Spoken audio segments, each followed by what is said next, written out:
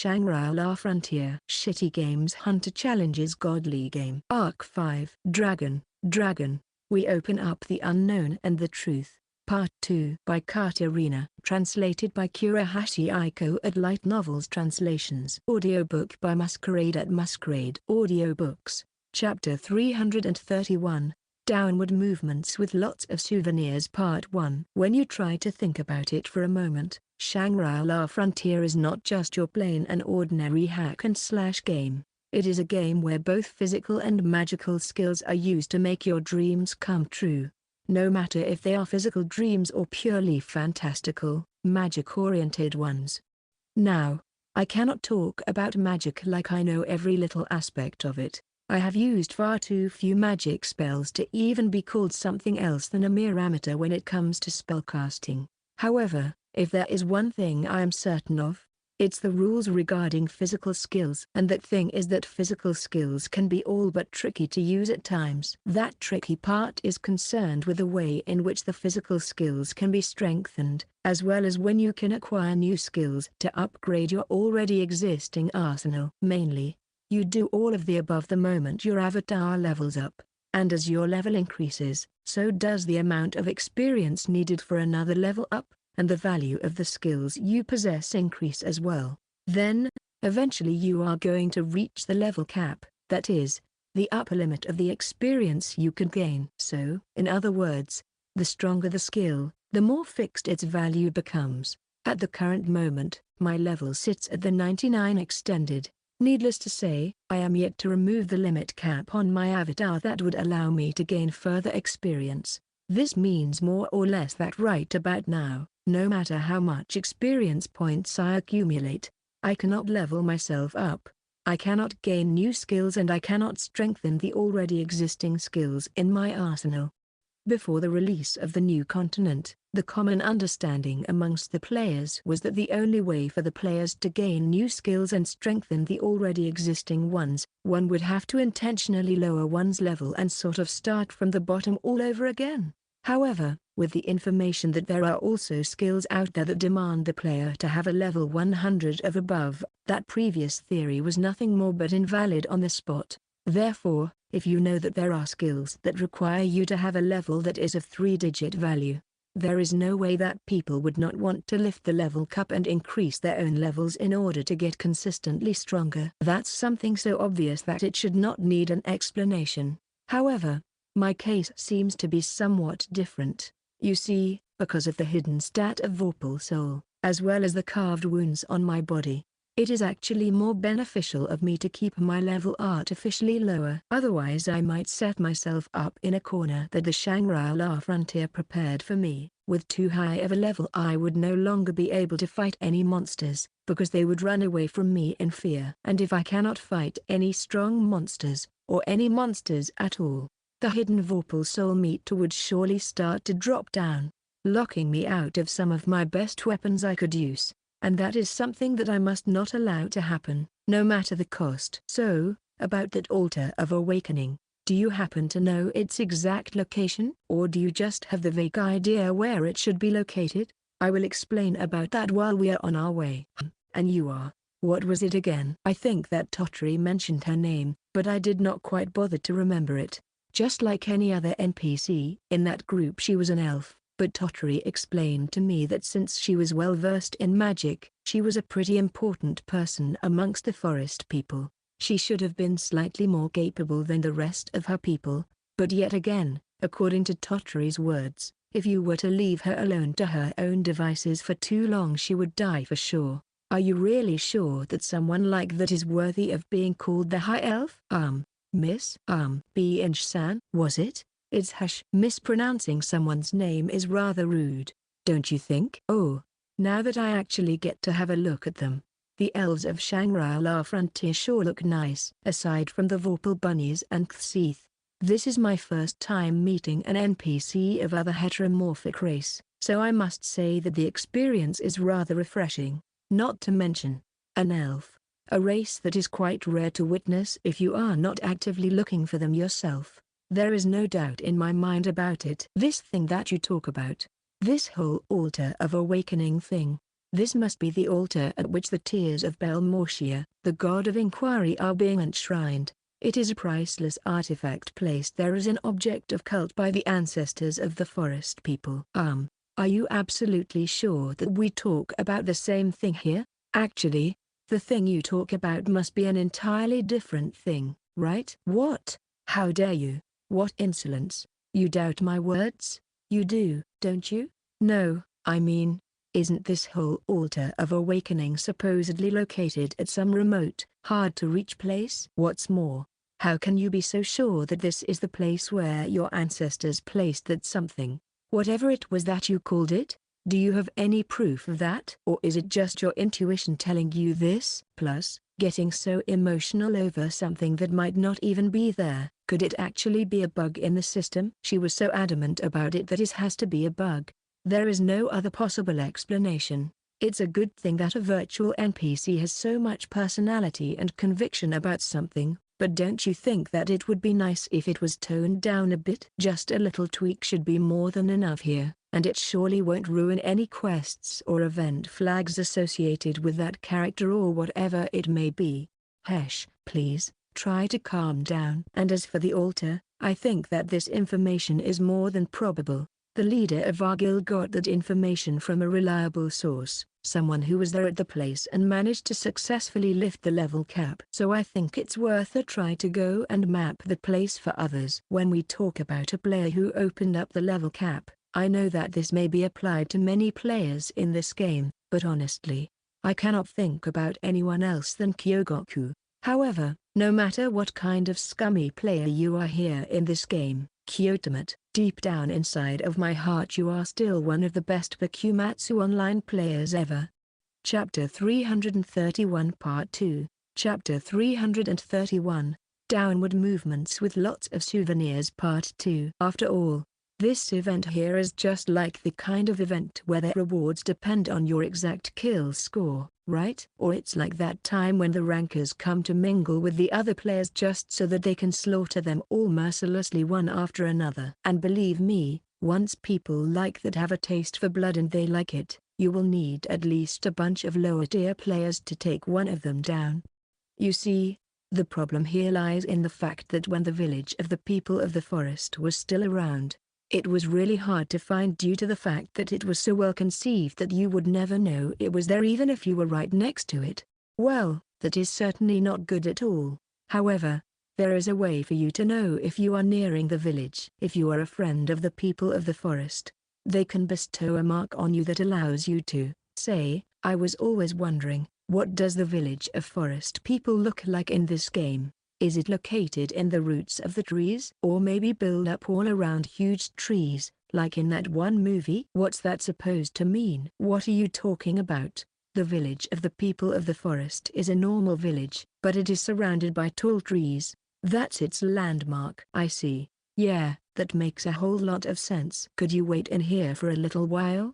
I'm going to go and do some quick reconnaissance. Using bugs and glitches can give you a whole lot of advantages or can be really helpful. You just need to know in what exact way to use them. For example, if you charge at a specific pace at a specific wall, it will launch you to the other side of the map. Or that game where if you cast the healing spell the wrong way, the texture of your feet will basically peel off. Sometimes it's shit, but most of the time it can be hilarious shit. Regarding those small exploits and glitches, they are clearly something that the development team did not anticipate during the development of the game, but nevertheless, it is something that the system allows to happen. It's like exploiting the game's system to make a ton of money by reversing the buying and selling prices, which is technically not anything bad, but has the potential to be game-breaking in the long run. Now, what kind of materials will I need here? Inventory. A totally not broken accessory allowing you access to possibly limitless storage space. Frit float.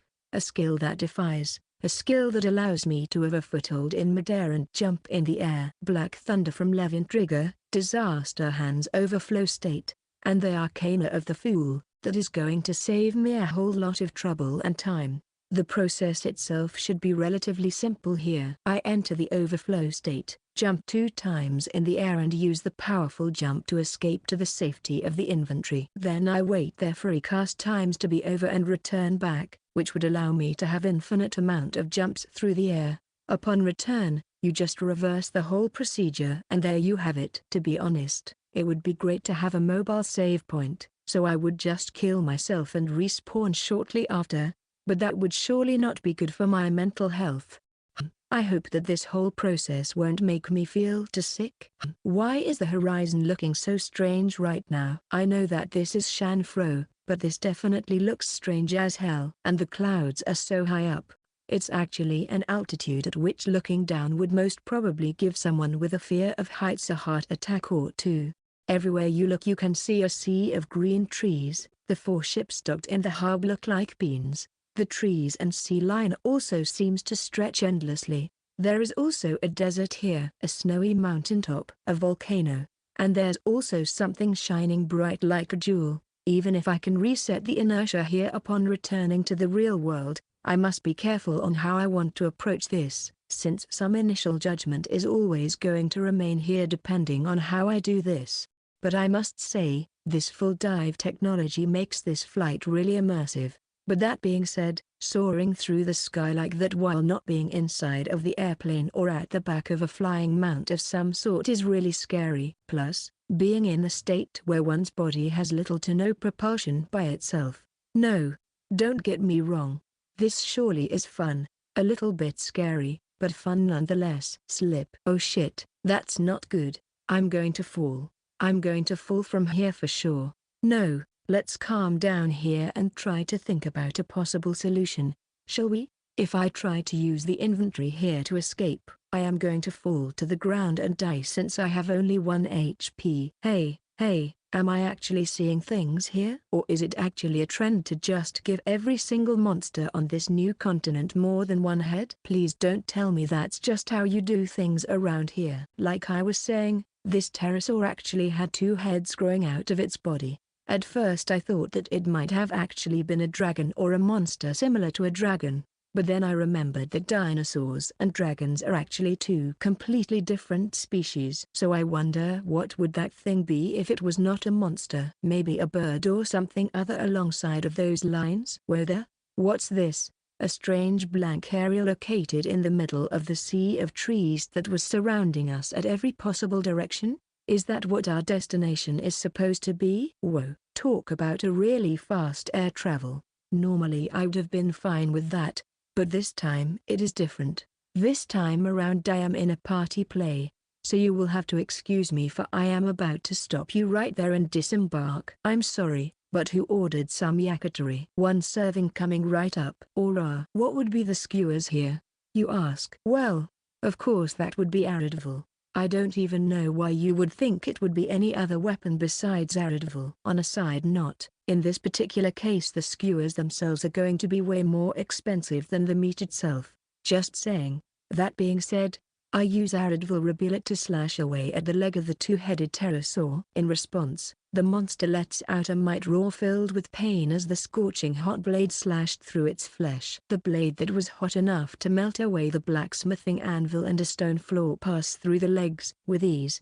separating it from the rest of the monster's body. At the same time, one of my arms was finally freed here. I'm glad that I was holding on to the monster here. Otherwise I would have been falling to my dead right about now here. Oh no you don't bitch. Did you really think I would have let you go that easily? Think again. Unfortunately for you, your fate has been decided. You are going to be turned into a splendid example of yakitori for sure. Are you tired of me grabbing you the way I do all the time?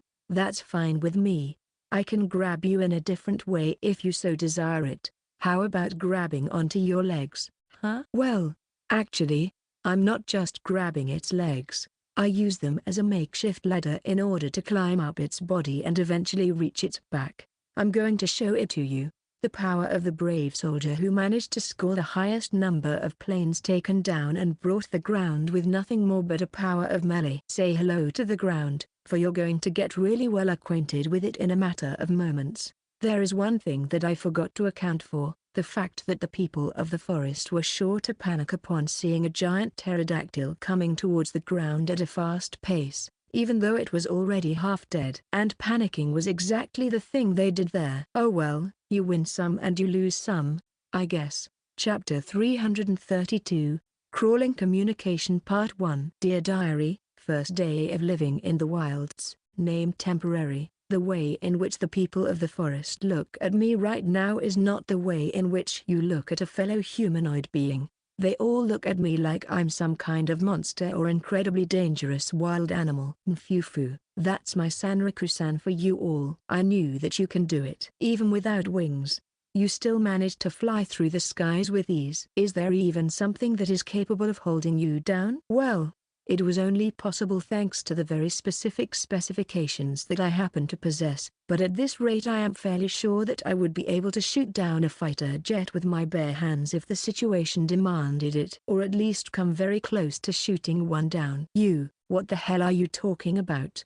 Are you sure that everything is alright with your head? It's a story from a different game, the one that was completely different from this game here. No need to think too hard about it, though. Not that it matters here. After I managed to successfully stick to the emergency landing, I have spent a moment at reading through the flavored texts of the materials left by the two-headed pterodactyl, a monster whose name happened to be Dracarys Denecatl. After that, the people of the forest with Totteri's group and my royal entourage went further ahead towards the forest, and right about now we were going to enter inside of it.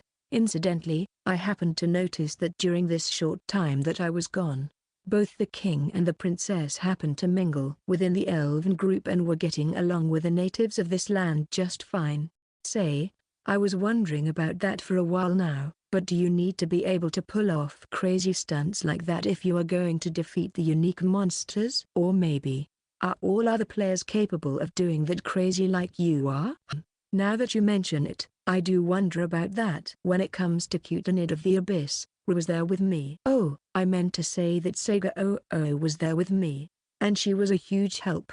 And now, I don't think that you need to be like that, or rather, as long as you are on the level of Black Wolves players you are probably going to do just fine against the unique monsters. Well, ultimately it all boils down to you being able to do your very best under the most unfavorable of circumstances. At least that's how it was for me. Say what? I don't really get it. Could you repeat that, but this time more slowly? Nah, it's fine if you don't understand it. Don't worry about it. Best if you just forget that I have said anything here. I must pay more attention to what I am saying around strangers. It would have been a total disaster if the information that you can rematch the battles with the unique monsters were to leak out into the general public. Could you imagine the chaos that would ensue? Well, that's more or less that I wanted to say. So no worries. That's right. I'm going to keep playing and heading forward. But what about you, Tottery? Can you still play? Or are you going to log out soon? I see. It should be about time soon that I should log out for the night. I was being logged in here for quite a while now, so before continuing I would like to have at least one break if I could help it. Normally I would call it a day, go to rabbits and log out, but foo-fa-foo.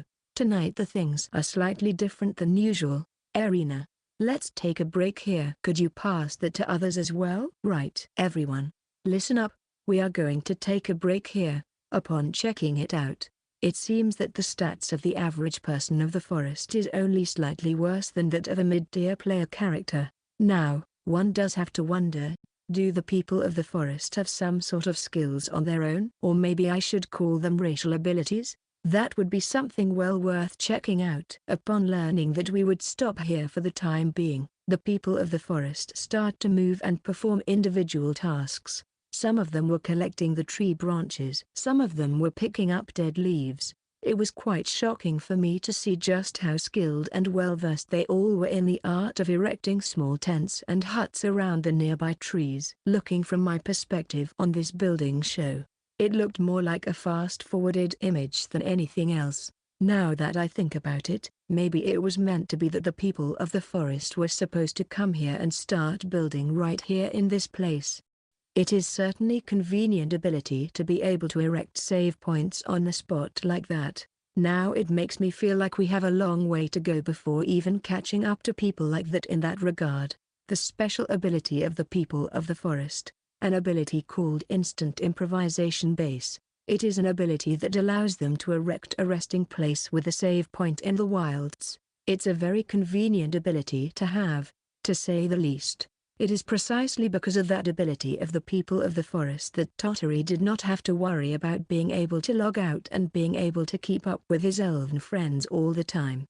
However, there is also a downside to it. The elves can't just keep on expanding the same settlement all the time. They need to be constantly on the move in order for their community to grow and be able to survive. That seems a little bit shitty, and not to mention that from the perspective of defense it leaves much to be desired. And there is also one more problem that must be addressed here before anything else. Your Royal Majesties, please excuse me if that question will come through as rude to you, but what is your experience when it comes to climbing up trees? Sanraku, I think that even you should know that a king is someone who is far from being able to partake in particular activities such as this one. It also seems that the king was able to climb on top of small trees when he was still but a small child, but right now it's a whole different story. You cannot really expect the noble to be able to do something like that completely out of the blue.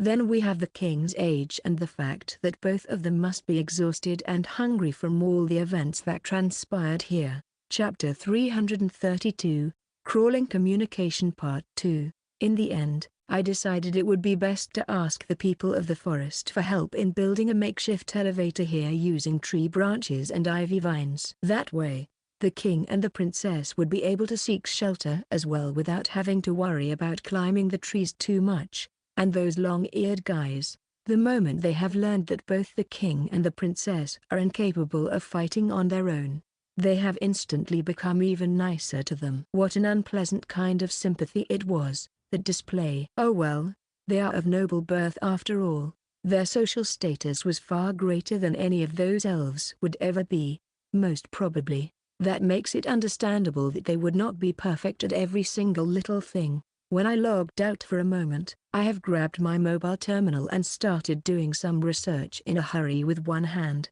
while using my other hand to take care of a bunch of smaller businesses at the same time. Once every single one of my preparations were finally over, I was able to log in once more. Yafuin Yoji, Aizawa Yuko, Shijima Genkuro. No, those people are all bottom liners, as rude as that might sound. That being said, Amaki Ritsu, that should be the name I am looking for, right? She seems to hold a position that guarantees a whole lot of authority, and when I looked her up, it turned out that she was also involved with making the online version of Shit Chronicles. What's this? Special creator? What was Shanfro thinking, hiring someone like that? No matter how you look at it, she's a total shitty game master. No. But maybe having that person on board made it so that Shanfro managed to become so successful.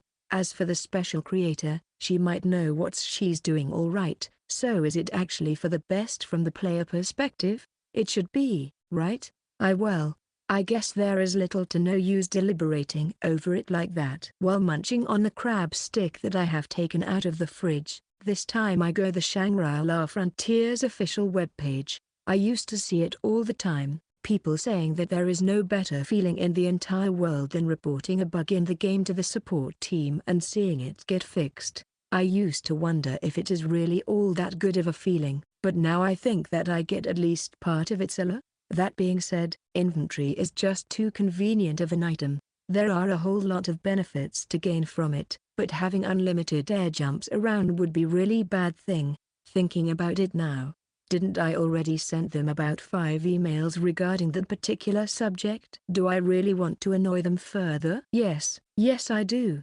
Message sent. Now I really get it. How does it feel when one of your actions ends up affecting the entire player base? The crab stick does not taste like real crab, even though they may have been sitting next to one another in the fridge. But it is not the taste that I particularly dislike. Heck, crab sticks are more convenient to eat, because you don't have to break any shells in order to get to the meat. Alright then, now, let's see here really quick. Tottery-kun. He is yet to log in back into the game, right? While I don't think that I can honestly expect something out of the people of the forest, it will certainly do me no harm to go and ask around the place.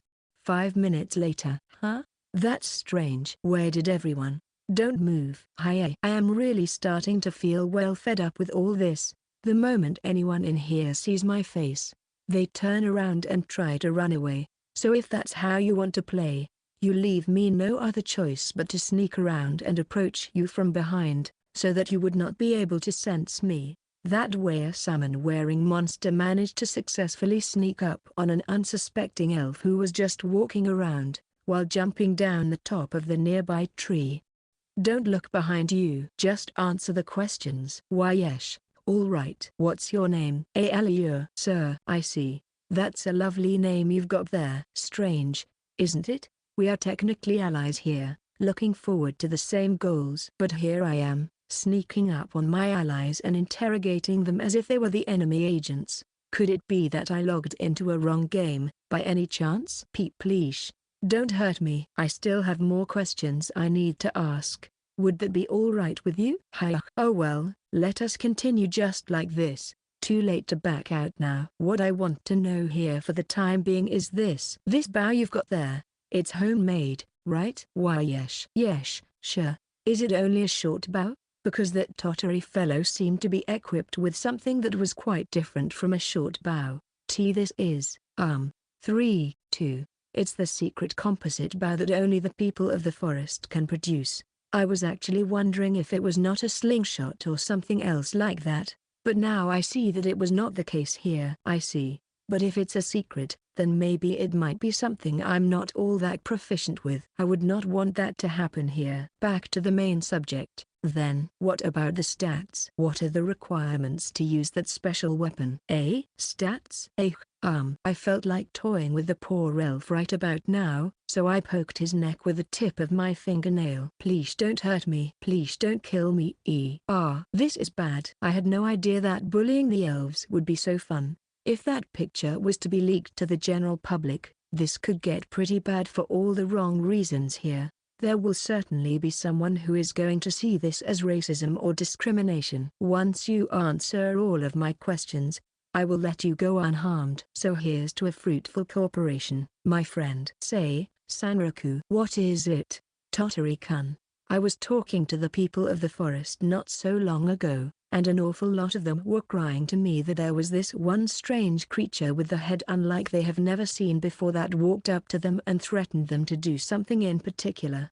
You don't say? What horror! It must have been one of those knights that are after us, those bastards. That being said, those elves who encountered that monster should be glad that they managed to emerge alive from a meeting like that, wouldn't you say?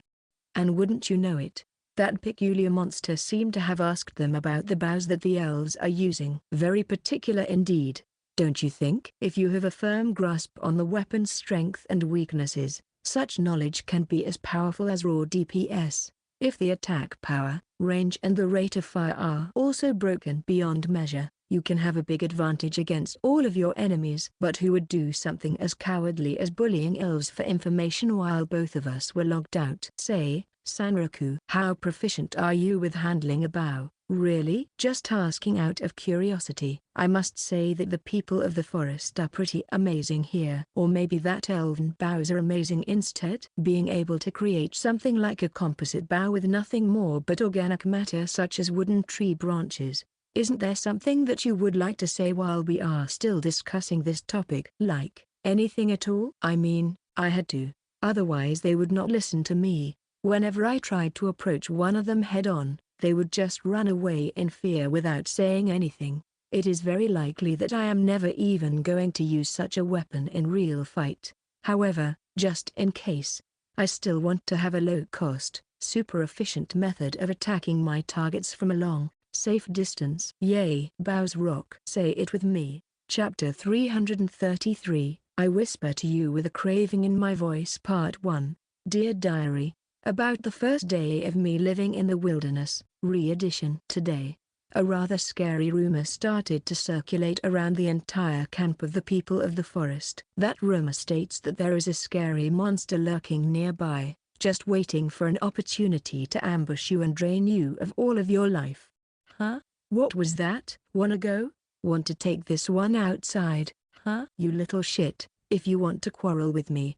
Are you sure about that? Is your level even remotely close to the 99? Huh? I cannot really distinguish between reptiles' facial expressions. Or do reptiles even have facial expressions to begin with? Whatever the case, it seems that this little raptor right here did not have enough of balls to try and pick up a fight with me. Its level must have been lower than 99, for it automatically started to run away from me first thing it saw me. And wouldn't you know it? Once the raptor started to run away, the rest of the pack that was following it started to do exactly the same thing. Could it be that it was the alpha of the entire group? Hey, for a dinosaur, you surely do not have guts. This is going to be your undoing one of these days. Not to nitpick or anything, but I have been meeting less and less monsters here, and the pack that I was coming in contact with was smaller as well. Does that have something to do with me? Or maybe it's something related to the environment here?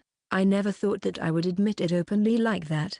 But this may be the very first time that I am grateful for those carved wounds. But still, like a new bastard. No point bringing myself down like that for now. For the time being.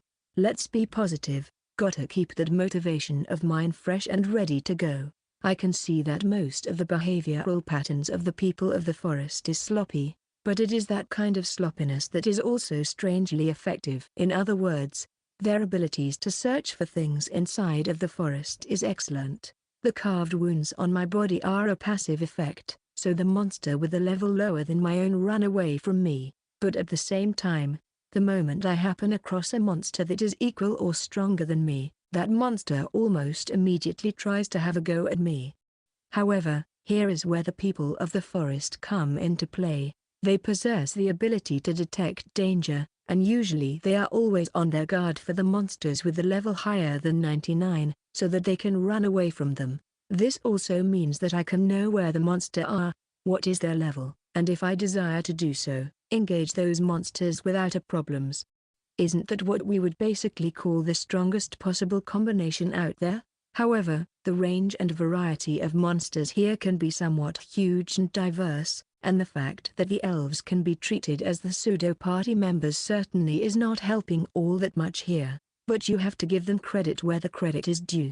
We have managed to arrive at the place where there once used to be an elven village almost without triggering any monster encounters. I wonder how it feels to abandon a place only to come back here after some time. I had no idea that there was second stage to Lucan's curse. When it comes to this game, I'm not sure if I can on improvising if it keep on throwing upgrades like that my way. Not that I do not have options for dealing with this problem available to me. I can always try to get rid of the curse permanently, or try score yet another upgrade for myself to see how it goes. But sometimes the fact that the AI can be so high performance can actually be a curse in and out of itself. I think that the place we are currently looking for is just a little bit further away from here. Shouldn't there be a sign around here somewhere? One that only the people of the forest can understand? There should be one here somewhere, or at the very least there was supposed to be one around here somewhere. It's a story passed down amongst the people of the forest for generations. It's a mark that our ancestors have left. So the current generation of people of the forest would not know what it is, said Hesh in an angry voice, glaring at me in such a way that I immediately understood that arguing here would be of no use. Oh well, ignorance is a common theme in games, especially when it comes to the community and the ways in which their ancestors used to do things. Think about how many times you were asked to find a key that opens some specific door, or when you explore some twisted mansion ridden with elaborate puzzles that no one seems to know the answers to. So yeah, things like that do happen. Your Majesties, please forgive me for the detours we are taking. I realize that heading towards the frontline base should be of the utmost importance here. Please, don't fret over it. We do not mind in the slightest helping the people of the forest to reclaim their long-lost village. I do believe that acts of kindness like that are the ones that tend to bring the two races together, especially in the time of great need. Yes, once again, please forgive me, Your Majesties. You may think it is like that, But the truth is that both Tottery and I do this with our own self-interest in mind. And it's like 90% self-interest here, if not more. After all, there is no reason why we would not like to lift the level caps on our characters. Your Highness, you've been walking for quite a while now. Surely you must be tired, aren't you? Actually, I know that it would do wonders for my mental health to just ignore the first princess, but it would not be wise from the role-playing perspective. Same with deceiving her. So good luck me, good luck indeed. Oh, no, I'm quite alright, Sanraku-sama. Knowing that you are going to protect us from monster, I can easily rest assured. Well, this game is not Shit Chronicles Online. In Shit Chronicles Online you could be sure that the monster would always choose to attack the NPCs before shifting aggro to the players. But this is Shangri-La Frontier. You can well maintain aggro on the players throughout the duration of the fight, without having to worry about the NPCs getting attacked. Or should I just let the monsters feed on this one just for the old time's sake? Your Highness, you surely asked wrong. Chapter 333. I whisper to you with a craving in my voice. Part 2. Oh my fufafu. If Sanraku-sama says so, it certainly must be that way. The trauma. My trauma is coming back. Even though it was nothing at all, just some mere words, it was enough for my trauma to resurface. Alright. Calm down, me. Positive thoughts. Switch your thoughts to something else and don't think about the trauma. Say, Emule, don't you think that it is extremely easy to confuse intelligence with genuine arrogance in this world? I think that every time you start asking such difficult questions, Sanraku-san, it means that you are thinking about something really stupid or something totally unrelated to the subject. There is no middle ground with you. You understand me so well. I'm truly touched. I knew it when I started this quest, but since the in-game time was going according to real-world time, it was impossible for Tottery and I to clear this quest in the span of one night. After a continuous streak of several logouts and short naps, this was starting to really take its toll on me. However, even in the face of those harsh conditions, Tottery was having nothing but praise for me, saying that we were going at an astonishingly fast pace. Thanks to that, a day have passed, and then the day after that day, when we were finally able to see the object of our journey. It was still relatively far away, but at least we could see it. I see a natural barrier made out of vines of ivy that look like a spider's web and thorns that look like a barbed wire. At least there are some good news about it. A barrier like that can prevent both small monsters like those raptors, but also the large ones like that tri-headed Tyrannosaurus Rex from getting inside. So you can just sit behind the barrier and snipe everything that tries to come close with a bow from afar. Perfect defensive strategy. But if it would really be like that, then why would the past people of the forest need to escape in the first place? Were they attacked from above? Could it have been a monster such as that Dracula's Dinocotl? But would they really have no means of anti-air combat? Somehow, I was not convinced here. Wouldn't this here be a perfect defensive facility? Just add a moat all around it and place some wooden pikes at the bottom and you would be all set. This place is definitely the residence of our ancestors, Tyr Platon. For us people of the forest, this place is like our place of origin. Perhaps everyone was so engrossed in the sight before us that they have lost their attention to surroundings. There was something caught in the natural barrier, and secreting something wet and sticky from all over its body.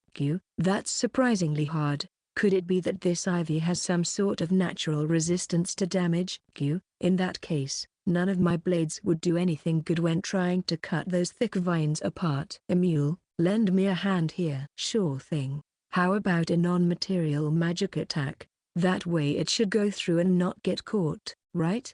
But lo and behold, the magic attack crushed against the vines and got absorbed. What the fuck is this? I mean, are you for real here? Hey, Sanraku. I think we can traverse through those vines if we were to go through the top of the trees. I know, but climbing up a tree that is as tall as a sequoia tree? I see. How about a rope ladder, then? Would that be alright? Would it not stick? I surely hope so that it would not stick to the vines. The rope ladder turned out to be an excellent idea. Here, there was a problem if the king would have been able to climb it. Judging his physique and old age, but that problem solved itself out faster than anyone could expect it. All it took was some pity and help from the people of the forest, and the king managed to do just fine in no time. As for me, I walked on the tree branches. The trees here were tall and thick, so naturally their branches were thick and sturdy as well. I could walk on top of them without issue. I only needed to watch out so that I could not lose my balance and fall down. Now what do we have here? What is this sight that revealed itself after you brushed all the branches and leaves aside? The shape of the map here was the same as in Third Ululus, with the houses lined up in a circle on the plateau-like ground. It was actually leaking that the facility in the center of the map is the most important place out here. Energy. I wonder, is that some sort of a fetish on the designer's end? That place was certainly different from the rest of the wooden huts in this village. Aside from that, this place looks like a small, wooden Western-style village from the Middle Ages. But I guess it was really hard to call this place a village now. First order of things, we should make sure that there are no monsters around here and build some makeshift houses just in case. Desolation and devastation really bear on what compromises they had to go when building this place. I can't see any fields around here. Were they hunting for food and provisions? I always thought that the people of the forest lack courage the most, but I see I was wrong. What they lack here is most certainly civilization. Before obtaining courage, those guys need to learn how to fortify their settlements. Otherwise we might have a problem here. Maybe the purpose of this place was other than the other settlements? I would certainly seem that way to me. Tottery muttered something like that, and I must say that I agree. But whatever the purpose of this place was, it was most certainly over right now. I don't know how long ago those elven ancestors fled this place, but living here would certainly be pretty impossible as it is now.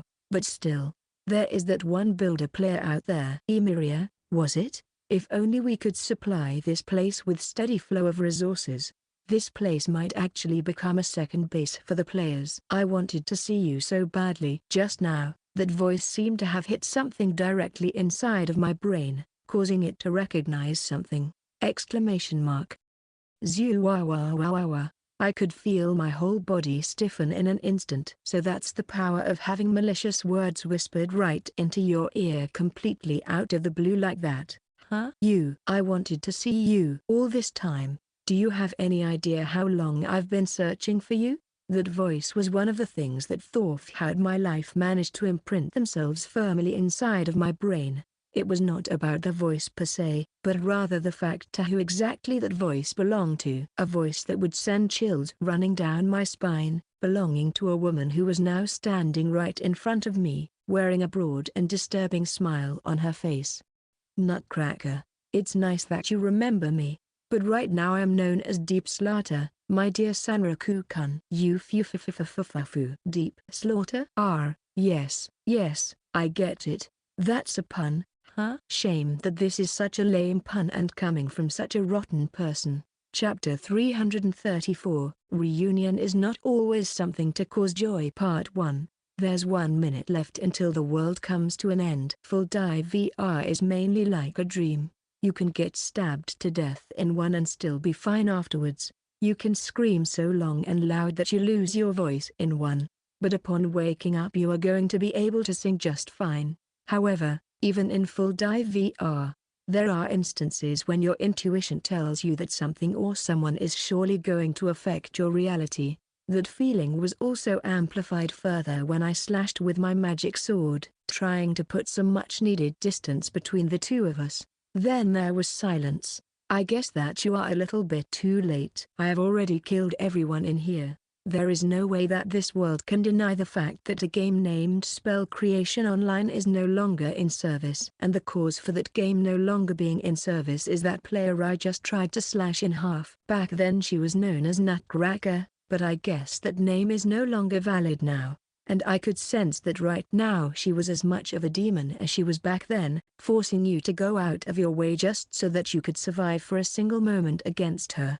When it comes to online games, new ones are being released constantly, so it is not weird or uncommon for the older ones to get depopulated quickly. That's just how it is. So there is no use crying over the fact that Spell Creation Online was no longer operational. That game was notorious for the fact that new players would often get bullied and exploited by the veteran ones, so it was no surprise that the developers decided to shut it down on a very short notice. And so the end of the world came for both the supporters of the Simonitania Empire and those who chose to oppose it. Some players promised themselves that they would get reunited in another game. Some players simply chose to disappear without saying a single word. In any case, one world ceased to exist, never to be connected with any other world again. There's 30 seconds until the end of the world. That is why, when at the very end I have received an invitation to settle certain matters once and for all from this guy, I knew deep down that I would not be able to do it. No matter how many times this guy was banned from this game, he would always find a way to come back with a psychotic grin on his face. There was no way to win against him. So my only option was to run away. When I think about it now, this was certainly a ridiculous idea. But it is true that the magic created by the players for the sole purpose of fooling around inside of the game was the one thing that allowed me to set myself free at the very end. With only a seconds to spare before the end, I have managed to pull a miraculous win here. But there was no time for me to bask in the afterglow of victory. But still, a win is a win, no matter what. Aha, TSK, reviving magic, huh? So even at the end, you just refuse to die? Ahahaha, amazing, that's amazing. Sanraku-kun, I did not think that you would be able to push me so far even at the very end. There's 15 seconds left until the end of the world. Laughing. That guy was laughing at the very end. Even as this world was about to come to a close, Nutcracker would still laugh about the fact that he was the best. But if that's what makes him happy, then let him laugh until his throat was unable to laugh anymore. Dying right here and right now would be fun in its own right, I won't say, but to think that I would have been defeated here. So even if you win you won't let me get away? Just how stubborn can you get? Kukakakakaku. Just like an Avenger, right? A beautiful Japanese tradition. Wouldn't you say? No, I must say, it's the best. It's simply wonderful. There was a sudden change to his voice, from the voice of a psychotic man to that of a mature woman. So I guess that Nutcracker possessed a skill in real life to modulate her own voice so much. That's actually amazing in its own right. But right now she was looking at me with a smile that was sending chills down my spine. You are the best. You are truly the best, Sanraku-kun. To think that there is someone out there who can keep up with me when I decide to go all out. Unbelievable. There's 5 seconds left until the end of the world. If we are going to say any last words to one another, now would be the time to do it. There are endless ways to curse one another. The world would surely end before we would be able to decide on something appropriate. So it's best to actually say out loud what your heart is telling you in that very moment. I look up to her, and I wonder, will we come to the same conclusion here? She looked up at me with clear eyes. It was actually hard to believe that someone looking so sane and reasonable was the cause of so much destruction in this game. Then, nearly at the same time, we share the parting words for one another. I don't want to ever see you again. Until the next time we meet. A clear and natural voice that was different from any other voices she had used so far. But somehow, the amount of raw emotions packed in those simple words was so overwhelming and overbearing that it caused me to shudder in fear.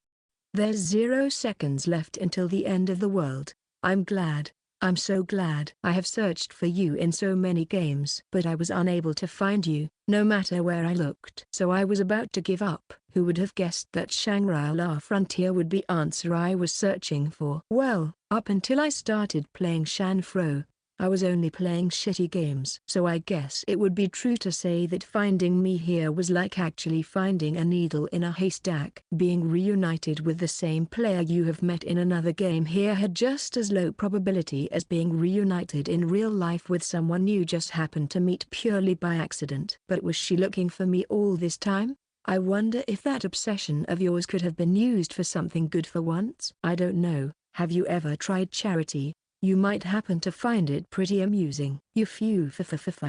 Even though it's just a game, I can still sense good intentions mixed with sharpness from your tongue, Sanraku-kun. Chapter 334, Reunion is not always something to cause joy. Part 2. I don't care why she plays this game or what she thinks of me. Just what is she trying to do here? That is the most pressing matter right here and right now. What the hell do you want to do here? What is your goal? Is it revenge? Then let's settle that score in between us. No need to drag others into it. That sounds tempting, I won't lie. But that's not the reason why I'm here. Sanraku-kun, you are my rival, and because you are my rival, I want to get along with you better. That's the only reason. You have received a friend request from Deep Slaughter-san. Let us have a spicy face-to-face chat. I quickly rejected the friend request. You have received a friend request from Deep Slaughter-san. Let us have a spicy face-to-face chat. I quickly rejected it once more. You have received a friend request from Deep Slaughter-san. Let's have a spicy face-to-face chat. I immediately refused it. You have received a friend request from Deep Slaughter-san. Let's have a spicy face-to-face chat. I cancelled it right away. You have received a friend request from Deep Slaughter-san. Let's have. You just don't know when to quit, do you? I am going to chase after you to the very end of the earth, through the void of space if I have to. I will do whatever it takes to make you approve it. So let's just do that. Report. You are getting so reported. Where is the report button? Is there even a button like that in this game? While I was desperately trying to find the one command that I thought I would never have to use in my life. The fuck are you trying to do here? Don't just go and try to hug me like that. Right now I was trying to operate my system Windows and trying to shake Nutcracker, Deep Slaughter, off of me. Tottery walked towards me, visibly confused. He then asked me in a hushed voice. Look, I take it that you and Deep Slaughter-san know one another from some other game, but, just what kind of relationship the two of you had there? She was a fucking criminal, that's what happened.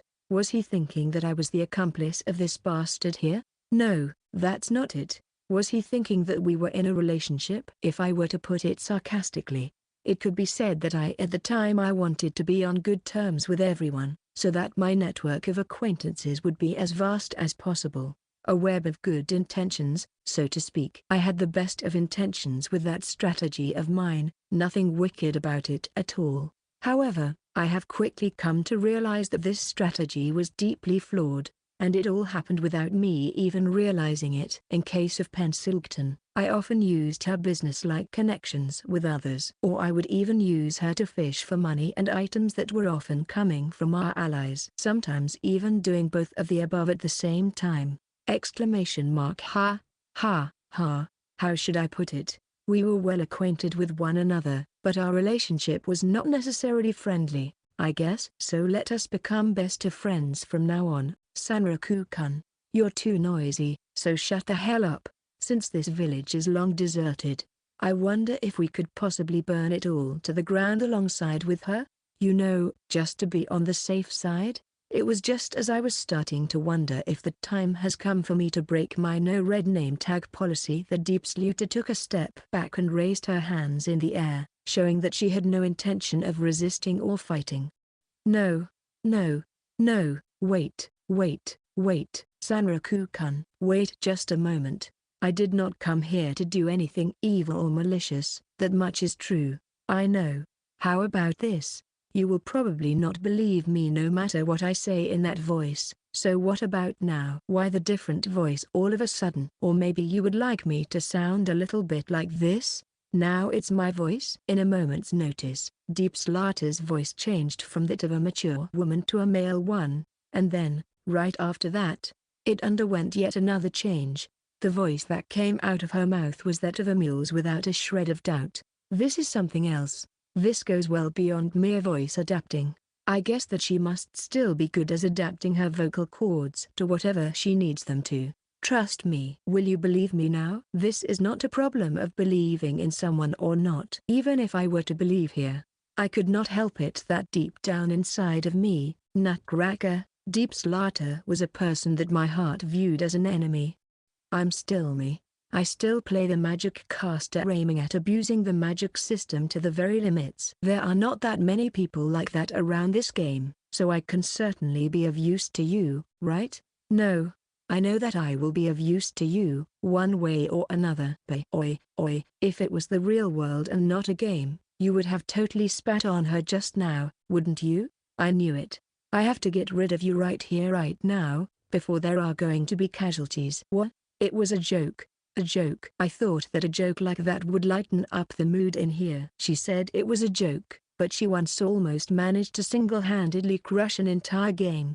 There is no way in hell that her words can be trusted. I have no idea what the hell is going on here, but for the time being, could both of you calm down? Besides, Deep Slaughter-san is a good person, right? She must be. Otherwise she would not be using her teleport skills to transfer people in between the old and the new continents, right? Huh? Did you just say, teleport? I knew it. Sanraku-kun has the idea what the teleport is all about. Can you yourself use it? Or maybe that's the specialty of that cute bunny over there? I don't want to hear someone else talking to me with my own voice. No thank you. Rest assured, my adorable little bunny. I won't do it anymore. Would you like to talk to me some more some other time? I don't want to hear words like that sounding in Sanraku-san's voice either. Oi, wait just a moment here. Do you have a problem with the way in which my voice sounds? Depending on the answer you are going to give me, I might decide to chop off your head or spare you the Dullahan Blades experience. That being said, Deep Slaughter here really seems to have a death wish going on for her. Whoa there, Sanraku-kun. You look awfully frightening when you take a stance with your sword drawn like that. Now then, are you perhaps imitating someone in particular? TSK, could it be that she expected me to do that from the start? Oh well, not that it really matters right now. Even if it's just an appearance or a stance alone, imitation roleplay is still an imitation roleplay. If you manage to trace the origin of the one you are imitating, everyone is going to be afraid of what you can do. Chapter 335 Part 1. Chapter 335, Dragon. Part 1. One of the reasons for why Deep Slaughter, originally Nutcracker, continued to play spell creation online until the very end of service was because she was surprisingly strong. It is not the same kind of strength as in the case of Sylvia Goldberg or Ryugen Fugaku, but yes, if you were to put it into words, it would be the kind of strength and difficulty one would expect out of the raid bosses in MMORPGs. First of all, the way in which she was handling the lower tier magic that was available to everyone else. She was unrivaled when it comes to spell activation time, as well as combining them with high tier magic. Plus, she would always come up with names for such combinations that would resemble the titles of all those 18+ avenue you see all over the internet. That being said, there are those who have enough courage to read the titles and synopsis of IFs in public, and those people were using and replicating those spells with the goal of fully abusing the system. It was not something accidental. There was a full-blown intent behind it. And it goes without saying that possessing strong and downright top magic combinations gives you an edge when it comes to combat. The same could be said about being able to cast magic like that faster than anyone else out there on the server. But that was not the biggest issue there was about Nutcracker. No, it goes even beyond that level. What is the real threat when it comes to her? It's her ability to imitate others, even down to the tone of their voice. If you show her enough of your playstyle, you can be sure that she will be able to copy it almost perfectly in no time at all. A perfect form of imitation. There were often accusations being thrown at her that she is using some form of cheating. However, the reason for her getting continuously banned is because the reports from other players about her being a constant nuisance. Why nuisance? You would be surprised just how many players tends to get offended when someone is constantly throwing words considered to be inappropriate left and right. In other words, there is little to no proof of her cheating at all. And it was also something that the developers went out of their way to prove. To boot, faced with a player that was not too short away from being a raid boss character, the motivation of other players gradually started to dwindle more and more. And the result of that dwindling motivation? Nothing short of spell creation online actually stopping their services completely. A friendship that begins with two individuals killing one another is even stronger than going for Munjayaki together. Fefa say, Sanraku-kun? Doesn't that sound awfully familiar to you? TSK, dual want style. Huh? I would know all about that fighting style, because it was my personal favorite and creation back in the spell creation online era. Shit. Did she plan all of this? Or was it just guessing? No. Looking closely, her equipment even resembles me from that time as well. Wait. Oi.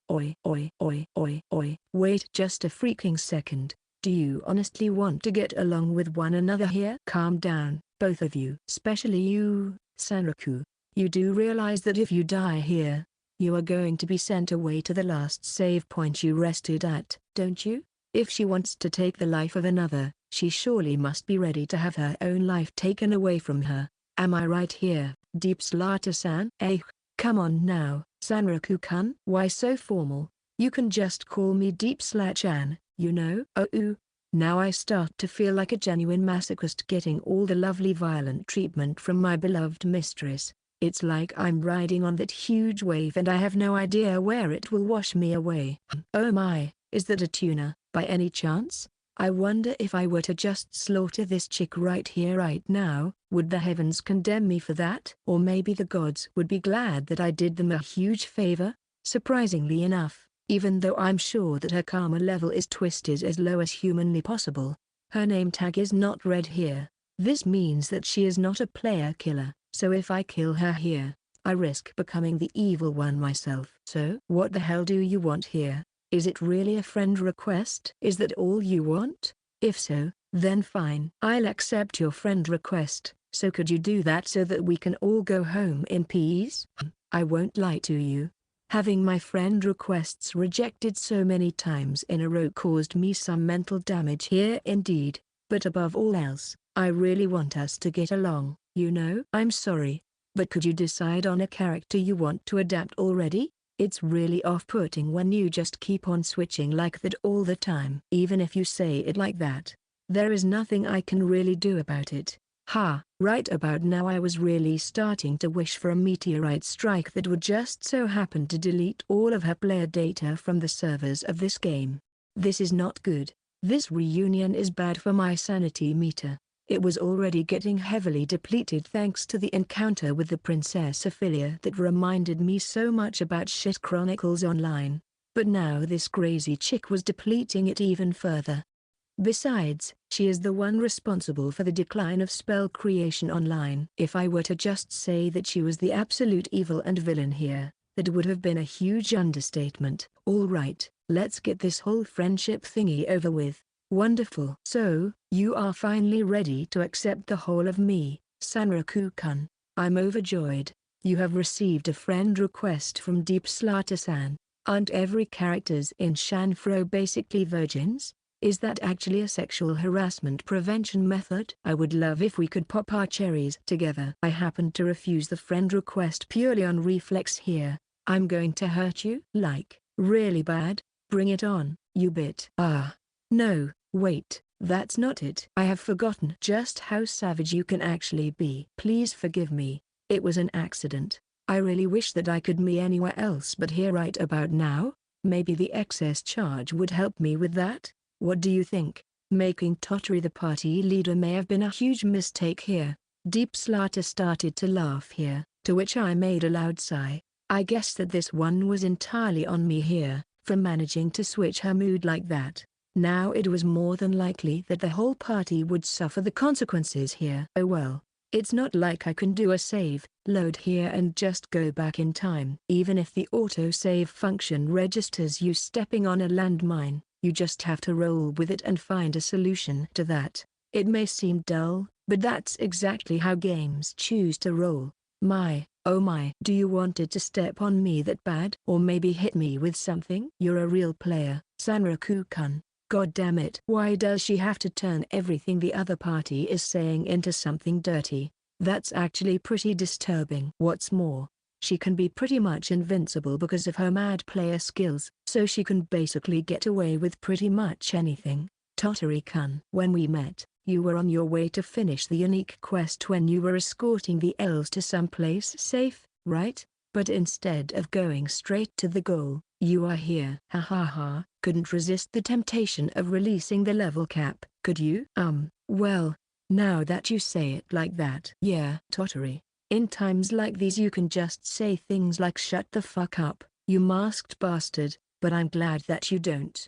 No, I understand where this is coming from, but cursing at someone, that's just not my style. Hey, Sanraku-kun, are you into S&M play? Want to train it with me? Or maybe let me train you? That would be so nice. Oh, that's right. I don't mind my butt getting turned inside out if that's the thing you're into, but for now I recommend using my mouth.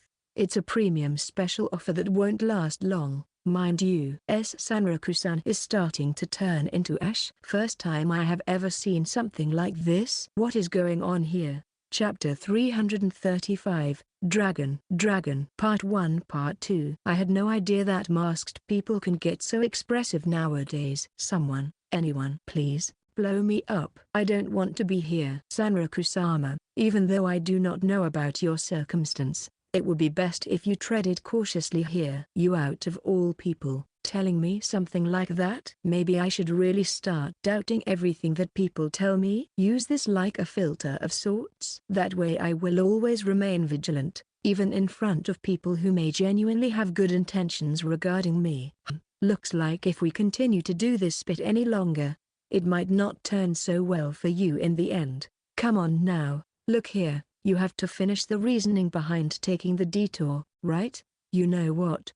You're right. Having actually let that chick bother me that much is just one huge waste of my time here. So I have to be strong and not let that woman affect me in any way now. That way we can overcome this situation. But in the next moment, a human-sized object fell to the ground right in front of me. Ah, could this actually be my child here? I am going to omit the obvious matter here, but do you honestly think that a player could give birth to the Tyrannosaurus head like that? For a moment out there I thought that the head would be full of scratches, cut and slash marks, but aside from the blow that separated the head from the rest of the body it was all clean. No traces of violence on that specimen. Say, guys, do you think that the Tyrannosaurus in this forest have the ability to separate their heads from the rest of their bodies? And you really think that the designer team would really come up with an idea as crazy as that? I have no idea how exactly the damage effects work in this game, but if you put a lot of centrifugal force to a slash with some great weapon, I suppose that you would get a clean cut like that. Or at least I think so. And looking at just how glossy and realistic the eyeballs of this Tyrannosaurus were, it was certainly not all that long ago that it passed away. And since we know that monsters in this game cannot really separate their body parts of their own volition, someone had to help that one to become the severed head it was right about now. In other words, someone must have done it, and they also must have done it with huge amount of skill to be able to make a clean hit on a monster's head just like that. I refuse to believe that you have managed to do this all on your own like that. Monster Train? My, Sanraku-kun. I had no idea you would have such wild fantasies like that. Even during the time of spell creation online. We can talk about the old times later, but for now, Totri, could you please add this moron to the list of the party members? I don't really understand what is happening here, but, alright, as you wish. As regrettable as it may sound, having someone on your team who can tank damage and dish out DPS is going to be a worthy addition. Plus, the corpse of the mighty monster that was dropped to the ground got everyone in here on edge. While sitting on top of my head, Emule's body started to tremble, and I take out the Dullahan blade, assuming battle position without anyone really giving me an order to do so. Your Majesty, Your Highness, I am going to tell you this right now, should anything happen to me, I want you to forget about me, turn around and run as far away from here as possible. But why? What is going on in here? In case of emergency, just please join the people of the forest and run away. That way you are more likely to survive what's about to come. But what are you going to do, Sanraku-sama? What about you? Well, I guess that there is only one real thing a knight can do in a situation like this, right? Duty calls, as they say. Sanraku-kun. Something is wrong. Something is coming. Something is drawing closer here. Shut the fuck up. No more tricks and mind games. Tottori, grab the people of the forest and get as far away from here as... How should I even describe that sound? A phone ringing, a police siren, or maybe something that was 1,000 times more unpleasant than the aforementioned things? I'm pretty sure that I've heard it somewhere before, but where? Let's see if I can remember. It seems that we have more clients to deal with today at our store. Just who it might be? I think it might be the rest of the Tyranno-chan's body. See those eyes on that head? They are to die for, so no wonder they want it back. Over there, with every passing second the shaking of the atmosphere was growing stronger, and it was easier to identify where its epicenter was supposed to be. And if you were to look where Tottery was pointing at, towards the natural wall of thorns and vines, it was red to the point of actually being terrifying. It was rushing through the natural barrier with no signs of stopping. In fact, this creature managed to break through the barrier with ease, as if it was not there in the first place. Like that, it broke right into the former village of the elves. It was the color of blood, an intense shade of red. It was the color that it was making your whole body tremble in horror and fear. You could also hardly sense any signs of intelligence from this creature, and it was hard to make anything out of its unfocused eyes, since they looked like that of a dead fish. It was the sickening red color of flesh. You could see its bones, and its innards looked about ready to fall out of its body at any moment. Its front legs were actually fins, and they looked so shredded and torn apart, completely unsuitable for living on the dry land. However, they were allowing the creature to move forward just fine, possessing the strength that was more than enough to trample anything in its path. This is. It looked just like a chimera, its body constituting entirely of the things it managed to devour, without a single care what it might have been. My voice echoed throughout the area almost at the same time as the announcement from the system. Everyone spread about. Monster raid battle. Start. Target of subjugation. Dragon Great Red Devourer era. Commencing raid battle. Number of active participants, 3 out of 45. Chapter 336 Part 1. Chapter 336, Dragon. Part 2 Part 1.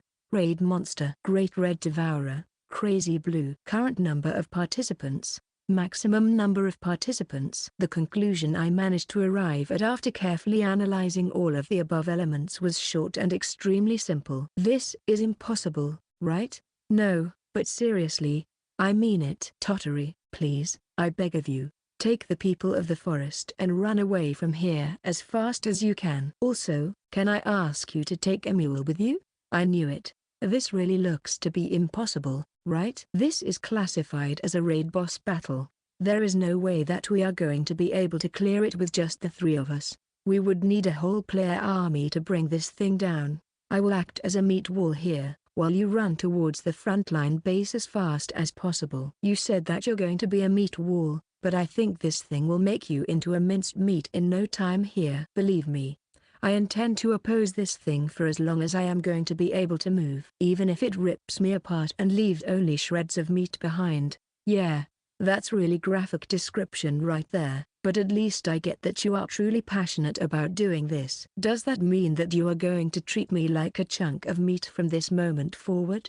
What are you talking about, Sanraku-san? Are you out of your mind? Don't leave me behind. I am going to fight as well here. Silly mule, I said it myself, didn't I? There is no save, load feature in this game. Whatever happens, happens, and it stays that way. That is why I absolutely cannot allow you to just throw your life away for a battle that is meant to be lost to begin with. Emule, please don't worry about it. Think of this as coming for a sleepover to a friend's house. Besides, the previous save point made by the elves is no longer here, so I am going to be brought back at the last save spot before that. This means Skylachi Castle, so go ahead and welcome me back there, alright? But there's more to it, Emule. You know that I have accepted the quest to escort those 2 back to safety, right? However, there is no rule that states that I must be the one to deliver them to safety myself.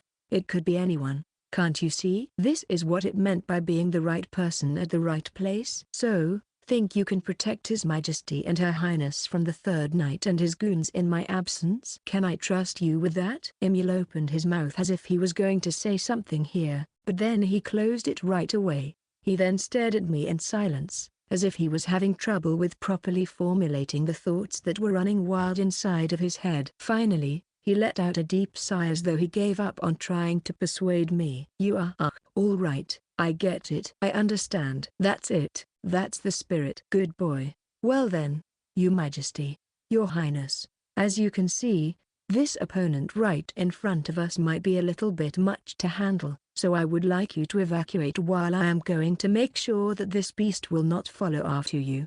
"Right, I understand. I am going to be forever in your debt after this is all over, Sanraku." "Sanraku-sama, please, stay safe, and come back to us in one piece. It is highly dangerous to kneel in a situation where the enemy is right behind your back, so for the time being a light bow here will have to be enough." Still, due to the current circumstances, I don't think that anyone would blame me for not following the rules of the etiquette to the T. "Sanraku, as well as Deep Slaughter-san, I'm sorry.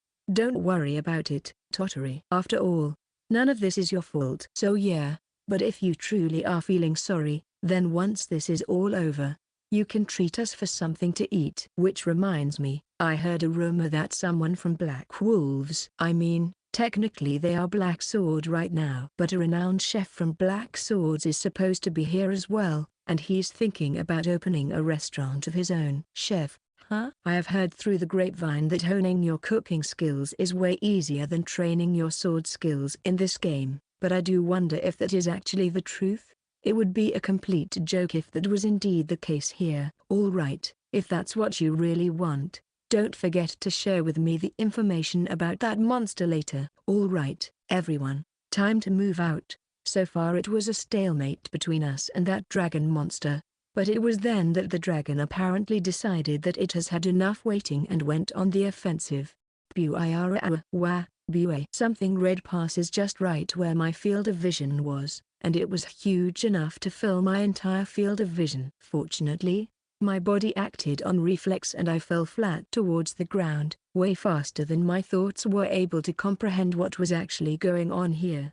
And then, right when the huge mass of red was about to hit Deep Slaughter and send her head flying off her neck, most probably just like the head of that Tyrannosaurus earlier, extinguishing her life. The red mass changed direction, aiming towards the people of the forest who were trying to escape here. The mass managed to capture two elves that were at the very end of the group, entwining around them like tree branches and then retracting back towards the main body of the dragon at an alarming pace. It looked just like a scene from some sort of a horror movie. Allure, run, crunch, and then, the rib cage of the dragon split open, and its ribs together with the insides looked like some sort of a monstrous oral cavity, with sharp fangs ready to devour everything that would be thrown inside of it. The red lump placed the elf inside of the monstrous cavity, and it was at this moment that a certain thought occurred inside of my head. There's no way that anything placed inside of this nightmarish thing is going to survive. Just then, the rib fangs closed on its prey, shitting the rib cage close like some sort of organic Iron Maiden. When the chest of the dragon closed, its skin and innards started to move around and bulge in unnatural fashion, just like jaws when they are crushing and chewing on a piece of meat. It was something that was biologically impossible, but it was happening right in front of us all at the current moment. If the elf could have survived the closing of the mouth on his right about now, there was no hope for him to emerge alive out of an ordeal like that. The blood that was leaking from the holes in the mouth alongside chunks of meat and the accompanying sound effects were making this whole situation even more vivid and sickening.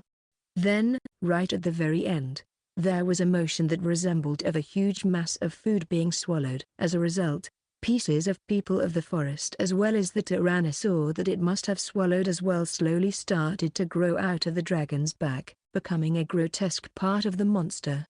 Chapter 336, Dragon, Part 2. The atmosphere froze in an instant. This insta-kill attack was aimed at the NPCs, not the players. The players were just an obstacle here. The two elves that got devoured by the red dragon got turned into red paste and joined its body, like some grotesque union. But that was not the worst part. The worst part was that apparently the assimilated matter was able to uphold some sense of self, because one of the eaten elves turned towards the rest of us, barely managing to whisper those few words. Run, run, for your life, treasure. Our treasure, tr. No, that scream was like a signal sent by the already dead elves to the rest of their forest tribe. A signal that broke all of their sense of reason and caused the elves to break down into a panic and terror attack. All hell broke loose. Geez, gotta hand it to that monster. That was one hell of a way to make a last and first impression. Even us players could feel getting affected by it. The red flesh arrow shot from the dragon's body once more, and I avoided it by stepping to the side in a hurry. Even though I know that it was not targeting me specifically, I would never want to go through being devoured like that. That would leave more than one trauma I would have to deal with. Deep Slaughter, we should join forces here. Otherwise he have no chance against that thing. We can worry about our differences later, but the NPCs take priority. This thing targets them above us. And if those NPC die on us like that, this will create all sorts of messes. Leave it to me. The first player answered affirmatively, while the other player responded with the name of a skill or a magic spell. Giant's Crush, Titanomachy. The dragon's chest opened once more, this time more fleshy whips extending from its innards and wiggling their way towards the running NPCs. The way in which they were moving looked disturbingly close to tongues or tentacles. Nhahahahi.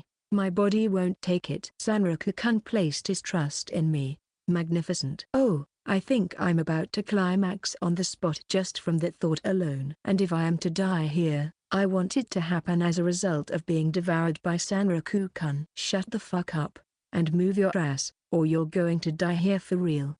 So she's into necrophilia? I mean, I'm not the one to kink shame here, but I also fail to see the appeal. I mean, that's not it. Look, even the attacks from the disposable magic scrolls seem to have no effect here. The aggro does not change and it seems to do no damage, either. I mean, it should come as no surprise at all. It was a raid battle meant for 45 players max. It should come as no surprise that a single person's worth of damage was not going to do much. The boss. Plus, the physics engine was really showing its best game here right about now, because the way in which that dragon and its tentacles were moving about were truly disturbing and frightening. Sanraku-san, good luck out here, and don't you dare to come back dead. I could still hear Emil's voice amongst the myriad of other footsteps. Deep Slaughter was currently drinking some MP potion and yelling something at me, but it was probably nothing important, so I could easily just ignore it. In this particular case, we need enough firepower to draw its aggro, not to concern ourselves with defeating that monster. That is why this was no time and place for finesse. Instead, what I need to turn towards is simply raw firepower. I mean, could it be? Sanraku-kun, don't tell me, was this your intention all along? To create a situation like that, huh? And how the fuck did you come to a messed up conclusion like that? Magical mad statue, Tyrant Gillum. This takes me back. When it was first discovered, only 5 people were able to defeat it during their first try. Although the reward for it, Hakata, was thoroughly disappointing, if I do say so myself. Heart Knock Tyrant aka Hakata. This really takes me back. In Spell Creation Online, players who managed to defeated the raid boss first got the right to name the spell that would allow to summon that particular boss to battle, as well as devise the chant that would activate said spell. This raid boss summoning magic was a real game changer, and it allowed the resistance to really make the difference on quite a few occasions throughout the game. Needless to say, I was also the one who got the possession of such magic. By the way, Heart Knock Tyrants was a reference to the real world's death metal band, and its summoning effect was basically a suicide attack that constituted of scattering energy beams all over the place and finally exploding on the spot. It was also possible to combine this spell with other spells for some nasty combinations. That being said, Sanfro sure aims high. First ever raid battle and maximum of 45 participants. So, in other words, 45 people should be more than enough to bring it down, right? Oi, Sanraku-kun, this won't do at all. Don't try to change the subject all of a sudden. The flesh arrow shoots out and devours the place where my left leg was just a moment ago. If I did not jump out of the way, I would have been a goner for sure. But what was that? A tongue? A tentacle? Which is it? Deep Slaughter managed to avoid them as well, but gets smacked in the process and falls to the ground. Oi, it's too soon to die just like that. But apparently she was fine, or maybe she just suffered a whole lot of damage from that one blow. She gets back up, and there was a smile on her face. A truly disturbing smile, different from all the others I have seen so far. This one would make you want to run for your life on the spot. I did not think you would be so reckless of a man here. I don't know just how important that bunny is to you, but wouldn't the result be just the same if you just did not let them hit you? So, what's your point? How about we raise the pace up by a notch or two? Let's give it our all as we sprinkle our bodily fluids all over the place. Seemingly angry at the red dragon for smacking her around like that, Deep Slaughter casts Titanomachus again and lounges herself at the dragon without any care in the world. I wonder, could we actually become friends if we were to meet in different time and place, under different set of circumstances? I am going to kill you, mark my words. I am going to do it. Those words did not change anything in me, but honestly, when you see someone acting so passionately, you cannot help it but to want to do the same. But if I were to fall short of that crazy maniac, how could I possibly show my face to my fellow war comrades if we were to ever meet again? Nodding my head to my own words, I equipped a Dissipator shield in my left arm and the Audiobook rebuild in my right arm. Hey, did you know, you big zombie dragon, the reason why raid bosses exist in the first place? To be defeated solo by some extreme players. That's why. Let's do it. Full Throttle. Chapter 337, Dragon. Part 3 Part 1. Now letting out a mighty roar like that, I slam Audiobook rebuild into the leg of the red zombie dragon, but since it was quite large and its leg was as thick as the bark of the trees around here, I might have as well slammed my sword into the actual tree itself. The result of those two actions would have been the same, either way. I mean, the sword surely started doing what it was supposed to do here, its edge burning bright. It started to cut through the bright red flesh and digging deeper into it. However, soon the scorching hot sword came to a halt. As expected with an object this thick, the sword was able to penetrate it to some point, but it would not go all the way to the core, or cut it off completely from all the rest. This is bad. This is bad. This is bad. This is seriously bad. Deep Slaughter's DPS is not nearly enough to dent this thing. The DPS are more than enough here to make a difference, but only in case of humans, you know. Come on, see for yourself, Sanraku-kun. See how it is for yourself when your damage does nothing. And then despair and sleep with me to make that despair go away. There was a sudden change in the behavior of the red zombie dragon. Something started to bulge on its back. It looked like strange flesh seeds or something alongside those lines. Before long, those seeds got ejected from its back and shot into the air, eventually falling to the ground. Next, they started to bury themselves into the ground, and what came next, it was really hard for me to describe properly. No, I know, they started to grow. Meat seeds started to grow into things that looked like trees made out of flesh. The only way to describe them would be gross.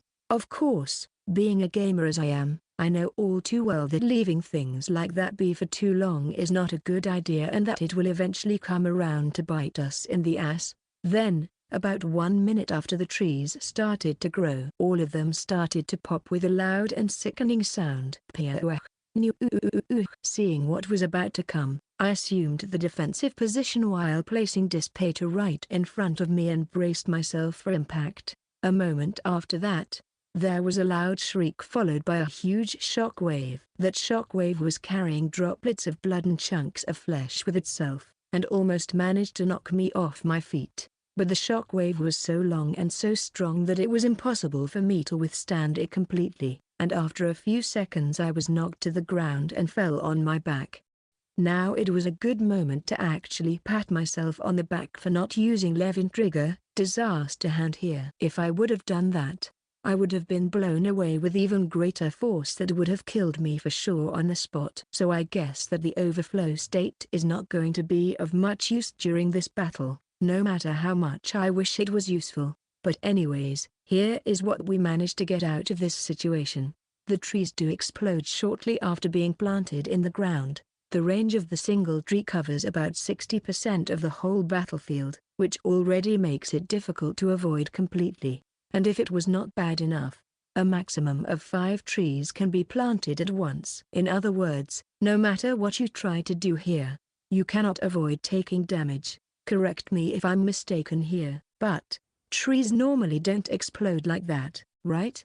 The man body. Here it comes, and above all else, the meat trees are only the optional enemies. Even though they continue to grow and explode, that does not stop the main body from pressing on with its normal attacks. But, I mean, well, what did we expect? It's raid boss battle, after all. Something that was meant to be cleared by a larger group of people, not 3 players like we were doing right now. So in the face of the charging dragon, I stand up and jump to the side, avoiding the fleshy tentacle tongues that was short from its chest at the same time. It's been roughly 5 minutes since the battle has started, and it looks like we were slowly getting a costume to its moves and current attack patterns. At the start of the battle we may have been mere punching bags facing off against the great unknown, but right about now we were getting close to the level of a wise man who was getting familiar with the dangers the opponent poses and was able to deploy the right tactics in order to fight back and minimize the possible dangers on our end.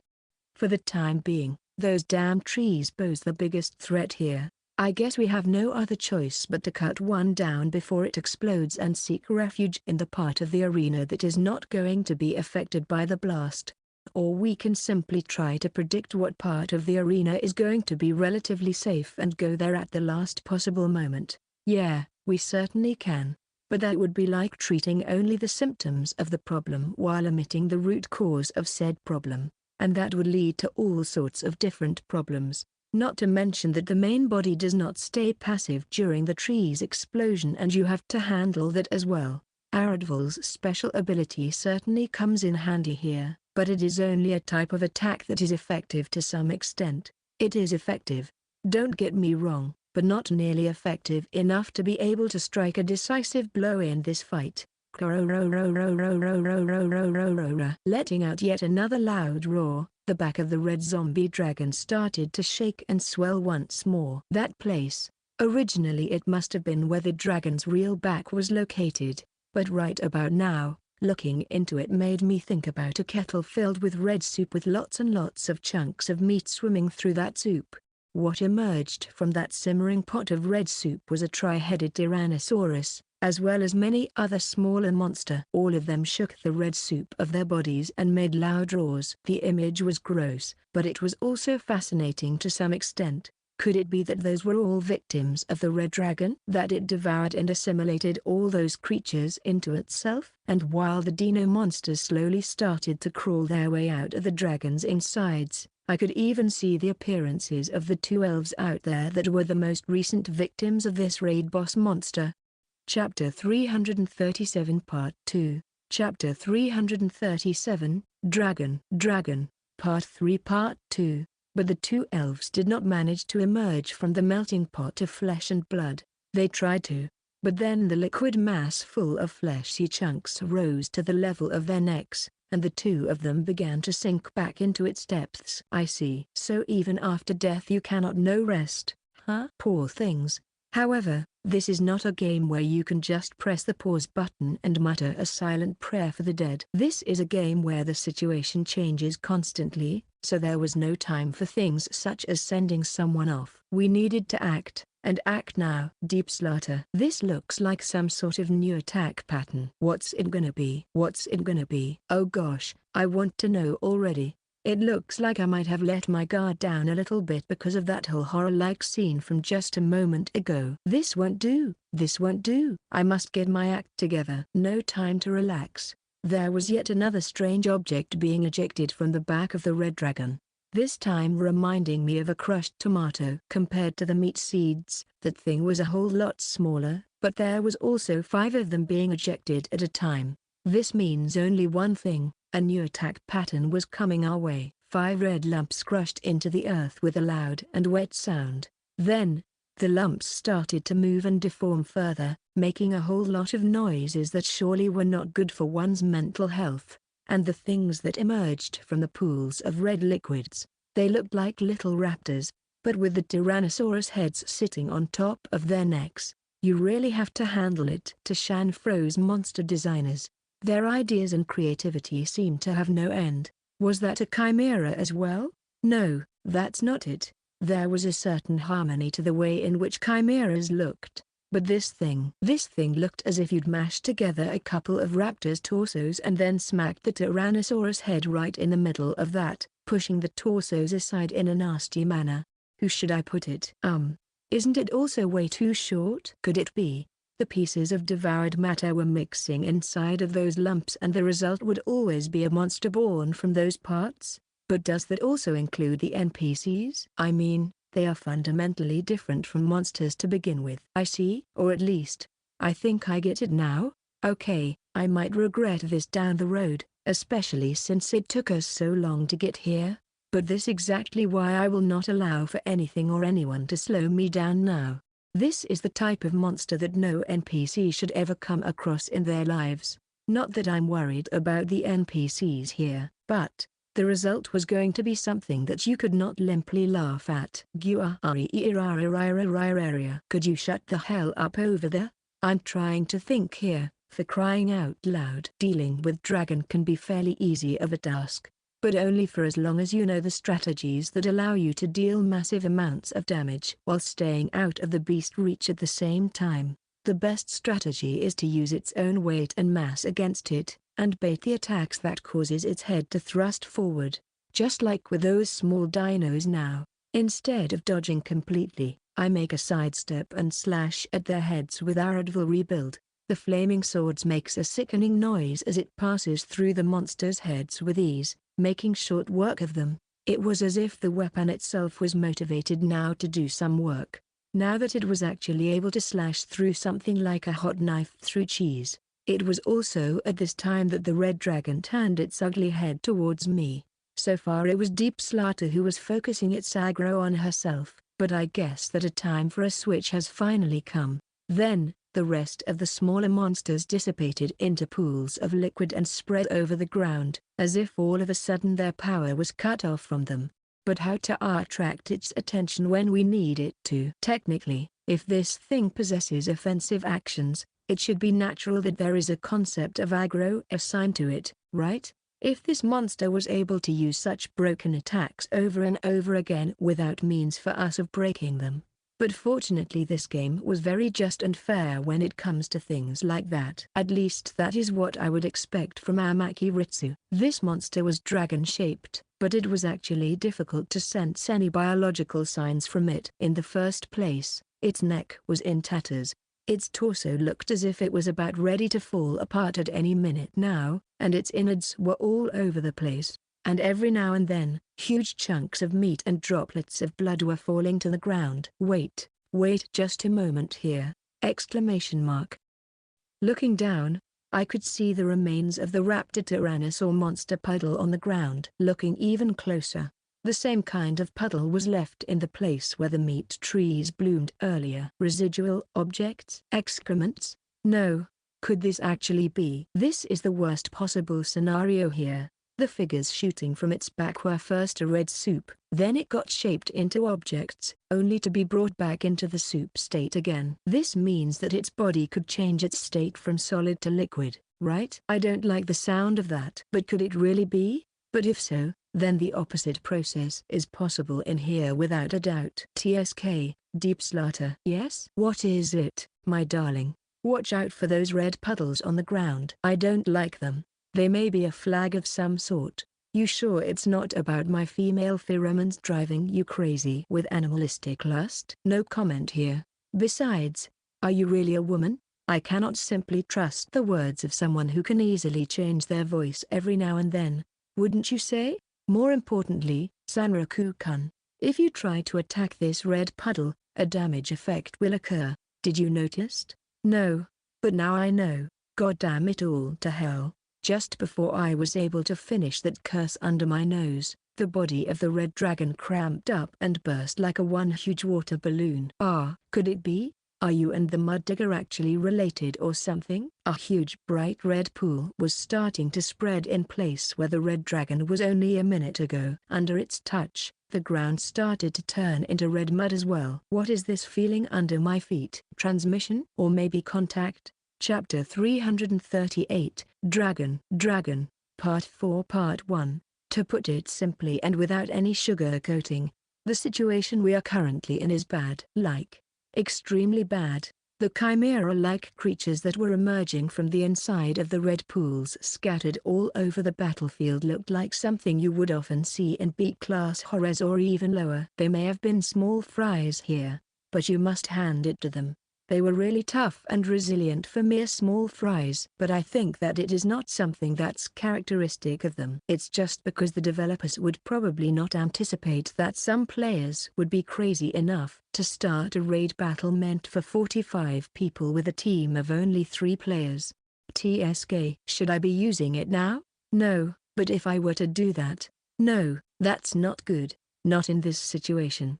We still don't know everything about the main body of the red dragon, and the way in which it moves is way too unpredictable. If we had the means of getting constantly resurrected here like that time against the Gravekeeper Wizardman, then it would have been an option. But Sanraku-kun, pull yourself together. There will come a time for you to crawl on all fours and squeal like a pig, but the time is not today. Dude, could you stop with saying things like that? All right. Mad Dash. Don. Deep Slaughter works here as a backline firepower. My sense is screaming at me to dodge the incoming danger. I perform a somersault or two and get out of the way of the rays of light that started shooting towards the red dragon from behind my back. It's a really good thing that I have skills that allow such crazy acrobatics to be performed without a single issue. But what I wanted to say here was, what the hell is wrong with that attack? One wrong move and you could have easily hit me with that. You crazy woman, be more careful next time. I'm sorry, Sanraku-kun, but I promise that this was not intentional, even if it seemed that way to you. It's just that this magic has an auto-homing function. So don't think bad about me because of that. I cannot be too sure about this premonition of mine just now, but I was sure that if I were to look back right now, I would have saw Deep Slaughter smiling like an absolute maniac. Seriously now, if this was Bakumatsu Online, you would have already been on the receiving end of my divine punishment. I hope that you realize that, woman. But still, about magic casters. Since she was here, her level and powers should be more than strong enough, but she was able to easily wipe out the small fries with that one attack alone. So if she was this crazy powerful in this moment, just what kind of broken powers would she receive upon releasing the level cap on her avatar? I shudder thinking about it. Anyways, I ready the Aradville rebuild and start running across the field, slashing away at the monsters that were not quite dead yet as a result of the magic bombardment, finishing them off. A single slash per monster was more than enough to send them back to the ground. Another tremors. Is it coming again? From underground? From inside of the red pools? From the sky? When we talk about surprise attacks, the only way for the players to defend against them is to try to predict just from where they are going to come. However, how can we possibly do that if we are fighting against something that is totally unpredictable and it is impossible to predict its next move? That is why we have homing attacks, in order to give us at least some sort of a countermeasure against opponents like that. It's a strategy that gamers knew about since long ago. As a matter of fact, I mean, what better way to hit something that you cannot target manually than the attack that does not require you to target at all? Now then, it's time to go on the offensive here. If we only stay on the defensive, this thing is going to just weaken us down bit by bit and it will be all over. What are you doing there, Sanraku-kun? Let's just pump this bastard full of our most powerful attacks while being on the constant run. I call this tactic pump and dump for short. Dude, have you heard about Modesty mod for this game? No? Well, that's a fucking shame, because you could really use a mod like that, you know? Exclamation mark. Tremors starting once again. The ground starting to swell in my vicinity, taking 3 steps to the side in order to avoid colliding with whatever was coming at me. Hey, don't tell me that this thing also has homing attacks. For fuck's sake, that's overdoing it. Q. retire. Whoa. For example, imagine that we place a handkerchief on the ground and next we place a single marble right on top of it. Then let us say that you were to grab one of the corners of said handkerchief and pull on that corner as hard as you possibly can. Now, here is the question for you, class. According to every single known rule of physics, what kind of movement the marble that we placed on top of the handkerchief is going to make? Don't underestimate me. I'm going to show you. No matter if it's on top of a speeding train, or even at the top of the plane flying high in the air. I have even fought outside of the mighty space battleship on some occasions, so there is no terrain that I am not adept at fighting on. This is nothing compared to bugs where the texture of the planes go missing all of a sudden and you find yourself plunging right into the infinite abyss right beneath you. I think that the motion that reminds me of a tablecloth being pulled right from under my feet is something I can handle without a problem. Thanks for giving me some inertia. That is exactly what I needed here. The place where I was standing at just now swelled instantly, and right after that there was a pool of red liquid forming there. The state in which I was right now was a pseudo-sweep state. I hit the ground with my left hand, supporting my body from falling down head first. Now, you might wonder what exactly happened to my right arm? Of course, I used my precious right arm to hit my chest with it. Take a good look at that. It took me whole 4 days to master that move. Total number of deaths while learning, 43. And also a whole lot of times where I was just left in a state that was like being half dead and half alive afterwards. Secret technique: excessive transmission, continuous backflip, overflow back wheel. I might just add here that I learned to use that attack without the assist of any skill. When I added skill assists to that, it took me 3 times faster than I originally did. Chapter 338 Part 2, Chapter 338, Dragon. Part 4 Part 2, Activating the skill moments sight. The world around me started to slow down to the point I started to perceive everything at a much slower pace. Then, in the world of slowed motion, I saw the chest of the red dragon splitting open once more and spreading apart wide like the actual jaw that was about ready to swallow a huge chunk of food. In the next moment, I could see another tongue tentacles shooting from that gaping opening and flying towards me. If Emil was still here with me, I imagined that right about now he would be screaming his lungs out, screaming something like "Jai, that's so gross." Needless to say, with the world being slowed down like that, it was actually quite easy for me to evade all of the incoming tongue tentacles. No, I can't say that doubling the amount of continuous backflips just like that was that easy. After all, I am by no means a gymnast or anyone like that. But even so, increasing my speed just a little bit, I know how it must look to others, who do not share my perception right now. For them, it surely must look as if the half-naked bird person was backflipping through the air at an astonishingly fast pace. When I finally managed to put some safe distance from the red dragon, I came to a stop with all of the grace of an Olympic gymnast. Then I glared at the red dragon, who also finished readjusting its position as well. All right. And that's about it. Ladies and gents, finish. At this moment I hit my chest again and the Levin trigger, disaster hand comes to a stop. TSK. Did the 10 seconds mark already passed? Here I was forced to make a coin flip with the Fool Arcana to see if I would recover my lost HP. I guess that for now this is Sanriku's biggest issue, something that just came into full view right about now. After all, long-lasting battles that are oriented on defense are not my forte. Fast-paced combat using the one-handed swords is where I excel at. Honestly speaking, overflow state really is not necessary here. I can easily maneuver around this battlefield with my own mobility skills. I have known them for long enough to understand what they allow and do not allow me to do. They are more reliable and far less dangerous to use. So I activate Flit Float and perform some aerial maneuvers that get me closer to the red dragon. And I slam Aradvil Rebuild against its neck. On a side note, upon closer inspection its skin was full of holes and tears through which you could see the remains of its bones, muscles and arteries. In response to my attack, The dragon's neck fell to pieces and fell to the ground, where its chunks turned into the red puddles. It was certainly a surprise, and I did not expect that something like that would go quite so easy here. But that brings us to an entirely different problem here. Isn't that basically impossible? The fact that the neck parts form puddles at the ground means that they can put themselves back after some time. This in turn means that the body part's destruction is basically meaningless and that it won't get us anywhere.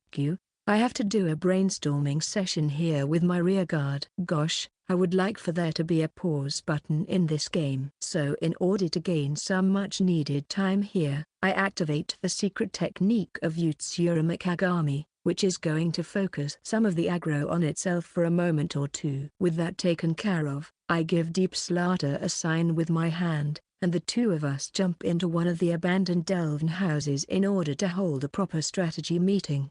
Oi, oi. Man and woman alone. Tight and closed space, suspension bridge effect. I know that nothing should happen here. But maybe, just maybe it would be of help if you actually stop to view everything as R18 flags. Huh? This is clearly a horror here, not an 18+ movie. If so, we should expect a zombie, shark, or other kind of monster like that to burst through the wall and massacre us at any moment. Alright then. Honestly now, what do you think? What are our chances? I don't think that brute force is going to cut it here. I mean, our attacks clearly connect, but they don't seem to be doing anything at all. Wait, a tuna? That's exactly what I was thinking as well. And no, my head is not rich in omega-3 acids, just so you know. Could it be that there's a gimmick system in the working here? No, that's actually unlikely. It is hard to think that a game would pull a gimmick on a party of 45 people and think that everyone would just troll with it. Just like with unique monsters such as Wisdom or Cutenid, if the battle can be repeated, there is a high probability that there is a strategy that can be devised here and which is going to be effective. Say, you said that you happened to attack that red puddle before, right? I am sure that my attack inflicted some damage to it, but I did not get a feeling like the thing was defeated, you know? Okay, and now a sudden voice change? And what's this?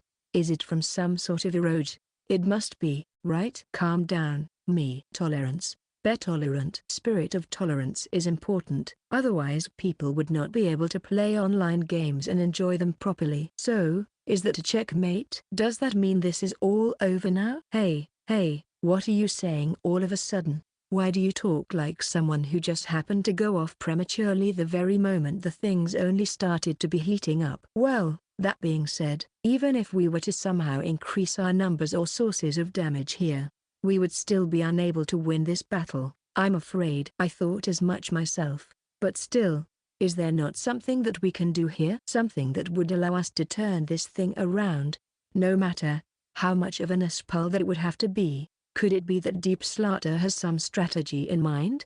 I can say what I want about her, but even though her personality is evil, twisted and just the worst, the gears that are turning inside of her head are of the absolute top quality. However, she could tone it down on the sex jokes and innuendos, that's for sure.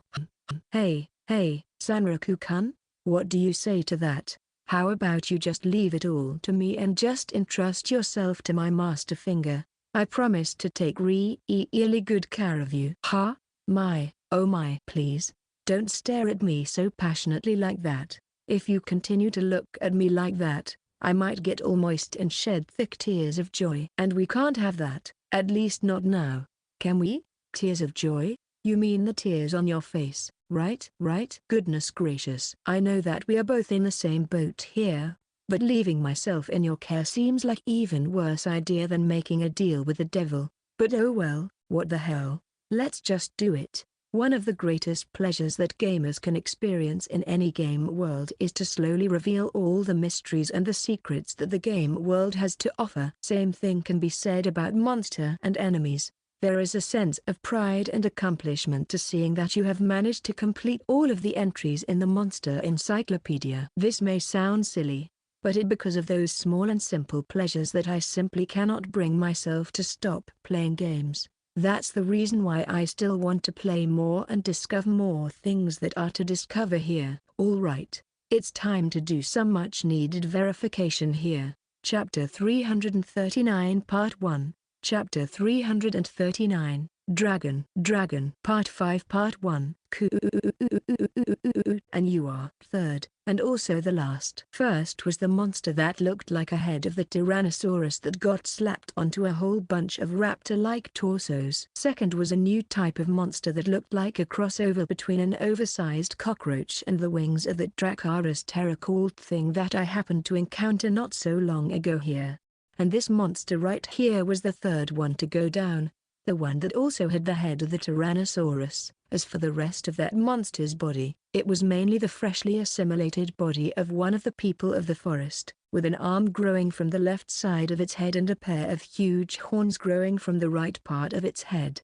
Well, the design is supposed to feel refreshing, but somehow I cannot really feel it. This brings the first stage of my verification process to a close. Realizing that I cannot feel somewhat relaxed, even though this was hardly the time to relax and let your guard down. But still, seeing that a monster that used to be a living humanoid being not so long ago was now acting in a complete monster fashion, that was making me feel somewhat sad. However, there was no time to feel sentimental. Having finished deploying a new batch of small fries, the red dragon closed its back and readied itself to attack once more, which means that now I had to pay extra attention to its movements. I see that a next batch of red pool attack is about to come, but still, how convenient. That actually works really well with me right about now. All over the battle arena, a new portion of chimera-like small monsters start to emerge from the inside of the pools of red liquids. When I first happened to see this, I could not really think much of it. But right now, once you start to pay extra attention to small details, you can discover that there is a whole lot of information that previously managed to escape your attention. So observe closely and consider your options. Hey, Deep Slaughter, I managed to successfully confirm it on my end as well. So, her theory was right after all. Even though that sounded downright crazy, but you have to hand it to this girl. Her mind and intellect really was something else entirely. Looking closely at the newest batch of small fries, you can see a monster that is a combination of the lower body of one of the people of the forest and the head of a pterosaur, and there is something resembling an oversized sea urchin with the head of the raptor attached to it. That second monster looks incredibly shitty, not gonna lie, but this confirms it. There was not a single monster from the current batch that would possess the majority of the people of the forest parts or Tyrannosaurus parts. Hey, you, just wondering about it? But what happens when you run out of the things from which you can construct new monsters? Since this is a raid boss battle, there is no way for us to be sure about it, but there is always a possibility that the boss might run out of ammo to use against the players. So we have no other choice but to exterminate the small fries and be positive about it. However, there is always a possibility that this is actually not the case, and our battle so far against the small fries is nothing but a wasted effort and resources. However, right about now we have way too few information to devise any other strategy. So we have no other choice but to keep on doing what we were doing up until now. We are surely not going to win this battle with our current squad, so we might as well go completely balls to the wall here. No use in hesitating too much. It's like making a bungee jump from the viewing platform of the Kiyomizu-dera temple. There is no use in fearing the inevitable. Duh, you're in the way. Get lost. I throw the dissipator shield in front of me and pierce the ground with Aradvil rebuild, holding the sword with both of my hands. Ooh, there it is. Looking closely, the fallen chimera began to sink into the ground, and there were quite a few other signs as well. I knew it. Nothing can beat a slow and steady judgment based on calm observation. That's the most effective strategy of them all. I then determine the point where the red pool was supposed to appear from the way in which the red goo was gathering, and when I see the ground swelling and starting to shake, I activate Frit Float and jump back and do a somersault in order to put some safe distance from the possible danger. I knew it. The possibility of the meat seeds breaking on contact is still scary, even if you know what is going to happen. Seeds. So, in other words, seeds mean children. I'm sorry. distortion haze. If there was ever a moment when I should be grateful for the enhanced vision this bird eye mask was giving me, that moment surely was now. You could notice those signs only with your naked eye, and without enhanced vision it would have been pretty much impossible. Now, how about the vitality of this thing? Will I be able to do it? Or is this thing going to be resilient as hell? Sanraku-kun, behind you, watch out. Whoa there. This is bad.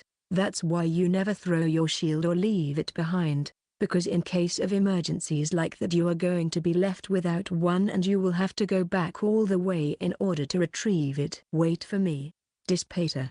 I'm coming to get you. I run towards the shield that was on the ground and pick it up without even stopping for a moment.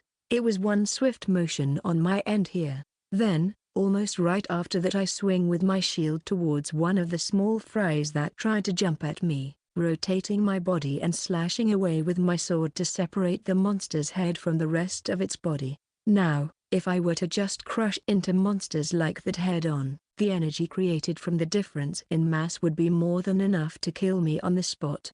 But since my body is lighter than those of monsters, as long as I manage to dance around them and do this properly, I can evade every attack or charge. I can do this. Having escaped the immediate danger, I store Dissipator back in my inventory and take out the recovery potions that I have bought ahead of time. 12 sets of 12 potions, to be exact. I then start chugging them down until I get the desired result. Mississippi, Mississippi, Mississippi. Success. Mississippi. Fucking hell, what the fuck is wrong with this RNG here? Chapter 339 Part 2. Chapter 339, Dragon. Part 5 Part 2. Oh well, doesn't really matter. As long as I maintain my HP above a level of 80%, I'm not going to get killed. But with that kind of chicken defensive play, I highly doubt that you would be able to defeat anything in 2 or even 3 hours time. When it comes to Lucan's alter ego, we managed to do it with 3 players and 2 NPCs, and in case of Golden Crystal Scorpion it was a matter of a whole night. Not to mention that battles like that tend to really tire you out when you are full diving for an extended period of time. Come on, I won't let you blow your load. I'll cut you to pieces before you manage to get even a single nut out of this trunk of yours. Ah, shit. The meat seeds. I completely forgot about them. I need to get a move on, before those things start to detonate. Otherwise, I'm going to be in some deep shit here. Rest in peace. Or you know what? Rest in pieces, seriously. I muttered those words while looking at the last of the chimera dropping to the ground, motionless. That one had a Tyrannosaurus torso. Right next to me, there were also monsters with some raptor and people of the forest parts strapped onto them. But they were all sinking back into the ground. But they were hard to put down. Way harder than you would have initially expected. But well, it's actually a miracle that we managed to defeat so many of them with just the 2 of us here. Or maybe it's because the components were already weakened before they got assimilated into the red dragon. But in that case, what is the deciding factor when it comes to chimeras? Their torsos? Or maybe their heads? But the 2 of us managed to beat those guys. So what does that tell us here? Oi, Deep Slaughter? How is your MP level? You're hanging in there, buddy? Now, my dear Sanraku-kun, who do you take me for? You of all people should be well aware about the fact that a magic caster that ran out of MP is nothing but an obstacle, right? But that being said, even a useless magic caster can succeed as a flesh toilet, as long as it is the holes that are ready to welcome some meat sticks inside of them. Stop it. If you don't, I'm going to send you straight to hospital. Wait. Please stop, Sanraku-kun. That just took out about 20% of my precious HP. Who? Have I finally arrived at that point in time where my glares are so severe that they can cause physical damage? Nice. While I try to ignore Deep Slaughter, who was licking her lips in a rather suggestive way there, I turn my attention towards the red zombie dragon who, depending on the situation and setting here, may or may not have run out of cannon fodder to throw at us.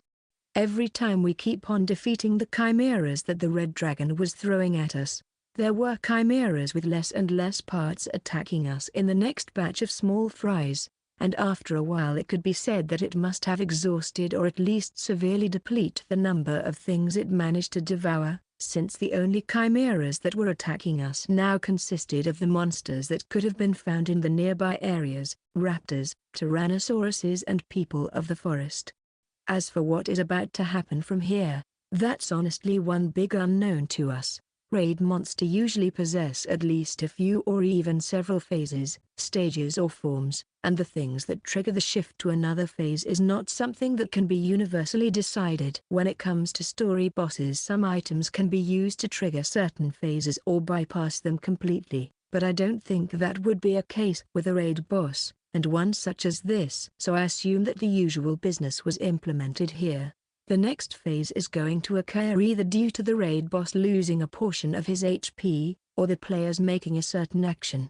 As for what that action could be, I have no idea, but considering everything that we know at this point in time, I would say that emptying the contents of the red dragon's stomach was the most probable flag that would trigger the next stage of the battle. I mean, this monster clearly has eating as its main motif, so that it would only make sense, right? And as if to respond to my hypothesis, the red dragon let out a mighty roar, unlike which it had never let out before during this fight. Vara, you are first time? Is it the first time for you to witness someone having their first blood like that, Sanraku-kun? While bracing myself for what was about to come next, I watched as the red dragon continued to roar loudly.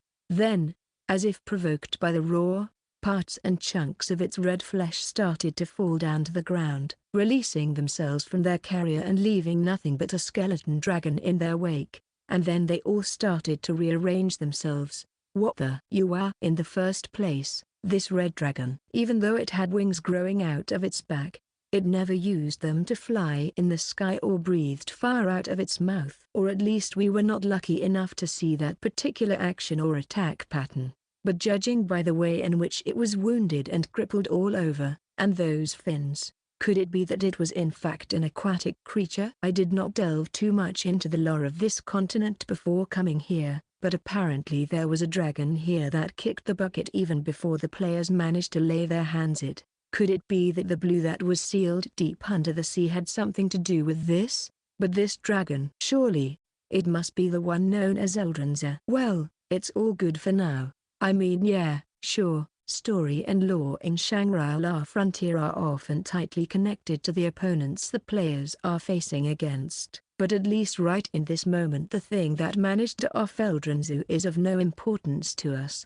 The important thing is, from the look of it, this version of Red Dragon had more developed fins and gills. That is, dead indicators that it was in fact aquatic monster. Say, what do you think would happen if you'd get hit by that thing? Oh, what's this? It's actually kind of weird to see you get so enthusiastic about a thing like that all of a sudden. What gives? Well, I would not say enthusiastic, but I guess that you're right. All of the red pools now started to return to the dragon's body, enlarging it and changing its shape and contours. The dragon's form was now gently swaying, looking as it was something in between solid and liquid form, and the way in which its head increased. This is certainly nothing good. Oi, Miss Sexual Harassment Finger. What are we going to do now? Any bright ideas? I wonder if we can perform so edging play on it. You know, bring it to the point of almost dying only to cause it to hang on that edge between life and death for as long as we possibly can. Just imagining it makes my head spin and my cheeks are hot and red. Aradville rebuild. I wonder if it would like to burn this chick alive? Can it even do that? Oh well. Chapter 340 Part 1. Chapter 340, Dragon. Part 6 Part 1. When it comes to the blue dragon Eldrinza, it may be classified as a dragon, but it shares a whole lot of characteristics with aquatic creatures. For example, its front legs were actually shaped like fins of the whale from the elbow and below, and those fins were covered in short and sharp scales, the likes of which you could often see on fish.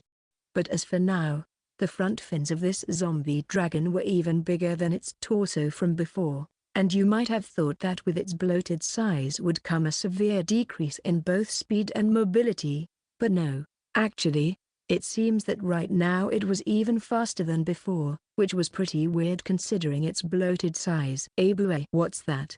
It looks as though something huge is rushing through its body as if it was readying itself to be discharged. Well, I mean, it is technically still a dragon, you know. And is it not common for humans and other creatures as well? Sometimes, you just want to rub one out and let all that accumulated pathos out into the open, you know? I'm going to forgive you this lame sex joke, but could you say the word pathos but with the first syllable repeated for about 6 times? Pathos. Nice. That was as funny as I expected it to be. So not all that much, but hey, it's the thought that counts, right?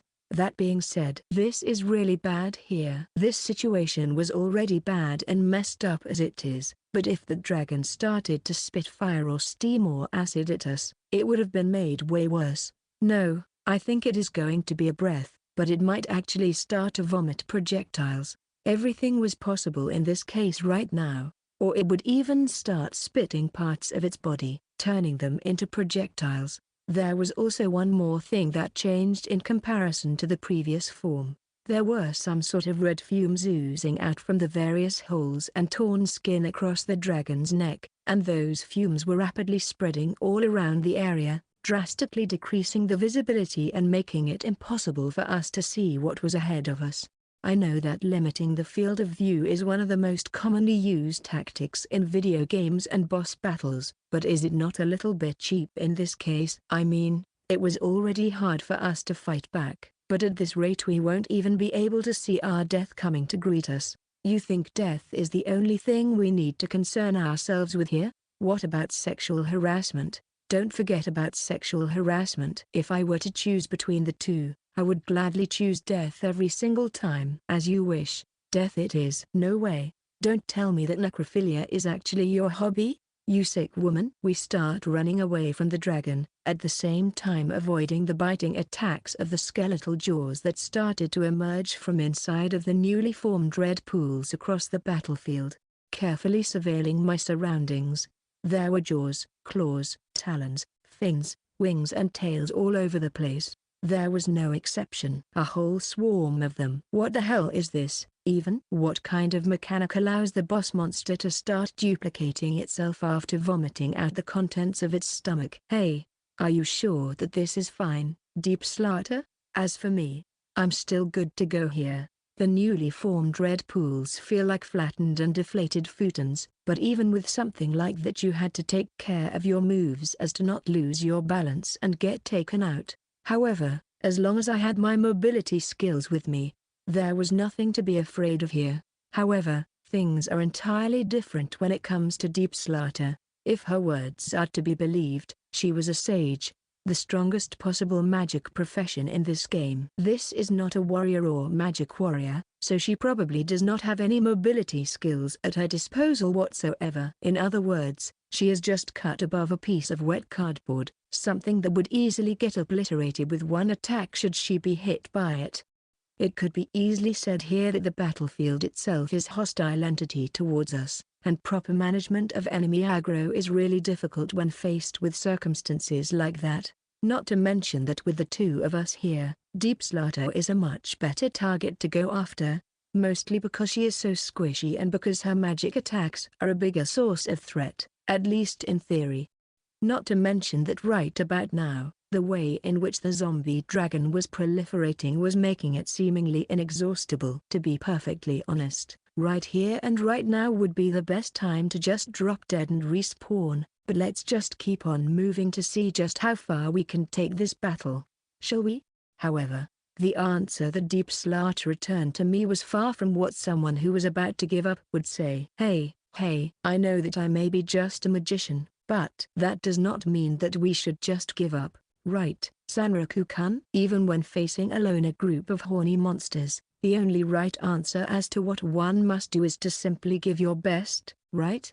Wait just a freaking second here. Wait, so it was not just my imagination or my mind actually playing tricks on me? No way. Does that mean one dual-wielding style? Normally, you would not believe that something as bullshit as that actually exists in this game, right? But it does. And guess what? With that, the option of actually being able to use magical melee attacks is all but available. Dual chanting, double spell, magical blade. Upon shouting those words, The ones in Deep Slatter's hands start glowing with magical energy. That energy starts to gather at the place where she was holding the wands and spreading up alongside the wand, changing its shape into that of a magical blade. Seeing Deep Slatter holding two short swords made up entirely out of magical energy made me feel the severe sense of déjà vu for some reason, but without any shred of doubt.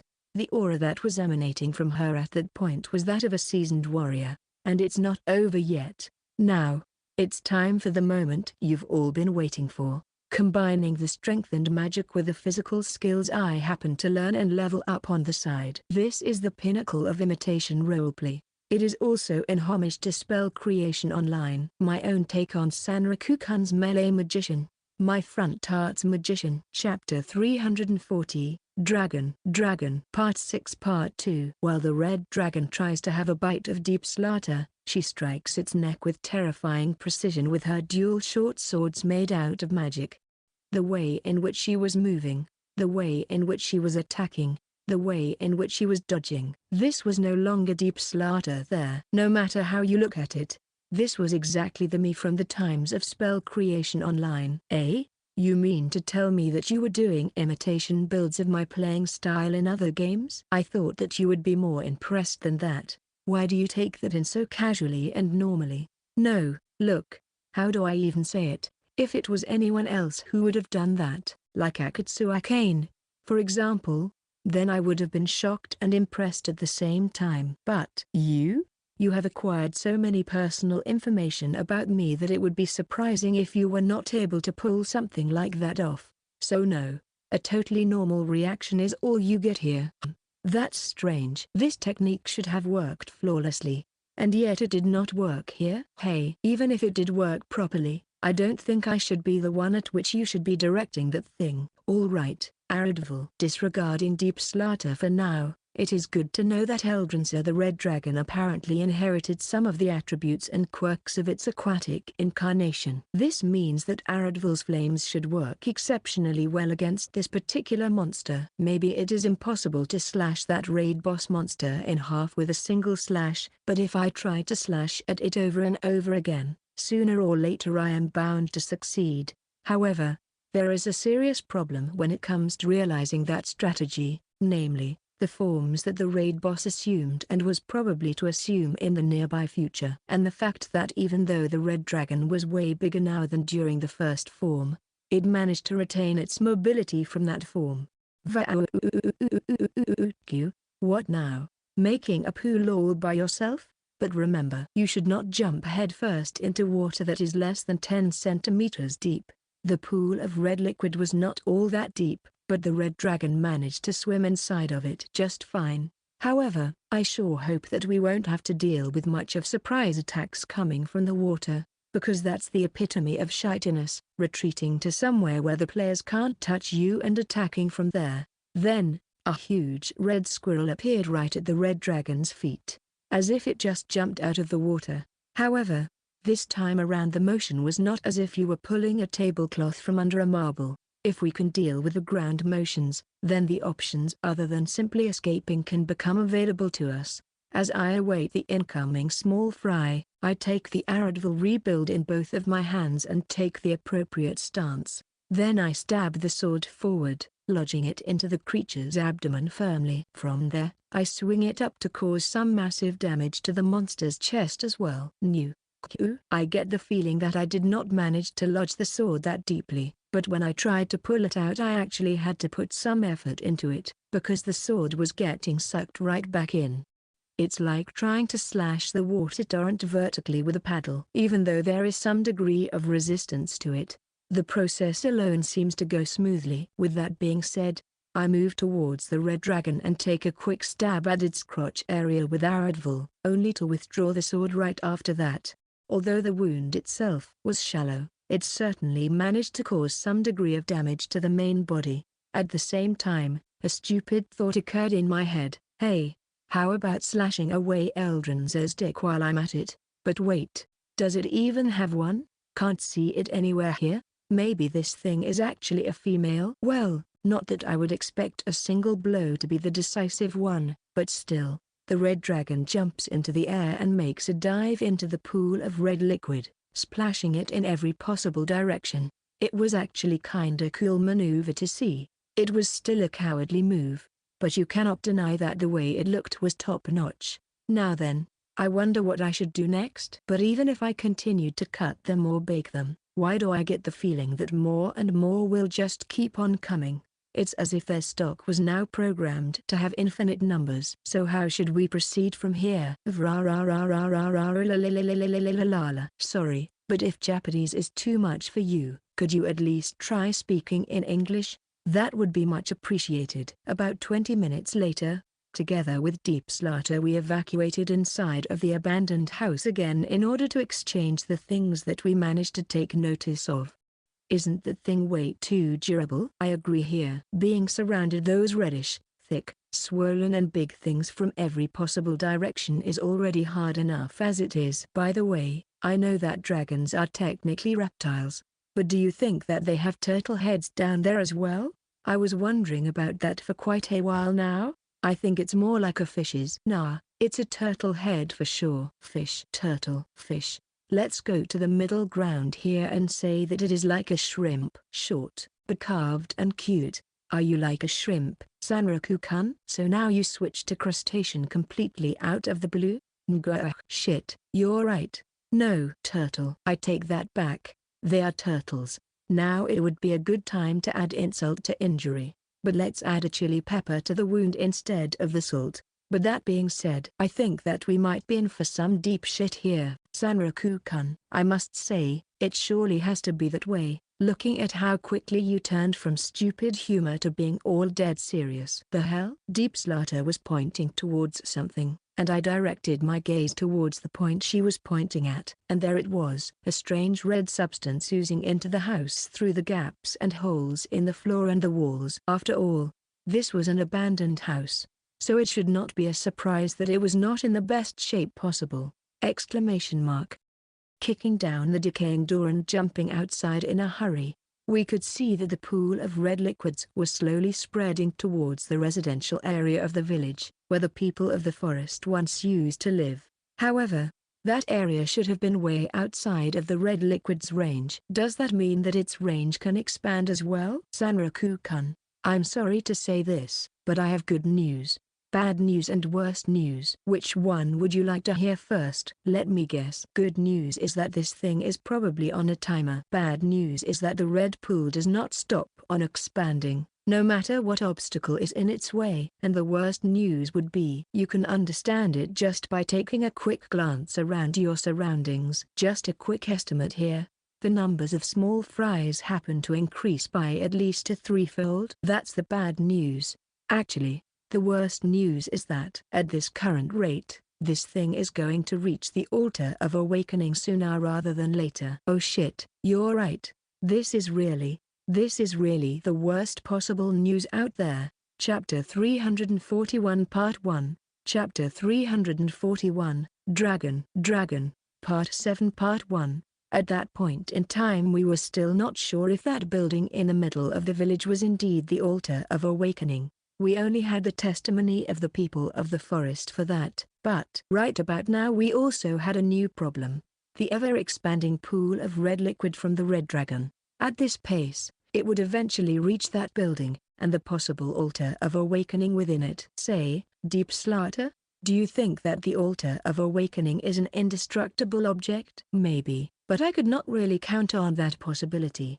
But if it is an important flag or object, then would it not make sense that even if it is destroyed, the game will substitute something of same purpose in its place? Oi, oi, oi, oi, oi. Don't just assume that we should let that place be destroyed. Think about our relations with the people of the forest. And more importantly, where are we going to lift the caps on our levels if that place right here gets destroyed? We must defend it at all cost. Think that if we move away from the altar of awakening, the aggro of the pool will follow suit, that it will chase after us and stop expanding in that direction. In the end here, it all depends on the possible range or the lack of thereof for the red liquids. But if we try to lure all the small fries and the main body away, maybe it won't stop the process. but slow it down even if only for a little bit. It's certainly worth a shot. Easy to say, but both of us realize just how dangerous doing just that is going to be. The risk is high here, and we have no way of knowing if it is going to accomplish anything. In other words, we cannot allow ourselves to make a single mistake while rushing through the middle of the enemy army. This is increasingly harder since we do not know if we are on a time limit of any sort or not here. Guess we have no other choice but to get our asses to work and just do it. Want some turtle shell bondage to help you strengthen that resolve? It's surprisingly helpful in situations like that. You know? The hell? Do you have some sort of fixation on turtles or what? Turtles are amazing creatures, I'll let you know. And their shells and various other parts make for great aphrodisiacs, as well. Thinking about it now, doesn't that make you feel as if the turtles are the embodiment of erotic eros incarnate, so to speak? I'm getting a feeling that you should apologize to all the turtles of the world right this instant, before they all start crying and wish to die of embarrassment. It was really foolish of me to think that Deep Slaughter would get her act together here all of a sudden, but now was not that time to scold her for that. So I just have to grit my teeth and survive through all of that innuendos and sexual metaphors of hers. All right, let's stroke, let's rub, let's squeeze. We have so many partners to fuck their brains out. Why does it sound like a title of some shady harem-themed avenue all of a sudden? Avoid, avoid, avoid, avoid, avoid, avoid. So many of them. Too many of them. A cry of the soul. This shout was something that originated deep inside of my soul and was conveying its entire essence as of now. What we were doing here was basically starting to resemble a fool's errand. No matter how many monsters we slay, more just keep on coming. For every 10 heads we send flying into the air, another 20 were ready to take their place. At least the main body, the red dragon, was okay to touch. So if push came to shove, we could just use its bloated size as scaffolding to make escape and reposition ourselves. But in the current situation that was hardly anything to be happy about. Do you wish to live? You filthy pervert? Could you stop being like that right in the middle of a serious battle? That's seriously off-putting here. I'll take that as a yes. I want to live, my queen. Continuing to slash away at the surrounding enemies, I step onto the head of one of the dragon skeletons and next I run alongside its spine and tail, avoiding its teeth that were trying to crush me with their iron-like grip. Then a certain thought occurred to me. So I used my mobility skills in order to jump about 10 meters into the air. Having a look at the battlefield here, from that height it was possible for me to witness the full scale of the hellhole that we were right in the middle of. The range of the eroding red liquids is barely reaching the place where we currently are for now. The border between the red liquids and the green grass of the residential area was still very small, but it was slowly but surely increasing and getting away from there. So I guess that all of our struggles here were not completely in vain. Rampaging far away from the altar of awakening was indeed the way to go here. Oh, what's that? A home run ball? No. It was Deep Slaughter who was sent flying by the bony tail of one of the small fries that was just emerging from under the ground. Did she die? Did she die? Please tell me that she died and I don't have to suffer her antics anymore. Like a shooting star straight to your heart. TSK, looks like she's fine after all. But I mean, what is going on here? Wasn't she fatally injured here like 8 or 10 times already? Ooh, landing on those things is actually way harder than you might think. Since the scales that covered the bodies of some of the small fries are like fish scales, in the regard that they are slimy, it is only natural that you would end up sliding off of them when you try to move forward on them. And that is exactly what was happening here. I used the smaller dragon's bodies as a form of a slide while avoiding the storm of fins, teeth and tail swipes that were coming my way without stopping. It was really hard to avoid them all completely, but I was somehow managing. Yeah, when it comes to evasion, you always have options to choose from. However, you stupid shit, as if I would let something like that stop me here. There comes a time when your options are being limited, mainly because of the skills that were still on cooldown. But just because your skills did not went off cooldown, does not mean that you have run out of options. I did not wanted to use that here, mainly because it's sort of a hassle to use that in front of other people, but I guess I have no other choice but to resort to inventory escape plan. Just wait for the right time. Right here. Transfer, inventory. This action cannot be performed at this time due to hostile entities being present in the 5-meter radius of the caster. Chapter 341 Part 2. Chapter 341, Dragon, Part 7 Part 2. You bitch. I could feel greasy beads of nervous sweat starting to drip all over my body. All of my confidence from before was peeled off like the skin from the onion, and what was left was a half-naked player praying for the sweet release of death. Yeah, death would be a preferable alternative to what was about to transpire here before long. For me, this was a moment of total stagnation. Then, my mind started to think of a way in which I could escape this situation, and I arrived at the solution faster than my consciousness could become aware of it. I start to perform the high-speed window operations, the ones of which I have long grown accustomed to since the beginning of this game. Like that, I take off the inventory from my accessory slot and store it away. Right now it was upgraded from super useful accessory to a broken piece of junk, and I don't need something like that in my life. My field of vision fills with red. No matter where I look, I can see the small fries closing in on my position. However, I can still see the light of the moon shining down on me when I raise my head up. Instant transfer, a port, for a mere mortal.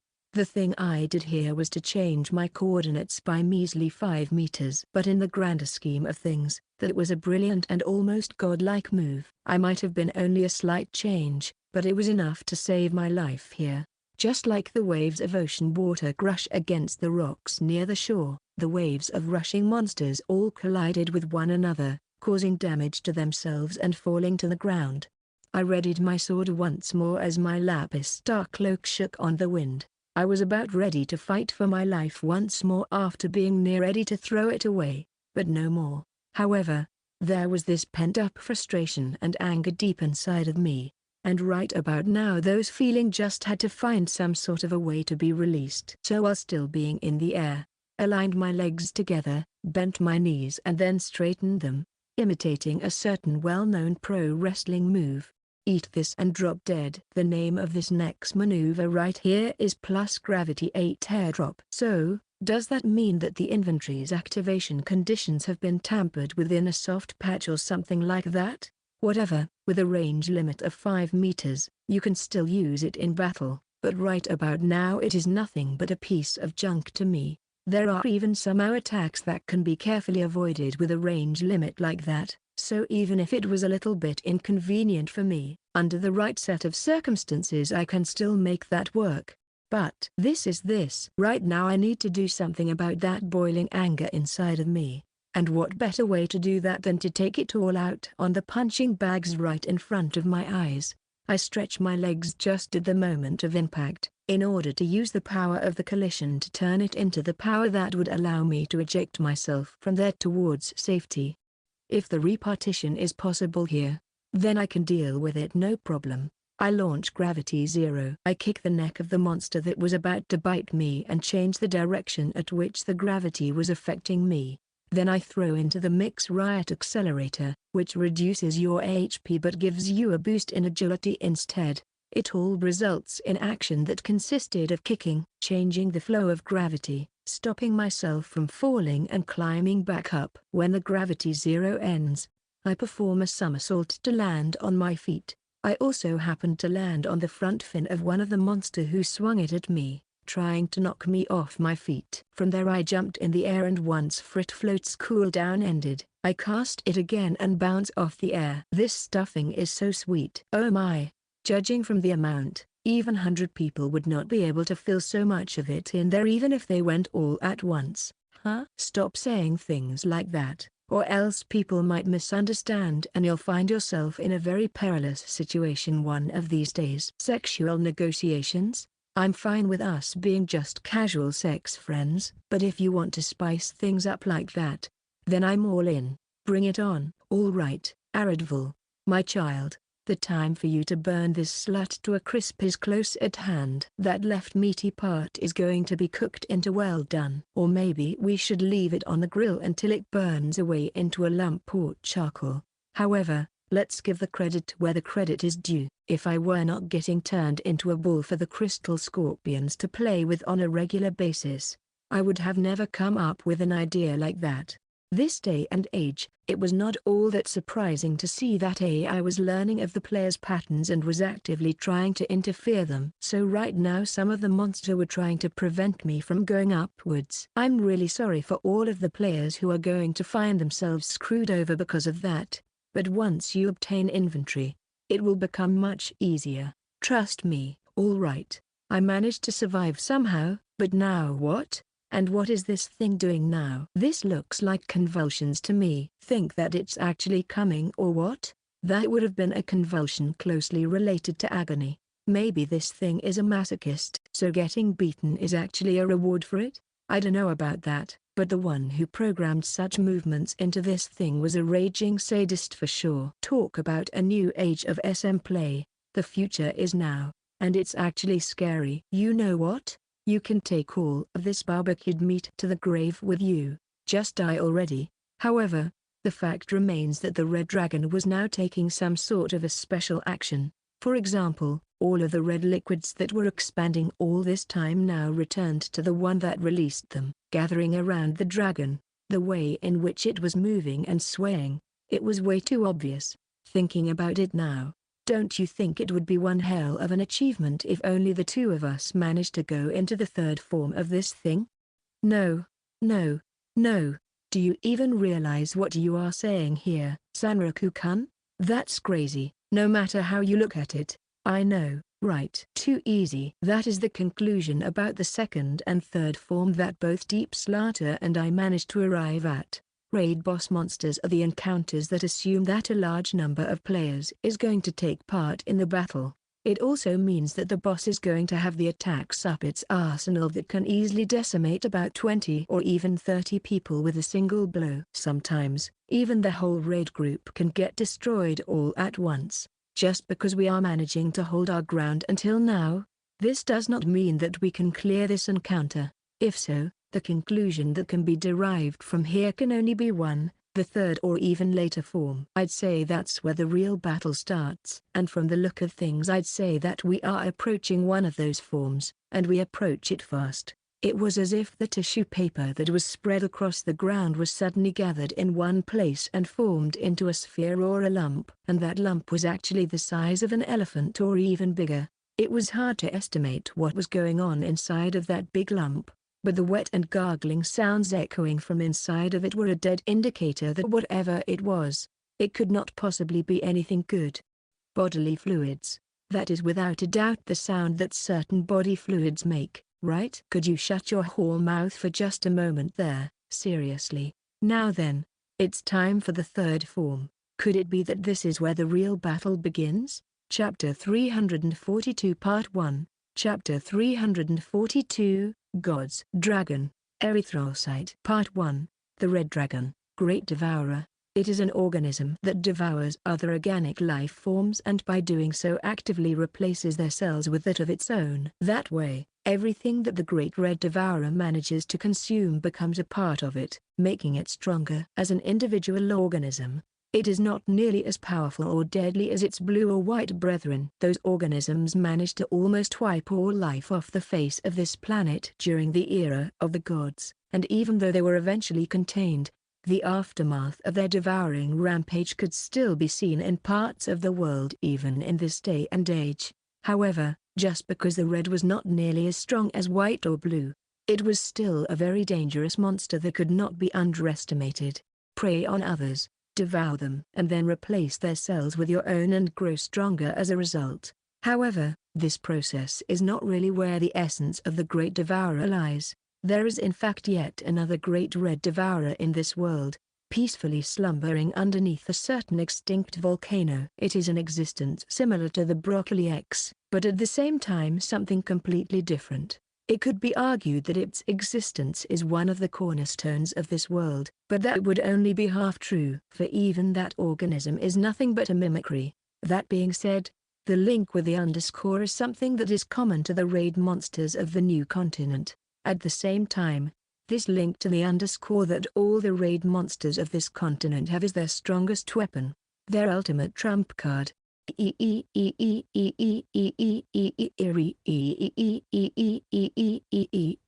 There is a scream echoing throughout the area. That scream is the reproduction of despair that a certain pitiful dragon felt right before it died. That's right. It was the reproduction of the scream of Eldrinza, a pitiful dragon that went mad with despair right before it died, when it was jumped by 3 other monsters and its body got shattered to pieces. That same Eldrinza that was now the host for the Great Red Devourer. That scream was the record of the last actions that the dying body undertook, the record of the last sounds made by the dying vocal cords, now being reproduced in an emotionless, inorganic way. But there was something else here, the small fries that stayed here, linking with the red fake and aiding it in battle. Right about now they were wriggling, tearing, coming apart, connecting and mixing with the main body, making it stronger. This thing right here was just like a pupa, a stage in evolution right after the larvae, but right before the adult organism,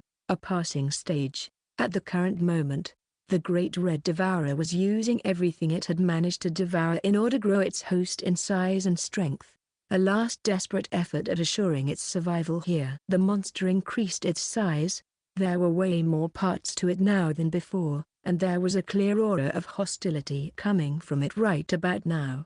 It could be safe to assume that this was the way in which Eldrinza used to be when it was still alive, and that was not an information that was good for us in any sense. Yet another scream echoed throughout the battlefield. From that scream alone, everything was painfully clear. The Great Red Devourer was done playing around. Instead of deploying elaborate tactics in order to get rid of its enemies in style, it retracted everything back into itself, all for the sake of increasing its size and power, and using that overwhelming power in order to mercilessly crush its enemies. Replacement. That is not the only factor that constitutes the core essence of the Great Red Devourer. What constitutes the Great Red Devourer's core is indeed replacement, transportation, but also reduction. But even if we state those 3 things, that would only constitutes for about half of this core essence. Oi, what the hell? That's some seriously bad news. This thing, a huge ass pile of flesh, from top to bottom, without exception. Oi, just look at that, Sanraku-kun. How about we try doing something right now, before things get any worse, or before this thing burrows itself into the ground or something else like that? Stop, don't even bother. It would have been impossible, either way. Right about now, the very core of the Great Red Devourer, its essence, was laid bare right in front of our eyes. It was huge, it was bloody, and it was at that moment that I have come to realize something, that I have already seen something like this before. And what's more, it was not too long ago that I have actually come into contact with it. It was something of a spherical shape, a sphere that looked like a huge and bloody chunk of red and pulsating meat. What's more, that sphere was not staying immobile, it was slowly rotating, eventually changing its shape into that of a cone, only to come back to the spherical shape with enough rotation. The tip of the cone was facing the ground instead of pointing towards the sky, and the way in which it was rotating and its increasing speed was making this thing look just like a drill from the real world. Piston motion plus spiraling motion. I must say, those are some pretty advanced techniques and moves right there. I'm pretty sure that you would not be able to simply reproduce them with the limitations that the human body has. That being said, think this thing pitches or catches? Or don't tell me, it can do both. All right, Audiobook, we have work to do. Do the deed, not the nape. Anything but the nape, please. I am sure that the Great Red Devourer there was unable to actually understand the contents of the silly conversation that just took place between Deep Slaughter and I. Or at least I was hoping that it was unable to understand us, otherwise this would have been way more embarrassing than it actually needed to be. However, I could not get myself rid of this feeling that the timing at which the meat drill reached the ground and started to dig through it was nothing short of its attempt at being a straight man to our lame comedy routine here. The power of the Great Red Devourer circulates, Unstoppable, the red memories swirl without end, primal revolve. It was all as if the blood cloth returned to its original tide-like shape, entrusting itself entirely to the vessel that could catch up and store all of the excess blood with ease. The two pioneers were unable to see this or know what was going on, but at the bottom of the earth, the red-colored drill managed to reach its roots and come into contact with them. Chapter 342 Part 2. In the next moment, there was a huge torrent of red liquids erupting from the inside of the hole in the ground, making it look almost like a geyser. There was no doubt in our minds that the one responsible for that eruption was the great red devourer that changed into a drill and dug its way into the bowels of the earth.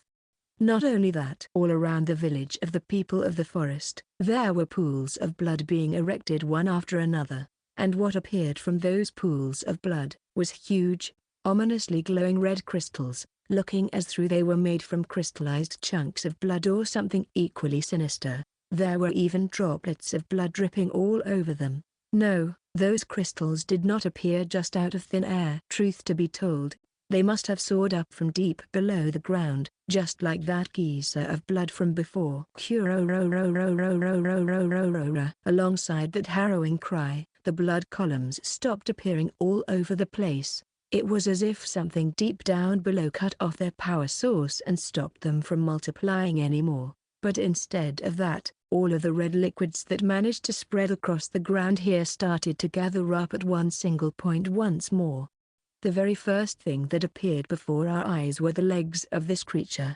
It was the process that took several stages, during which we could only stand there and watch in terror at the festival that was unfolding right in front of our eyes. First to assemble was the skeleton of the beast. The next to follow was the flesh, muscles and sinew.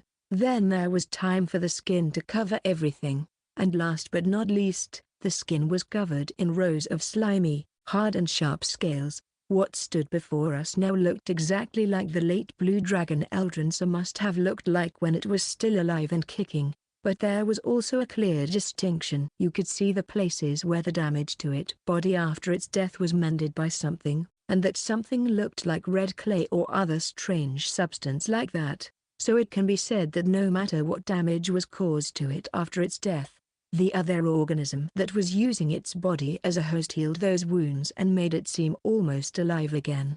And above all else, there were various additional bone parts growing out of the dragon's body. This could mean more or less that throughout the duration of the fight Eldrinsa learned to use its newly found powers properly, because this looked a whole lot more menacing than the small fries it used to throw our way up until now. So we could not hope that third phase would be just as easy as the previous ones. The original mouth barked and growled at us. 4 additional mouths growing out of its chest barked and growled at us. Another mouth was sticking out from the newly acquired pair of wings. And there was even a mouth located close to the dragon's hind legs, as hostile and angry as every other mouth.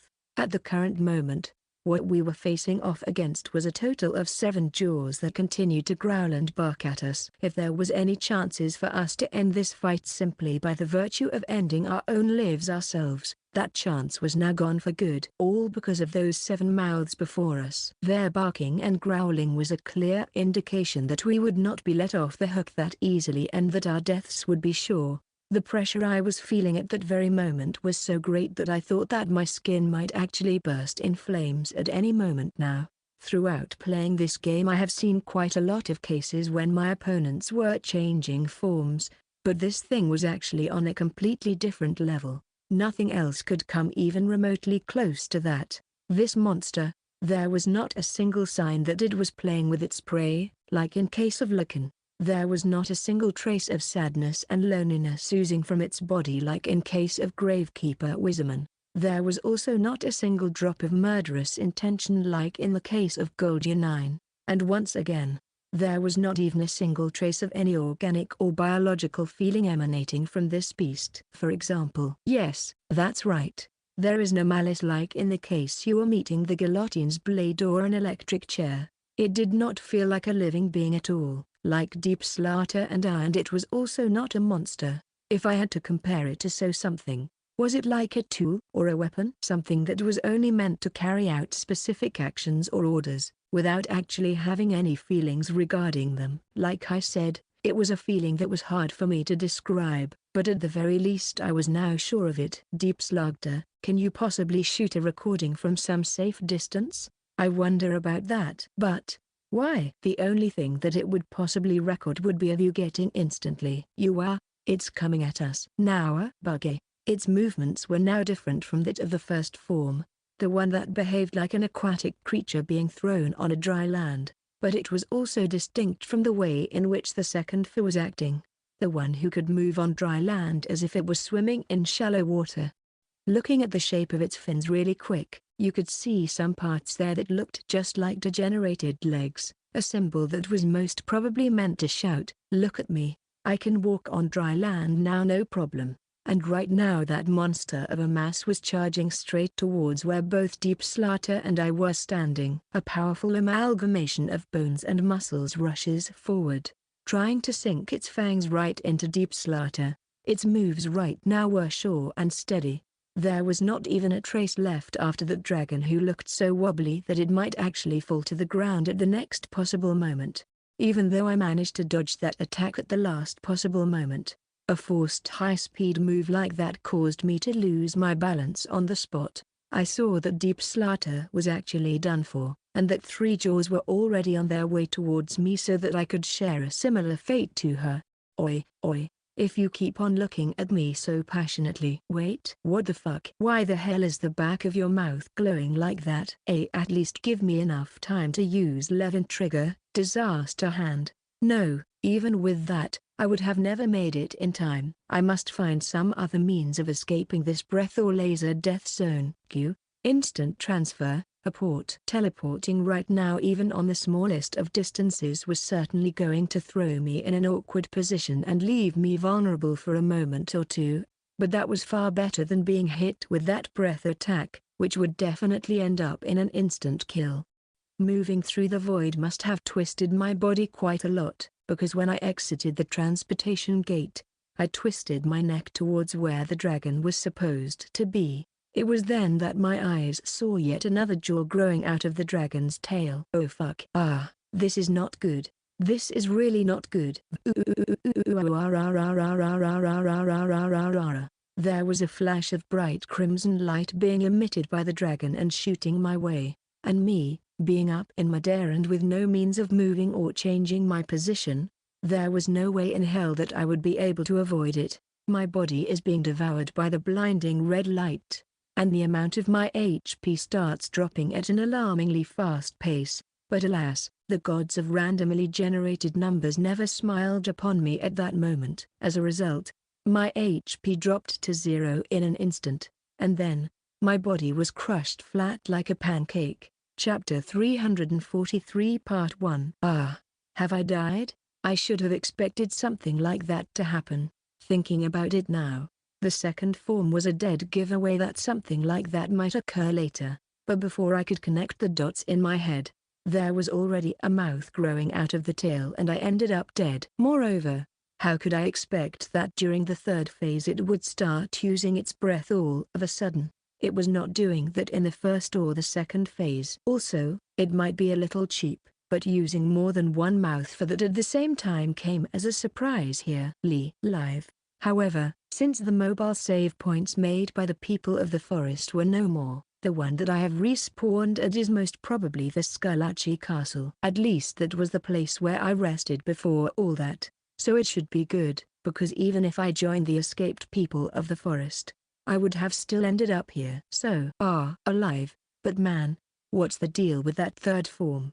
Could it be that the number of additional parts can increase or decrease depending on the situation? Or maybe some new forms of attack are all dependent on that? Not to mention those blood crystals. Those things seem to be reeking of if you won't destroy us first, things are not going to get any easier. Kind of energy. I wish I could have stayed alive just a little bit longer. I am sure that Deep Slaughter would come up with yet another borderline sexual harassment joke there, like was it premature ejaculation? It was premature ejaculation for sure, right?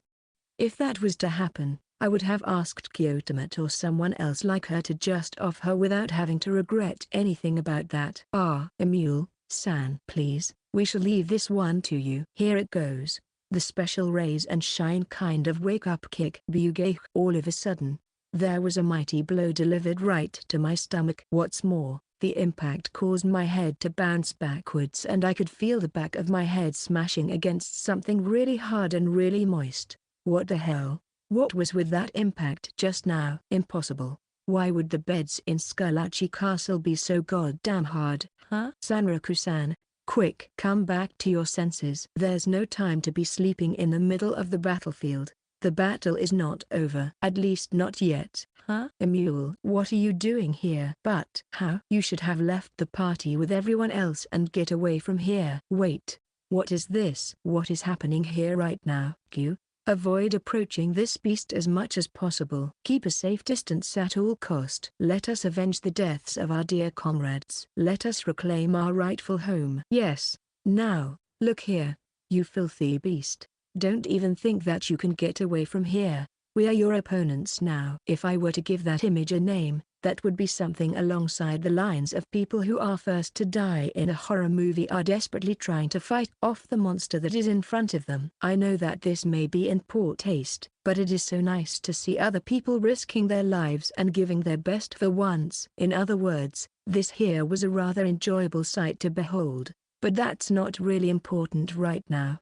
So for the time being let's just leave it at that. What is important here is the reason why the people of the forest went back here in the first place. They should have been on their way towards the frontline base. But for some bizarre reason, they were right here, attacking the Great Red Devourer. What is the meaning of this? Explain. Tottery. Well, if you were to force an explanation out of me, I guess I'm just doing what is right here. Besides, if it was not for my resurrecting item, you would have been dead by now. So it would not kill you to show a little bit of appreciation, you know? So how about some heartfelt thank you? Reviving item. No shit. We are still in the middle of the battle. No, there is still about 20% chance that this is all but a dream or a delusion of my avatar who just died. However, when I saw Tottery readying his bow and firing arrows at the Great Red Devourer, I have come to realize that this was not a mere dream here. I really avoided death and was revived. But that being said, just how many projectiles can this thing shoot? Is this an assault rifle or simply automatic fire? Gosh damn, I want that so bad. Maybe I should threaten some people of the forest later to see if they are going to spill the beans about that as well. No, maybe this time around I should use methods other than threatening? Thinking about intimidating someone once more? Nothing, that's nothing you would need to concern yourself with. But look at the way in which those people of the forest fight here. How come they have so much passion and strength in them? Is reclaiming their ancestral home really that much more important to them than their own lives? To be perfectly honest here, I was considering the option that Tottery might actually come back here at some point. He is a player just like we are, and he does not have to stick with the people of the forest all the time here, so it would not be all that strange if at least some part of him was not curious about witnessing what the very first trade boss in this game was capable of doing. Well, in reality I guess this guy pay more attention to immersing himself in the game world than I have thought. So I guess that he had to pull some really nice roleplay there to make this work. Otherwise I do not think that he would have gone out of his way and started to act out of character. But the important thing is that he came back and that he brought others with him. That's what's important here. How did he manage to accomplish that? I don't know and I don't care.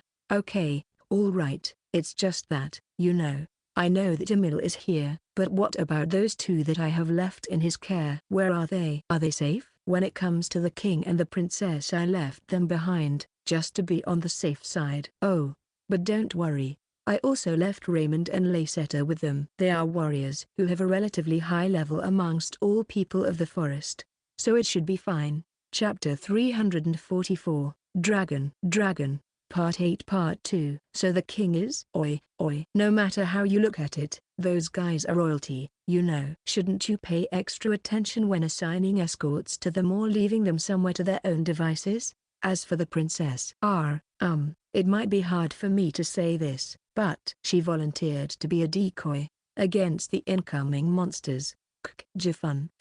Dude, what the hell? What the fuck are you doing? No, I think that the words that just came out of your mouth are the bigger cause for concern here than anything else. Shut the hell up. And don't you give me this it's all good until some unforeseen accident happen kind of look. This princess is a misfortune magnet, since she looks like Shit Chronicles Online princess. That Shit Chronicles Online. Hey, are you one of those who are not aware of that? If the princess dies here, we are only going to be locked on the route towards bad end. Could you please spare me your preaching during the battle? I did not leave the princess alone, and even if I did, she has a broken accessory on her, so I think that she would be alright on her own either way. Broken accessory? What is that thing supposed to be? It is an accessory that lets you temporarily change your agility and dexterity to that of a combined value of those skills of other people in your party. Eh? Oh. Yeah, that sounds about broken for sure. So does that mean that with an accessory like that, people such as real massive dynamite could become walking tanks or weapons of mass destruction? And all on their own at that? I mean, yes, sure.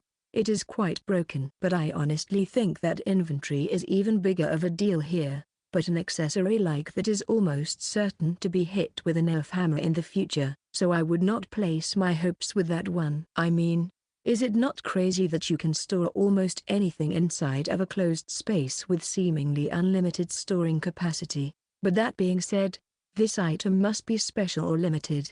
The princess said that it has been passed down in the royal family for generations now. Ah, so it's a heritage thing, huh? But even if marriage was possible in this game and someone managed to marry into the royal family by some sort of miracle here, I guess it would still be impossible for that person to use an item like that. Thinking about it carefully, aren't accessories like that the things that make it possible for the NPCs to be at the level of players to some extent? So that the players would not completely overthrow the current political world order? Besides, while we are sitting here and talk about accessories, the others are fighting out there and risk their lives. See? Even Deep Sluter flies through the air like some sort of rag doll. What a sight to behold. I mean, even if you take that into account, using the princess as a monster decoy, that princess must know no fear. Let me tell you. Look, I'm telling you. That's only because she volunteered for this job. Besides, she said so when she learned that initially it was Arena who was supposed to be the decoy. That chick, that is something that you would need to worry yourself about. But if someone is willingly agreeing to do something even if it is something dangerous, then I guess there's little to no point arguing. But what if she dies there? Is it going to count as a bad karma for me? That would be bad. But what if my Vorpal soul meter is going to drop because of that as well? So I guess that if things go south here, they will go south all the way, huh? And there is also the matter of Emule's attitude. I mean, why is this monster giving those NPCs so much slack? So far the one who is taking the majority of damage upon herself is Deep Sluter. Meanwhile the other NPCs seem to be doing fine. Beside the fact that they only hype themselves up all the time but their damage does not reflect that hype all too well. I kind of get it. Their bows must be doing so little damage that the Great Red Devourer hardly considers them as a distraction. If anything, its attitude towards the people of the forest is more like, which one of those small fries I should kill first here? Too little damage. And they cannot even maintain aggro all that well. But still, I don't want to see that raid monster crushing all of the people of the forest with only one of its breath attacks. That would have been simply too cruel to watch. The battlefield may be in a state of equilibrium for now, but this is all going to change once the Great Red Devourer decides to act in earnest. One physical attack on its part would have been more than enough here to cause some serious casualties. So why could it be that? Hey, do you think that this raid monster is actually a part of the quest? The migrating elves, to be more exact. No, I mean, does it even matter right about now? Eh? Wait. No way. Well, actually, before I have met you I have already been to the frontline base about a couple of times. However, every single time this particular monster would show up to disturb us. I think that even if we try to run away, It will just come and chase after us forever. Tottery then smiles in a truly viscous way, showing his perfectly white teeth. At that point in time, I can feel rumbling at my feet, but it was the kind of rumbling that was entirely different from that when the Great Red Devourer would summon something to its side. Now then, how about we go and beat the living crap out of Raid Boss Monster? What do you say? The way in which Tottery said that indicated that he already knew what my answer here would be. After that, I saw those two elves, Hesh and Terina, running towards a place that I only suspected would be some sort of designated position. So what? The rest of the elves here were simply buying time for those two. So I guess this was just a coincidence that I was revived here? They wasted one of their recovery items on me simply because I just happened to die on the spot when they were trying to pass me by or approach me for something? Is that what is going on here? Let me introduce you, Sanraku. So far this guy has greeted many players who came to this continent, and defeated them all. It even managed to make a short work of the mini-subjugation team put together by the most powerful players of 10p.m army. Is that the tri-headed Tyrannosaurus Rex that I see coming this way? And are those swords sticking out of its back? So, does that mean the Knight's Corps commanded by the third knight had been dealt with just like that? In that moment, I understood what Tottery's game here was. So, he wanted to lure the tri-headed Tyrannosaurus here so that it would do all the heavy hitting for us, and certainly, even though the thing was wounded all over, it looked like someone who only sees victory in front of its eyes, not even considering being defeated as an option. A monster like that appeared here, a majestic king of the dinosaurs. No, I think that our real enemy is going to be the one who is going to emerge victorious from this battle of monsters. Chapter 344 Part 1, Chapter 344, Dragon Part 9 Part 1. A red dragon-like monster and a wounded dinosaur emperor. Although each is slightly different from one another, both of them could be classified as ultimate class monsters. And now they are about to face one another off, baring their fangs at one another. In one corner, we have the Great Red Devourer.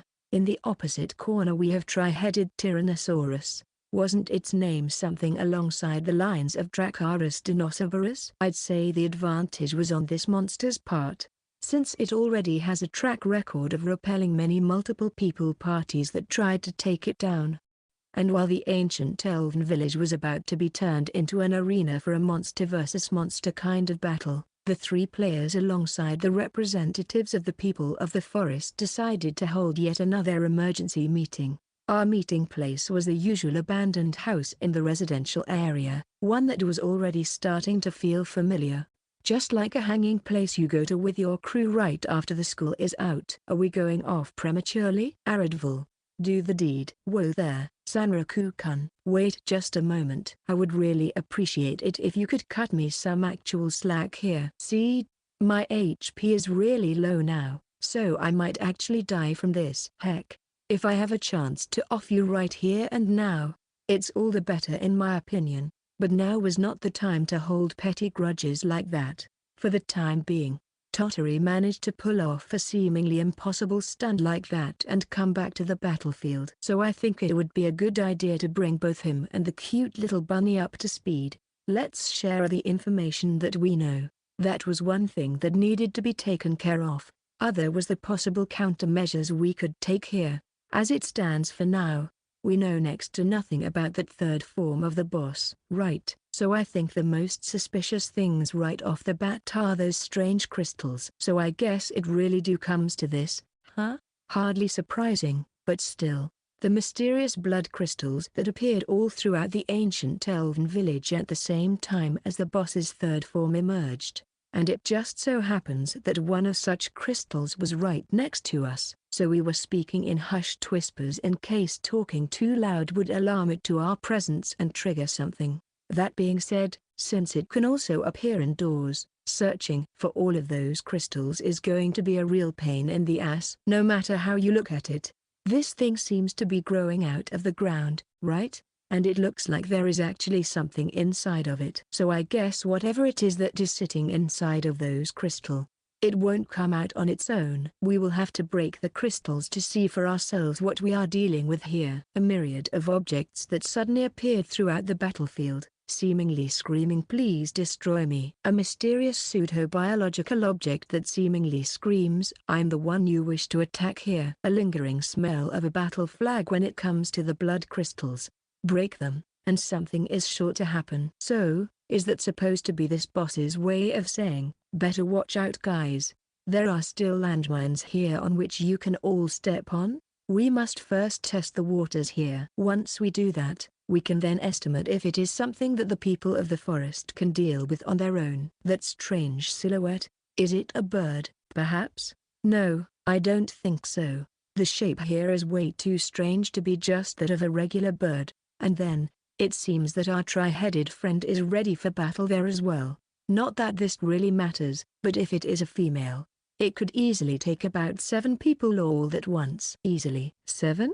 No, think that you underestimate it, and by a huge margin. This thing can take on as many as 15 people all at once and still have room for more. Of course, it would still emerge victorious out of a battle like that. We could have gone well without a backstory like that. Talk about a tone setter for the incoming battle. Eh? Was that really something that would push you down that much?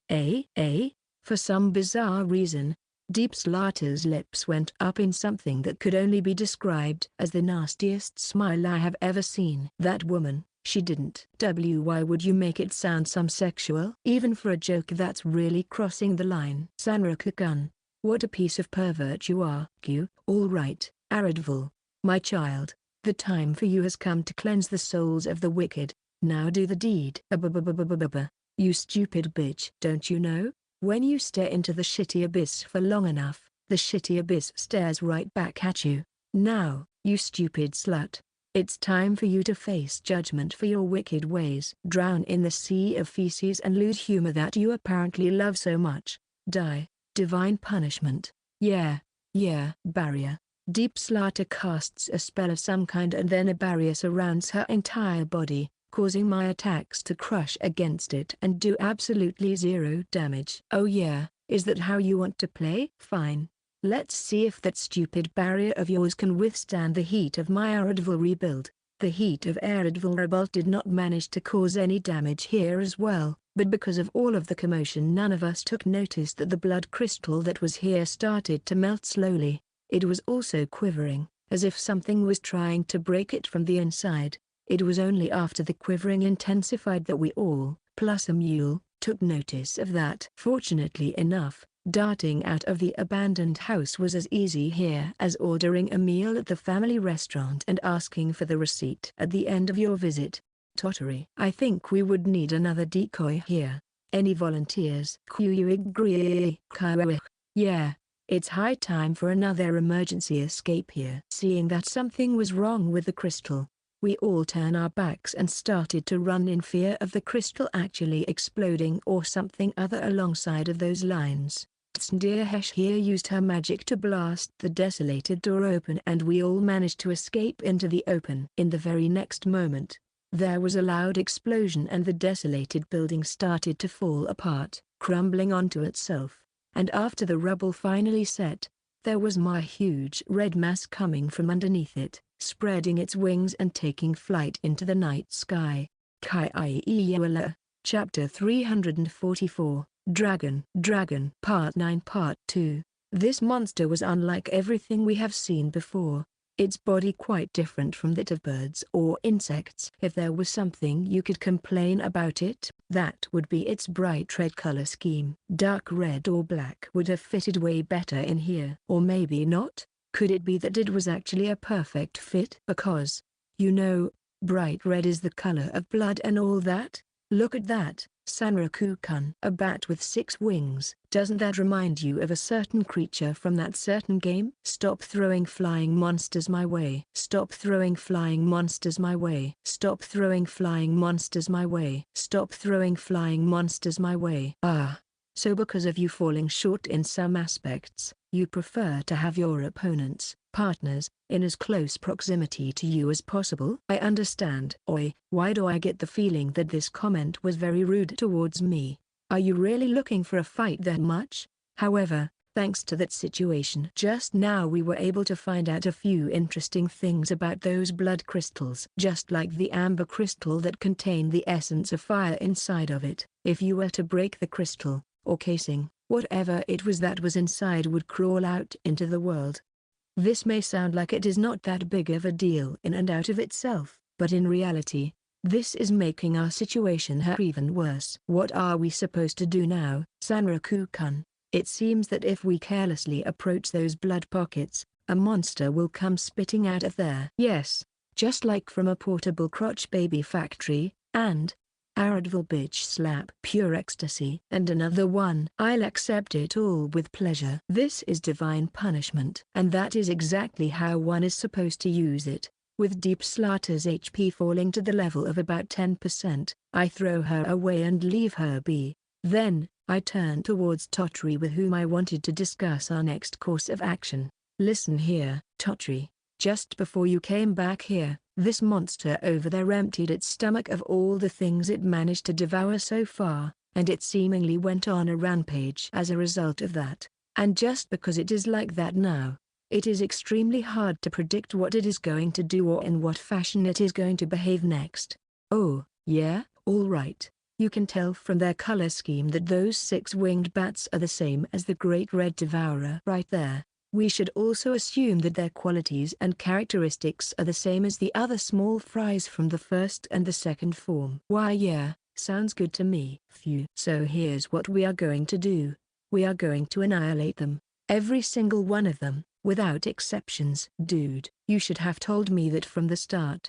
I see that this guy does not have nearly enough intelligence as he has bravery, but that's okay. More than enough games have already proven that as long as you have more muscles than brains in your head, you are going to be just fine, even if you would have it a little bit harder than the rest of the player base. Alright. Stand the fuck up, pervert. We have raid boss to defeat. First order of business, defeating that 6-winged bat. Next, we must get to know the positions of every single blood crystal in this area. Then we are just going to defeat whatever it is that is sitting inside of those one by one. But there is also another thing. Something that is way more important than those blood crystals and monsters sealed within them. Someone has to keep an eye on our tri-headed tyrannosaur there. If our pal is going to lose and gets eaten, we might not be able to handle the abomination that is going to be created as a result of that.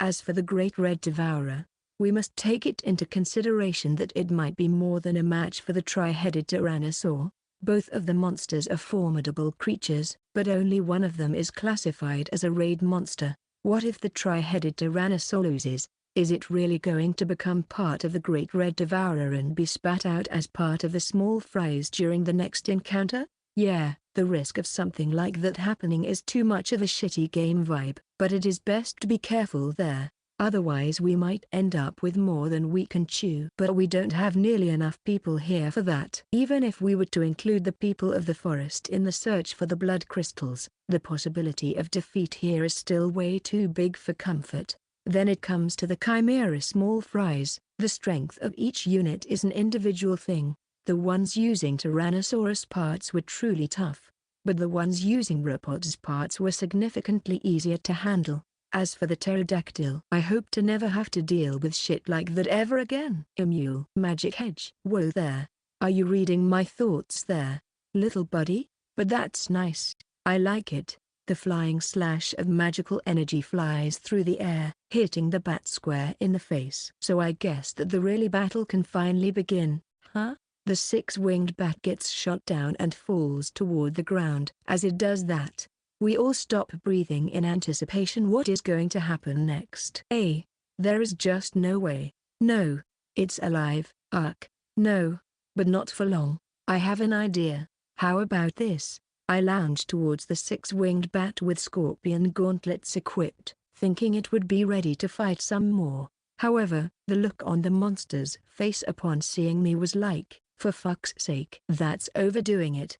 And sure enough, after just a single direct blow to the face, the 6-winged was no more, writhing in agony on the ground. What the hell? If it is something like that, even I can beat it no problem.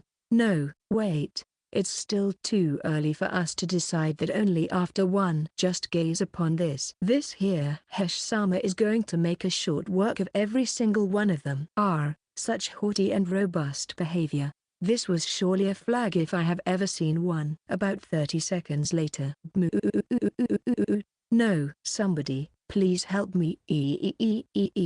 Whoa, that's actually amazing. It is really something that you can't see in normal life. Failing so hard and so fast. People of the forest really are something else, but hardly in a positive sense. Somehow. I'm sorry, guys. I really am. Right about now, Hesh was being chased around by the monster that looked like a combination of a cow, a gorilla and a lion. Or to make a long story short, she was being chased by something that looked like a demon. So it seems that the appearance of the crystal monsters is randomly selected as well. So I guess in the end people of the forest are not going to be of much use after all. Chapter 345 Part 1. Chapter 345, Dragon. Part 10 Part 1. And that's how we know that the monsters that can come out of the blood crystals can both be weak and strong. The people of the forest are going to take care of the search for the crystals, and Tottery and Deep Slaughter shall be the ones to dispatch anything that comes out of them.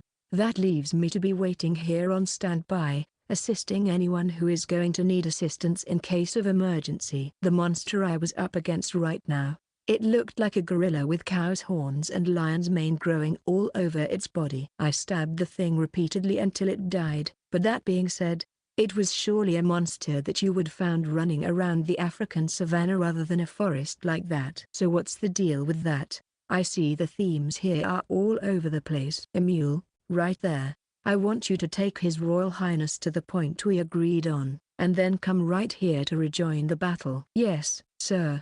Roger that. Everyone, listen up. I have heard your decision and I have decided to fully support it. So you will not have to wander aimlessly anymore. You are going to regain the whole of this place. The whole may be somewhat of a stretch here, since we still need to go the frontline base, but after that is done and out of the way, you can revive the village of the people of the forest as much as you like. In response to that, all around me there were loud cheers coming from the people of the forest. There was also a loud roar coming from some monster further inside of the village, and that caused everyone to twitch in surprise.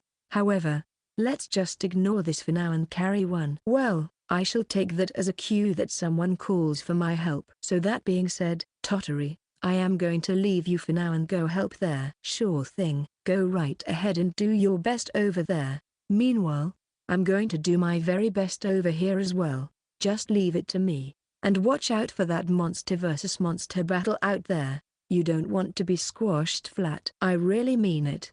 Tottery and his pals are playing a crucial role in this battle strategy of mine. Stalling for time is a huge part of that strategy.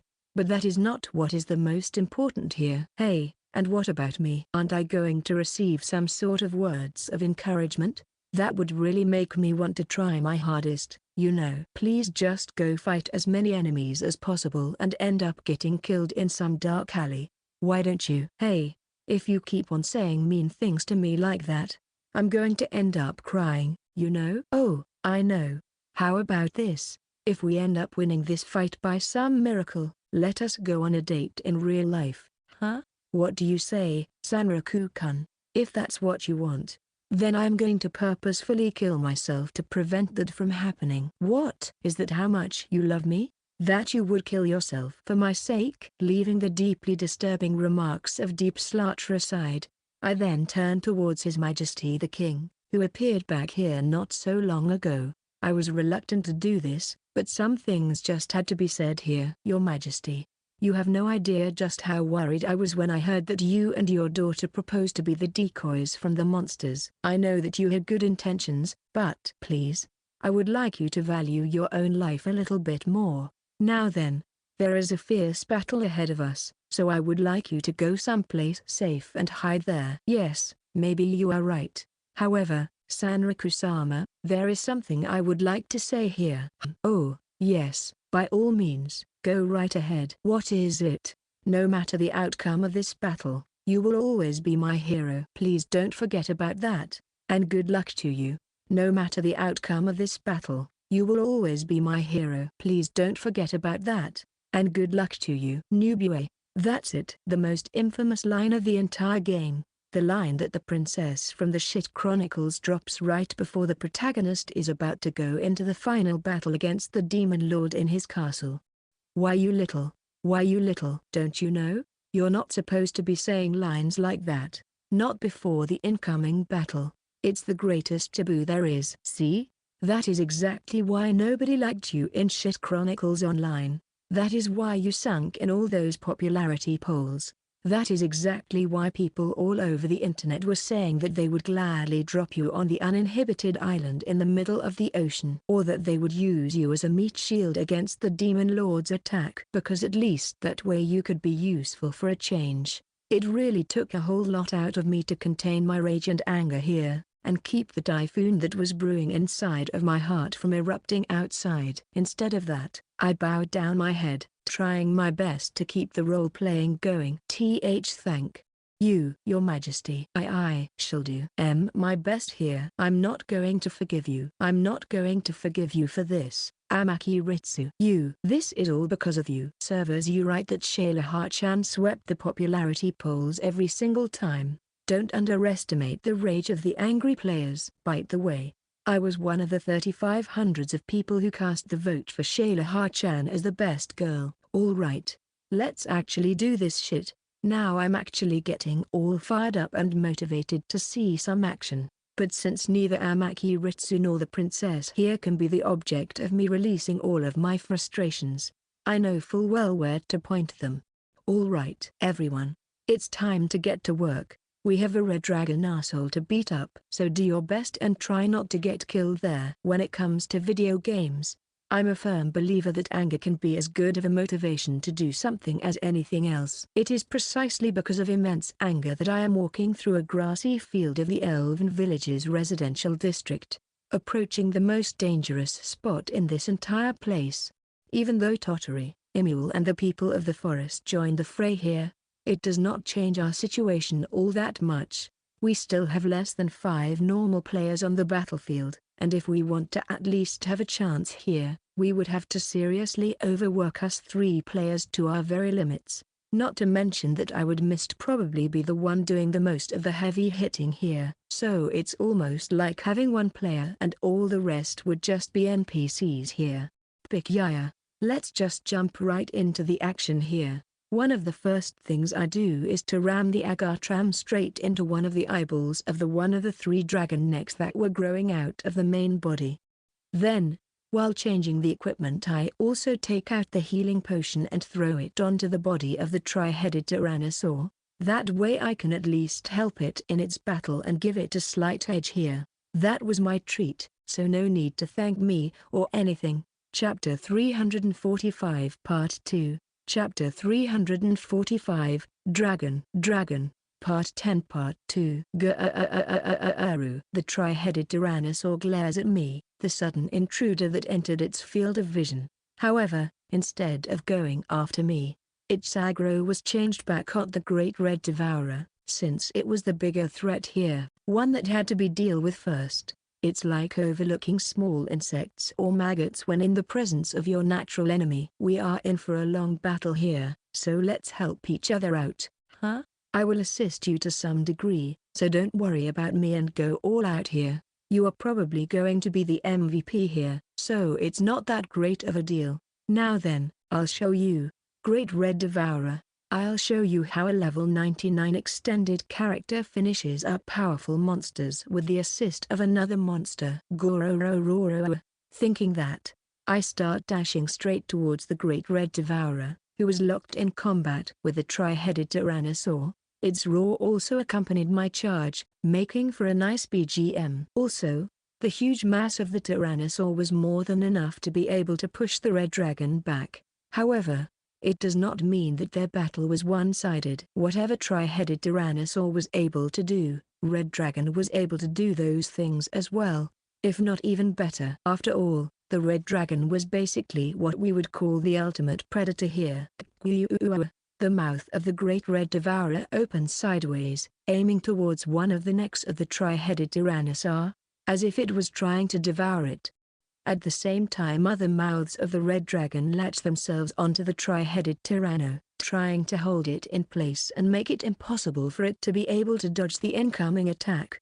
This is where I come into play. See? The moonlight shines bright here tonight. I can say for sure that those conditions in the middle of the night are what works in my favor here. Or rather, this is what makes the scorpion gauntlets so useful here. According to my will, the crystal bullets that I shoot from the gauntlet become pillars that erect from the ground. Placed in the strategic places, it is going to be impossible for the tri-headed tyranno to be knocked off balance, even with its mass being so huge. What's more, I strike the dragon's legs with my gauntlets, causing them to wobble as though they were made out of cotton. With a mass like that and its center of gravity shaken, there is no way that it is going to maintain its balance. How about that, my tri-headed tyranno friend? I would call that quite a nice assist, wouldn't you say? Apparently, the combination I used here was too good to be simply passed up. So tri-headed tyranno swings its tail like a whip.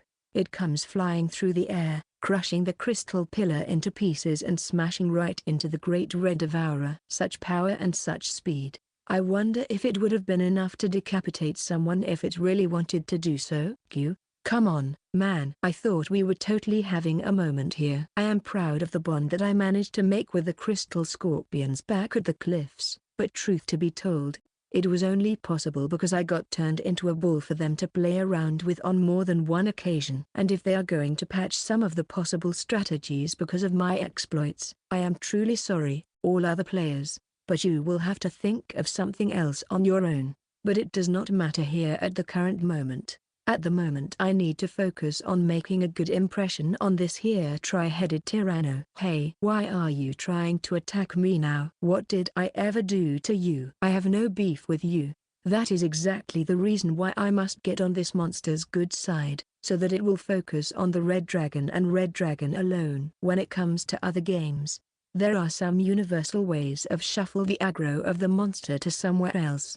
However, in case of Shanfro, a game with really good AI, this is going to vary from monster to monster because their AI is almost at the level of NPCs, with the exception that they cannot communicate, but if so, then there is a room for communication, a very primitive one, only utilizing actions instead of words. If you know how to convey your intentions through actions, words are hardly necessary in video games. Truly, by abandoning language, humans and monster can understand one another just fine. Long live actions. Whoa there, Tyranno. What's wrong? Something stuck in your mouth? Gotta spit it out? You are about to spit it out. But what is it? Whoa. It was a mixture of both white and yellow, with some dark marbles stuck here and there. It really looked like something that it was unable to digest and just decided to expel it. Yes, that's right, sprinkle it all over the place. Don't forget to vomit all over the great red devourer as well.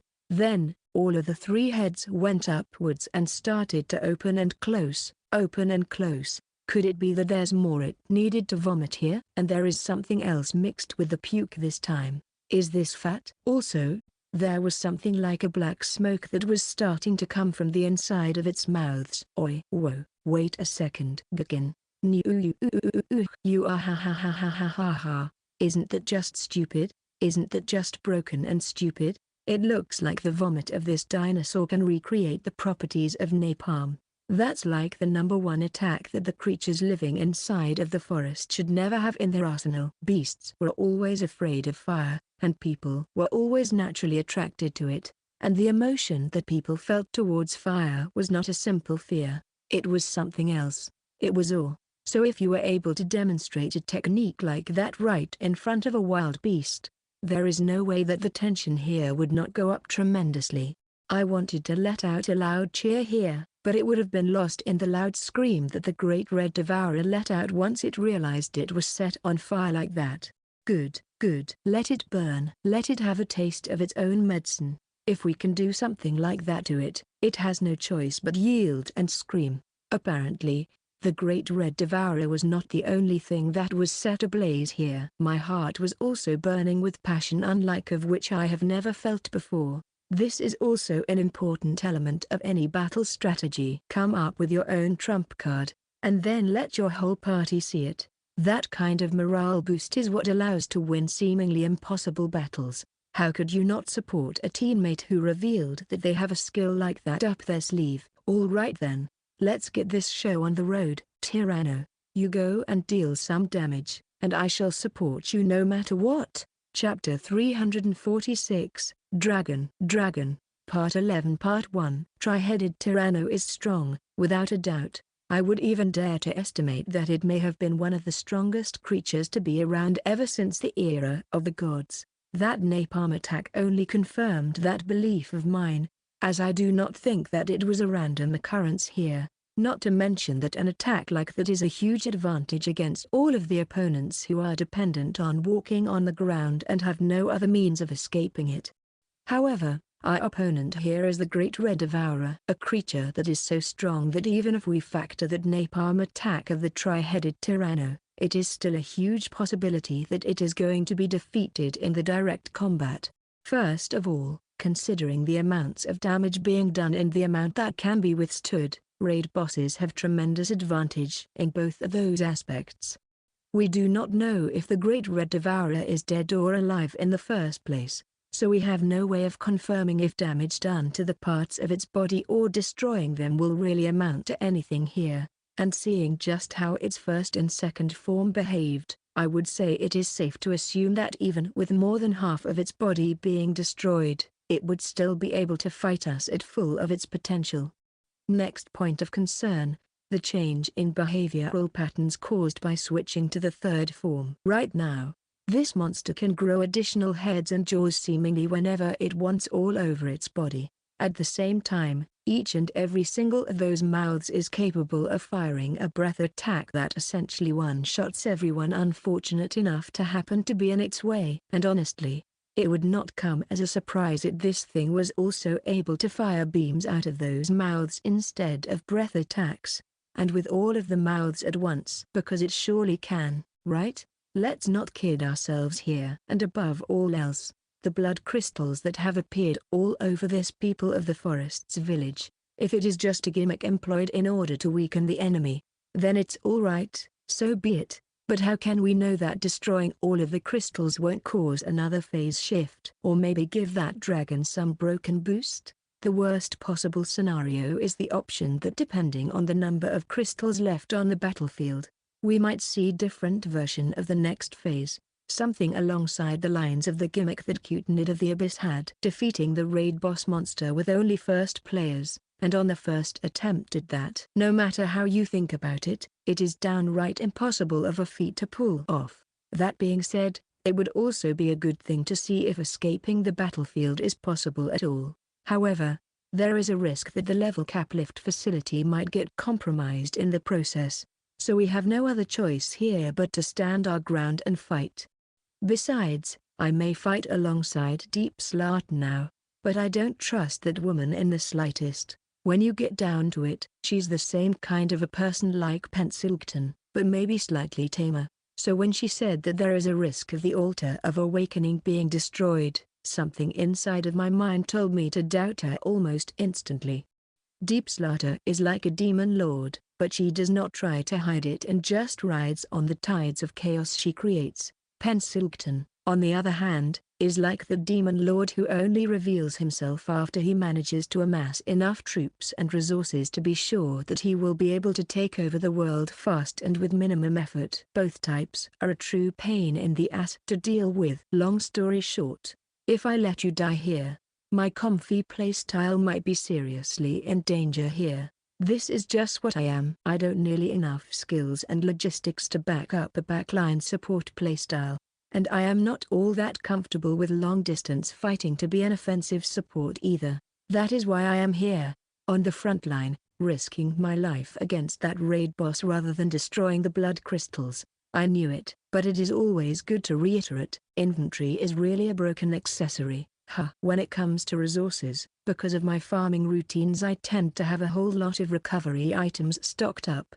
That is why in case of emergency, I can start throwing recovery potions around like it's nobody's business. Right about now, the tri-headed Tyranno works as both the punching bag and the main source of damage on our end, and it fall onto my shoulders to heal any kind of damage that is going to be inflicted upon it, in order to keep it alive and well. But thanks to that I was able to obtain some much needed information here. And it is because of those information that I start to conjure up an appropriate strategy in my head right away. For the time being, I came to a conclusion that the breath attack is apparently classified as a magic attack. I think that bit of information is actually fairly important. The next thing I found out was about the dragon's heads. Apparently they do not share the same aggro, but each head has its own separate gauge. I found it out from the fact that only the main head and that tail one were trying to attack me constantly, no matter what was happening. If we talk about tail,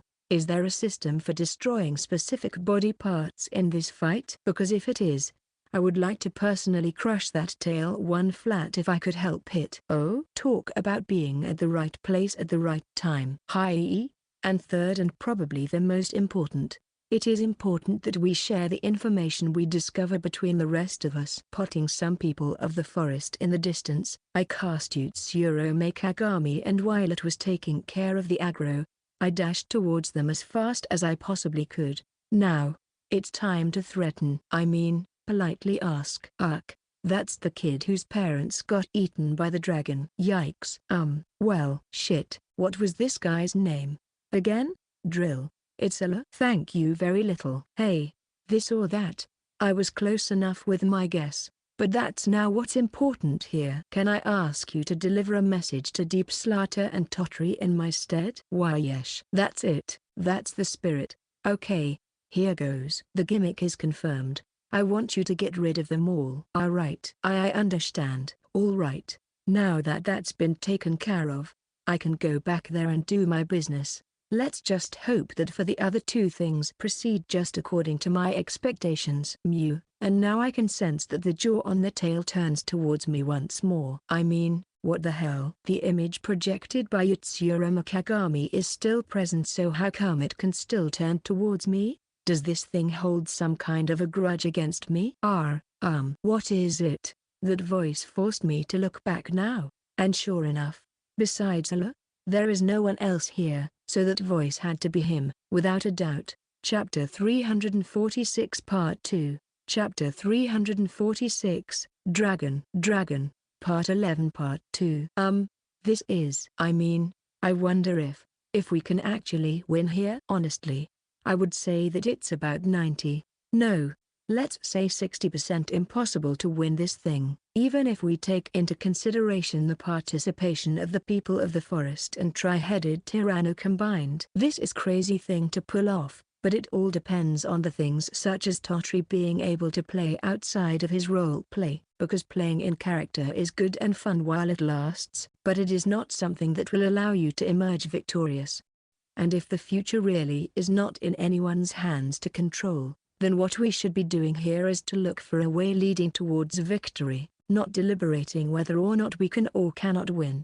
Relying on luck is something you only do after running out of all of your other resources and ideas. That, or until you are going to die and be resurrected so many times that you are actually going to fall into despair because of that. That's not really what it's about that body of yours. So that's what this is all about? Certainly. From an outsider's perspective, right about now I must look like I'm fatally injured or something alongside of those lines. The crack all over my body were the effects of the bone shatterer. I guess it looks really graphic, combined with all the burning wounds that were also visible through the points where I also happened to stab myself. It's okay, really. No need to worry about it. This thing just happens to happen every now and then completely on its own. Oh, on its own?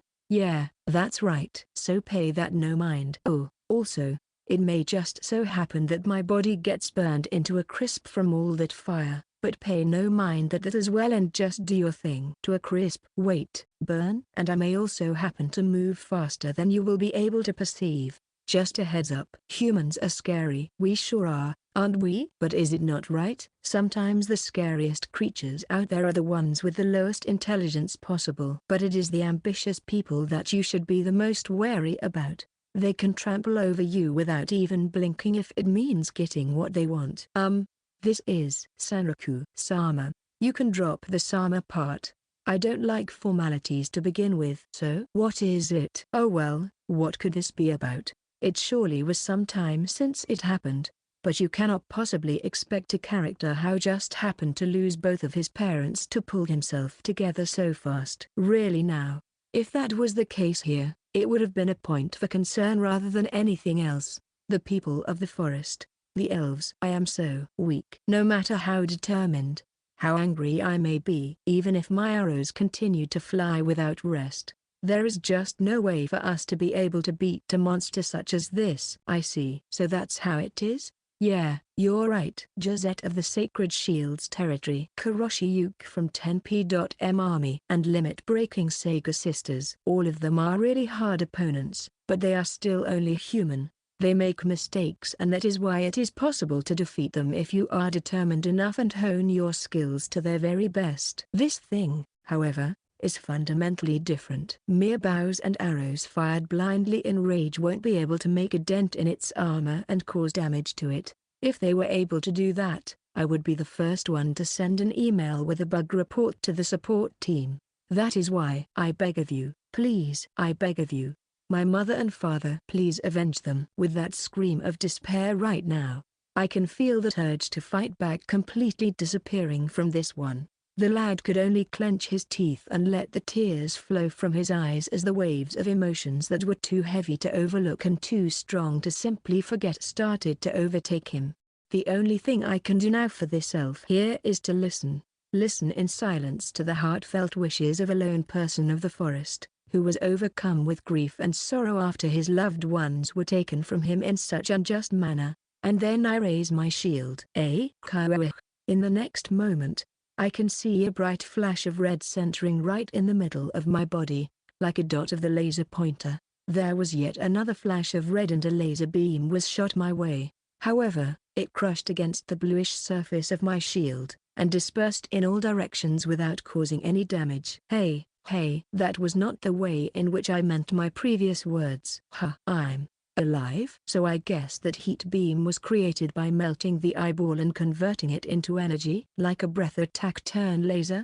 It certainly is dangerous, but thanks to that I was able to deflect that splendidly with Dissipator. I know that the fate that those two have met was awful, but I would like you to remember just one thing here. There is no destiny that cannot be unchanged. There is no ill fate that cannot be overturned for the better. So with that being said, I hope that you will keep on fighting to make your own fate into a good one. However, yes, there is a huge however that must be stated here. Even in this world, the world of Shangri-La Frontier, it is impossible to win when the event is constructed in such a way that the whole world and fate itself is against you.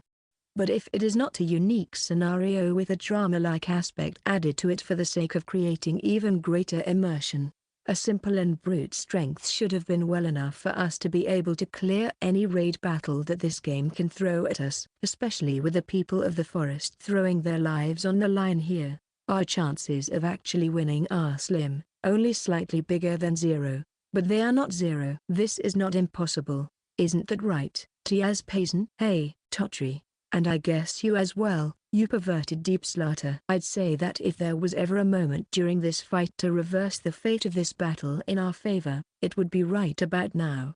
Wouldn't you agree? By the way, I am sure that tri-headed Tyranno must feel the same way here, even though it is a monster. So there is only one thing that is really needed to be said here. We are all here not because we want to lose. We are all here because we fight to win. Right? Do you happen to know how you can beat every single opponent in a fight, as long as it is not a scripted event that just forces you to lose? Sure, you may not be able to kill God in one shot, but if you make that 1 million shots, suddenly the chances for you to bring the God down increase dramatically. Chapter 347, Dragon, Part 12 Part 1. When it comes to the Great Red Devourer, it has the advantage of possessing power that is simply too overwhelming for us to handle on our own.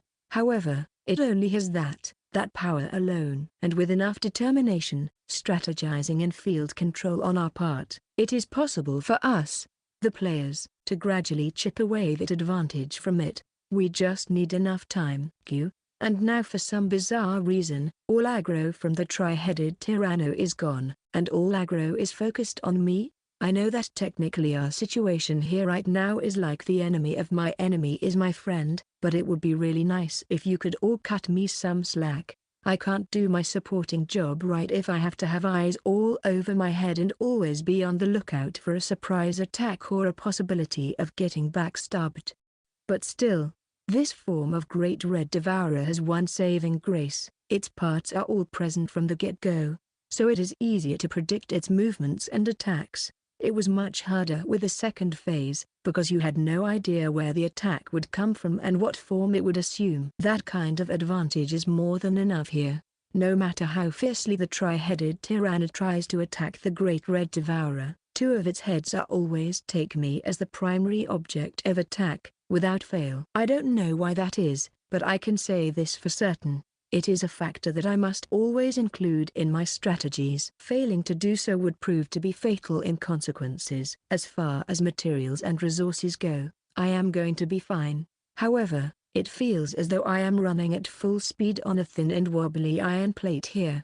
Not to mention that said place feels as though it's been places over a cliff so vast and deep that you cannot actually see its bottom. I also inspired that elven kid to get a move on and pass the message around, but honestly, whether or not he is going to do what he was asked of me to do, it is anyone's guess. It is a kind of gamble that I just had to take here.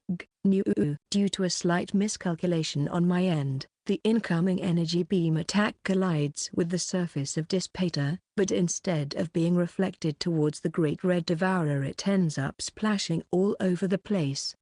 Dissipator has the ability to reflect magical attacks to some extent, and if need be, I can always activate its trump card, the Exceed Charge ability, in order to absorb the incoming magic attack completely. That is why the enemies using magical attacks are hardly a cause for concern here, but that's about it. There are no more advantages here, not to mention that since this is a really long ballet, my choice of weapons was also severely limited.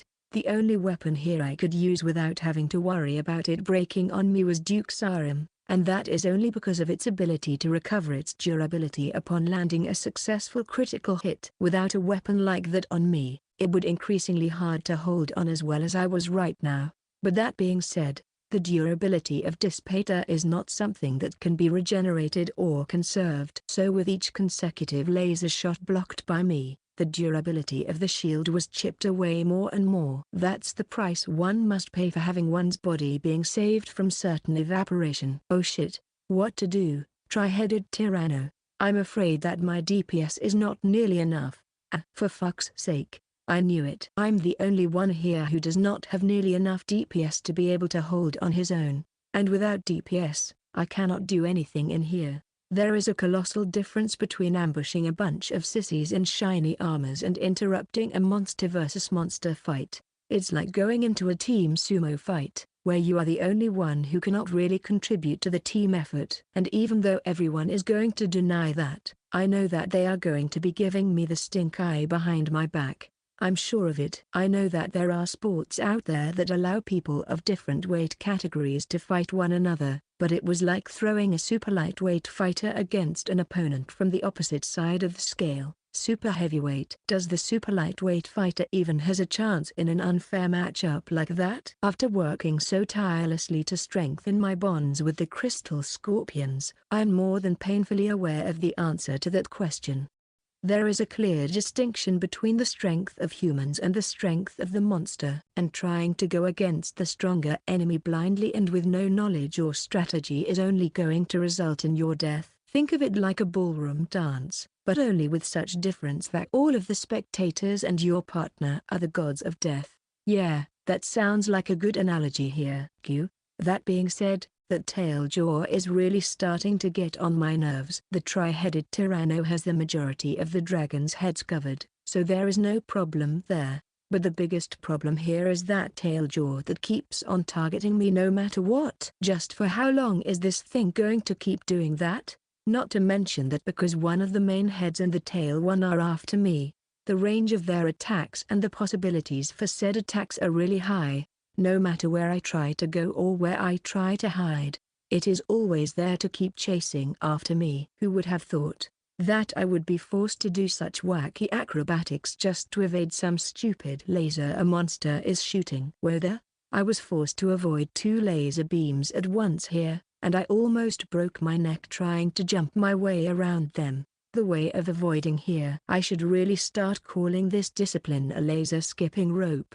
I want to go on the offensive here, I really do. But how can I when that stupid monster is always there to rain on my parade, either by trying to hack my legs with its tail or smash my body flat with its head? Whatever should I do here? I may be able to do something if I stop concerning myself with the tri-headed tyranno, but if I do that, I will have to face the full wrath of the Great Red Devourer's attacks, and this is something that I absolutely cannot allow myself to do, since they are way too dangerous for me to be able to handle them on my own.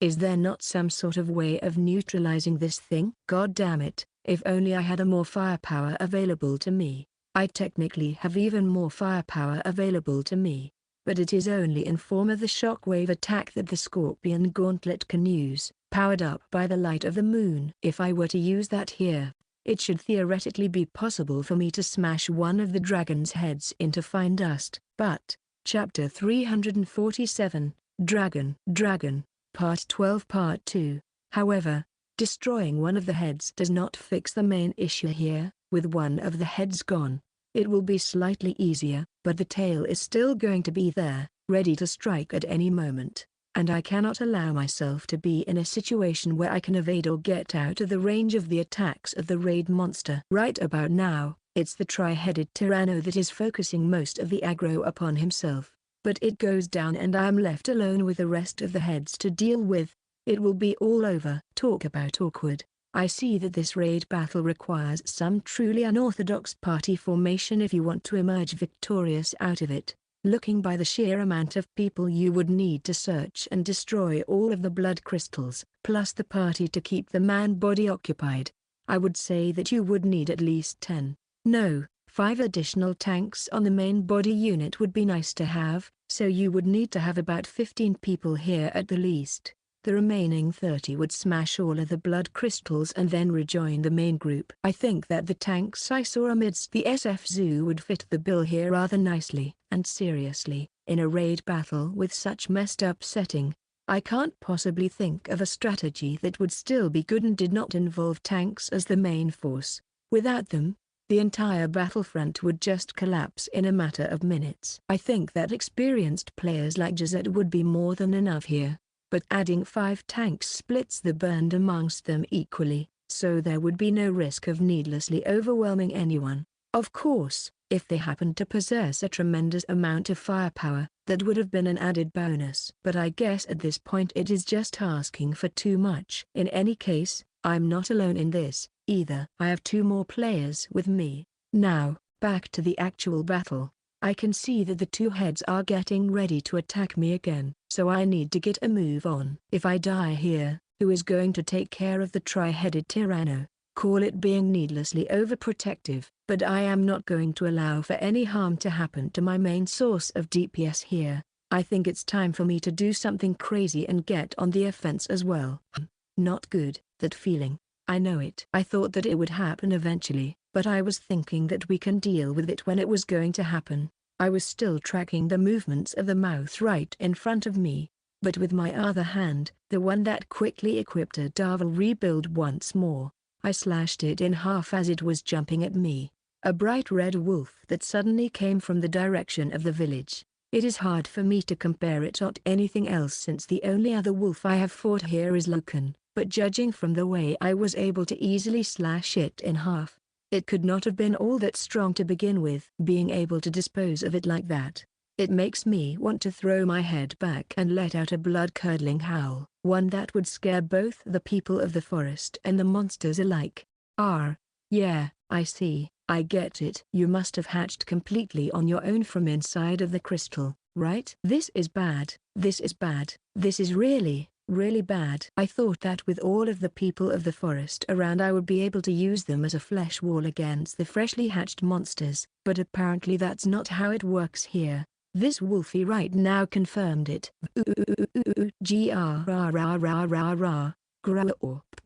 Whoa, what is this? A death march full of wild animals. But that's not the time for jokes here. The first thought that comes to my head is, are they going to merge together with the main body? Could it be that we have accidentally raised some flags that we were unaware of? No. Could it be that this is some sort of a scripted event? It is entirely possible that when a certain amount of blood crystals is going to be destroyed, the rest of the monsters are going to hatch all at once. Holy shit. This gives me flashback to the battle with Cutenid. That bastard. No good, no good. I cannot do this. There is no way that a single player would be able to take on that many opponents all at once. How about it, tri-headed Tyranno? Want to lend me a hand with this one? Gah, my bad. I was a fool thinking that you would have the same opinion as me on that subject. Plus, it seems that the Great Red Devourer picked up on what was going on here, which is not all that surprising, judging by the fact that with that many heads and eyes, its field of view must have been quite wide. And seeing the incoming reinforcements, it stretched out its necks and started to rip the smaller monsters apart and gulping them down one by one. This situation could not possibly get any worse. I quickly changed my weapons to scorpion gauntlets and tried to use the exceed charge ability in order to stop the Great Red Devourer from wolfing down on the smaller monsters. However, there was still a part of me that remembers that it ended rather poorly during the battle against Cutenid. What am I to do now, since I was unable to stop them with this? And since tri-headed Tyranno is here, surely it will be effective. Combined with its destructive firepower, it is to be. This is my ultimate trump card. It binds me in place, and once it goes off, I cannot use it for the duration of the next 7 days. That is why I decided it was worth a try here. And while I was rattling my head over this problem, the Great Red Devourer finished its quick feast. No way. There is just no way. You have got to be kidding me.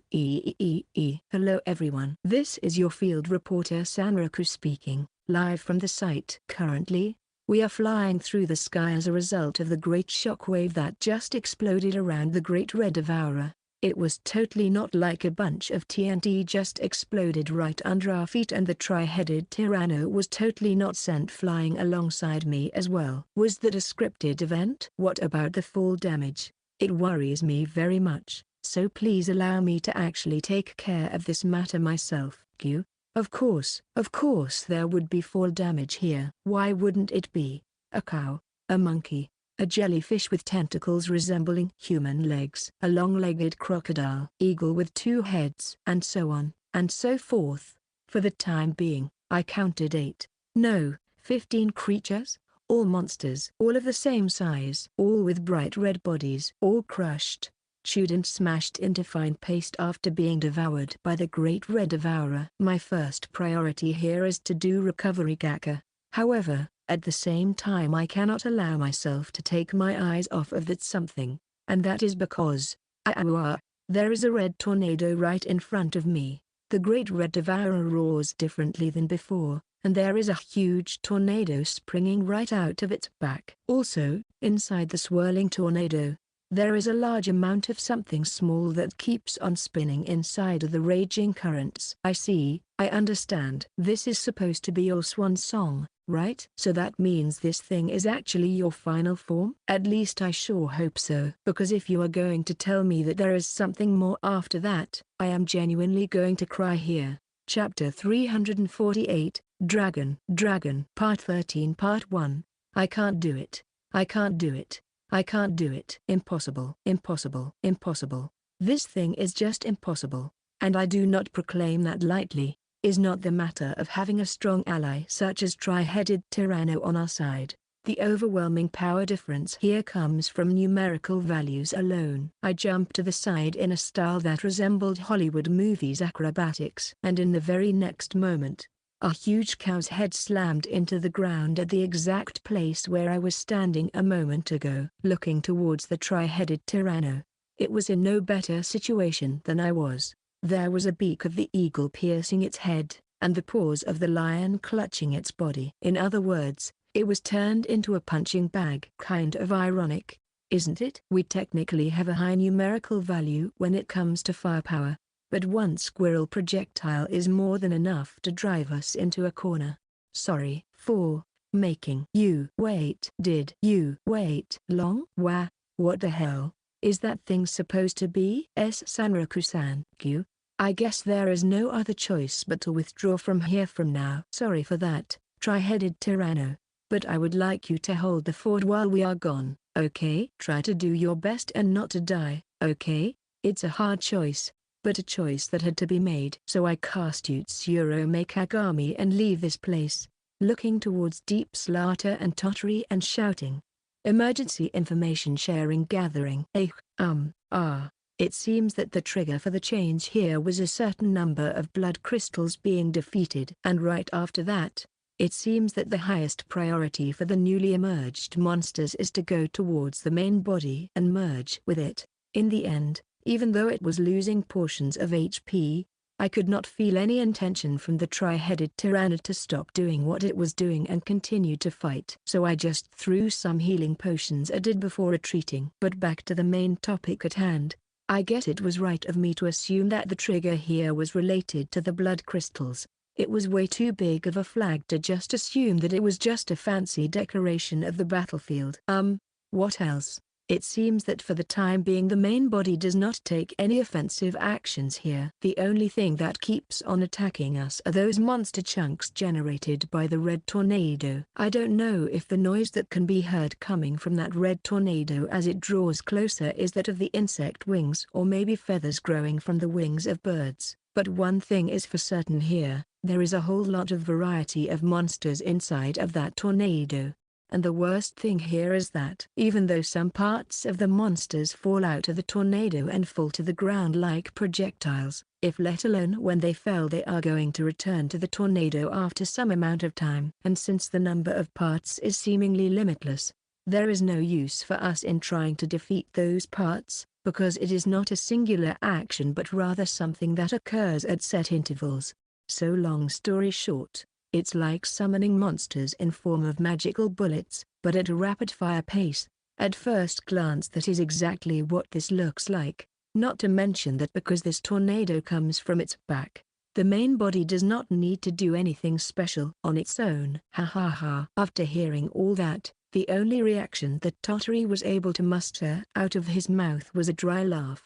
Unfortunately, this is the hand that we were given and we must play with it. If raid monsters could be cheesed by means of motion cancelling and other strategies like that, people would not need multi unit parties in order to clear those battles. There is a reason why raid bosses are so hardly cleared solo. So, do we have any chance of winning against a thing like that? What do you think, Sanraku-kun? Honestly, there are no chances for us to win this as we are now. The only strategy available to us is to hit thing with everything we have alongside the tri-headed Tyranno. Aside from that, Emule, if you please. Coming right up. Emule casts Magic Edge and it flies towards the red tornado, crushing against the raging winds and causing the damage effect to pop up at the point of contact. There was a moment of silence, and then something appeared within the tornado and was shot in our general direction, so we all took a step back as to not be hit by it. The next moment, there was a monkey arm that was fired like a javelin at the location where we were just standing. Was that supposed to be a rocket punch, or what? It seems that only specific body parts are being fired in response to certain actions. In other words, just in case, I showcase that Aradville rebuild is at the ready to be swung at any time here. That seems to be more than enough to keep the perverted woman silent. Right now, it is important that we do not lose any time on pointless bickering. But there seems to be one thing that I do not understand here. And what would that thing be? If it is an attack that we cannot possibly do anything against, then why fight back in the first place? I see. A thing like that is not at all unreasonable when you think about it. Also, it is very unlikely that this red tornado is an invincible object. But in case it is, all we need to do is to just spread about and wait it out. Nice and easy. Of course, just because it reacts to our action, the possibility of it being an invincible object cannot be completely ruled out. However, I do not want to think that a red monster would be equipped with invincible mechanics. By the way, Tottery, do you have any effective ways of attacking that tornado from a distance? There are ways to do it, sure. There is one in particular, but it is not anything all too powerful, like the things that Deep Slaughter-san here uses. Also, it can be used a limited amount of times, so please don't expect anything too crazy out of it. Don't sweat it. When it comes to me, I am more or less the same. I have some powerful moves up my sleeve, but I can only use them once, or maybe twice at best. Attacking the main body is not all that bad of an idea in the first place. However, assuming that even if we were able to get close enough to the main body, across the projectile vomiting tornado without any damage being inflicted upon us, there would be a whole another problem waiting for us. The multi-dragon heads ready to fire breath and beam attacks at us without mercy. Quite their reward waiting for you at the goal point. Chapter 348, Dragon. Part 13 Part 2. To be perfectly honest, I was growing really tired of it. Or not that, my motivation here was slowly starting to dwindle. Mostly because it was a surprise encounter with one clown out of the box chasing another. I am yet to reach my upper limits or to go past them, but in reality, I wanted to maintain a steady pace here. Just like driving a car. Something like stepping on the accelerator and flooring that bitch. Accelerator? When we encountered Night Prololican, it was a surprise encounter as well. But because I had a connection with that monster, my motivation just continued to burn without ever burning out. Say, Sanraku-kun, I think that something seriously amazing is happening to our friend, the tri-headed Tyranno. NHMM? At the current moment, it would not be that much of a stretch to call the tri-headed Tyranno one huge walking wound. There was little flesh left on its body, and what was left was torn to pieces and looked more like bloody paste than anything else. It would be no surprise if the next attack or two it would take directly would prove to be fatal. Taking a look at it, it seems that one of Tyranno's heads, the one to the far right, had been crushed almost flat. There was constant damage effects flashing from it and threads of red blood squirting on the ground. It was a sight that was invoking both a sense of pain in the viewer and sheer horror, but even so, something like that was not enough to make the tri-headed Tyranno stop doing what it was doing. As if trying to convey the very nature of its physique and the scars covering its body all over, all of the three heads let out a tremendous roar. The moment all of the three heads of the Tyranno let out that roar, for a moment out there I thought that its scars were growing bigger and wider. That roar was a declaration, and it was the most serious declaration of them all, that the tri-headed Tyranno would defeat its mortal enemy and kill it no matter what. Even if it had to give its own life for that purpose in the process. When it comes to the damage effects in this game, they are usually displayed as red in color. Even when you cut through the ghost or undead, or creature that has blood colored in a different way, the color at the damage effect is always going to stay the same, no matter what. That is why the moment you see something that is not colored red, it makes you understand it more vividly and much faster. Is it my imagination, or has the damage effect turned black out there? I have heard a similar story from someone from the 10p.m army. When they put on the assault team and tried to bring it down. Apparently it turns that way when the Dracarys Tyrannosaurus's HP falls below certain level, turning it into a critically wounded state. Is this what a fatally injured state looks to this guy? Because I think that it would still be able to bring down a whole bunch of people in this state. Because if it really was just like that, then you can say that whoever programmed it that way must have had really messed up sense of humor. Currently, there were black damage effects oozing out of the tri-headed Tyranno's entire body, looking like black smoke or miasma. They keep on moving forward with every second, shaking and changing their shape, making it difficult to pinpoint what exactly they were supposed to be. Of course, since the Great Red Devourer was nothing more but an inorganic amalgamation, it showed no reaction to that new development. Or rather, its reaction was completely inorganic as well, which was strangely fitting. That is, the red tornado increased the speed at which it was shooting monster parts, and the number of parts shot as well. Its logic behind that action certainly must have been that if it kills the origin of this new and unknown factor, then the threat itself would surely disappear. Hi. The former squeal belonged to Miss Useless number 1, Arena, Miss Useless number 2, Hesh, and Mr. Useless number 1, Emule. The latter squeal belonged to Tottery, Deep Slaughter and myself. After all, what we had witnessed just now was a tremendous shock for us players, and for the NPCs and Emule it was more than enough to basically shut them down on the spot. As for Emule, he simply reverted to your plain and ordinary bunny. The beaks of the two-headed eagle were broken. As for the cow's head, its horns were shattered beyond recognition. The monkey with only elongated hands, its fingers got twisted to the points that they almost came apart. And as for the great red devourer and its main body, one of its heads got bitten off by the tri-headed tyranno in an instant. What was that thing? Natural armor? I don't even want to know what levels of vitality this thing must possess. It looks like it's black and hard, so maybe vitality is not the only stat that got a sudden boost. I can totally see its strength increasing as well. Well, I can also see that the monsters ejected from the red tornado were just splattering against that hardened armor, so it was not simply hard. Eh? Can you really defend against something like that? Seriously? This must have been some sort of a trick, and those usually do not last long, but the possibilities they are able to create for a single moment. But I don't care about that. Now then, since you're going to be an ultimate meat shield for us, dear Tyranno, we might as well help out as much as we can here. All right, the people of the forest will keep on acting as supports. Just being able to harass the monster parts that this tornado is spewing out is more than enough. I don't know if it is for better or for worse, but Totoro does not step out of his role as the brave hero even for a moment. Going to inspire the people of the forest further, I strengthen my grip on the Aradville rebuild and rush towards the great red devourer right after the brave archer.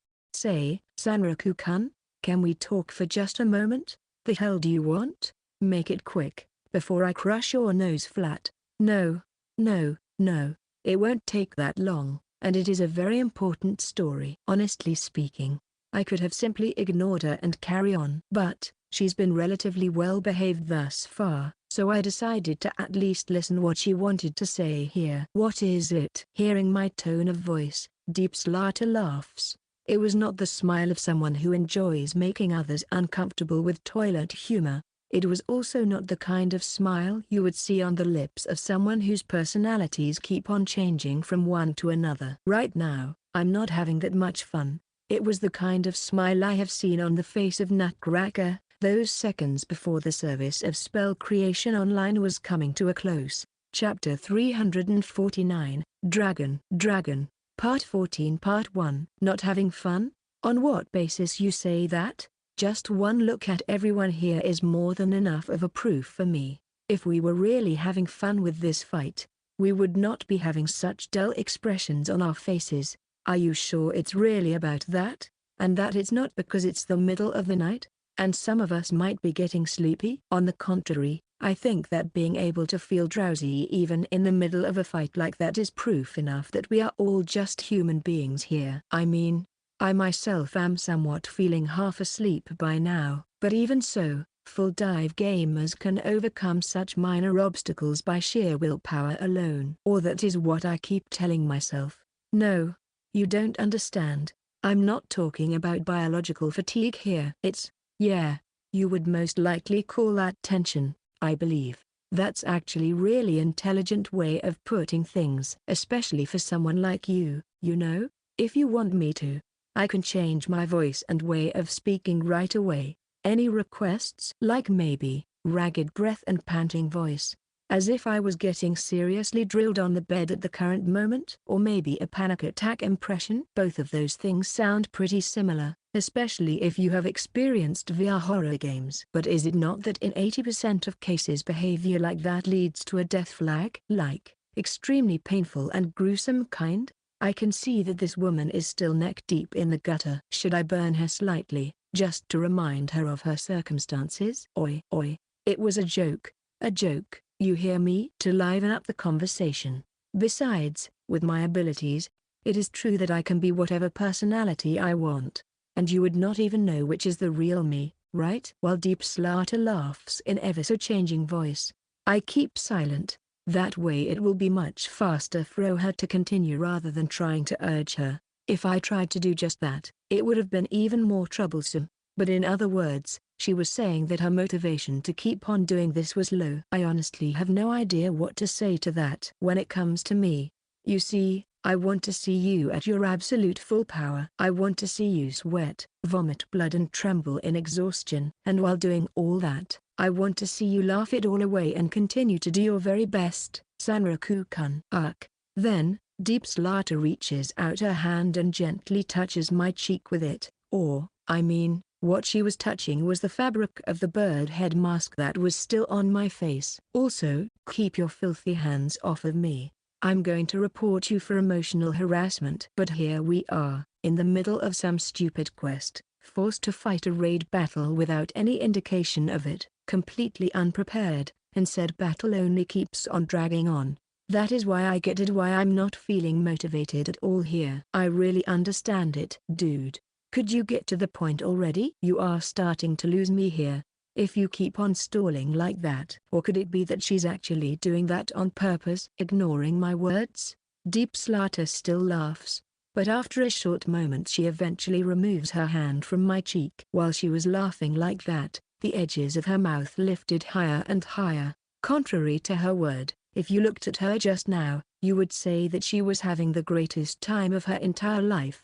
That is why I have come up with a certain idea, and this idea, or call it project, if you will, of mine, is sure to force you to give it your absolute best. Right. I would advise you to shut that little project of yours down right here and right now, and bury it so deep underground that no one will ever be able to find it.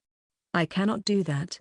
Besides, let me explain before you pass judgment on me here. I knew it. This woman is batshit insane. Normally, every single action that you make carries some sort of risk of death with it, and that is why you need to be wise and choose your words and actions carefully. It is because of that careful stomping around the minefield called life that the tension arises.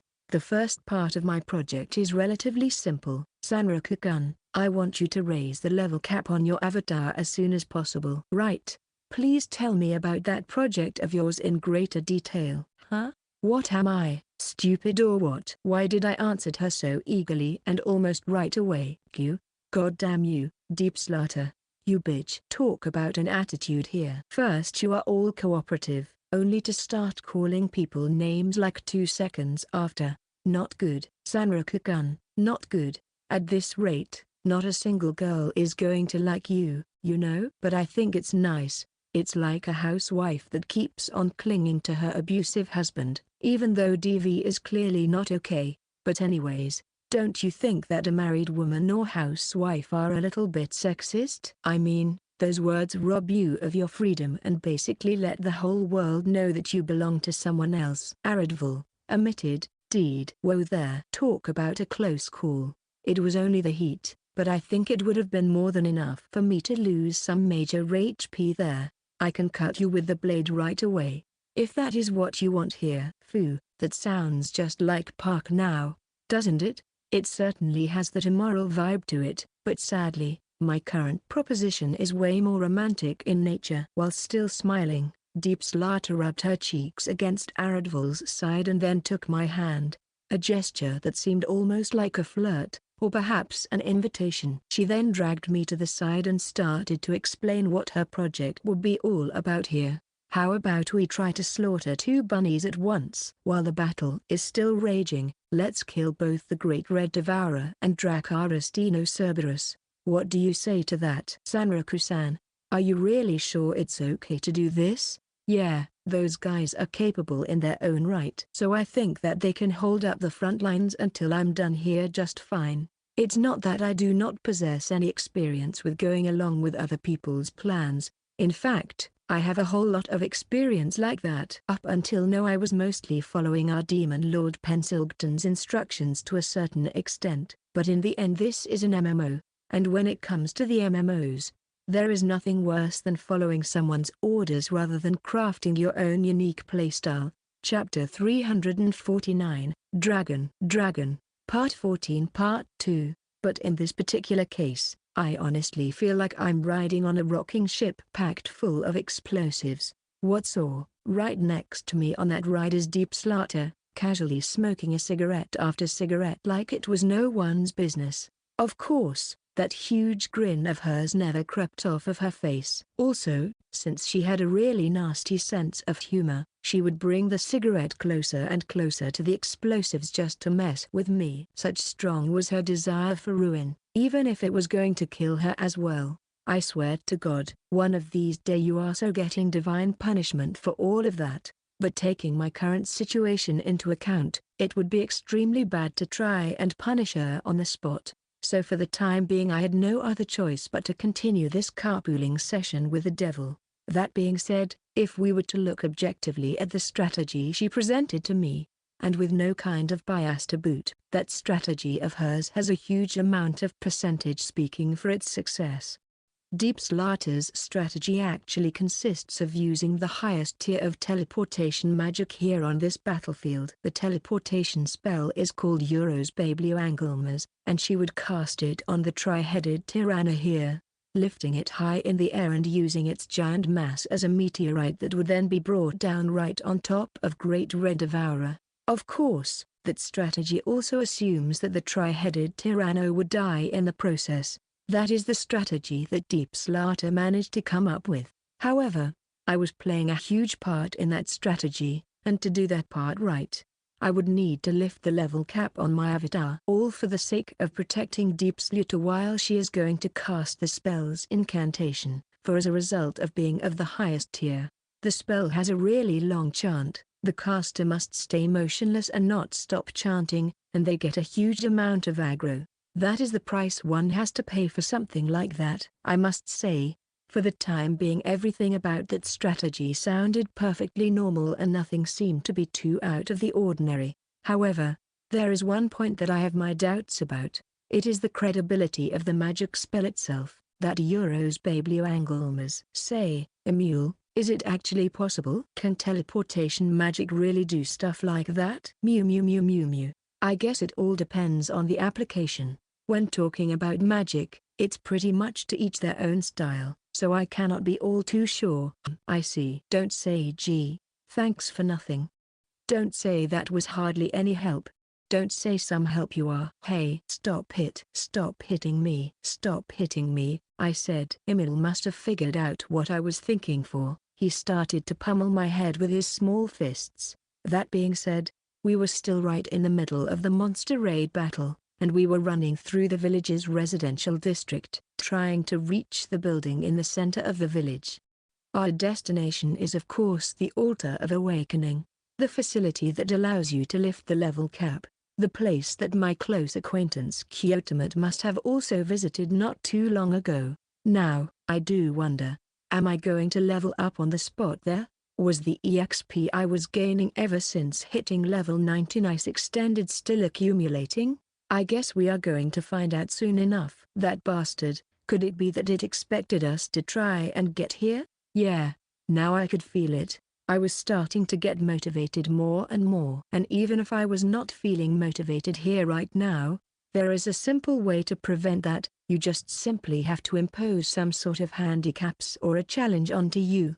Or at the very least is how I approach this situation. That way I can easily combine opening the level cap, the raid battle and the new strategy we were about to put into action. I have heard some stories about this facility from Kyotomat, but due to the fact that she is someone who is tainted by the Bakumatsu online to a huge extent, I must assume that some of those stories were actually blown way out of proportion. When it comes to the new skill reached once the level turns into 3 digits, does not require any special conditions. It is basically something that is assigned to you at random once your level turns from 99 to 100. Also, the skills that are not already in your possession will be upgraded accordingly depending on how much you manage to level up. Sounds like fun, I won't tell. Since I have fought so many strong enemies, I wonder just how much EXP hides behind that word extended.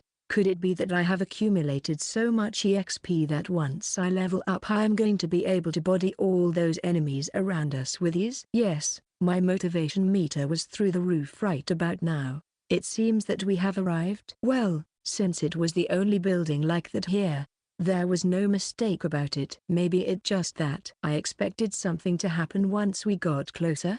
For example, displaying some sort of a super advanced technology, even though this is supposed to be medieval fantasy setting.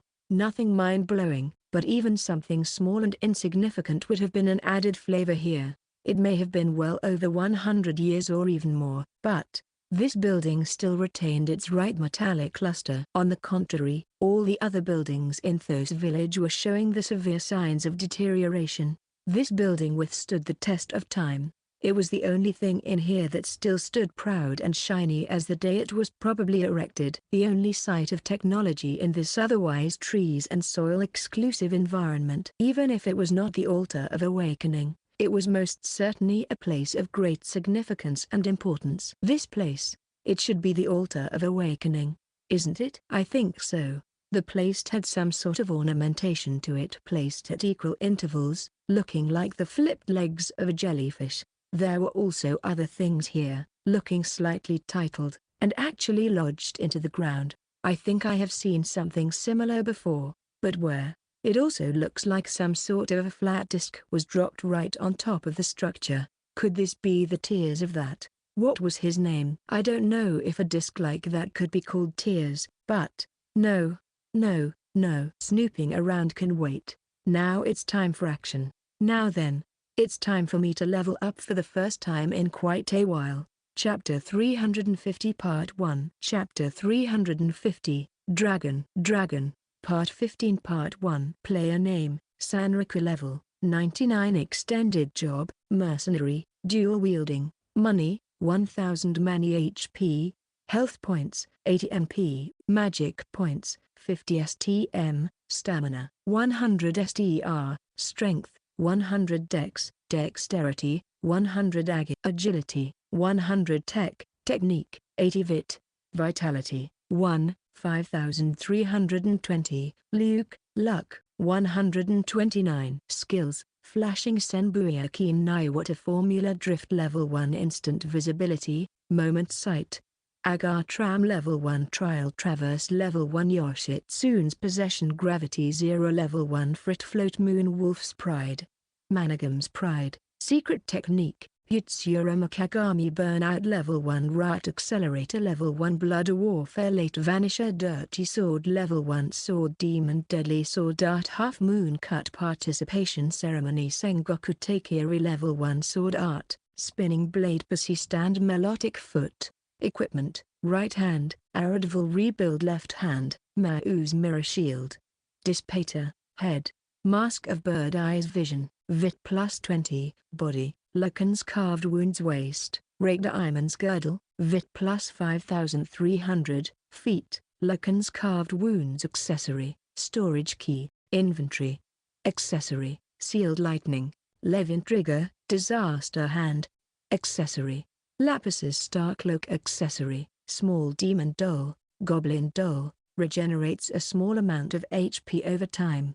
Accessory, Bone Doll, Skeleton Doll, slightly increases the stamina recovery speed during battle. Even though it is a VR game, with the same kind of stats and skills accompanying me for so long, I feel like it is some long-running show or serialized novel. There is a sort of familiarity to it, but I would also like for it to change already. Plus, looking at it right now, my build is something that a vast majority of people would call unoptimized, but what of it? Not every build needs to be optimized, and experimentation and individual tastes are what is most important in games, right?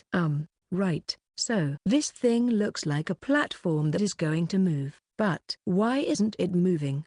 Could this be? Yes, that's it. This must surely be the sign of an event that is fast approaching. Should I strike a pose for the occasion? Right, here it is.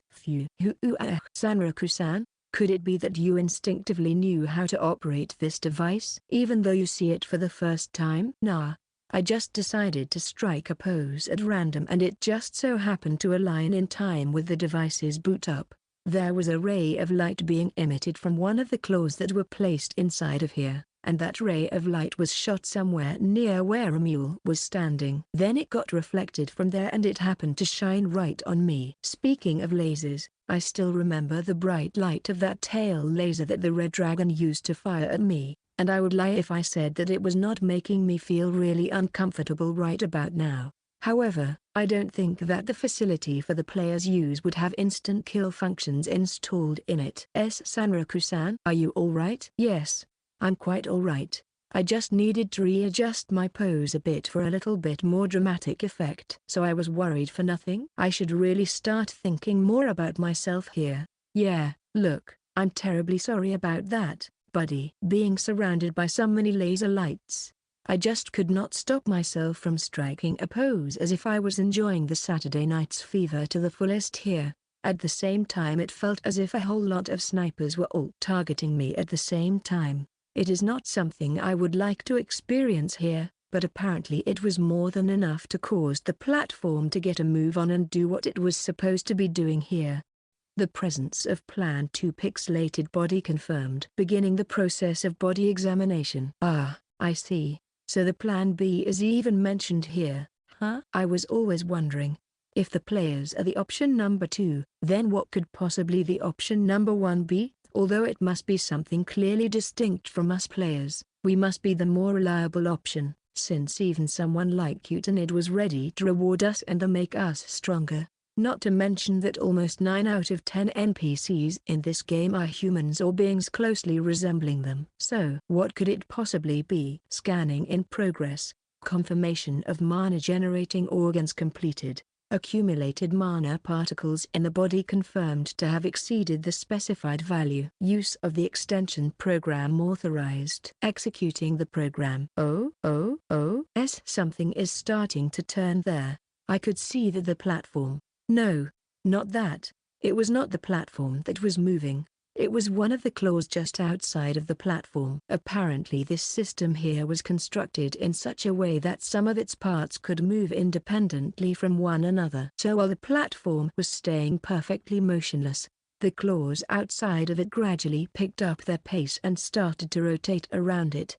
Various holographic monitors pop out all around the platform, and there are strings of letters scrolling through them at high speed. Those words looked somewhat similar to that of the English language, but it is something that should hardly concern me here at the current moment.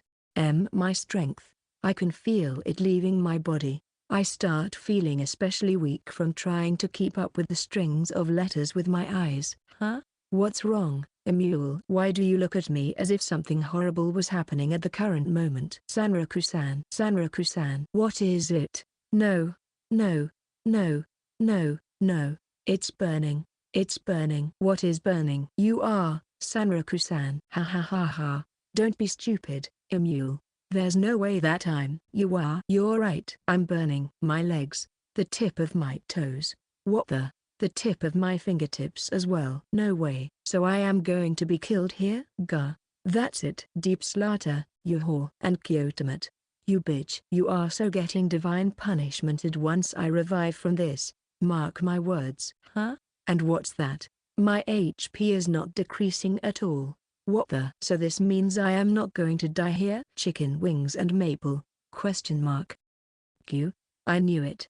I so knew that she's going to comment on that. Such a thing is inevitable when you have someone watching you when you are right in the middle of a procedure like that. Releasing the accumulated particles. Starting the additional body modification protocol. Error. Confirming the presence of some inhibitor factor in the subject's body. Additional scan completed. There is no problem with the process of body modification. Resuming body modification protocol. 30 seconds left until the end of the process. Wait a second now, did you just say body modification? You changed my body and all those other things before. They sounded way too ominous, don't you think? Once everything is over here, I sure hope that I won't change into a tiger or anything else like that. Apart from that, I hope I won't be burning bright, as a famous poet once wrote. The holographic windows start to appear in even greater number now, and the claws rotating around my body pick up their pace, shining all over my body, causing its various parts to ignite without me suffering any damage from it. But then everything comes to a stop. All the holographic monitors light up all at once, and with both graphic and sound effect of shattering glass they are no longer present. Body modification protocol completed. Mana particles limiter compatibility increased. Good luck with your further development. Chapter 350 Part 2. Chapter 350, Dragon. Part 15 Part 2. So, is it over? I would not think that a mechanized facility like that would have some words of encouragement for the visiting players. It's kinda nice, but oh well, not that I care all that much in the first place. Kyukakaku s Sanraku-san, fufafafu. Sanraku-san is broken. This process must have broken him beyond all recognition. Hey, Deep Slaughter. Now I see. This thing can really be a source of motivation. I mean, how can I simply be calm and composed when I just discovered something as awesome as this? There is no way in hell that I could not want to show off here. Emule, get your ass ready. We are going back to the front line. Huh? Alright. Kyukakaku. When it comes to the raid monster, there are quite a number of tests that this new Sanraku here must perform. And let me say this right here right now. This battle, I am going to be the one who wins it. Fire, wind, thunder, water, earth. When it comes to the people who manage to reach the stage called Sage as a magic caster, learning new spells is not a problem. You only need a spell tome with the spell you want to learn, and have enough mana to cast it. Sages are masters of magic, so having mastered all of the elements, there is literally nothing that limits them in any sort of way. What's more, when we include magic that can be cast from the disposable magic scrolls, the amount of possibilities for the sages to use truly becomes limitless in every sense of the word.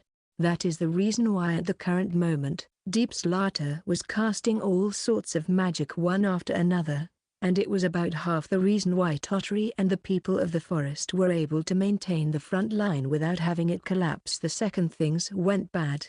Right, support for the two people of the forest. Direct the aggro towards the back, where Tottery is. Next, redirect all that aggro towards the tri-headed Tyranno. Use the means appropriate to the situation.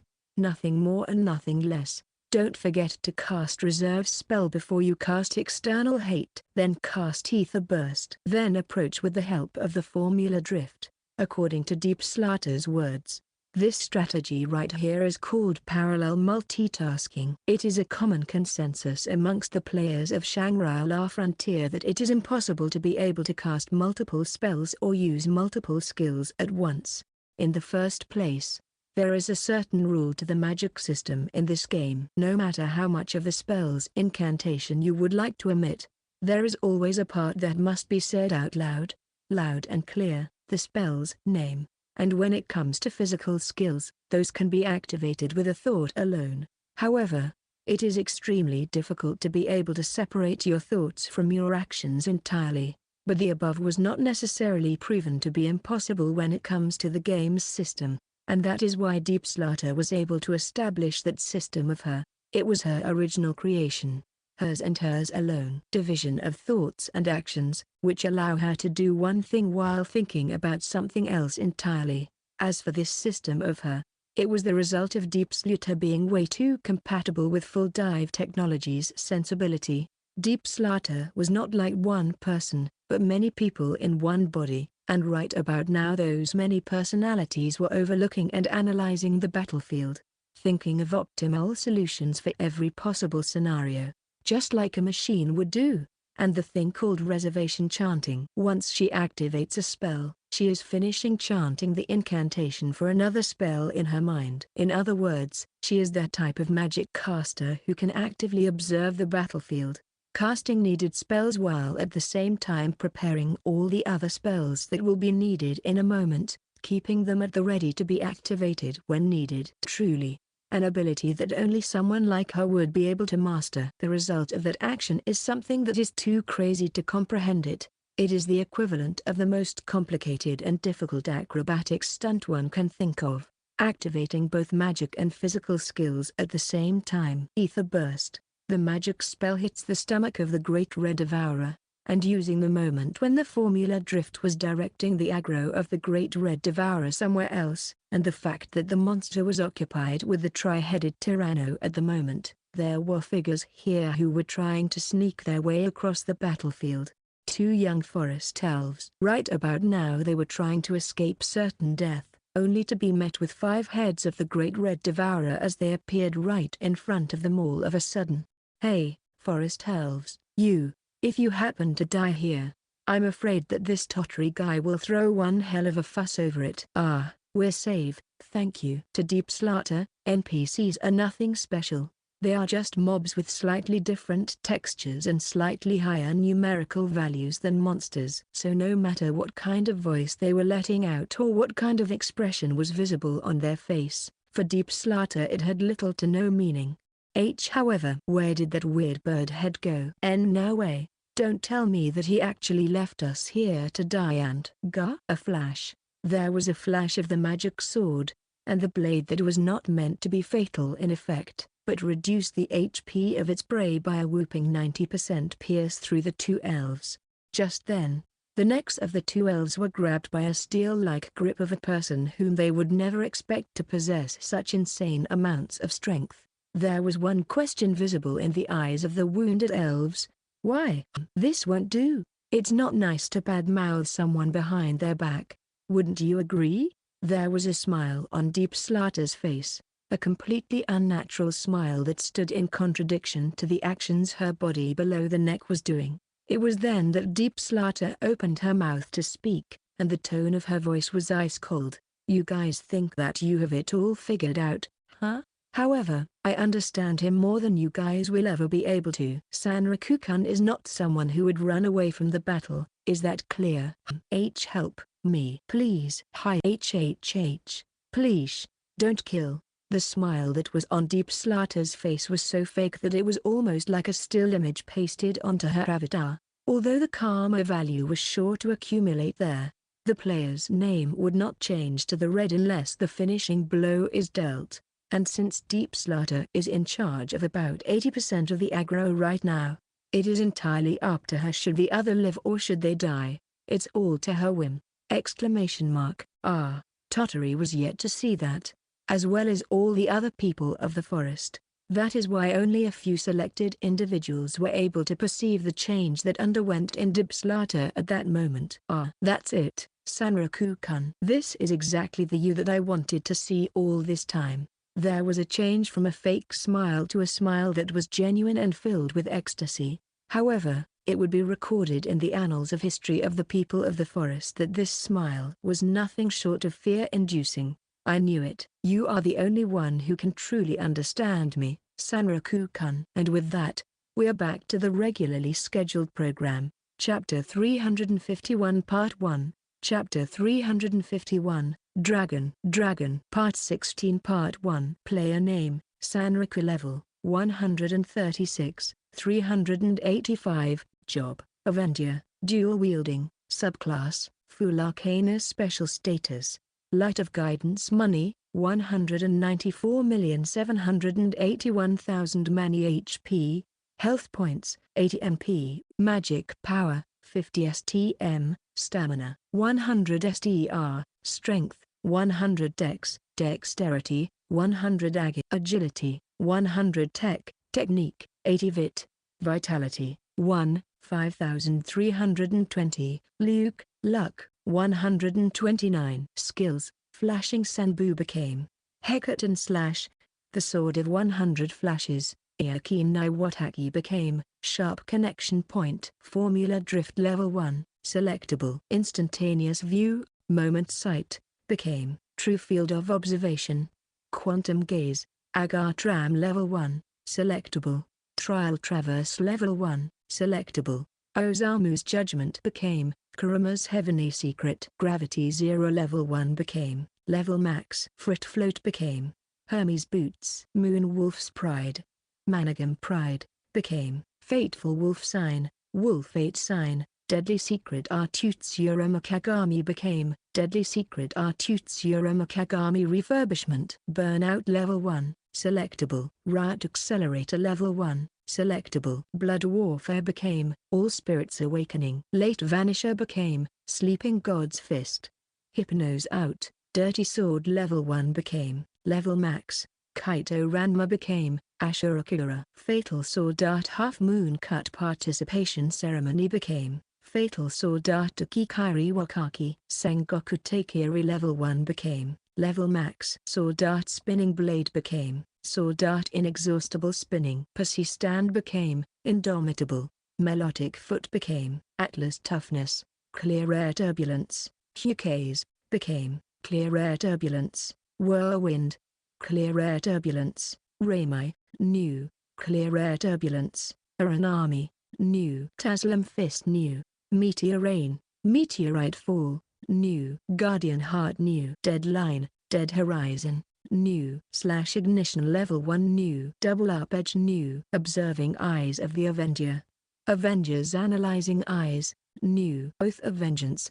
Avengers Code, new. Leading Avenger.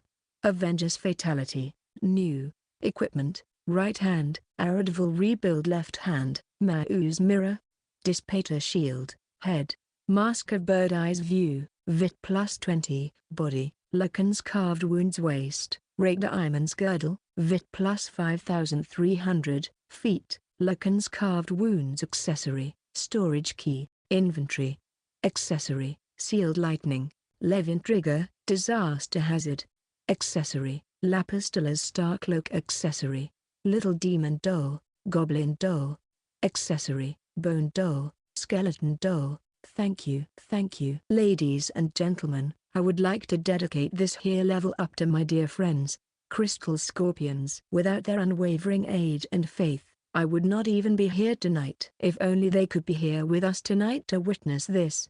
Thanks to all of the enemies I have defeated ever since Gravekeeper Wisdom fight and all the EXP I managed to accumulate, I was now able to ascend 37 level up.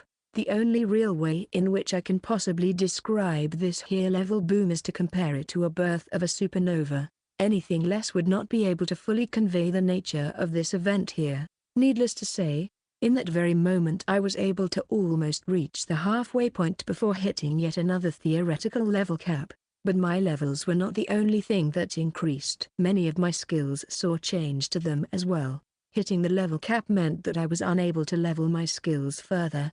But those days are now finally over. Some of my old skills simply maxed out their own levels. Some of my old skills changed into completely new skills when hitting that max level threshold. Also, it seems that aside from all of that I have awakened some new, never seen before skills. This is getting exciting, and above all else, some of those newly awakened skills seem to be somewhat connected with my current job, which is that of an Avenger. Judging from that, it would not be too much of a stretch on my part to assume that there would be a unique scenario centered around Avengers waiting at me down the road. Now does it? Yes, I see how it is. Right now, I am basically God. Sanraku-san. No matter how you look at it, you are a human, not a god. Only a human. Please remember that. Come on, Emule. Don't be a mood. I'm having a moment here right now. Let me enjoy it thoroughly. A word to clarify things here. When I said that I'm a god, I did not mean it like the omnipotent, omniscient kind of a god. No, that's not it. I'm a specialized kind of a god. That kind of a god that you would often see in polytheistic religions. There is more evidence to support the claim of my godhood. Take all of my skill points, for example. Right now I have almost 400 of them on me. And this amount of skill points is not something you can get by the simple virtue of level upping. It is also a bonus for encountering and destroying unique monsters in battle. So in other words, it is the reward for all of the achievements I have managed to accomplish thus far. A crowning jewel of my past. And just thinking about how I was going to possibly distribute all those points was more than enough to make me drool like crazy here. This feeling. This is it. This is what I always wanted. Yes, the feeling that is spreading all over me is the one and only thing that I am sure every player in every game wanted to feel all the time, and never having to experience letting it go. The pleasure that only overwhelming power can give you. Also, here is a funny little thing I have noticed. After all this time I have come to a conclusion that dealing with monster was way more efficient with maintaining the level 99 extended status rather than rushing to lift the level cap right away. Also, What am I going to tell those chumps from library? Spilling the beans on something as great as this seem like a total waste to me. So for the time being I am going to keep absolutely quiet about all of this. I don't know how to say this, but Sanraku-san, right now, your face is certainly lacking the look of Vorpal soul it had before. Now, what are you saying, Emule? We are about to meet a strong opponent head-on, no dirty tricks attached to it. Isn't that what the essence of the Vorpal soul is all about? And of course, you are coming with me, too. Is that right? And here I thought I might actually want to sit this one out, give you a chance to enjoy yourself to the fullest. Now then, how about we get that show on the road, shall we? After all, we have so many things to check out, so many new skills to give a trial run to. Oh shit. I got absorbed into messing with my skills and status points so much that the fact that Tottery and the people of the forest were actually right in the middle of a fierce battle went out of my head entirely. Chapter 351 Part 2. Chapter 351, Dragon. Part 16 Part 2. If we are going to be even more late to the party, we are surely going to be convicted as war criminals by others. Emule, let's hurry. Sir. Yes, sir. Should I use Levin trigger, disaster hand here for some extra speed boost? Well, that's strange. Somehow, I don't even feel the need to do that right now. To infinity and beyond, I guess. When it comes to the Altar of Awakening, there were claws outside of it as well that were leading to various places in its vicinity. One of them led to the roof of one of the houses in the residential district, so I decided to jump on that one and use it as a slide. Funny thing is, I did not even need the assist of skills to jump at it and maintain my balance. Now, it's time for the shortest route to the battlefield. Rooftop run. Emule. Once we get back to the front line, the real battle begins. We are going to start gaming for real. In that case, shouldn't I be riding on top of your head as usual, Sanraku-san? Normally you would have a point here, but, are you sure you will be able to keep up with my speed? I have meant it as a joke, but with my current stats even I cannot be sure how fast I would really be here. I would have to check that out and see if it was safe for Emule as well. Only then I would be able to safely put him back on top of my head. After having a little break like that, my way of thinking instantly becomes more flexible. There are a few things I would like to try right away here, but I can't. At least not yet. I'm not upset about it, but I really need to try those things out and see how they work before I can start squeezing every last drop out of them. The bright red dragon-like creature right in front of me and a tri-headed dinosaur clad in the armor of black smoke. I'm terribly sorry, but both of you are going to become my personal punching bags really soon. Alright, let's go. Emule. Formation B. B? What's that? Dude, it's obviously. Well, obviously. Formation B means nothing more but to spread out. Just like rockets being propelled into space loses its booster at some point in time, right now I just throw Emule off of my head and leave him behind. Wait, what are you? Now then, it's time to shake off my past self and completely switch into a new and improved self. The new and improved skill for the swordsman, Kuruma's heavenly secret. The movement speed and movement correction of this skill is the same as for Yoshitsune's possession from before, but in addition to some added numbers here, it also applies those effects when it comes to uneven ground and footholds. For example, places such as rails, or thin tree branches, or even such an unstable place as the very back of the tri-headed Tyranno. Hello monsters. Nice to meet you. I'm your worst nightmare. I hope that we can get along just fine. For the time being, the tri-headed Tyranno can be left to its own devices. As far as I am concerned right now, it is not even a monster, but rather an element of the landscape that just so happens to go on a rampage entirely on its own. It is also a good thing that it considers humans and elves to be nothing more but lowly insects, and prioritizes the Great Red Devourer over us. Also, there are a few more things about the Great Red Devourer that needs to be verified here. Anti-dragon weapon Aradville rebuild, and then the anti-sea monsters weapon, Blue Predator. I would say that a combination like that is a perfect match for you. right? Blue Dragon Eldrinza. Oh, nice, nice. I see that you are so happy to see those that you actually want to shoot me with lasers again, huh? If it makes you that happy, I'm more than happy to give you the taste of both of those things. Now enjoy. And then, I did not think that I would end up using it here at all, but I am going to do it. If my expectations and assumptions are correct, this is the best solution possible that I managed to come up with.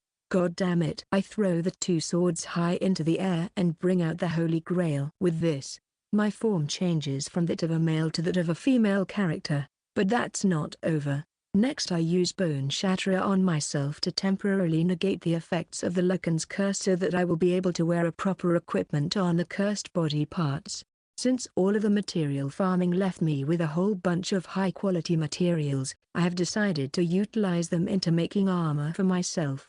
And this is the result of that endeavor, the Crystal Dress series. All thanks to the Crystal Scorpions. The male version has the same kanji characters, but you read it Crystal Armor instead. But anyways, for me, this armor is nothing more but a consumable item. There, I am going to change right now, so don't look my way, you sick perverts. No, it's no use here. If I were to plead something like that with a female voice, there is no way that this pervert deep slaughterer would actually listen to me. Rather, I think it would turn her on even more. I really hope that one day a meteorite comes crushing your way and kills you on the spot. Yes. Transformation. While changing into the crystal dress, I jump off the tri-headed Tyranno's back, as it is surely grown annoyed with an insect sitting there for so long and started to shake its back to throw me off. At the same time I grasp the jet black crystal in my hand and activate its effect. A series of cracks form all across the crystal dress. This is a material damage, so there is probably more going on to it than I can confirm with a naked eye. Then the parts of the shattered crystal turn into small snow-like particles and disperse all over my body, tightening and solidifying into black shadows, forming a new apparel. It's a magical girl. It's the hero transformation that every magical girl show needs to have. Sanraku Kyuan, I knew it. I knew that you would totally understand. I'm going to kill you. No, scratch that. I'm going to erase you from the face of Earth. Once I'm through with you, there won't even be an ember left out of your pathetic little existence. Great Red Devourer is one thing, because it treats everyone else like livestock. But you are on a completely different category of degeneracy. I'm going to cut you in half, and then I'll cut those half in half as well. And I'll continue to cut you until there will be nothing left out of you but fine dust. At just the right moment, I catch the two swords in my hands that were thrown in the air before. One hand catches the scorching black sword and the other catches the blue sword. Just then, adorned in a black morning dress, I brandish those two swords and glare straight at the bright red monster. Fortunately for you, no one is going to mourn your passing, so you can die right here and right now to your heart's content. Guess what time it is? Decision time. Alright, let's kill this one first. Chapter 352, Dragon, Part 17 Part 1. Even though some stronger creatures may perceive you as nothing more but an insect, there are times when even insects can be dangerous and deadly. Take wasps, for example. They are small, but their needles are poisonous, and that fact alone causes the bigger and stronger creatures to be wary of them. Sound logic, right? And it just so happens that when it comes to RIP, its power and threat potential must have been big enough for the Great Red Devourer to become wary of it. Because after only one swing with all of my might, the monster's aggro was directed right at me. The red tornado shakes and sways, as if something inside of it was swelling and growing. The result of that process was a bright red cow with overly developed muscles. Then the Great Red Devourer let out an inorganic roar imitating the real thing, and it shot that overgrown cow right at me from inside of the red tornado. What a great gift, with so well packed up meat. This thing is ideal for a punching bag. Seeing the incoming projectile, I activated the Hecaton's Edge and assumed battle position. Then I simply moved Daredevil Rebuild to intercept the cow. effectively cleaving it in half and exposing the bright red muscle fibers of its insides. All right with first hit. And if you add the swing from the blue predator here, you can chop the cow in even smaller pieces, almost making hamburgers out of her. Long live two-hit attacks. And I'm not done yet. There's still more when that came from. I made another strike with Audiobook rebuild, and then I made another strike with blue predator, and then another with Audiobook rebuild and another with blue predator. I was slashing the cow all the way until 8 hits. Then the combo counter just kept on increasing to 16, 32 and 64 consecutive hits. It's a shame that the maximum number of consecutive slashes for this ability is 100 and not 128, but oh well. At least the very last strike should pack some extra punch here. However, being able to make 100 slashes here is good, but it is not the true worth and value of this skill. We will get to that later, when we combine that with a certain other skill. Until then, let's have some fun. Come on, bull. Can't you see the red cloth that the matador is waving at you? Saying that, I picked the hem of skirt with my hands and made a slight courtesy just like that. And as it turned out, it was quite effective action in terms of provoking the enemy. The remaining parts of the red cow begin to swell and grow, as if there were balloons inside of them that were being pumped full of air at this moment. Then, in a single moment the remains of the cow charged right at me with the speed of a vehicle with a rocket engine strapped to it. That speed was so fast that even I, someone who was aware that the cow was going to charge at me, barely managed to dodge at the last possible moment. And that is to say, that speed was so fast even with a moment's sight being activated, which slows the world around me. But, as long as I was able to dodge it, it was all right in my book. Right now I possess two skills that have similar performance to themselves. Moment's sight and quantum gaze. They're kind of similar, but the differences lie in the way they allow the player to interact with the world around them during their effects being active.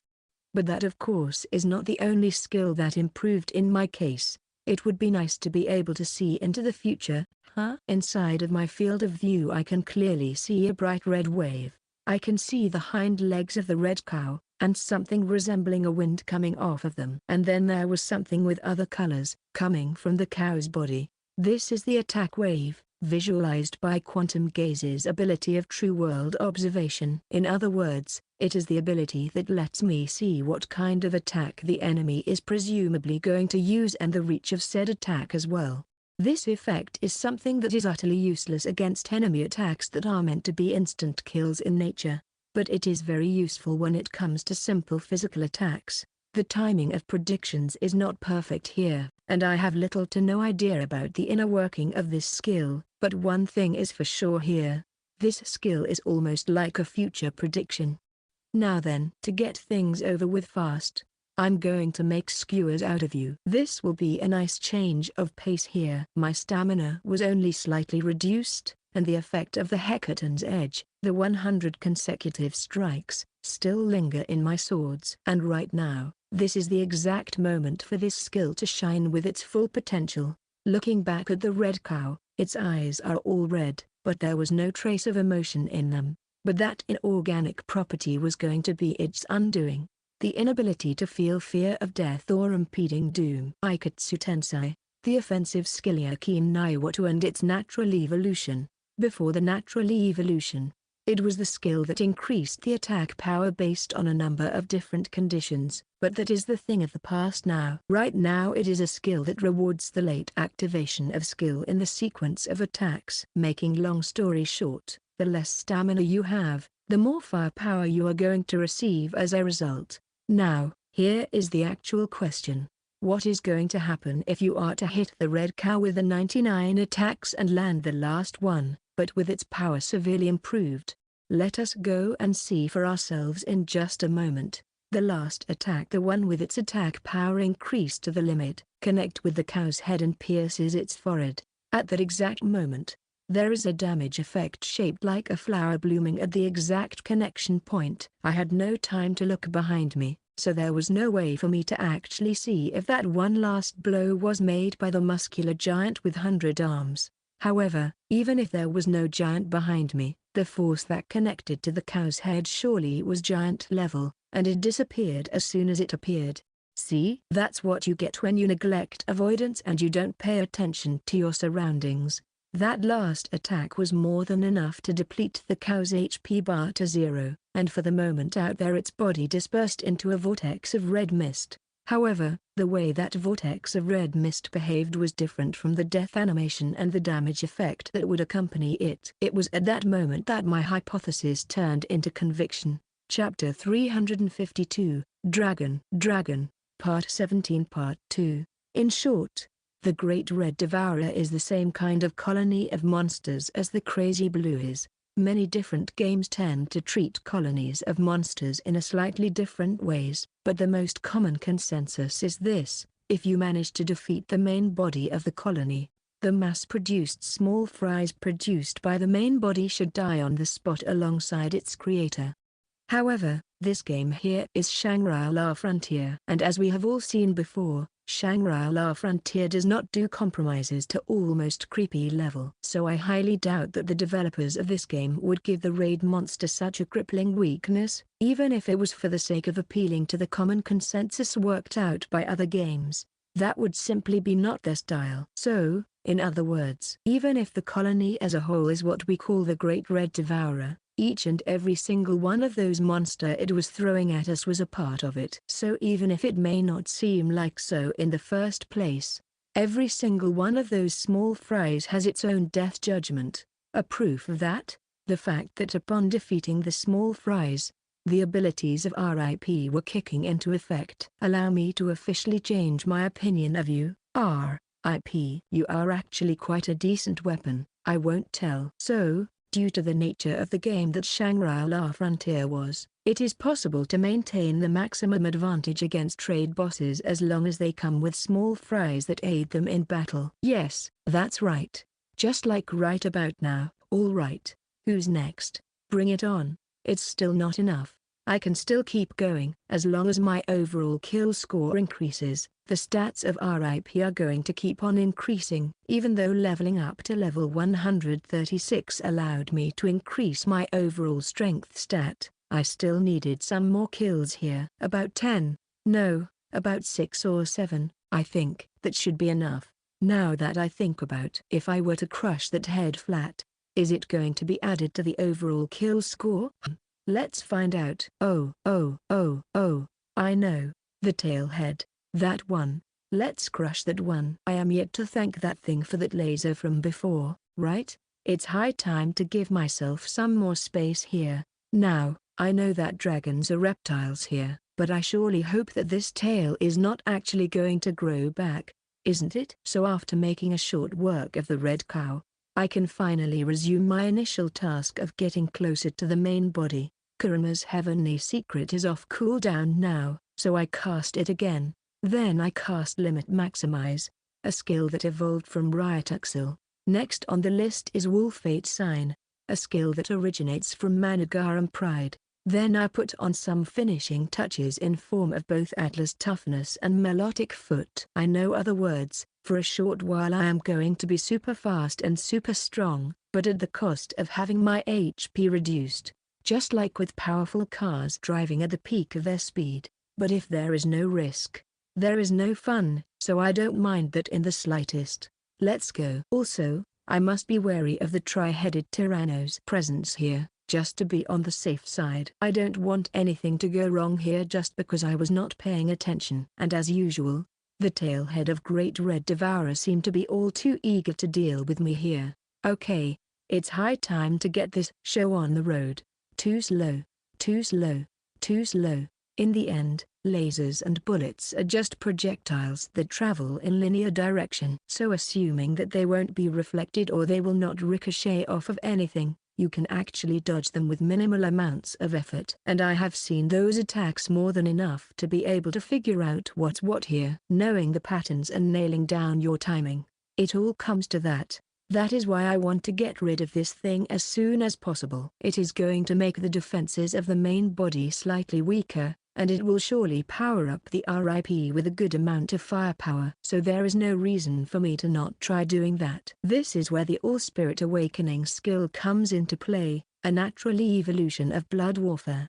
This skill basically allows the user to convert the amount of HP that was lost due to battle damage into raw stats, mainly strength, vitality, and agility. In other words, my current HP value sits at 80. So if I were to receive 79 points of damage, the value of 79 can be added to one of those stats, albeit for a limited amount of time. However, since the stat chose for upgraded value is chosen at random, there is always a chance that you can be screwed over by shitty RNG. Also, the higher the stat boost, the shorter the effect is going to last. Alright, I got a boost for agility. Crimson light gently brushes against my left cheek. However, the damage effect is being converted into a skill on the spot, so momentary suffering was turned into an even further boost in acceleration. My current HP was reduced by 1/5 with that attacks, and then the HP drops even further down thanks the effect of limit maximize. Thanks to all of that, 16 more points are added to my current agility stat, and I accelerate even further ahead. About 10 meters left until I reach my goal. It also seems that my coming so close to the main body raised my threat evaluation even higher. You fool. If you were to focus on me here and leave the tri-headed Tyranno unchecked, that would have been the very essence of utter foolishness. Hello there. The distance is already less than 5 meters. We are well within the attack range of one another, but I am the one who is faster here. A word of advice here, Great Red Devourer. So clean those ears and listen well. One moment. Smack. With that sound, I smash my right thumb against my chest. An attack skill that holds tremendous firepower, but at the cost of having overly long recast time. But now the recast time of this skill has been effectively cut in half as well. And in that instant, I activated several different skills and abilities that started to pile up on top of one another. The next moment, my avatar was already behind the Great Red Devourer, and there was a damage effect blooming all over the Great Devourer's body, as if it was being swallowed up by a huge explosion. Being able to produce so much power, this thrill is seriously way too dangerous. It's addicting. Speaking those words, I can feel that my mouth twisted in a smile behind the cover of the dark veil. This here is going to be the climax. However, you won't be able to witness it. You are going to die first. With that being said, I skewered the tail head of the red dragon, ripping it apart from the main body with the power of the 100th empowered strike. Of course, there was no way that the tail or the head would be able to withstand the overwhelming power of Eredville rebuild. Now then, I was always a rear guard here, but maybe I should try to act like a tank for once and see how it goes. Chapter 353, Dragon, Part 18 Part 1. Ha ha ha ha ha ha ha ha ha. Look, did you see that? Just take a look at that. Tottery-kun.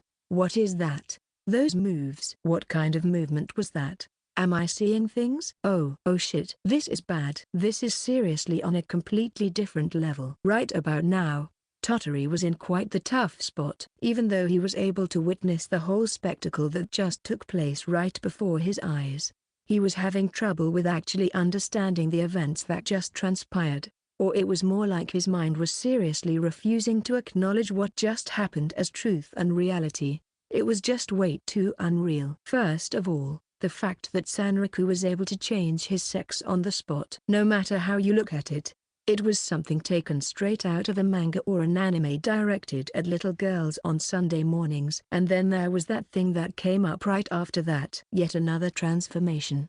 But this time around it was not something taken straight out of the anime for little girls. Rather, it was a sight taken straight out of the anime aimed at adults, and emitted on TV late at night so that no child would watch it by accident. Okay, wait, so, it's like, he did all that just now so that he could get a tremendous boost in speed? Is that it? Ha ha ha ha. Hi hi hi hi. He ha he. Oh ouch, my stomach. My stomach hurts from laughing too much. As for Sanriku-kun, that's not actually right, but for the sake of making the conversation easier, let us assume that this statement of yours is correct, Tottery-kun. Still, that answer could not have possibly been further from the truth than it already was. That is why Deep Slaughter wanted to laugh even harder here. It's not that I know everything about it as well, so you might want to take my words with a huge grain of salt. But, if I had to take a wild guess here, he must have combined aerial jumps here with sudden vector changes. I heard that manipulating the physics engine like that is possible here. So, are we talking about combining skills such as Gravity Zero and Frit Float? Is that it? I don't know any else that would be able to give you the same effect. Well now, it might be this, or it might be, some sort of a 3-digits skill that you acquire upon lifting you level cap, right? This speed boost is really tremendous, and I think that there are more ways than one in which you could explain it. In reality, there was hardly any mystery to that process at all. All that Sanraku did here was activating a whole bunch of his newly acquired skills that just happened to have a great amount of synergy with one another, on top of using the overflow effect of the Levant trigger, Disaster Hand. There was a huge variety of skills involved in that movement speed boost just now, but in truth, all of that would have been for naught if not for the single skill that happened to tie every other skill in that combination together, Hermes's Boots. It was a very simple skill in what it did, but it was also really effective. That particular skill allowed its user to move in midair until a set amount of time would expire. What was the difference between Gravity Zero and Hermes's Boots? With Gravity Zero, the direction of one's movements was determined by the orientation of the foothold that the player is currently touching. With Hermes's Boots, there was no need for any kind of contact with any surface. The only thing that the player needed was to think of the direction they wanted to go and the skill would automatically do the rest. Then there is the Exceed Gravity skill. That skill reduces the effect of being shaky and unstable when traversing uneven surfaces. As it turns out, such effect could also be utilized in order to fight against gravitational problems and differences. And last but not least, the skill Sengoku Taikiri, a skill that managed to strengthen the firepower of other offensive skills such as Hecaton's Edge and Sharp Connection Point to their very limits. The overall effect of combining all of the above skills proved to be very efficient and at the same time very deadly. The more hits you managed to successfully land in a row during one combo, the higher the firepower of each consecutive attack, and the bigger the number of consecutive successful hits in the combo, the less stamina your next action would require. Next, there was the skill Dead Horizon. This particular skill strengthened the effects of the offensive skills every time its user's HP would fall below the threshold of 10% and go back up from that amount. It was a risky skill to have, but the rewards from it were simply too good to casually pass up. A skill that required to literally balance on the boundary between life and death. And then there was the skill Quantum Gaze. That skill allows its user to perceive their immediate surroundings at a hastened rate, and be able to perceive the lines that visualize the way and trajectories in which the enemies would attack you. A skill that could arguably bestow upon the player the ability to gaze into the future. The rest was actually pretty simple and straightforward. The only thing that Sanraku did was to run all over the Great Red Devourer's body at increased speed, a feat that was only available to him thanks to the ability to ignore the constraints of gravity, and chopped and slashed and stroke away at it, making its tail the end point of his 100-hit combo streak. You fufu. You fufafu. Fufafafafafafafafu. You certainly look as though you are having fun here. Is that what it looks like to you? Then I guess if I look like that, it must be true that I indeed do feel that way. Kukukukukku. Including the attack skills on top of all the movement and support ones, Sanraku was able to activate at least 9 skills in rapid succession, without that much of a delay in between every single one of them. Needless to say, it was a feature that, under normal circumstances, should have been impossible to pull off, no matter how potent mind the player would have. However, if a human mind was indeed capable of pulling off such a wild and impossible stunt, it would be almost like Sanraku was able to deploy parallel multitasking in battle.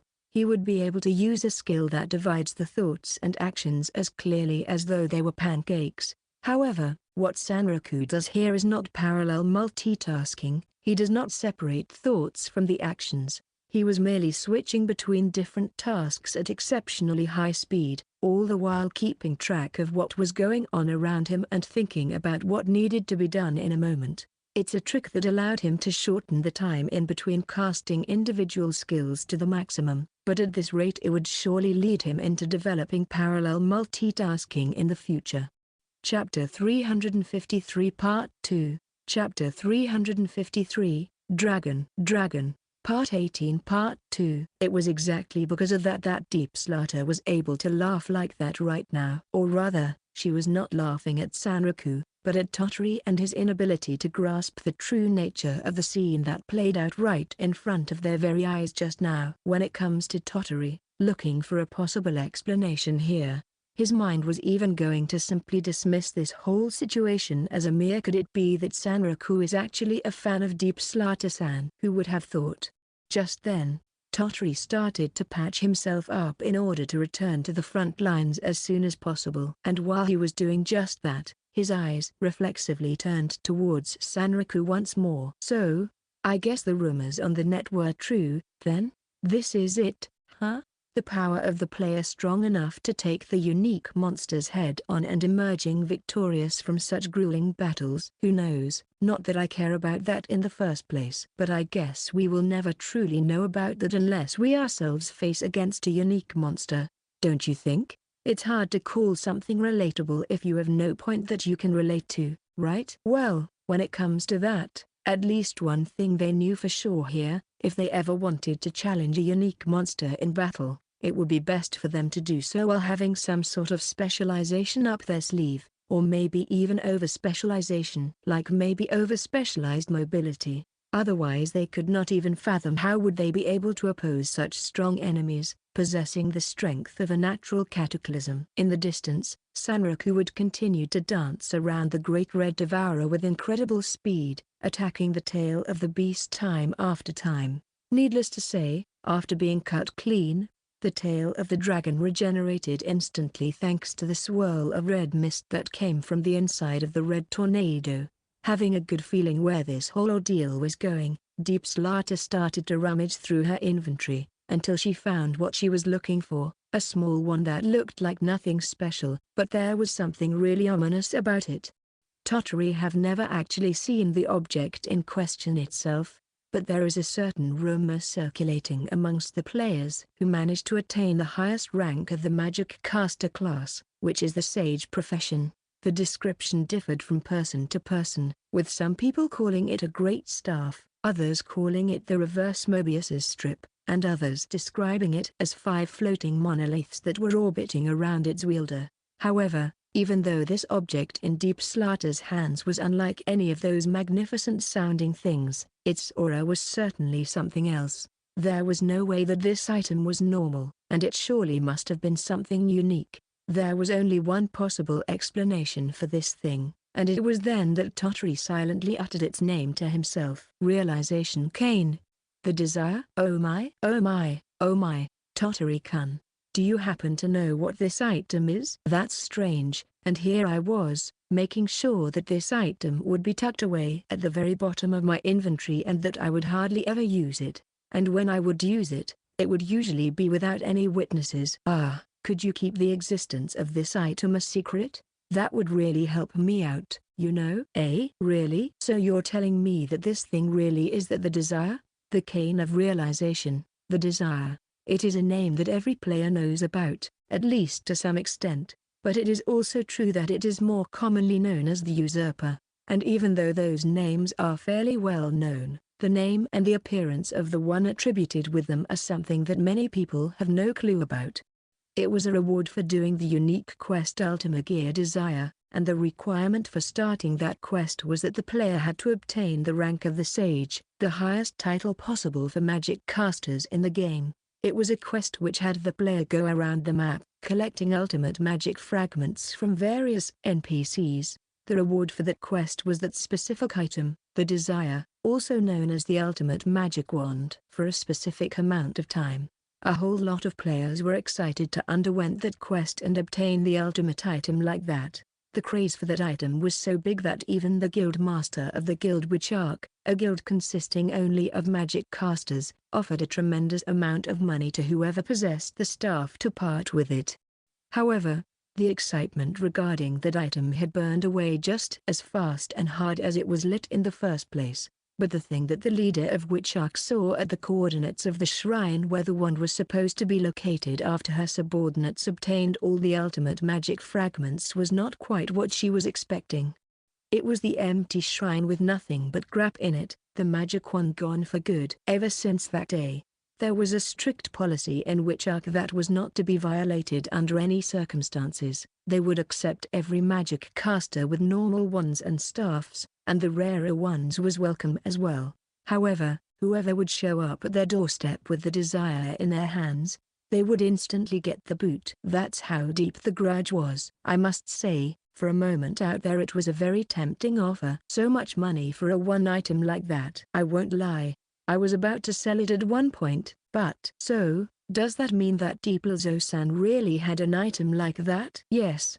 I guess that's right. A. B. But that person is not really a whim. He has both, that person. Trust me.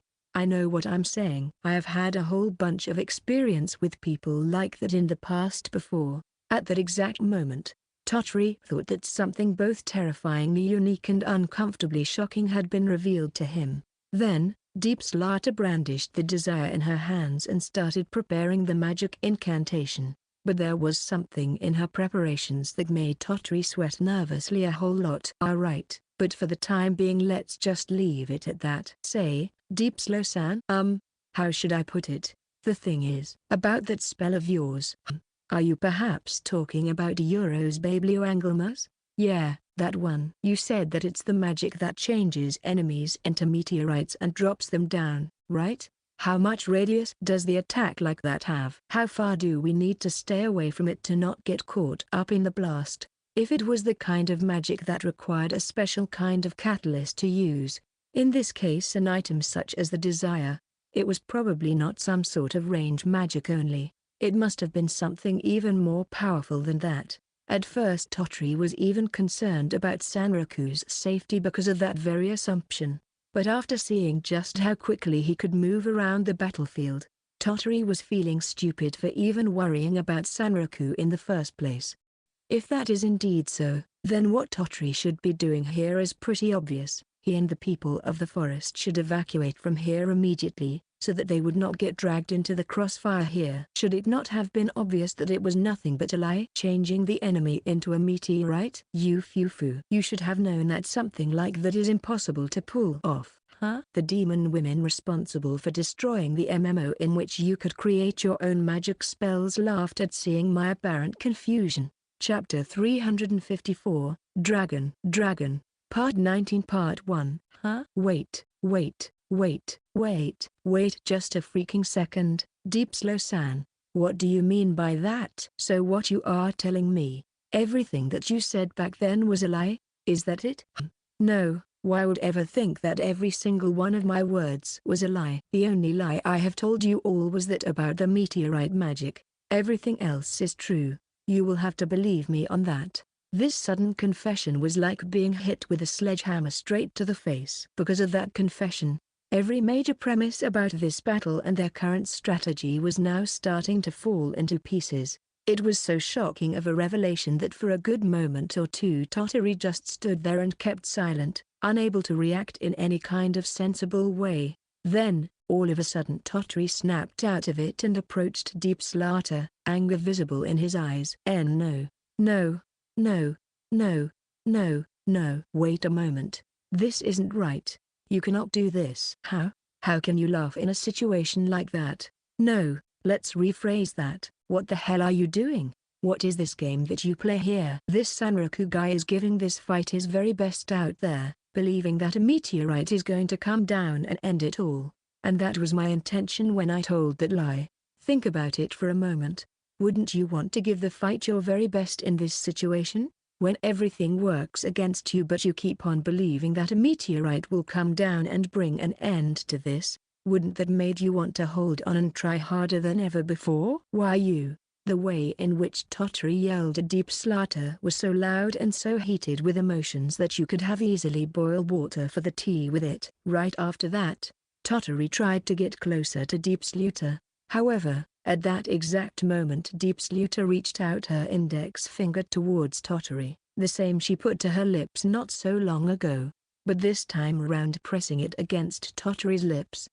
"SHH, please do try to calm down. It is unsightly for a man to overreact in such a way. So let's calm down and not be angry at one another, shall we? And once we calm down, then we can talk, right?" There was no possible way that Tottery would be able to keep on sinking deeper and deeper into his own anger when Deep Slaughter appealed to him with a gentle female voice like that. And there was one other factor here. The fact that Deep Slaughter was holding on to the realize it and won the desire. With that weapon in her hand, there was literally nothing that Tottery would be able to do against her, even if he wanted to. So for now Tottery decided to calm down and step down, waiting for whatever it would be that Deep Slaughter would have to say. Why would you do it? Why would you lie like that? For what reason, huh? Why, you ask? I guess I did it mainly because I enjoy watching Sanraku-kun suffer. Or maybe not. It's not that. I mean, I enjoy watching him suffer, but it was not the reason here. I love seeing him overcome various hardships. And I just wanted to make the most of the time we could spend here together, you see. Please try to understand. That's just how a maiden's heart works.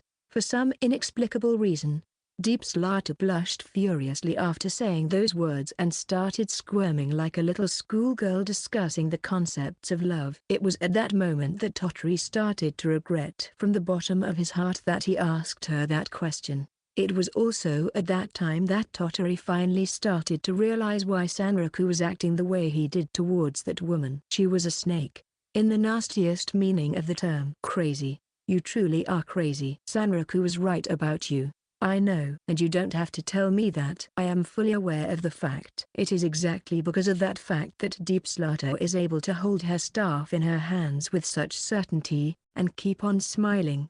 However, the nature of the smile that was creeping on her face gradually started to change now. I have no way of knowing what is Sanraku-kun going to do from now on, and I do believe that he himself has no idea about that either. And that is exactly why the magic I am going to cast right now is going to kill those two monsters at once, and Sanraku-kun with them. What did you just, huh? What was that thing that you said just now? It was not Tottery who said those words but a mule, who all of a sudden managed to bump into the conversation on his own. Seeing the little bunny appear out of nowhere and shouting at her, the smile on Deep Slaughter's lips turned utterly vicious. It was as if the character and her from just a moment ago were two completely different persons. No need to worry, no need to worry. Back in the day we were doing things like that all the time to one another, so no matter what kind of sick, messed up or crazy thing I do to him, he usually forgives me every single time. No, no, no, no, no, no. So is that the true nature of this project of yours? To basically force everyone into FF right in the middle of the raid battle? That would be quite a problem, indeed. However, Deep Slaughter took a deep breath here and asked Sanraku in a loud voice, who was just passing by them while moving at high speed. All this time, the movements of her staff did not stop and she was surely still chanting the incantation inside of her head. Hey Sanraku-kun. Would you like me to make your life a whole lot more complicated than it need to be? For a few seconds out there was no response from Sanraku. There was only a cloud of dust dancing in the wind. And then the response came, coming from the woman wearing a morning dress, making dodges from the red lasers so long that it was almost wrong to call those moves dodges in the first place.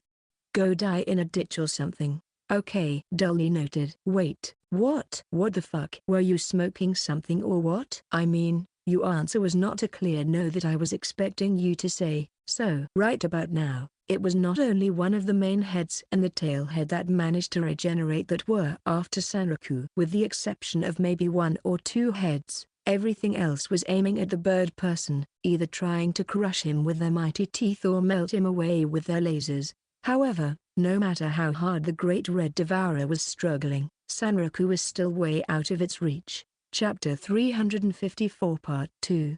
Chapter 354, Dragon, Part 19 Part 2. Why do you even want to take both of those monsters down? Simply because I want to, and because I can. Besides, isn't it exciting to up the challenge for yourself like that? Now then, shall we do this thing or not? Realization wand, the desire. It is a wand that creates a pair with certain other wand that is yet unknown to the players of this game. But if its stats are any indication of its power and abilities, it can be speculated that this other wand is equally as powerful, if not even more powerful. Plus, there is an added flavor to this item, or rather, the creed by which its user should behave themselves. It is something that only Deep Slaughter would know, as well as the guild master of the guild Witchark, since they are the only ones who's ever been to the shrine where the desire was placed. At that shrine, there was a certain sentence written, carved into stone, whose meaning would always accompany those who saw it. You could even call it the essence of the desire. Human desires are endless, and that is why it is always going to be close to you. All right, now we are officially hunting for the big game here. I would say that about 20 times or so should be a good start. Saying that, Deep Slaughter started to tinker with her wand while at the same time replacing her accessories. She was doing all of it so fast that Totri was basically unable to keep track of all of her movements. But even if he was, he would be unable to comprehend why exactly she was doing all of that. At the same time, the wand in her hand started to change. Some additional elements started to appear all around it, like sparkling jewels and spinning circles. The wand itself was shining brightly, and with time, the jewels and additional elements started to float apart from one another, widening the gaps between each other as their circumference was growing wider as well. Phew, oh, what's this? Could this be? Won't you look at that? Maybe there really was a truth hidden amidst the obvious lie? No, it's not about that. Deep Slow-san, what is the specific range of the spell that you are trying to cast here? I don't know. I have set it to be 2 square meters by default, so if we were to multiply it by 20, I guess the whole area here is going to be blown to hell. We need to evacuate everyone out of here, and we need to do it fast. That was fast. Once they heard that command from Tottori, the people of the forest started to run away. It was as if they were waiting for that command to be given here. Seeing that, a truly predatory smile creeps on the mouth of Deep Slaughter. Looking as though she was closing in on the unsuspecting prey, she was finally able to finish the incantation. The only thing left here was to say the name of the spell out loud. I beseech thee, show us your true worth once more. Uranogia Tectonics. The wand managed to successfully identify the desire of its user, which was the increased size of the spell's area of effect. But it was not only that.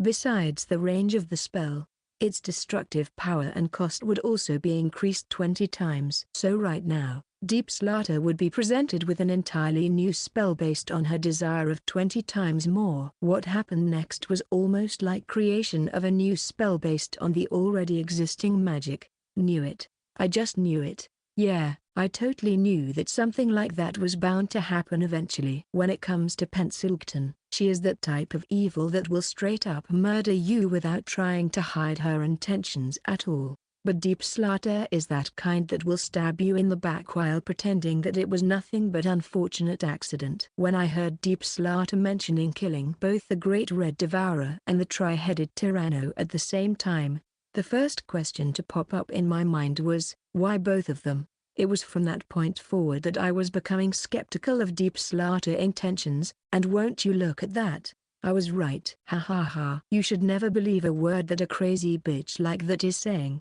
You stupid piece of shit. It's just that I knew that you are evil, but being this evil is simply overdoing it. It was through the very foundation beneath the earth disappeared all at once. All of a sudden, there was a Great Depression spamming the surface of couple dozens of meters, and right now all of the people of the forest, the red dragon with a tornado on its back and us players fell right to the bottom of it.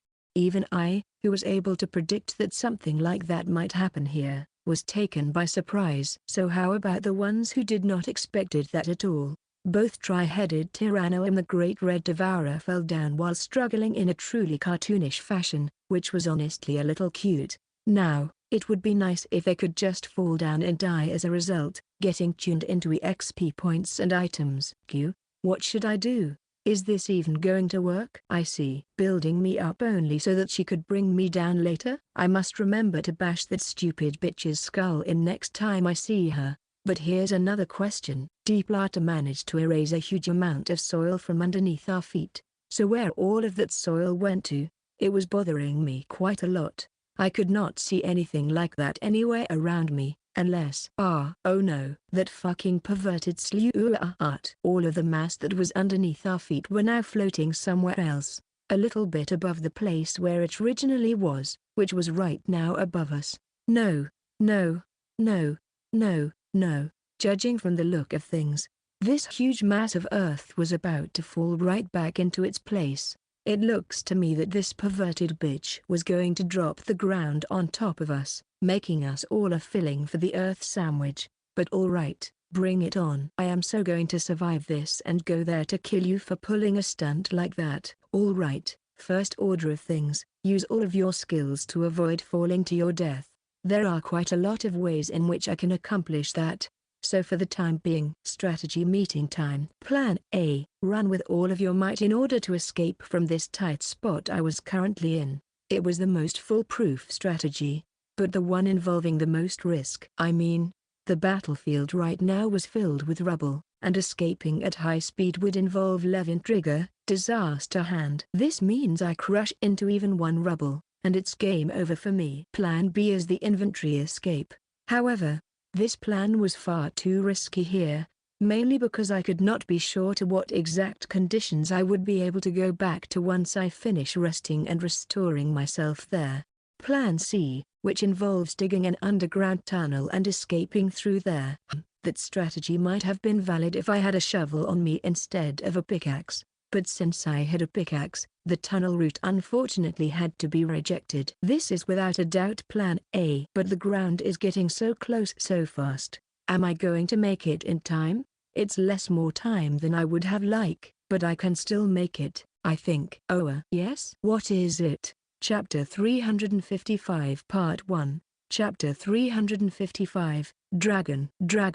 Part 20 Part 1. What was that supposed to be? A philosophical zombie. It may have very well been something that resembles a human being on the outside, but when it comes to the insides it was lacking any sorts of mind, heart, or emotion. Only the Great Red Devourer would be able to create something so grotesque. But it doesn't matter all that much now. Not when it was going to be buried under all of that soil falling down from the sky above us. As the red dragon's main body was falling down, the red tornado created by it naturally followed down as well. And it seems that realizing it was going to be crushed to death, the conclusion to overcome this situation that the Great Red Devourer managed to arrive at was an extremely simple and power-based.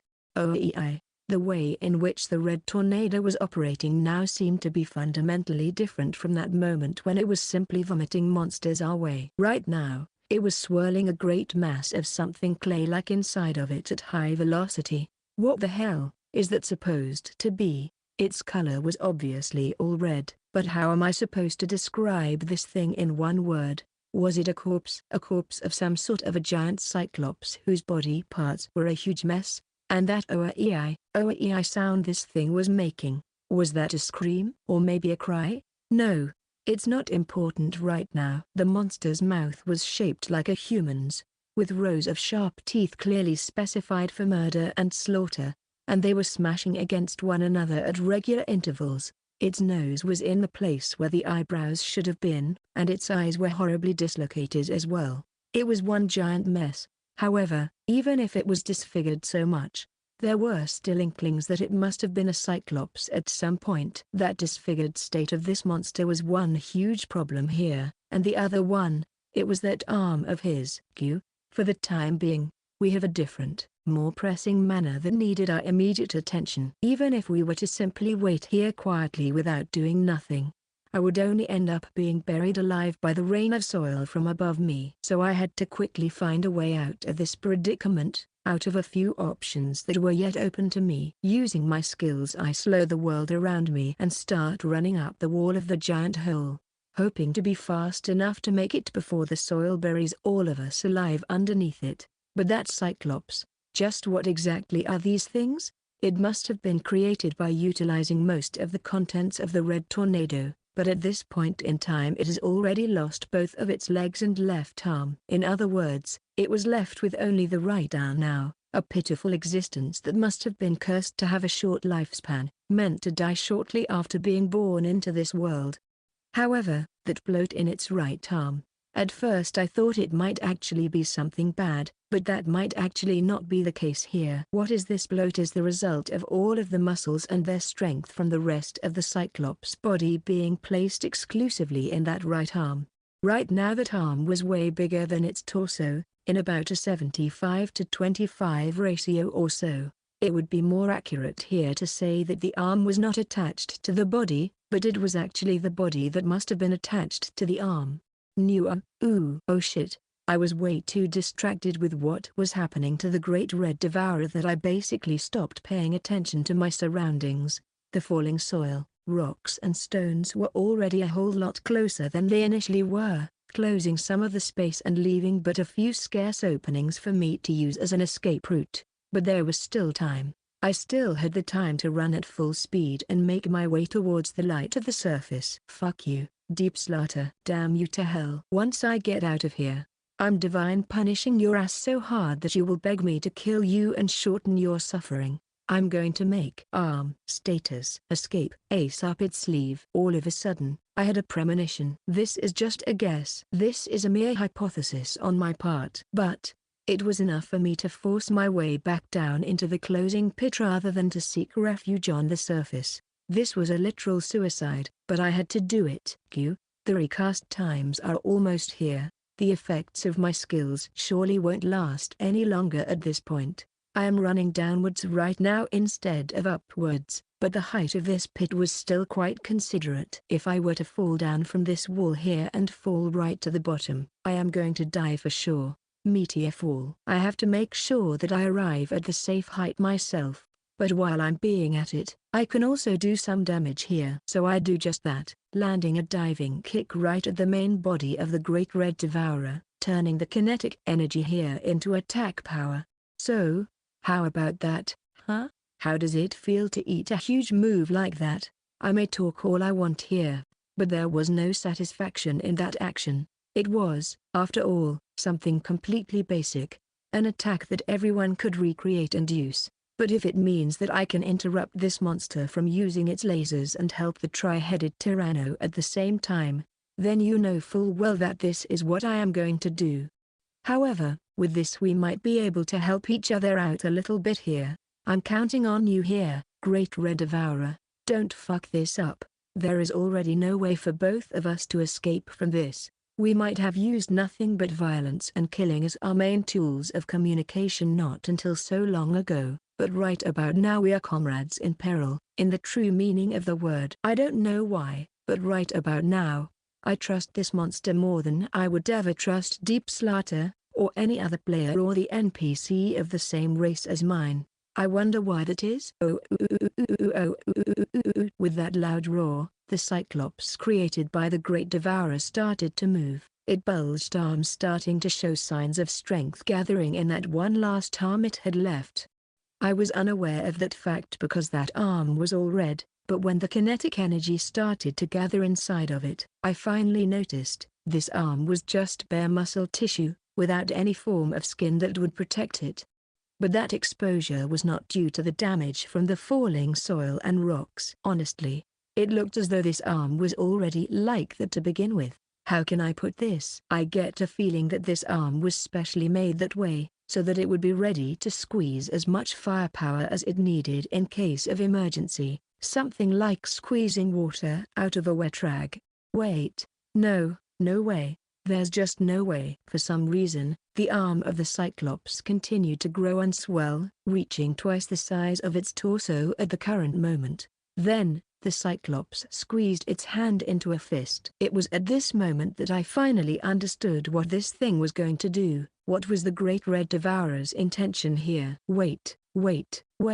I'm no expert when it comes to programming quite like that, So I don't get how exactly that is supposed to work. But if this thing was to release all of that pent-up energy just so that it could get rid of the obstacle that was in its way right now, it doesn't matter if such a thing is possible or not here. This is a game's world, so it's no surprise that logic can get thrown out the window at times. That is why it would be possible to hit the 100 tons of soil that was heading your way and simply blast it all away. However, this thing was sure to survive that because it needed to do so. Everything else was not part of the equation. Defense. No. No, no. Inventory. Chapter 355 Part 2. Chapter 355, Dragon. Part 20 Part 2. The power of the arm was about to be released. And looking at it from the side, it looked as through the swollen to the critical point arm was starting to suck something out of the incoming masses of soil. Next, thin lines of light started to run all over the bloated muscles of the oversized arm. Putting this in sci-fi terms, it was like watching a machine getting ready to perform with a 120% power output. A fitting analogy, considering that this is Shanfro, a one-shot cannon that does not consider anything else beside getting the result it was created for. Aye. There was a harrowing cry, and in the next moment something occurred, something that could only be described as a small-scale nuclear explosion. As a result of that, the Cyclops' body disappeared completely. Transfer, inventory entrance. It was the kind of violence that was so over the top that you would never even think it possible, not even by the game's standards. But it was unleashed here nonetheless, and when faced with violence like that, the only option humans have left is to run as fast as they can. That's why this sight was imprinted into my eyes, the view of a strong man who still believed that he could do something here, attacking the Great Red Devourer amidst all this destruction and violence. I only saw that for a moment before my scenery went completely white and I could no longer see a thing. 3 minutes have passed. It was a time during which a cup noodles would finish getting ready to be eaten, and I am sure that there was quite a change of scenery at the bottom of that hole I was falling into. I wish I could have seen it with my own eyes, but that would end up in me dying for sure. There was no Great Red Devourer to be found here, most probably because it was already crawling its way towards the surface at this very moment. In this pseudo-underground space, I can hear the distant sound of heavy footsteps. There was also an abnormal amount of heat to be felt here for some reason. Looking up, there was also a diagonal tunnel made out of glass, reaching all the way towards the surface. Going up the glass tunnel, I could not help it but to laugh at the balance of this game. Seriously? I wonder what would have happened if an attack like that was directed towards a player. After a moment of climbing, I finally saw what I was looking for. It got turned completely into charcoal. Huh? So, is this all that was left out of the might tri-headed Tyranno? If I were to guess what happened here, I would say that Tyranno must have been very close to the Great Red Devourer the moment the Cyclops arm discharged all of its stored energy, so Tyranno must have a huge portion of it up front. It's like being in the very ground zero of a bomb that was detonated. Just how much heat and sheer destructive power this monster was able to fasank? Looking at this thing now, it was hard to imagine that not too long ago it was a formidable monster capable of decimating even 15 players all at once. But still, it is actually amazing that something remained out of it, even if only so little. In this game, it doesn't matter if you are a player, NPC, or monster. Once you die, you should have turned into polygons and disappear completely. It is something that cannot be avoided. That being said, does that mean it is still alive? It's hard for me to believe seeing it in such a state, but that is the only conclusion I can think of here. I have two basic options here. A simple choice of kill or not to kill, but I heard a certain rumor pertaining not only to this here tri-headed Tyranno, but to its entire species. They were supposed to rule over this entire area of the forest, acting as a sort of bosses of this whole area. There is another rumor circulating around players, that you are bound to surely encounter Dracarys Dinocebasu while going through this forest, and the type of them that you are going to encounter are a response to the battle potential of your entire party. In other words, the stronger you are, the stronger executioner is being sent. Such a great monster is dying right in front of me. The occasion of finishing off as easily as this won't happen again anytime soon. Not to mention that the loot from it would probably be the best, and the EXP would not simply get wasted on me. Also, I would get rid of a strong obstacle that was sure to get in my way as I would try to explore more of this new continent. Killing it would be easy,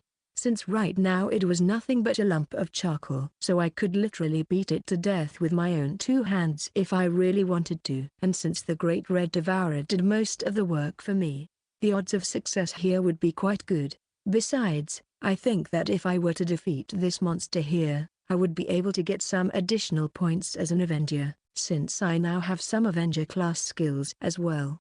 I know that killing it would make my life here a whole lot easier and that a whole lot of people would praise me for doing that to no end. But I just could not bring myself to do it, not like this. Oh well, whatever I choose to do here, my ultimate goal does not change much. I chose to bring out a new type of healing item. This one is called Mystic Soma, and unlike normal potions that regenerate a set amount of HP at once, this one heals the percentage of the missing HP over time. It was one of the items that I received from the saint as a prepay for my services, and I did not hesitate to scatter it over the body of the tri-headed Tyranno. Don't fall asleep here, you oversized lizard. Wake the fuck up and go finish what you started. But don't forget, you own me one. I did not need to do this, it was just my whim. Maybe it was part of Totteri's role-playing empathy rubbing off on me, but I tend to think about it like this. It goes against the nature of the Vorpal soul to strike the killing blow against the enemy that you have not contributed all that much against.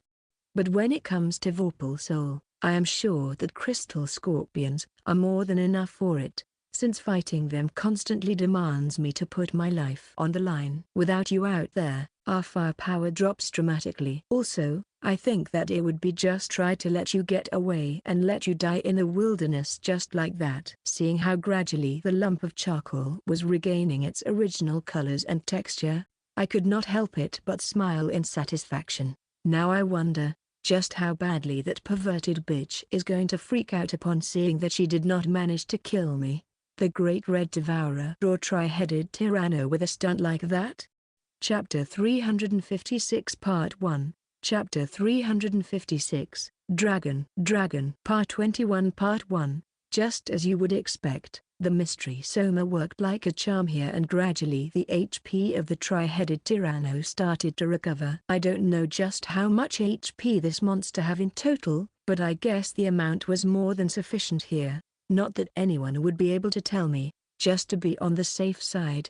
Let's pretend that this first mystery Soma healed about 50% of tri-headed Tyranno's total HP, but that means its status right now would be more or less half dead. Ah, what the hell, here you go. Have another mystery Soma just for the hell of it, that way your HP is going to be back at 100%. Korororororora. Whoa there. Not so fast buddy. Sanroku's amazing commodities don't come free of charge, you know. I'm a granter of your desires, but that granting comes at a price that might as well be considered a rip-off. However, if you do not have cash to settle the price, we can work it out another way. By you helping us win this battle. Even though the eyes of the tri-headed Tyranno were dark and devoid of any kind of warmth, I swear I could see some kind of compassionate light lit ablaze deep inside of them.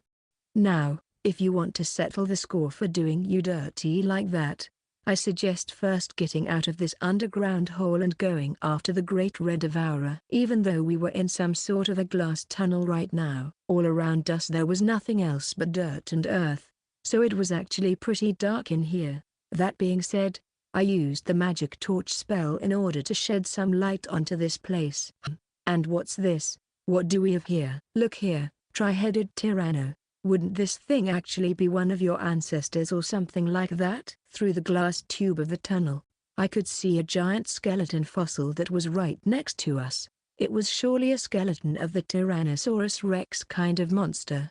But this one had only one head instead of three. There was also a kind of charming detail that skeleton, in form of the fact that some portion of its head was missing, looking as though it was erased or evaporated. Could this be the doing of the Cyclops attack a few moments ago? Speaking of which, It should theoretically be possible to collect fossils as normal items, so maybe it would not be a bad idea to go on a fossil hunt from time to time? Yeah, we can totally do that, but later, once this whole ordeal is finally over.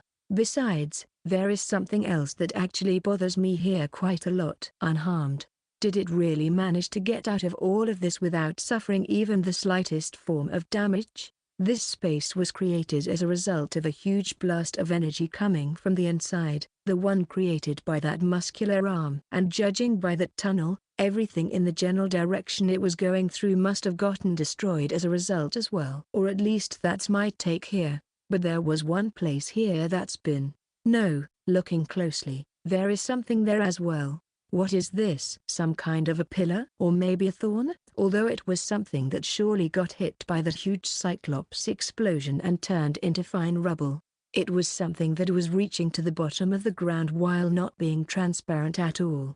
That is exactly why those mysterious protrusions that seemed to extend from deeper underground towards the surface. They were not made of glass, and by the look of it they were not the earth and stone that you could find around here. Plus, the fact that even though there was a scenery change like that and that arm shot just now, those things managed to stay unharmed, it was really disturbing. Was that rock? No, it was certainly not it. However, for some reason I knew that it was some sort of ore. Was it perhaps steel? The jet black thorns must have been a result of the impact that the arm explosion did, but aside from that, there is literally no indication that some sort of external factor here was able to influence their composition or current shape.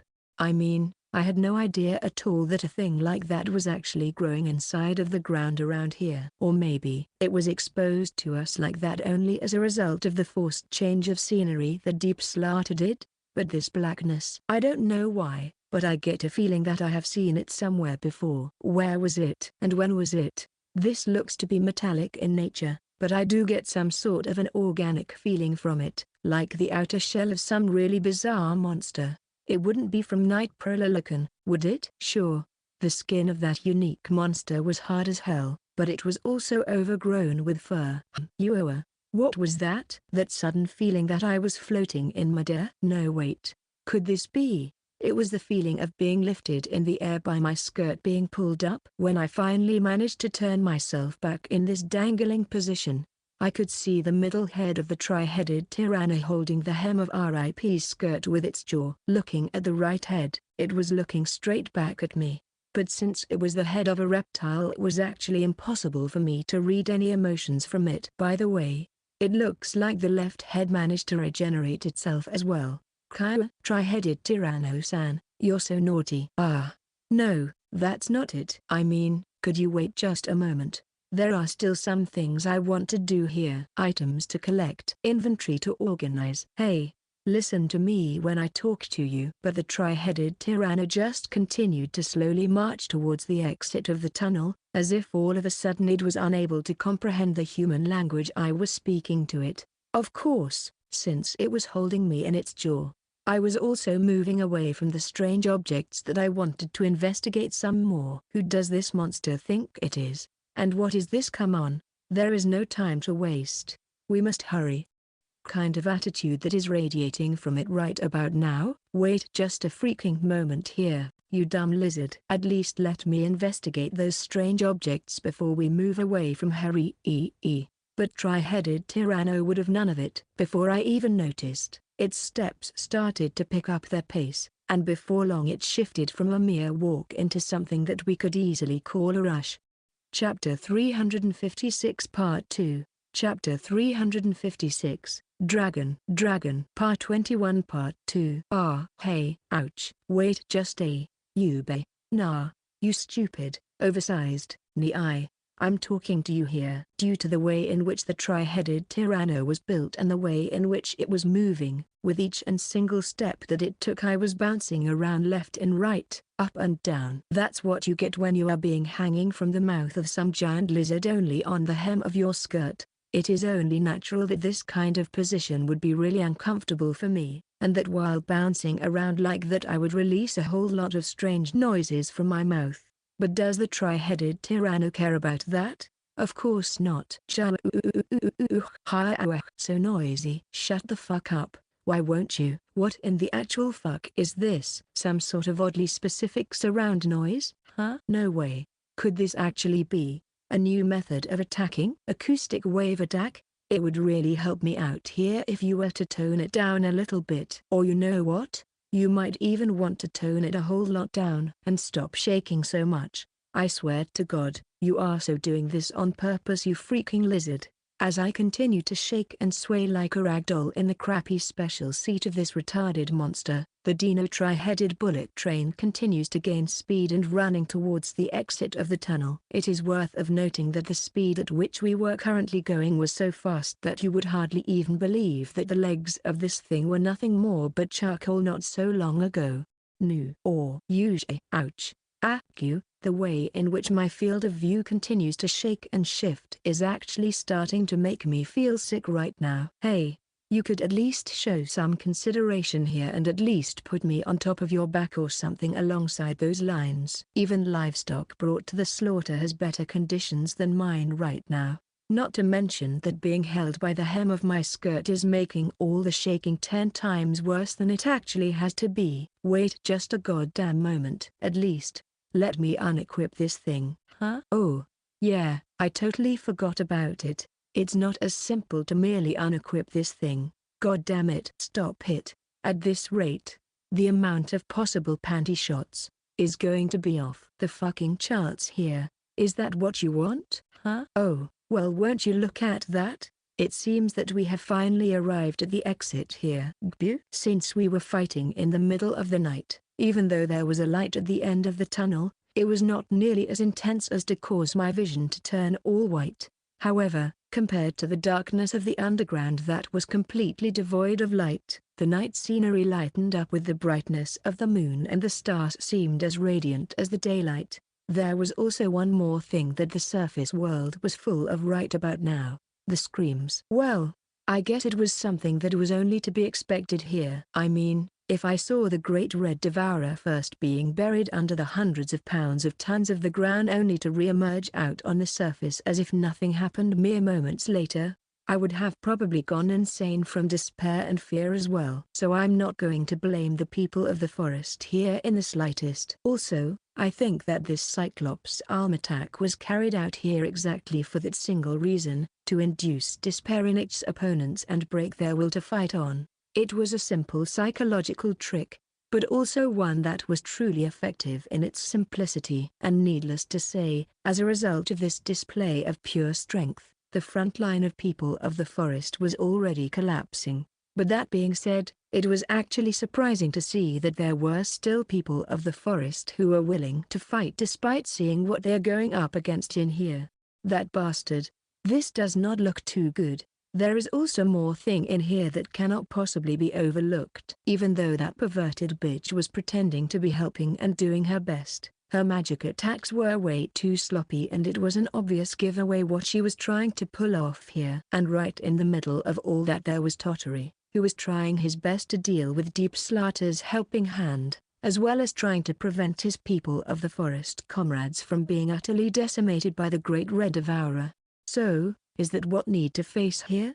It is certainly not the best possible situation, but it is at the same time not the worst possible scenario. I have been through worse, so we can definitely work something out here. Hey, tri-headed Tyranno, I trust that from the atmosphere alone around here you understand what's going on, and that you understand what is needed to be done. I asked the monster that question while still being hung from its jaw, not really hoping for anything in particular here. Still, you don't have to answer me with words. Actions alone are going to be more than satisfying in here, so get to work. Now I have to wonder, did that monster manage to really understand me here? Or was it simply because it managed to somehow understand the general atmosphere here? But no matter what it was here, it would sure be nice to see a move on its part. Then, tri-headed Tyranno raised its head in the air, as if getting ready for some biological overload of some kind, and while the left and right heads were already spilling the highly flammable puke all over the place once more, the middle head was about to do exactly the same thing. However, since I was still here, it was having a hard time to do so. At the same time, my current position was growing more and more grim here. If things continue in this fashion, now, I do have to wonder, why is it that a vast majority of monsters in this game try to treat me as candy or ball to be played with? And why is it that they need to exhibit little to no effort when it comes to killing me, but I have to work extra hard to kill them? Now it's your turn. This is going to be your grave marker right here, memento mori. This thing was way too heavy for me to go around with it in my normal inventory, so I was keeping it inside the inventory this whole time. But right now, the jet black blade was shining with dull light under the star and moonlight. I put enough strength in my arm to grip the sword with my one hand. I make a somersault in the air, and when my head was facing downwards, I kick the empty space and further accelerate downwards, and then make a few steps in the direction from top to bottom. It was as if I was running down a vertical path towards the ground. It is a golden path, a creation of the process of evolution. By strengthening the acceleration and moving speed thanks to the skills, I am able to overcome the problems of gravity and a few other things. And instead of falling, I prepare to strike a blow that goes from top to bottom. You don't have to drop dead on the spot, but the least you can do here is to split in half for me. Even the moon would stand no chance against this. The secret sword art to Kikari Wakaki. It is really ironic that I was intending to use the sword art meant for cutting and separating in unison with a weapon whose lore was basically based on a pair that never wanted to be parted from one another. But still, the skill activated and a mighty slash managed to cut through the fornecks of the Great Red Devourer, taking out a large portion of flesh from its torso while it was at it. Hi! Right after I landed on the ground, accompanied by the momentum flames struck the ground at both of my sides. They roared loudly, going up and eventually striking the two heads of the Great Red Devourer that was right above me. Chapter 357 Part 1, Chapter 357, Dragon, Part 22 Part 1. Question mark. The Great Red Devourer opens its remaining mouths and lets out a mighty scream. No, wait. It was something even greater and louder. Calling it a simple scream here would not do it enough justice. And is it not a little bit rude here? Here I am, doing my best to deliver the best well-done dragon heads possible, and the only thing it can do in gratitude is to scream at me like that? No, that's not it, either. Sure, the regeneration powers of this beast are truly insane and it can surely be proud of them. But if I were to guess, I would say that those powers were relying completely on the total amount of small fries that were still remaining to it, the amount of small fries exhausted during the previous forms, and that Cyclops right now. The total amount of small fries left, and maybe the total amount of HP remaining to it. It should be coming into the lower tiers. Hopefully. No.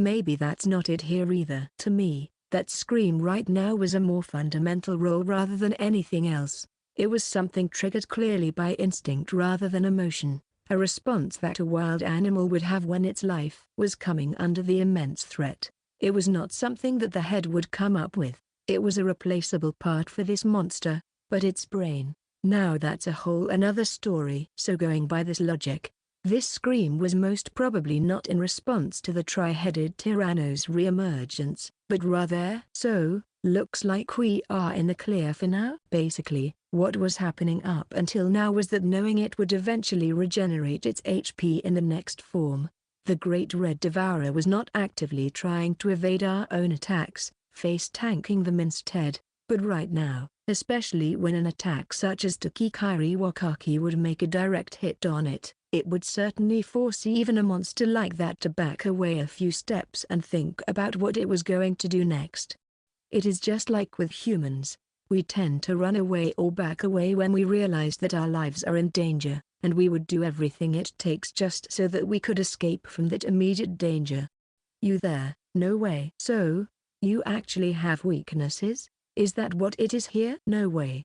This has to be a lie. Hey, something like this just cannot be true. So what does this all mean? That all this time we were being fooled, but such a simple trick? No, it was making sure for us to stay away with a bunch of flashy and powerful attacks, so it was a given that we would assume that it has no weaknesses. But no way, For a raid monster to be like that, this is simply unheard of. That big mouth. No way, you have got to be shitting me.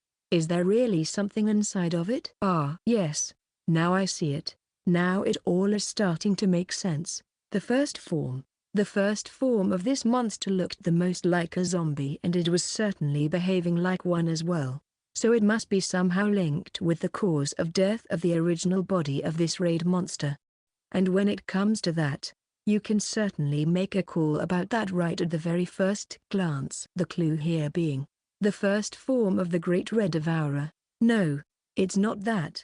It was most probably the deepest wound that was caused to the body of the original Eldrinzer. That chest wound that basically managed to scoop out the vast majority of its chest, so much of it that you could actually see its ribs if you were paying enough attention here. So, in other words, this means more or less that something that the rotting corpse was clearly missing. The chest that was basically split open. So does this mean that there is something inside of there? Ever since the third form of the red dragon manifested itself, one after another, the questions that's been just piling up until now were starting to become clear and connecting with one another, just like lines connecting the dots inside of the children's coloring book. But what exactly is that supposed to be? A benefit? A compensation? Maybe a reinforcement? Or maybe it was the way in which that primordial parasite judged it would be best to power up its host by giving it a part of its former body that it was clearly missing? But could something like that really be called a power-up? It is true that in retrospect, all of the small fries were coming from the main body, either as a result of it directly splitting it in parts, or via the red tornado growing out of its back. And when you are fighting against a colony of monsters, you have to take into account that the small fries would do anything in order to protect their main body. Not to mention that the true atrocity of such monsters show in the fact that killing small fries is useless, since the main body will keep on bringing up more and more of them. So in theory, the only way for you to truly defeat such a monster would be to completely incinerate all of its body, so that not even a single cell would be left standing.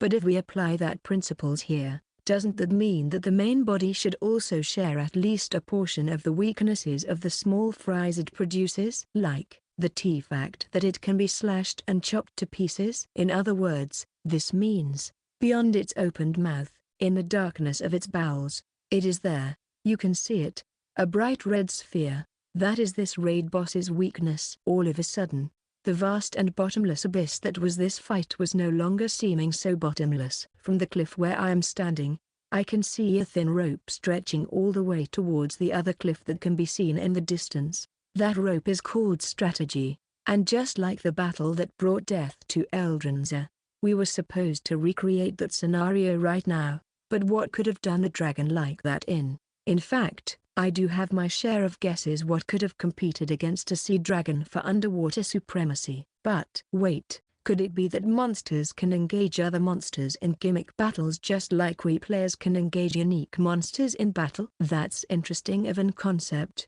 It would be worth of checking that out in the future if I have the time to spare, because that's highly likely at this point, but it's better to have a way in which you can confirm it. Alright. For now let's just do this. Oi, everyone, get your asses here, pronto. Strategy meeting time, Chapter 357, Dragon, Part 22 Part 2. Since the tri-headed Tyranno recovered most of its lost HP thanks to my healing items, it was now full of motivation to fight. So, while it was putting some much-needed pressure on the Great Red Devourer, we used that opportunity in order to evacuate and have yet another strategy meeting in the meantime. While pretending that everything else up until now was a breeze, I put Emil back at the top of my head, while looking towards the other two people with half-closed eyes. Once more, we used the abandoned house as the place for our emergency meeting. Since we are really short on time here, let's make it as quick as possible. Alright? First, a quick reflection. You are dead, you stupid bitch. Yay. Spicy atmosphere and dirty words. Just the way I like it. Bonk, bonk, bonk. Ah, wait just a minute. This is bad. Right now it's really bad. I smell death in here, and death is not very fashionable. Wouldn't you agree? Often hitting deep slaughter directly to the head with the hilt of memento mori is both really satisfying and allows me to silence the stupid wench before she manages to go on a rant of her own and start making excuses. I see such wisdom in such a simple action. There is no better truth in life than that. Next one on the list. Listen here, Tottery.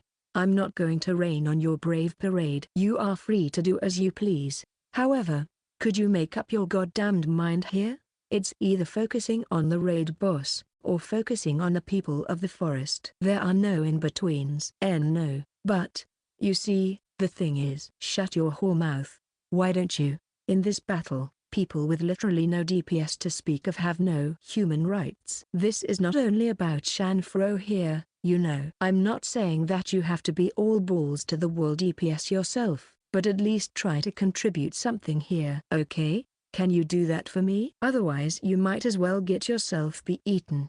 I know that evacuating the people of the forest is important here, but at the same time you need to understand that they are just NPCs. That being said, it would be really bad to let them all die in here. Some of them must live through this, so that they can serve their in-game political purposes. And as for me, maybe I was being too generous with my assumptions of you two.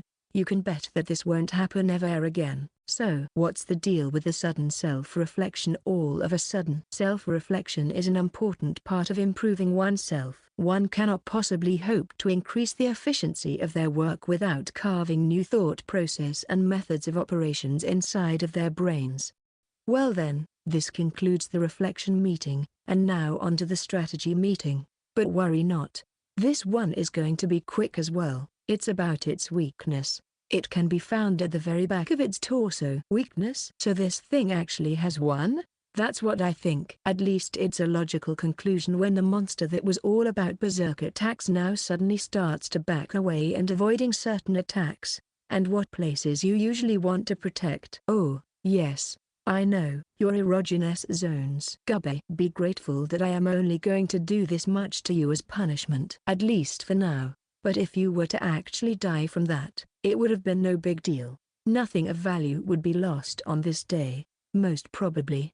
I do believe that the Great Red Devourer is supposed to be defeated by attacking its weak point after it manages to exhaust all of the resources that are available to it. And right about now its tornado is increasingly smaller in size, and it started to show defensive behavior. So I do believe that we are on the right track with that line of thinking. So, is this our once-in-a-lifetime chance at counterattack? A chance, huh? Big word, for sure. But I would go and say that it is exactly what we are looking at right now in here. There are only 3 players in this fight. However, with just 3 players on us, we have managed to come this far. So since we have come this far on our own, it would be a shame to just waste an opportunity like that. Aside from us 3 players, who else remained here? Emil and those 3 people of the forest? The elf that I first came in contact with, Deer Elf, the Delure Elf. And believe me, I only remembered that last elf's name only because I had business with him. Otherwise it would have been completely forgettable. Fine. If it has come to this, I am going to keep my distance and stay safe, attacking whenever I find a suitable opening. So, the aim here is a red sphere inside of its mouth, right? I see. So it is going to be a play of ball, with the catch that the ball is going to be all red. That will be a topic of deep discussion here. It should be relatively safe for us, and if we are lucky enough it might even be totally unresponsive. And why is it that all of you look so goddamn disappointed all of a sudden? So why the fuck you stand right next to me? About that, I'm still a melee magic caster, remember? So I need to come to the front lines from time to time, to keep myself in shape. Tap, tap, tap.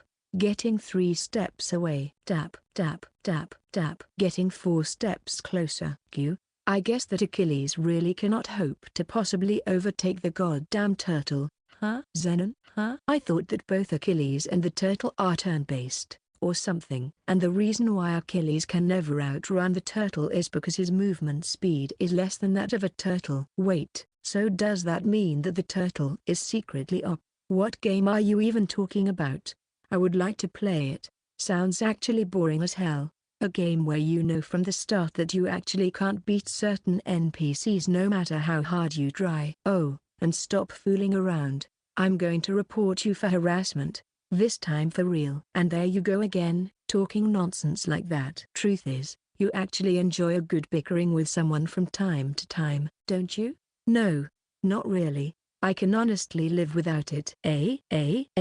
Seriously? She seriously thought I enjoy her stupid stories, harassment and shit-talking? There's a whole lot of things I would like to say here, but this can all wait. We have more important things to do here. For now, just do your best and drop dead. I can do self-destruct magic just fine, but it is mainly fire-based, so you sure it would be effective in here? Are you being serious right now?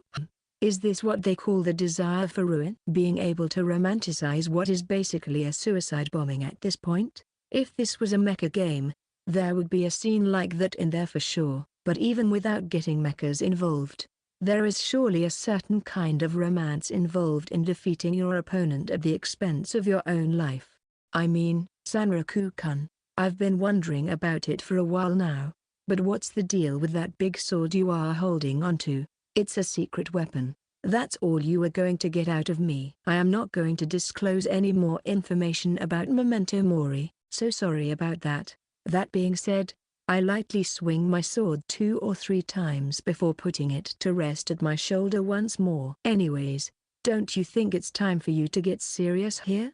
Miss Deep Sluter with a kill score of 0? You said it. Not me. Anyways, I am going to look for an opportunity and then attack that weak point of his with everything I have. Sounds good? This means that the consultation time was over. Sorry for keeping you wait for so long, tri-headed Tyranno. And just like that, Great Red Devourer, this place is going to be your grave. Better pick what you want us to place on your tombstone while you still can. Chapter 358 Part 1.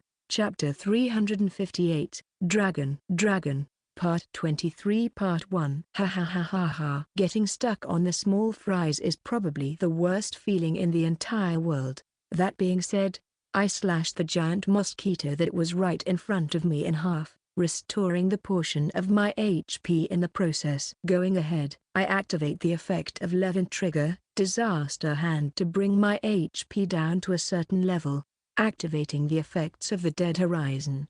In response, more and more small fries are being generated around the field in order to stop my advances, but I cut them all down and restore my HP further without issue. So it was a constant loop here. I go further in the overflow state, some monsters spawn, I restore my HP by cutting them down, and then bring my HP down again to once more activate the effects Dead Horizon.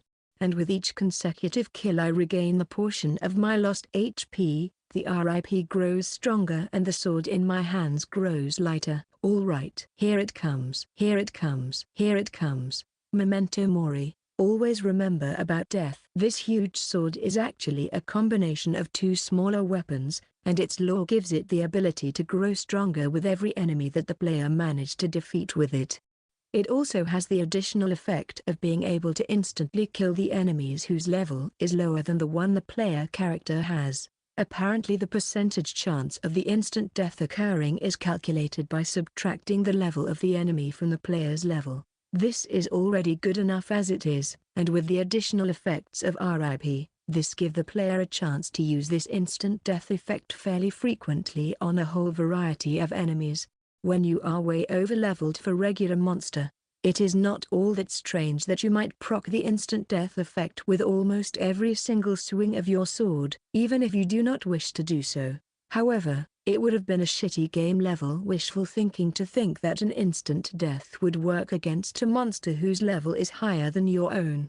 In the end, I knew it all along. Randomly generated numbers are just evil. Next thing on the list of skills and effects, each time you defeat a monster with this weapon, it regains part of its durability. This ability may seem to be backwards compatible with Duke's Arm here, but I think it was mostly designed to be compatible with RIP, since technically those 2 items are supposed to make a set. At least that is the logical conclusion I managed to arrive at. Apparently the effects affecting endurance in this game is not nearly as unique I thought them to be. And last but not least, with each consecutive kill, the sword starts to get lighter. Strictly speaking, it's not the actual weight of the weapon that gradually disappears, but it's more like the player becomes more and more proficient at handling it, since the increasing ease of use. That is why even though you can easily swing it around after accumulating a fair amount of kills with it, the actual weight of the sword is just that,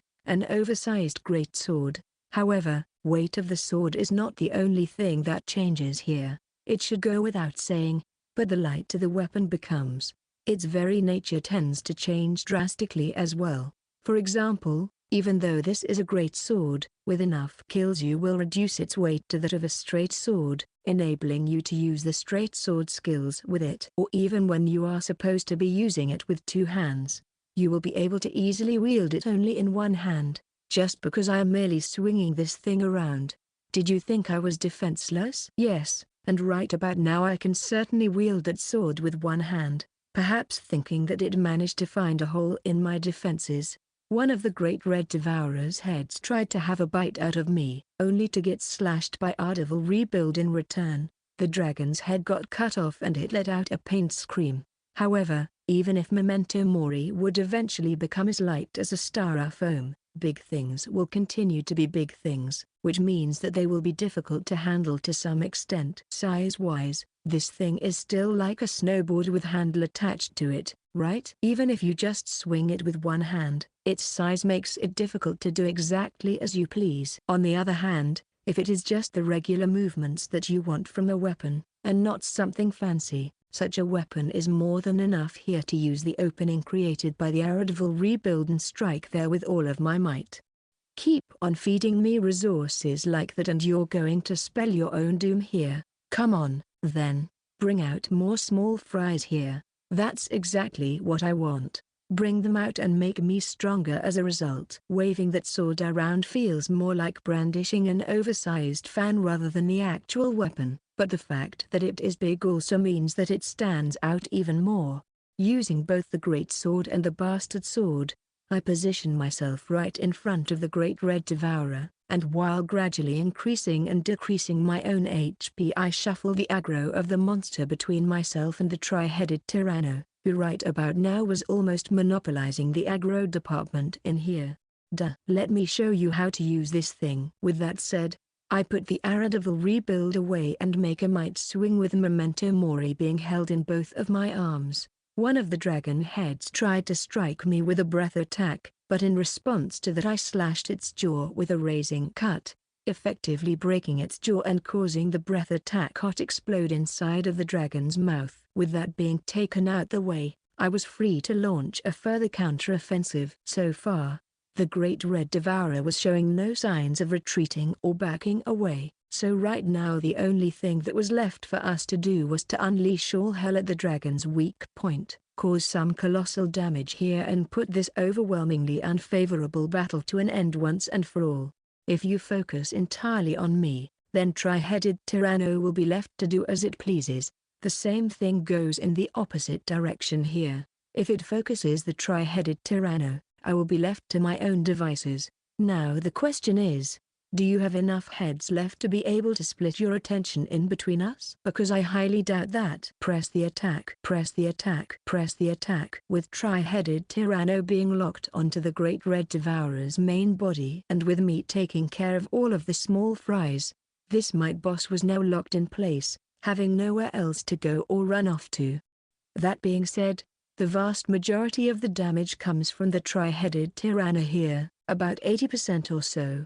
But I have no complaints here, since thanks to the instant death effect on my great sword, I am more than ideal person to sweep all of the small fries clean. It is a very dangerous game that we play here, but if we continue with this strategy just like that, we may be able to overwhelm our opponent. Even the elven arrows can inflict some sort of damage here. Sure, it is relatively small, but if repeated enough times, it will become a force to be reckoned with. Chapter 358, Dragon, Part 23 Part 2. Sadly, even the 10 elven arrows cannot match one shot of magic edge from a mule, so they are indeed garbage from the DPS point of view.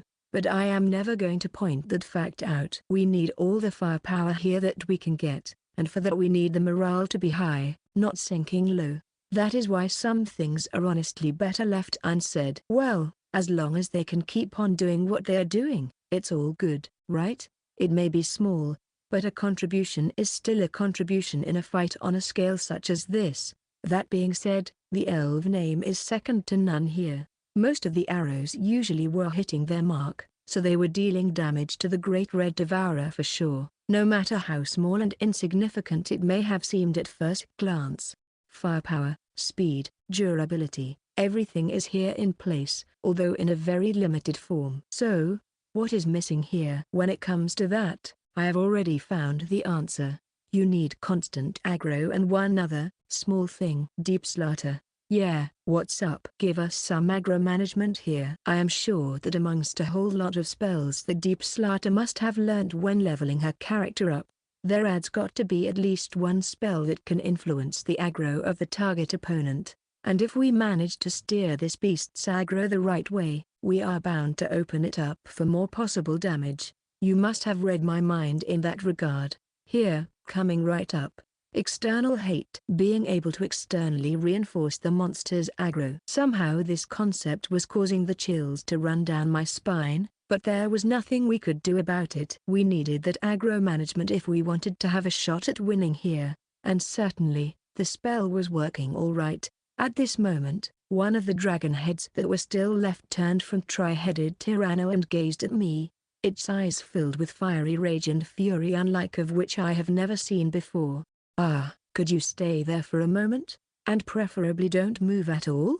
But if I were to do that, wouldn't that mean death sentence for me? Deep Slaughter. Stay there, for fuck's sake. Coon. Focusing the aggro on one person may not be enough here. If we could do something like that for let's say 50 people, that would be great. Or even more, that would be perfect here. Hey, if you could increase the rate of dispersing the aggro, that would be great. Secret Sword Utsura Kagami refurbished. It was a name that was giving me the impression that it would not be all that different from the max version, but at the same time the different name would suggest that its effect would be different here as well. However, the effect of the skill did not change all that much. What changed here was the size of the skill and the time during which it would last. At this point, the aggro is separated between the decoy and the main player. Needless to say, once the skill stops working, I am going to regain twice as much aggro as I would normally get. This effect is going to last for about 20 seconds. What about the recast time? 30 seconds. But if I can somehow get that time reduced, it will be ready to use after 10 seconds. Go. During that 10 seconds, I must do my best to focus that aggro as much as possible. There is a red frog jumping at the decoy, but I managed to easily slice that small fry in half. Then, I cut through the body of the Great Red Devourer diagonally. I was wondering if attacking it here would break the aggro focus, but in response the giant dragon only twisted its body and tried to back away from me. It was trying to escape. As if I would let it just do that. I grasped the giant sword firmly in my hands, twist my waist and turn counterclockwise with all of my might. Then once the turn is ended I turn once more, this time around clockwise, as if tracing my way back. At the same time, in the beginning of the second turn I cast Kikiri Wakaki in order to thrust myself forward a little bit, raining down a flurry of attacks onto the Great Red Devourer. You're in the way. Just die already. And here, one more skill activated. It's an assist skill, one that upon landing a successful critical hit will increase the values of all of your stats except for HP, MP and stamina for a short duration. And seeing as all of my stats and level were already pretty high out there, you can expect that this skill is going to have a true kick to it. Whoa there.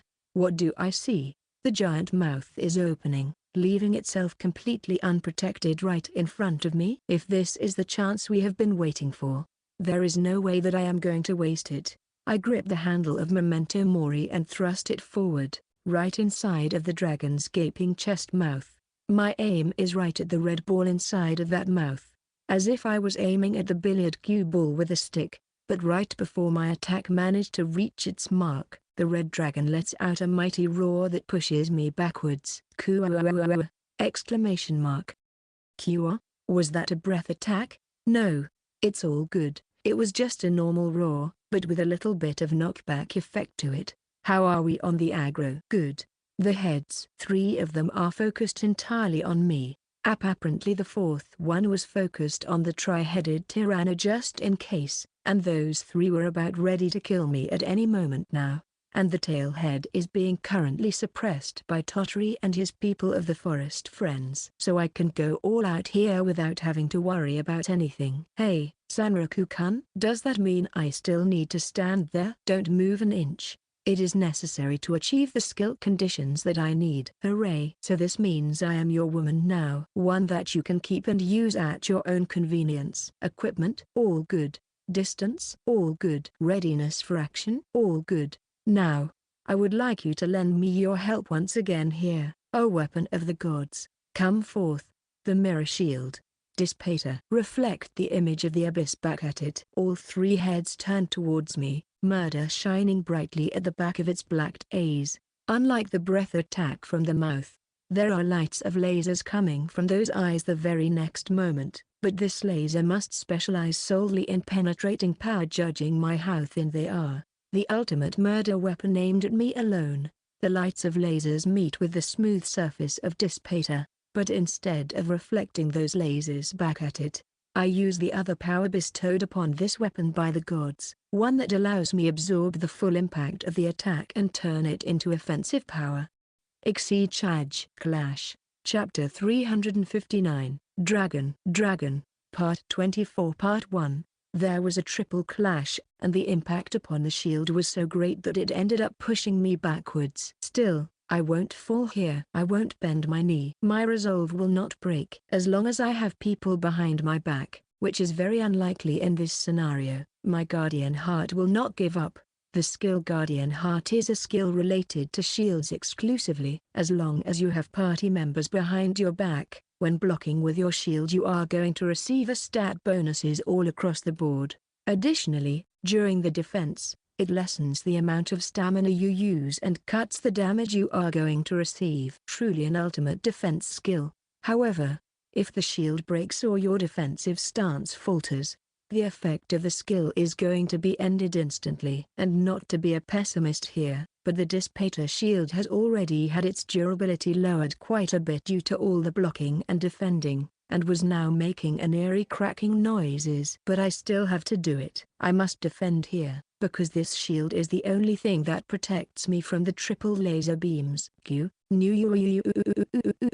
I don't have to look at Dissipator to know that the shield was approaching its limits, and it was doing it fast. It was yet to reach its breaking point, but at this rate this moment would come sooner rather than later. Time for the counterattack. However, to put things in another way, it was only working for my advantage that the shield managed to withstand so much punishment here, and it managed to do so rather spectacularly. And it is because of that that I must prove it. I must prove that all this abuse and destruction was well worth it. To that end, I needed results. Here, I thrust Memento Mori into the ground to give myself some foothold, and I take out a bladeless knife with an embedded crystal from my inventory. Then I stab myself with the poison blade to the torso and thighs, which should allow me to activate the true power of the Dissipator. I shout out the words, conversion. The red magical power absorbed by the mirror shield turns into bright flames. No, that's not it. It should be said that the power that simply could not be contained inside of the shield decided to take the form of formidable flames. Because of the black morning dress it should be really hard to tell that right about now I was basically on fire. But basically, my whole body was now one big poison curse wound, so setting it on fire should not make that much of the difference here. Besides, burning is a small price to pay for ultimate power needed to win this battle once and for all. Both my shield and I are full of cracks right now, but you are gravely mistaken if you think that this means we are fragile. No, truth to be told, we are fragile, but it's this kind of fragile where you simply need to dish out 1 million damage against your opponent before they manage to deal 1 damage to you. Say, should you really be in such a state for such a long time? Won't your clothes simply start to burn away? Turning my HP into charcoal is all part of the plan. You would not get it. So please shut the fuck up and just watch. Hey, don't talk to me with such passion in your voice here. This will only make me want to give you a nice and tight hug. I'm going to slap you 100 times if you ever try to do that. That would actually feel like a reward here rather than punishment. Maybe I should have just thrown something at her that should have silenced her up nicely. And maybe it was my imagination here, or maybe I was just seeing things because of all of the light shining brightly here right now. But I was getting a feeling that right now, all of the dragon heads were turning towards me, even those that were previously occupied with other players. And their eyes were all burning with pure and unadulterated hate. Here! Exclamation mark. Its whole body bent in a weird way. Contrary to its previous actions, this one looked almost organic and natural, as if all of its muscles all over its body spasmed violently at the same time. Was it intentional? Or was it also a scripted event? The giant red mass starts charging forward here, but the speed of this charge was really slow, as if the red mass had problems with moving the way it wanted to move. It was certainly way slower than when it was wrestling against the tri-headed Tyranno. That's for sure. Sure, I can avoid it no problem here, but let's use that opportunity to get even more assault power here.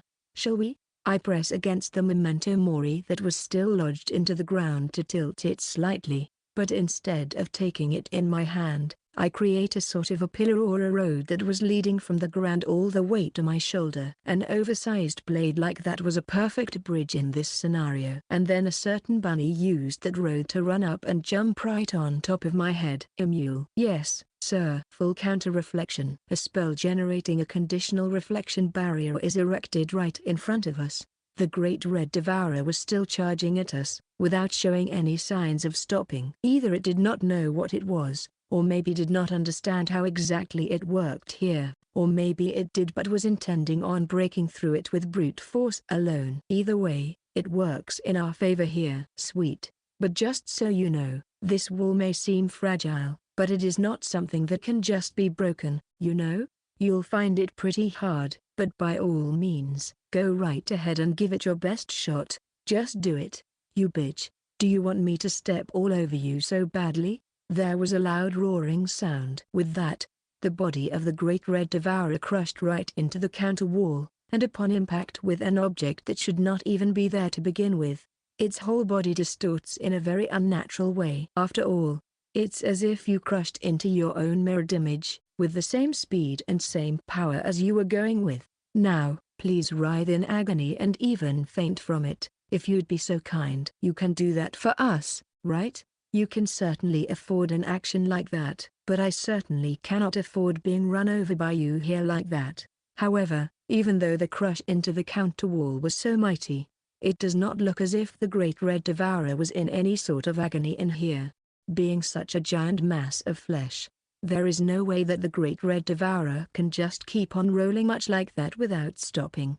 There will come a time where it will need to stop, no matter if its aggro is pushing it forward all the time or not. However, is that really going to be the case here? I turn towards the dragon heads, having my doubts. Big brother, as in, oh, you really could at least try to stop yourself from making everything sound sexual, you know? It was at this moment that tri-headed Tyranno came back into action, biting into the tail of the great red devourer. It may have many heads available to it, but as long as they all share one body, there was nothing that the great red devourer could do now, and it was stopped in its tracks. Of course, it was still struggling to break free here, but with little to no effect. Right. With that being said and done, I pick up Audiobook rebuild again and go back to my old reliable dual-wielding fighting style. Let's get it over with right here right now. While the great red devourer is still being preoccupied with the tri-headed Tyranno holding onto it, I brandish my oversized sword and take a couple of mighty swings in its general direction.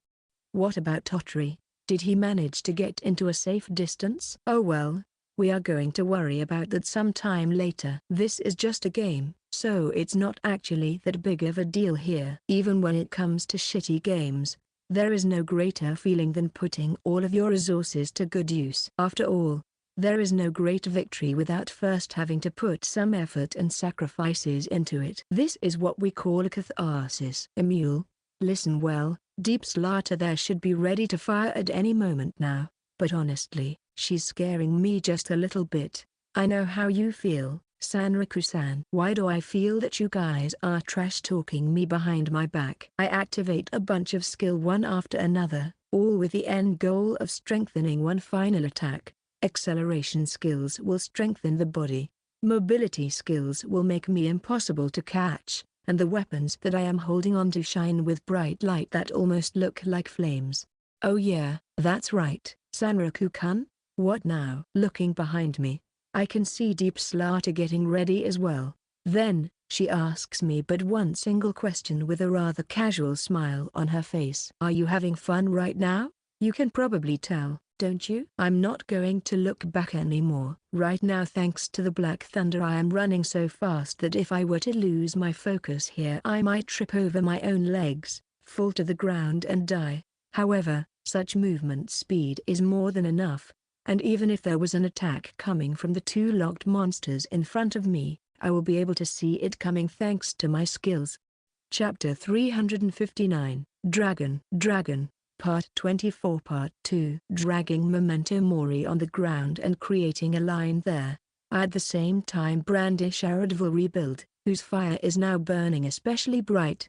Most probably because the weapon was sensing that the dragon hunt was getting to an end here. And right in between of the two colliding masses there was I, a mere human. This is technically not a two-sword style skill, but rather a double-handling skill. Perhaps because I was mostly using twin swords and anti-blade swords most of the time. The only skills I could call my trump cards that could be used here are related to dual wielding. A shame, but what can you do? But then again, look on the bright side, I am able to use those skills right now. Alright, time for the baton pass. Four heads of the Great Red Devourer bundle together and unleash one singular breath attack that directly hits the left head of Tri-Headed Tyranno. As a result, the Tri-Headed Tyranno rolls backwards. However, blowing such a huge attack just to get one enemy off your back leaves you open for attack from another enemies. Because of that, I am already within the attack range and there is absolutely nothing that the Great Red Devourer can do in order to prevent this. Right. Activating Hecaton's Edge. It's your turn now. Audiobook rebuild. Got to town. One strike, one flash. After busting out such a big move before, the Great Red Devourer is unable to move or dodge the incoming attack, which results in a singular scorching line being engraved upon its body. One strike, two flashes. The oversized sword is being swung with only one hand, a single blow that was way harder than it looked to be, scattering two separate light effects on the body of my opponent. One strike, 4 flashes, 8 flashes, 16 flashes, 32 flashes. As I keep on swinging Memento Mori around, dealing damage to the main body, Audiobook rebuild can stay on the lookout for any small fries that are in the vicinity and dispose of them if need be. It also keep on spewing out flames everywhere. Hey, not that I'm not glad that you're not forgetting about hospitality here, but this level of speed is not enough to be able to catch up with me. And even if it was, I am going to get rid of all of them in an instant. I activate yet another skill, Limit Over Accelerator. This skill evolved from the skill formula Drift. This skill is somewhat non-standard, as it accelerates you by doubling the amount of both your agility and dexterity, but only for a couple of seconds.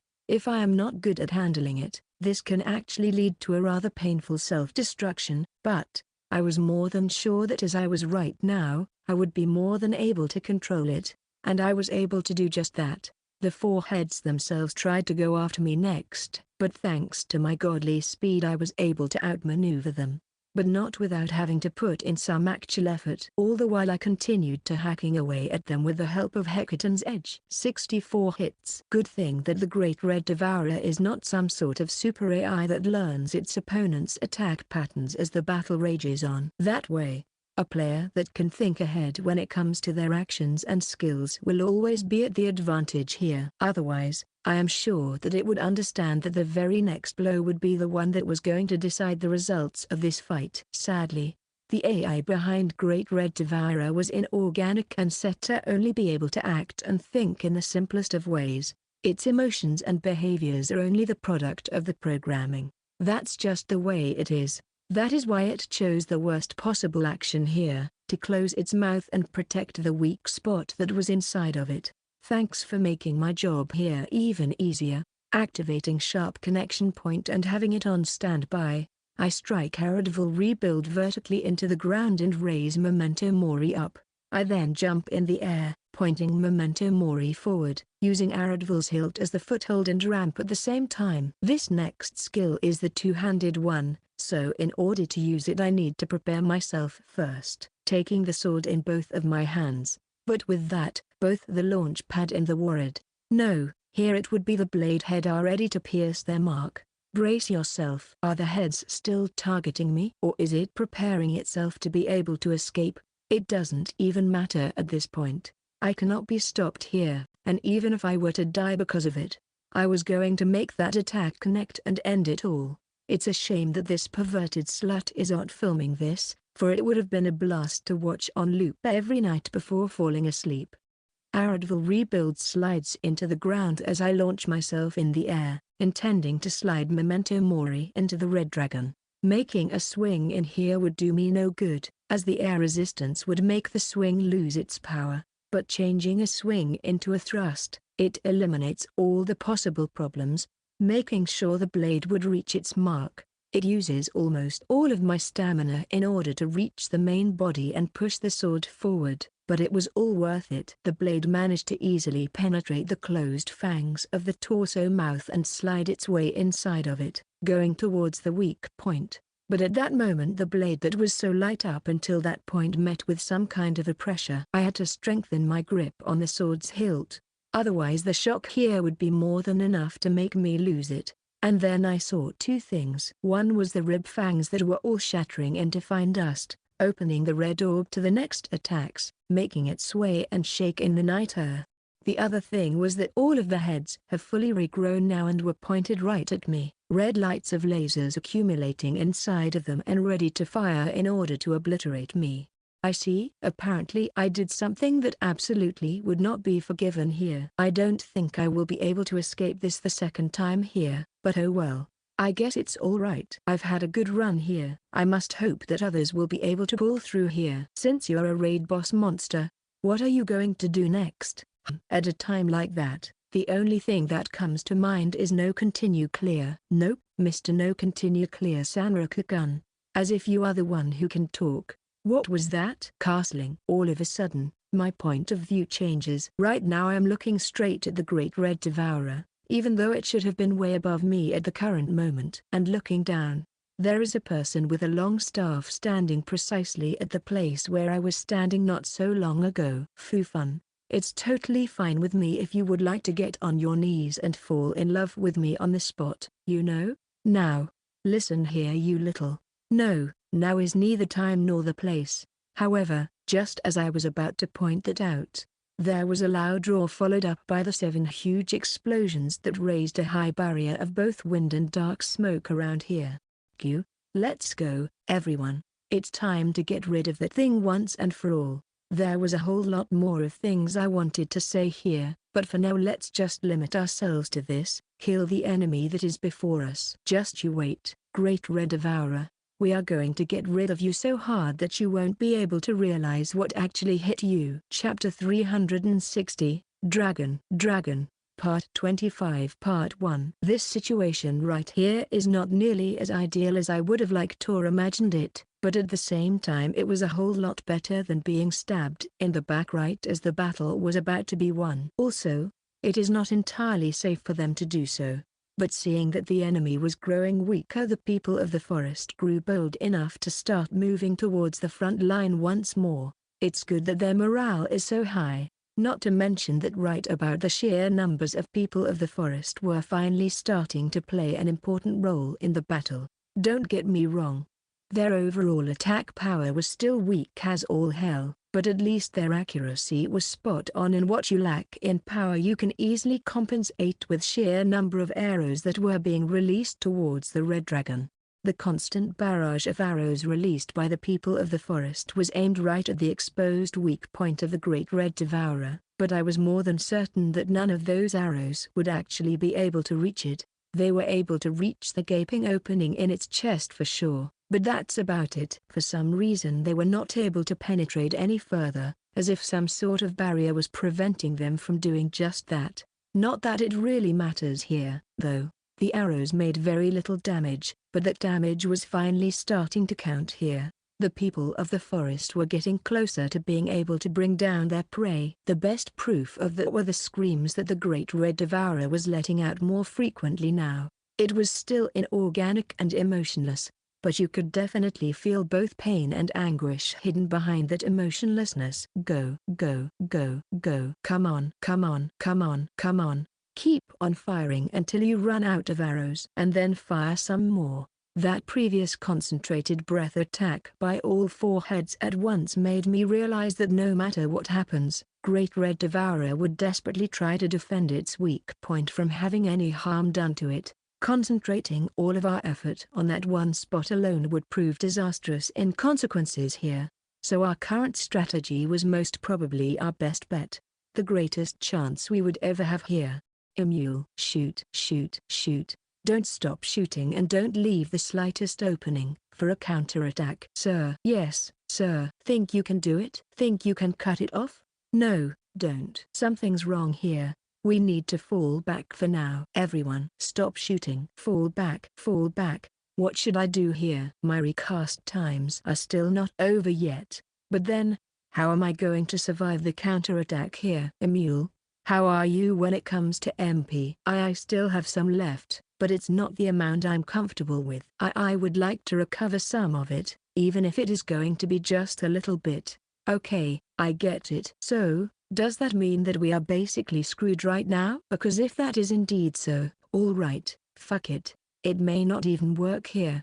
But since we have come so far right now, we just have to believe in it. Logic and rational thoughts be damned. Tottery. What is it? I want you to prepare the strongest possible attacks that you have at your disposal and try to force it to back away again. Think you can do that? Alright, I understand. I will do my best here. Say, but what about Dipslo-san? She's as good as dead right about now, so don't worry about that idiot. Once this thing is all over, we can exorcise the remains and give them a proper burial, so focus on the task at hand now, alright? Oh, alright, I mean, yeah? Huh? This is going to feel like making a big parade right in the middle of a freaking nowhere. Now, when it comes to preparations for this thing, just how should we all approach this? At this point in time the Great Red Devourer mostly ran out of all of the resources that were available to it.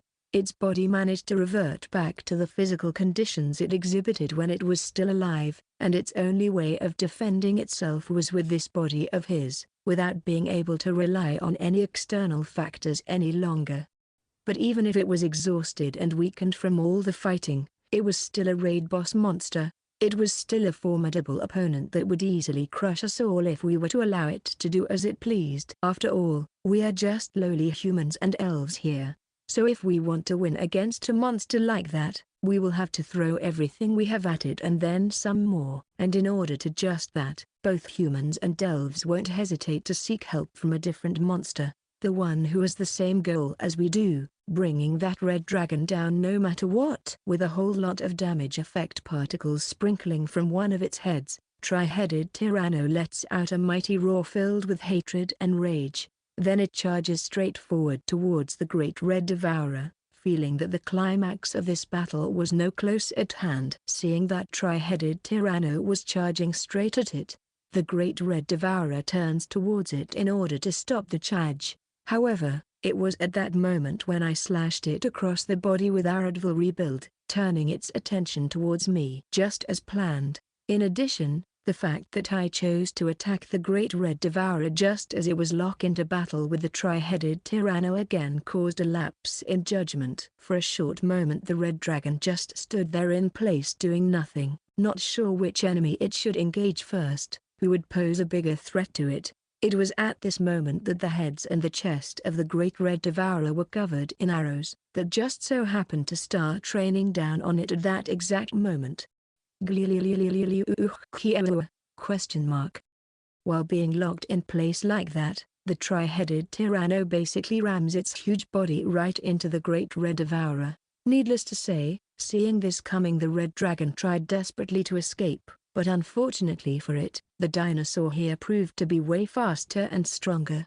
With two huge bodies colliding with one another, the great red devourer is forced to step back, and at the same time the tri-headed tyranno started to vomit its bodily fluids all over its opponent. The mixture of spit and vomit does not dissolve at all, and even though I knew what its purpose here was, seeing a monster being covered in something as nasty as this was hard to look at. It was almost causing my own stomach to revolt in protest. Chapter 360, Dragon, Part 25 Part 2. Once the great red devourer realizes what is about to happen, it starts to thrash about with even more strength than ever before, just so that it could break free and go to safety. However, the tri-headed tyranno was still pressing forward, locking the red dragon in place and preventing it from making any kind of movement. In that moment it was imply an obstacle that would not be stopped or overcome. It's a strange feeling.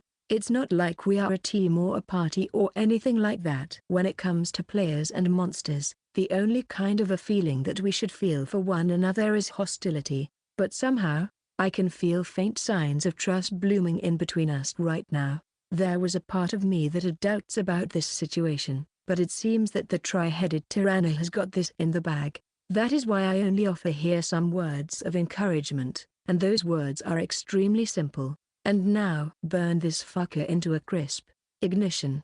Both a loud roar and a heat wave start to fill the entire arena here. Naturally, since the great red devourer was right at the center of the blast, it suffered a great deal of damage because of that attack, and in its aftermath it was struggling on its legs to maintain balance. As for me, I was using the tri-headed tyranno in form of a shock shield here, so I was able to witness the red orb appearing right in front of me, defenseless and ripe for the taking.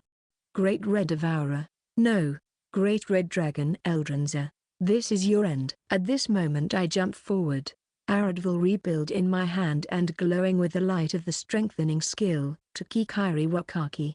It should be more than enough to shatter that red orb into oblivion. The red-hot sword slashes through the red sphere with ease. Strange, its material seems to be both hard and soft at the same time. It gives me the feeling of a tightly packed rubber, or maybe a cheese. This is divine punishment. Or wait, this is something that humans exercise on other humans exclusively. So, how the hell should I address this situation right here? It's humanity punishment time. Perhaps reading the atmosphere and feeling that it was going to be the final blow. Audiobook rebuild lit brightly with red flames, as if striking a pose. Yes, that's right. This last attack is going to settle everything here. Exclamation mark. You way. It was not enough? No. This should have been enough. It should be dead. It was already on its deathbed, no doubt about it. So why? As I was wondering about that, I could see that the great red devourer was beginning to move. With its last dying breaths, it put the last remnants of its strength into its hind legs, raising its body upwards. Then it just tilted itself forward and started to come down. Ah, I see. It was going to crush me with its body, using me as a pillow. Oh well, it doesn't matter. This time for you are no way. Did I happen to twist my ankle here or something? Just when I was about to finish this whole battle? Damn you, destiny. Damn you to hell for causing my entire body to collapse. Ah, but that means I'm done for, right? At that time, swoosh, there was the sound of a small object traveling through the air at high speed. Don't tell me. No, don't you dare doing me so dirty like that. There was a lonely arrow sticking out of the red orb, that was now starting to be filled completely with cracks. There was a moment of deafening silence, and in the next moment there was a huge explosion, one that was somewhat similar to the tri-headed tyranno's napalm attack. The red orb got completely obliterated in the process, and the lifeless corpse of the great red devourer falls to the ground motionless, all according to the physics engine. That was the last pathetic cry that this raid monster has ever let out of its mouth. The body of the great red devourer stops perfectly still as if the time has stopped for the corpse. Then, the red body started to crumble away bit by bit, as if its whole matter was turning into fine dust and scattering on the wind. There was also something else left in there, and it was a small and dried-up grasshopper. However, once I tried to grab it inside of my palm, it collapsed into the dark red powder just like the rest of the red dragon's body, the powder being carried by the wind God knows where. Though the frenzy of the red blood has been cut down to size here, the rest of the entire bloodline still flows uninterrupted. Raid boss monster battle cleared. Prey has been subjugated. Subjugation target, Great Red Devourer. This concludes the raid boss battle. Number of active raid participants, 345. Start of the next raid boss battle, to be determined after progress has been made to the world quest. According to the Bible or some other very similar book, the great plague of locusts that devastated ancient Egypt was directly linked to the fangs of the lion. Here in this game it is a dragon fang. But whatever. I mean, this is a raid monster, so there technically should be a possibility to rematch this guy, but at least for now I think the chances for that are actually pretty slim. By the way, I wonder what this particular monster would turn into next. Because I am sure that there is more to this fight than what we have seen, and it would be great to have some more in-depth knowledge ahead of time. But I guess that you can't always have anything you wish for, but that's cool as well in my book. Hey, brave hero. I hope that you know that if you claim that you have made the last attack here, there will be a riot. Huh? Who? Me? No. It was our victory here. What? All of a sudden this is a simulation game to you. However, those last words of mine melted into the deafening roars of happiness and cheer that followed right after the end of the battle. But since it was only a joke, there was no need for me to actually repeat them, and I could as well join in on the festivities, seeing how people of the forest were celebrating their great victory. At the same, I could feel Emil frolicking wildly on top of my head.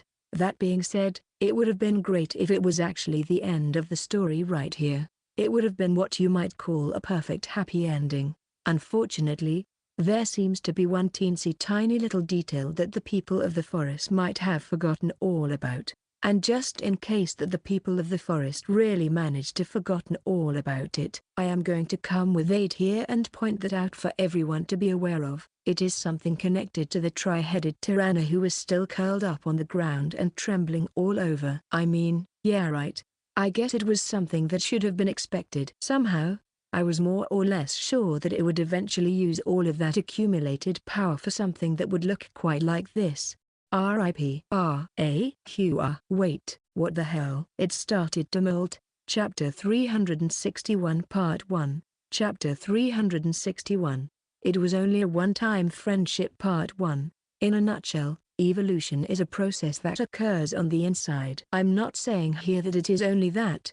There are other factors as well, but in a huge nutshell, that's about it. It is a process of adapting to the ever-so-changing world that influences one's outside, but it starts on the inside. The dinosaur skin that was full of scars, wounds and scratch marks starts to crack and eventually falls to the ground like scrambles of the egg's shell. Of course, what was underneath the wounded skin was not some sort of a beautiful appearance, but it was rather something more appropriate to the situation. It was a skin dyed in deep crimson, with a thick web of veins going all over its body, looking as though both blood and heat were oozing out of those veins. I see. Wait, doesn't that mean that this monster is going to become even more dangerous than it previously was? And why am I getting some golden crystal scorpion vibes from it, too? I mean they are two different species, but the way in which it transformed now seems to be really similar. Or is it really an evolution at work here? I also get a feeling that this here monster should no longer be considered as rare and jump straight into the territory of unique monsters. Hey, Sanraku. Wait, lower your weapons, all of you. Just leave this one to me, all right Tottori? Are you really sure that you are going to be fine? No, I don't. This is going to be any kind of fine. That is why it will be better to just leave a mule here, just to be on the safe side. More roaring sounds start to be heard. The muscles of the original tri-headed Tyranno are starting to grow and swell tremendously, making its body even bigger than it was before. Its left head, the one that seemed to have been brutalized the most, had a nasty scar running all over it, and it was grotesquely asymmetrical and deformed. At the same time, this was only adding to its feeling of intimidation here. Hello. What's this? Wanted to give a change of clothes ago now? Did you? I mean, does that mean that we still get to receive the EXP for slaying the tri-headed Tyranno? Or maybe we don't. I mean, well, it's true that if we were to debate who contributed the most damage to this raid battle, it would have definitely be the tri-headed Tyranno. But does that mean it received EXP too? Besides, this sudden change is way too drastic, no matter how you look at it. Whoa. It's bringing its faces closer to me. Hot. Wait, so hot, it starts to burn. Please try to calm down, big bro. We were having a moment not so long ago, remember? We have formed a bond of friendship, right? This certainly has to amount to at least something. While the former tri-headed Tyranno approached me, hot breaths, in the literal sense, were leaking out of its mouths. Normally it would have been no problem, but this thing had 3 mouths and 6 nostrils total. Right now, I was feeling like a wet piece of clothing being dried inside of an electric dryer. At the current moment, my HP sits at the value of 1, so one wrong move here might spell the end of me and my doom. One wrong move, and I'm dead. Whoa there, we are friends. You and I friendship really important. See? For a moment out there, all 6 eyeballs were looking directly at me, blinking really fast. It was a weird thing to witness, especially since its eyelids were moving on the vertical axis, a thing characteristic of reptiles only. After a brief moment filled with both tension and silence, the 3 heads take their distance from me and take a deep breath. I knew it. I'm going to be burned into a crisp here, aren't I? It lets out a might roar out of all of its 3 heads. Was that supposed to be a declaration? Something alongside the lines of, "I am the king of this forest"? At least that's how it sounded in my ears, but I might as well be mistaken here. This here loud, long and majestic roar permeates the air for some time, and then it just starts to die down and eventually disappears. The former tri-headed Tyranno looks at me with all of its 6 eyes. There was a clear intention in those eyes of his, and it was something entirely different from the light that shone inside of the great red devourer's eyes. I could not understand the exact meaning behind that roar just now or this gaze, but something in my gut was telling me that I actually knew what this was all about. The 2 of us are not friends. We are not even buddies here. There is no need to get emotional here, because this cooperation we had here was purely beneficial for the both of us. But that's that. Next time that we shall meet one another, it will be solely as enemies. There is no doubt in my mind about that. But that is also why this joint battle, this joint effort here was so precious to me, so irreplaceable. It may have been for a very short while, but the 2 of us were looking in the same direction, with the same goal in mind. Nothing is ever going to change that. I guess it's a farewell for now, but we will surely meet again. Look forward to it. So I guess that we are safe for now. Enemies we may be, but for the time being both humans and monsters were allowed to have that moment of respite, so that we could bask in the afterglow of our grand victory. And I mean, both for the tri-headed Tyranno and for me this here should be quite the accomplishment. So I don't feel happier about it. Oh yeah, actually, how long did that fight take us? I mean, it does not look like the dawn is here quite yet. Also, as a sort of a parting gift, I decided to throw the very last bottle of Mystic Soma that I had on me right into the tri-headed Tyranno's mouth. And since it was a monster, and one that was so huge like that, I think that it will be okay even if it swallows the glass bottle up. It should be able to digest it just fine. After casting me one last glance, the former tri-headed Tyranno turns around and starts walking away from here. As it was walking away, I could see something fall from its body and slowly rolling towards my feet. As it turns out, it was a scale, and it was almost as huge as an oyster shell. If a thing like that was to spontaneously fall from its body and hit me to the head now, I would have been dead from it for sure. Could it be that it was actually what this bastard? No, calm down. I'm sure that this is actually nothing else but a coincidence. Chapter 361. It was only a one-time friendship. Part 2. Could this scale here be a drop item? Scarlet Scale. This scarlet scale is one of the scales shed by Dracarys Dinocerberus, a scale born out of the scarlet scars. The scale continues to grow throughout the monsters and it never stops growing. When the monster reaches old age, the scale is way harder than it was the moment the monster was born. The oldest scales bear the collective names of history, since they were already here when the three great fire giants were born. They are as mysterious as they are durable, and they also possess many more qualities. Well, this scale was just born, so there's no way that it's as amazing as those old ones, right? Still, this is some high-quality farewell gift. I am truly happy to receive such a thing, but I don't know. Somehow, I feel as though I did not exactly deserve such a gift. Also, I get the feeling as through the look of the scale and its flavored text are not exactly a match here. It's like having received a box of cheap wine and being told that it is actually a 50-year-old malt or something similar. Oh well, best not to think too hard about it, at least for now. Oh well, I'll take it as a sign of goodwill here. Goodwill? Yeah, let's go with that. If you were to ask me, I would say that this was indeed a farewell gift from Tri-Headed Tyranno. No, I guess it would be more appropriate to call it something else now. How about Scarlet Red? Are you going to die before we manage to meet again? Or maybe you are going to die precisely because we will meet again in the future?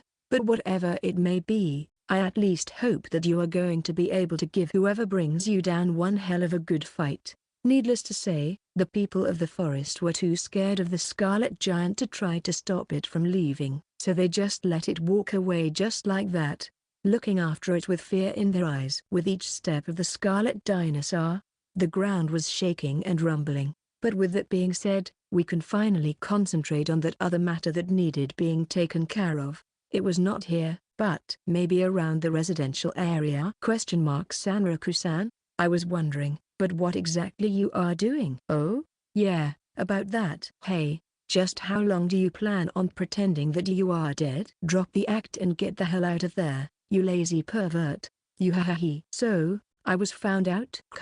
She's still alive? And just like that, the deep slaughter who should have been dead for sure casually emerged from behind some debris that used to be one of the houses around here. And there is no need to be so shocked that she's still alive, Emule. I'm sure that once she cast castling on me, she had more than enough time to act accordingly and avoid being killed. Now it's just the question of why she chose to play dead until the end of the battle. The announcement after the battle said that the number of remaining participants was 3 out of 45. And besides, I knew that something like this would not be enough to kill you. Sanraku-kun. This is it. This is love. Pure love that transcends both space and time. Shut the fuck up. Why don't you? What is that even supposed to mean? It must have happened at that moment when that accumulated breath attack was about to hit me. Deep Slaughter switched places with me at the time, but I am sure that she already had a plan going on that would allow her to survive that. Also that we could bring this battle to a close. This absolute idiot. It was most likely a self-resurrection, a technique that we were using during the battle with Gravekeeper Wiseman. She must have thrown the resurrecting item in the air ahead of time and it revived her just in the right moment. Incidentally, one of the items that I have received from the Saint was also a reviving item, but the one that would work with a slight time lag and would give you a brief period of invincibility after being resurrected. But what Deep Slaughter did there was the same kind of escape as my inventory teleportation, but instead of some other space, she was being dead and this allowed her to withstand the incoming breath blast. But of course, it would have been all for nothing if the thrown resurrecting item missed its mark. So, let me guess. You managed to revive yourself in time and come back, but were unable to find the right moment to make a grand entrance and just decided to stay out of this until the end. right? Now, we even happen to be thinking in the same way. Does that mean that we are basically soulmates at this point? I'm terribly sorry, but I cannot be with someone who cannot deliver a constant stream of really high DPS. Can we just stay as friends and nothing more? It's not my fault. It couldn't be helped here. What was I supposed to do there? It would be totally weird if I were just to pop up out of nowhere and proclaim that I was still alive, right? Yeah, shut up, and stop clinging to me like that. Don't you dare glom to me. Get your filthy paws off of me. Harassment. This is sexual harassment. You hear? I'm gonna sue your ass. You are? So Deep Slow San was alive after all. Hey there, Tottery-kun. Man, that last hit out there was something else alright. Yeah? Thanks, I guess. However, as much as I hate the idea of giving this pervert here any credit, we would not be able to end this fight. So, even though she skipped the last stage here, I'd go as far as to say that her contribution was more than enough here. It would have been nice if the Scarlet Red made a U-turn here and offed her on the spot, but I guess it's asking for too much here. Now is it? Alright, how about we switch focus onto the main dish here, huh? Yeah, I'm curious about that thing as well. After all, there was no way for us to not notice it. There was a huge blood crystal left in the place where the Great Red Devourer fell down, and inside of that crystal, 3 lights were shining bright. Of course, the first thing that you would think would be, there are items in there for sure, let's pick them up. Plus, the number of lights was the same as the number of battle participants, so that's even more of a reason to investigate this matter further. How about we decide the order of item grabbing via rock paper scissors match? Long story short, RNG can really go to hell for as long as I care. Chapter 362 Part 1. Chapter 362, Vice is a poison that is as sweet as a honey. Part 1. Sometimes there is a whole lot more to a game of rock paper scissors than mere luck. Should I pretend to go with one thing here, only to change it at the last possible moment? What I recommend here is to start with paper. It's the most universal of gestures in this game, and if you want to move on to the scissors from it, all you need to do is to simply subtract 3 fingers and you are all set. Then, once you have scissors on yourself, changing into rock is even easier, because the only thing you need to do here is to simply move 2 fingers. Easy, right? Sanraku-kun, won't you look at that? Now I can dual wield my long rods. Isn't that sick as hell? Or maybe, that's actually rather dangerous? In the end, the one to win our little rock paper scissors match was Deep Slaughter, because why wouldn't she be the winner here? She was the first one to plunge her head into the red crystal sack that was left after the red dragon, and the item she managed to obtain from there was a small red jewel called the Hand of Craving. The effect of this item was that apparently it adds 1 more extra slot for accessory. It is something really useful if you are relying heavily on accessories and their effects.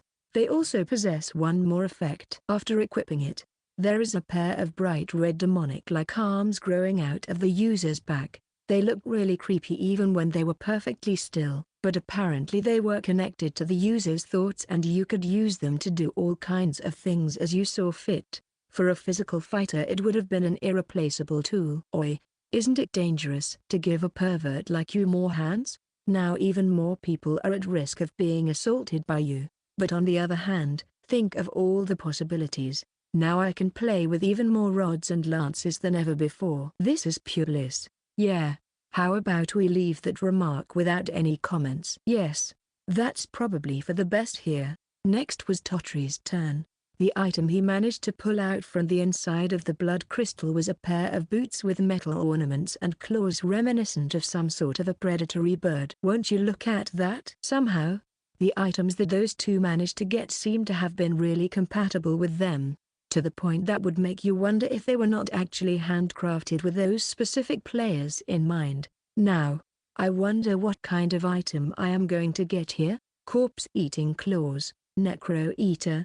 It seems that this item allows you to attack the monsters just as they are about to disappear, and depending on the moment of the attack you might even get different kinds of items.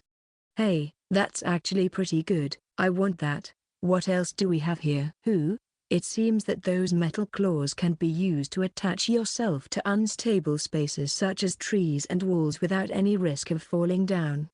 Hey, that's like super good. Now I want that for myself even more. Whoa. What's this? I feel so light wearing them. Assassination target obtained. Eh? What was that? Did you say something? Nothing. It was nothing. Please mind your own business and don't bother with little old me at all. It seems that everyone took that as a joke, which is good. However, only a mule started to tremble with fear on top of my head, which means that he was able to feel the murderous intent that was hidden behind my words. But let's leave it at that. Shall we? In order to get rid of this nasty feeling inside of my chest, I just need to pull out an item that is going to be even better than the ones those two pulled out, right? That should be simple enough. All right. Now gaze upon this. My luck stat has reached completely new heights, and you shall witness its full glory. Now without any further ado, let's just do this. Stick. The inside of the crystal feels so unnervingly warm, and that being said, my arms seem to have sunken rather deeply inside of this thing.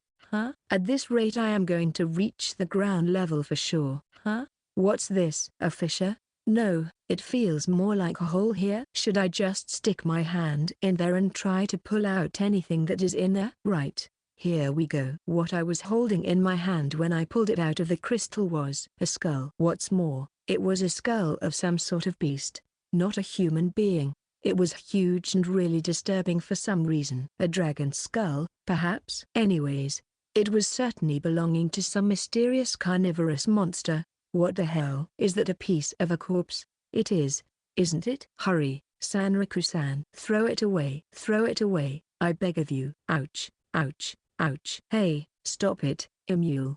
Don't pull my hair like that. I said stop it.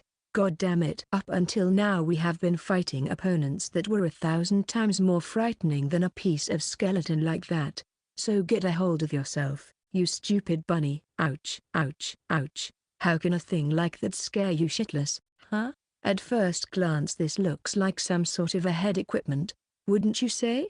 No, that's not it. This is an item for sure. This must be the same type of item as the holy grails that are in my possession. Let's see, its name is Blood Crown? What the hell is wrong with that name? Oh well, it doesn't really matter all that much. What matters here is the effects that this thing is going to bestow upon me. Bloody Red Skeleton Crown, Blood Crown, a reward for clearing the raid boss battle. Great Red Devourer, a strange red skull crown that looks similar to the skull of a wild beast. Its effects activates upon chanting the words, Blood Heart. Upon activation, the crown covers the body of the user and bestows upon them the first stage of the demi-conversion effect. Once the conversion effect starts, the user is transformed into a red monster for the duration of 300 seconds, and upon fulfilling other conditions will keep on increasing in power. Increase of HP/MP. This effect triggers upon killing beings with their respective HP bar, regardless of the fact if those beings are other players, NPC or enemy mobs. Additionally, every single kill in this for improves the overall statistics of the player. However, every 30 seconds an additional effect called Runaway Judgment will be triggered. This effect will be triggered 10 times in total, and if the player does not manage to kill at least 3 living beings every 30 seconds, the player will enter the starvation speed effect. During the duration of this effect, the player's race will be changed to Erebus Bloodroots, and the player's actions are going to temporarily be controlled by the AI. Chapter 362, Vice is a poison that is as sweet as a honey. Part 2. After 5 minutes of this state, yet another status comes into effect, starvation depletion. After 1 minute of this status effect, alongside continuous rampage, the monster's HP will drop to 0 and the player will return to normal. Just who the hell are you? Don't you know I am you? No, that's impossible. I have lost. Still, that does not change the fact that I am you. I'm your blood. You blood, you hear me. I am your flesh. I'm the red one. Your very soul is me. And I am hungry. So unbelievably hungry. And you are me. And we are the last ones. And we are hungry. So unbelievably hungry. You are hungry as well. Admit it. There is no reason to fight it. And that is exactly why. That is why we are going to devour everything, every last bit, until there is nothing else left. Until we are satisfied. Take a deep breath, and then exhale. Now take another deep breath, and then exhale one more time. Right. Now watch closely, Emule. I'm going to show you probably the only useful way in which we can use this item here. This thing has almost the same effect as our IP, but it's actually even worse. And there it is, ladies and gentlemen. We have a home run. With that, I kick the skull item so hard that it flies through the air at tremendously high speed. Whoa. Is that a bird? Or maybe a plane? I think that this is actually a hat trick. Often, having kicked the red skull a couple of times in a row and listening to Tottery and Deep Slatter's commentary, I finally managed to start to calm down a little bit. And then, when my head finally cooled down, I went to pick it up and store it inside of my inventory. And now that I think about it, those two items are not entirely identical, RIP and Blood Crown. There are some differences between the two, and since Blood Crown is listed as an item, it won't have to be placed in the equipment slot, which will leave that slot open. So does that mean that the two of them can actually coexist? But this is this, and that is that. The fact that the item that was dropped from a raid monster that I struggled so desperately to overcome was something that was so similar to one of the items already in my possession was having a heavy mental toll on my psyche here. And it was stinging quite a bit, I won't lie, and you might have guessed it. It is yet another information dump here. I think that the members of the library would basically drop dead on the spot from the sheer amount of information contained within this one item alone. And while we are being at it, why do I get a feeling that this is basically one of those use it too much and you can't go back to being a regular human type of items? Eh? You really think that it would actually possess such sinister effect? But that being said, it certainly sounds interesting. Like those items that start to attack their users if they suffer too much damage. But it seems that as the time goes on, its vitality and durability are going to decrease until it settles at the number of 1. So even though you are going to turn into a monster, it's not as though you are going to have any kind of armor onto you. Isn't that way too dangerous?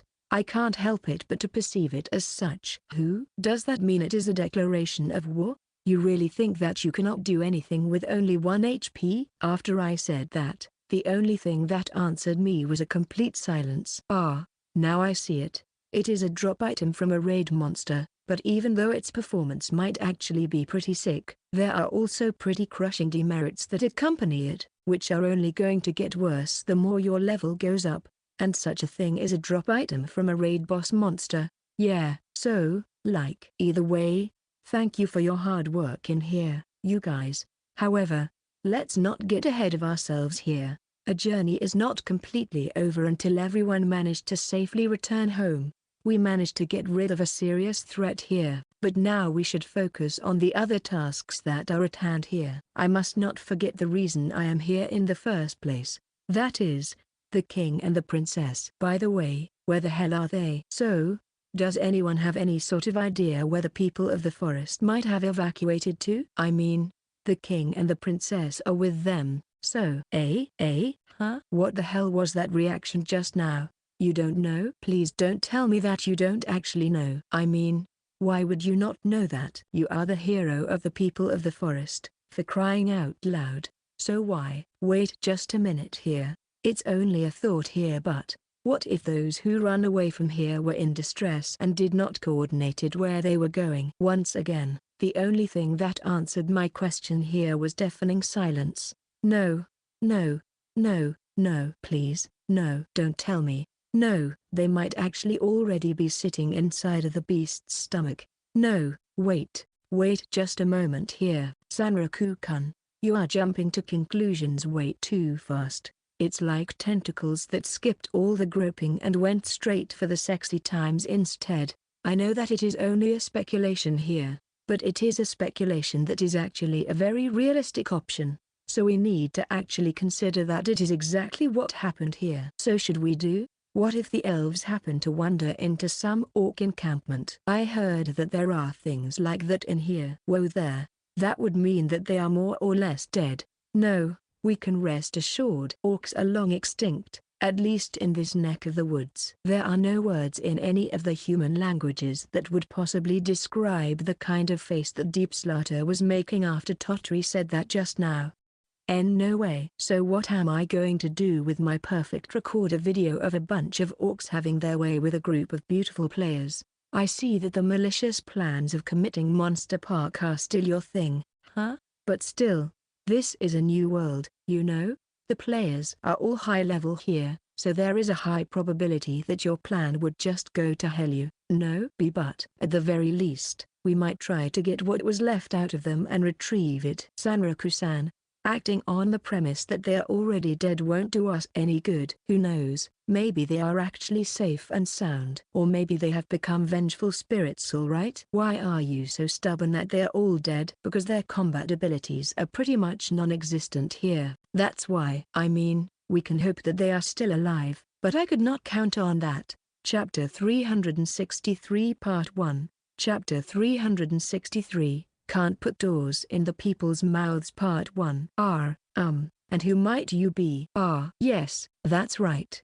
This is the first time that you witness me in this particular form. Please rest assured, Your Majesty, for it is I, Sanraku. Oh my. I quickly try to engage in some much-needed role-play here, at the same time trying to prevent Deep Slaughter from taking pictures of my current form from some very questionable angles. Cut the shit, dude. I'm going to deliver divine punishment on your ass later if you keep doing that. So, does that mean that you are actually a woman? No, not quite. You see, I am a male, but the nature of some of my powers allow me to change my gender. It is rather complicated, so it's best that you do not concern yourself with small details here, Your Majesty. Hey, Sanraku-kun? Those words just now sounded really juicy. I want to know more. Will you tell me? Please. Pretty please. Shut the fuck up. Doing my best to make that sound like some random background noise. Yuhi. That's it. Some tough love here and there, and before long you are going to be falling for me head over heels. I see that keeping the secrets of Cutinid's battle are becoming more and more troublesome to be kept as secrets as the time goes on. Usually when someone asks me that question I outsource it to Pensilgton. But right now I have no such comfort available to me. But you know what? Keep eating and playing with phallic-shaped objects in this game, Deep Slaughter, and you might just score yourself a gender change, you sick pervert. Above all else, I am so glad to see that you are unharmed and well, Your Majesty. I am most terribly sorry that it took us so long, but now, yes, we somehow managed to do it. I see. It is certainly a strange experience to hear someone who was a man not too long ago speak with a woman's voice, but oh well, I am glad to see that you are okay as well. You know, I'm going to be back to normal when I die once here, but there is literally no merit in telling you that. However, it could certainly be said that the fact that we managed to win this raid boss battle and that the losses on our end were so minimal was nothing short of a miracle here. However, it can also be said that we have made quite the detour thanks to that. To be perfectly honest with you, now would be a good time to log out and for me to catch some much-needed break here. You know what? Let's do just that, and that is why I would like to have a short break here, ? Oi, are you kidding me? You want to have a break here and now of all places? Why don't you learn to read the mood a little bit? But it's true that I am logged in for quite some time now and I would very much enjoy a proper break at this point. Hey, are you reading my thoughts or something? Better stop doing that. I'm going to sue you for invasion of privacy. As much as I would love to say yes here, such scenario is too good to actually be true. When it comes to dealing with human beings and the problems related to them, there is no such thing as one correct answer. Also, it can be said that when dealing with other human beings, reality can be often disappointing, and that is exactly why I asked the people of the forest to make a temporary save point for me so that I could rest. I then logged out of the game and took a break that lasted for about an hour or so. Wolfgang's group chat, Pencil Warrior. This is the ultimatum, by the way. Just be a good boy and fess up every single thing that you did earlier. Katsu, yeah, you do that. Then, the council will go easy on you. Probably. Pencil Warrior, Failure to do so will be met with some horrible sanctions, so please choose wisely here. Actor Arcane. Yeah, what he said. Rust. Anything specific in mind? Pencil Warrior. Something so horrifyingly unique and terribly specific that even the zombies from the ending of the Edo period would shudder just thinking about it. Kyogoku. Hey. You're welcome. Sanraku. The hell? It's not even a minute after I log in and everyone starts to gang up on me? What gives? Some sort of log-in divine punishment? Kyogoku. Say what now? Sanraku.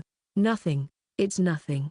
Don't worry about it. Anyways, was there any announcement from the admins to the entire player base? Pencil Warrior. Oh, so you are going to share something juicy with us completely on your own? Progress. Katsu. For you to be doing something like that, is it something bad? Or maybe you are feeling sick? Sanraku. Bitch, at least try to get on my level of uniqueness before you start to talk shit to other people. Why don't you tremble? Katsu. I'm sorry. It's just that messing with you is always so fun to do. Rust. Good thing that mold is not here. The amount of tension hanging in the air here is so high that he would have become useless for about half a day or even more. You guys are seriously dangerous. Pencil Warrior. Seriously? We are dangerous? That's actually rich coming from someone who's... Never mind. Let's just say that we all are equally as specific here and move on. Library seems to be especially noisy as of late. Sanraku.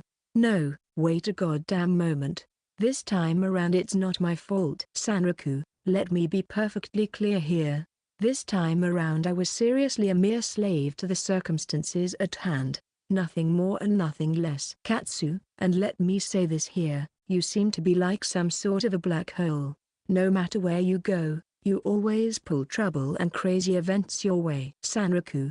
Isn't it just sad, being compared to a satellite that is so unique? And how do you feel, always being piggybacked by someone quite like that? Katsu. Awfully bold of you to say something like that knowing our history of crap together. Sanraku. Hey, you are the one who brought it up. Not me. So suck it up. Pencil Warrior. Alright you two, if you want to have a fight, then why don't you schedule something for a later date? We have more pressing matters to attend to, as you may all know. Pencil Warrior. So, how was it? Sanraku. Whatever do you mean by that? Pencil Warrior. The raid boss battle. As far as we all know, they have behavioral patterns that are all set and they can just repeat themselves, right? Pencil Warrior. I bet that if you were to go to the library with some juicy info like that, you could have gained a whole lot of money out of them. Sanraku.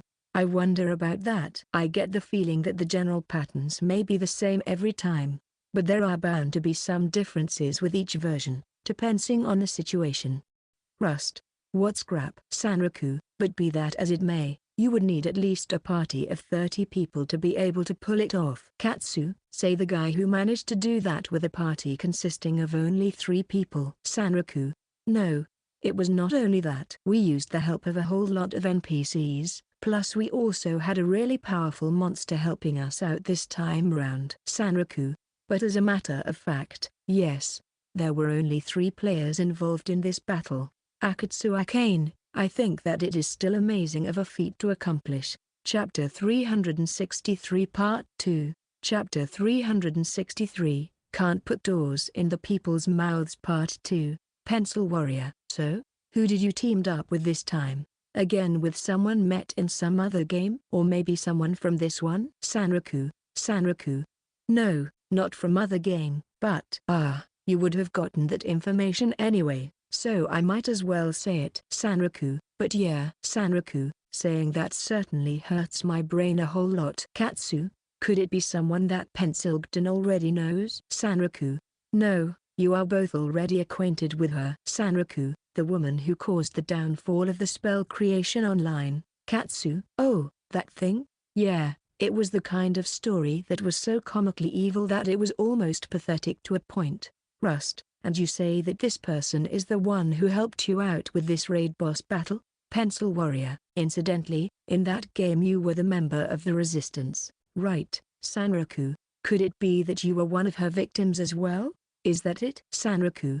No, it is not. And we were able to form a party despite our differences. Sanraku. And there was one more guy with us, Tottori the Samain Katsu, the spell creation online incident. Since then, almost every single game out there increased its user agreements, security protocols and profanity filters. Pencil Warrior.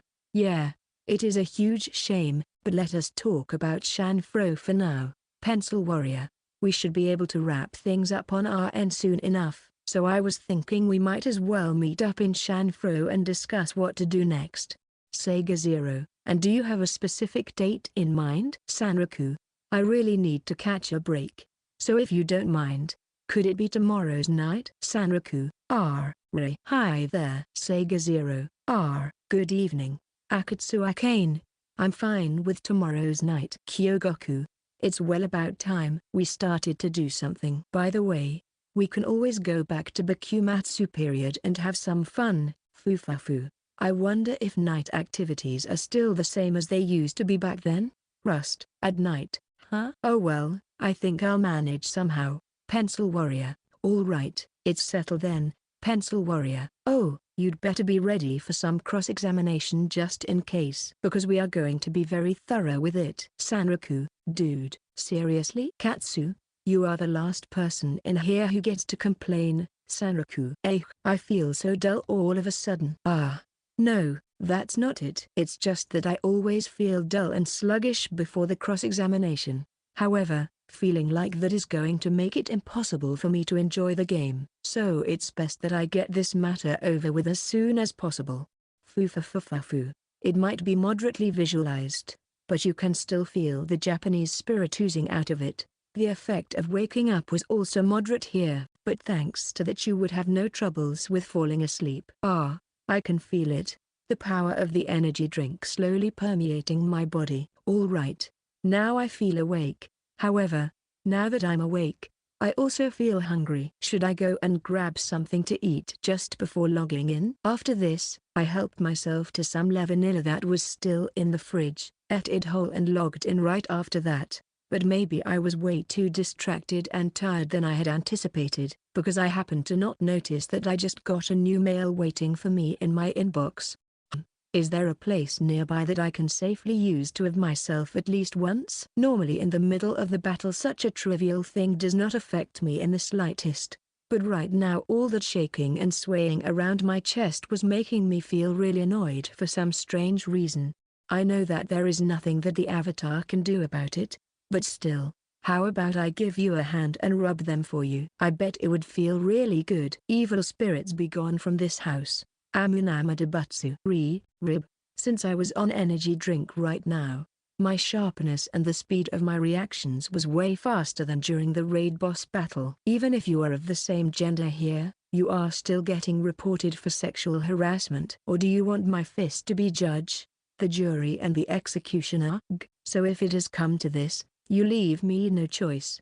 I'm going to go straight for the most sinful place of the entire body. The navel area. How about that? Are you ticklish there? You are, aren't you? Now witness the ultimate power and technique. Even though I have no real muscles in this form, I am sure that my fists still can pack quite a punch. I am also convinced that when it comes to humans, their heads are their most vulnerable weak spot. So I try to get rid of the old pervert that way. But ironically, she was always managing to dodge, no matter what I was doing. Say, you might be interested in the fact that the people of the forest are going to start coming back to this place. Well, this is the home of their ancestors, so it's not really all that surprising that they wish to return here. But are they really going to be alright? Their building abilities are top class, so I think we don't have to worry about that all that much. Certainly, the building skills of the people of the forest is amazing for sure. Just look at it. They can erect a portable save point with a bunch of twigs and leaves,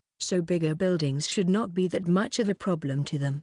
But on the other hand, since it is fast and cheap to build, it also comes at the cost of being very fragile. However, their ability to survive is apparently high as well. Take that big boss around here.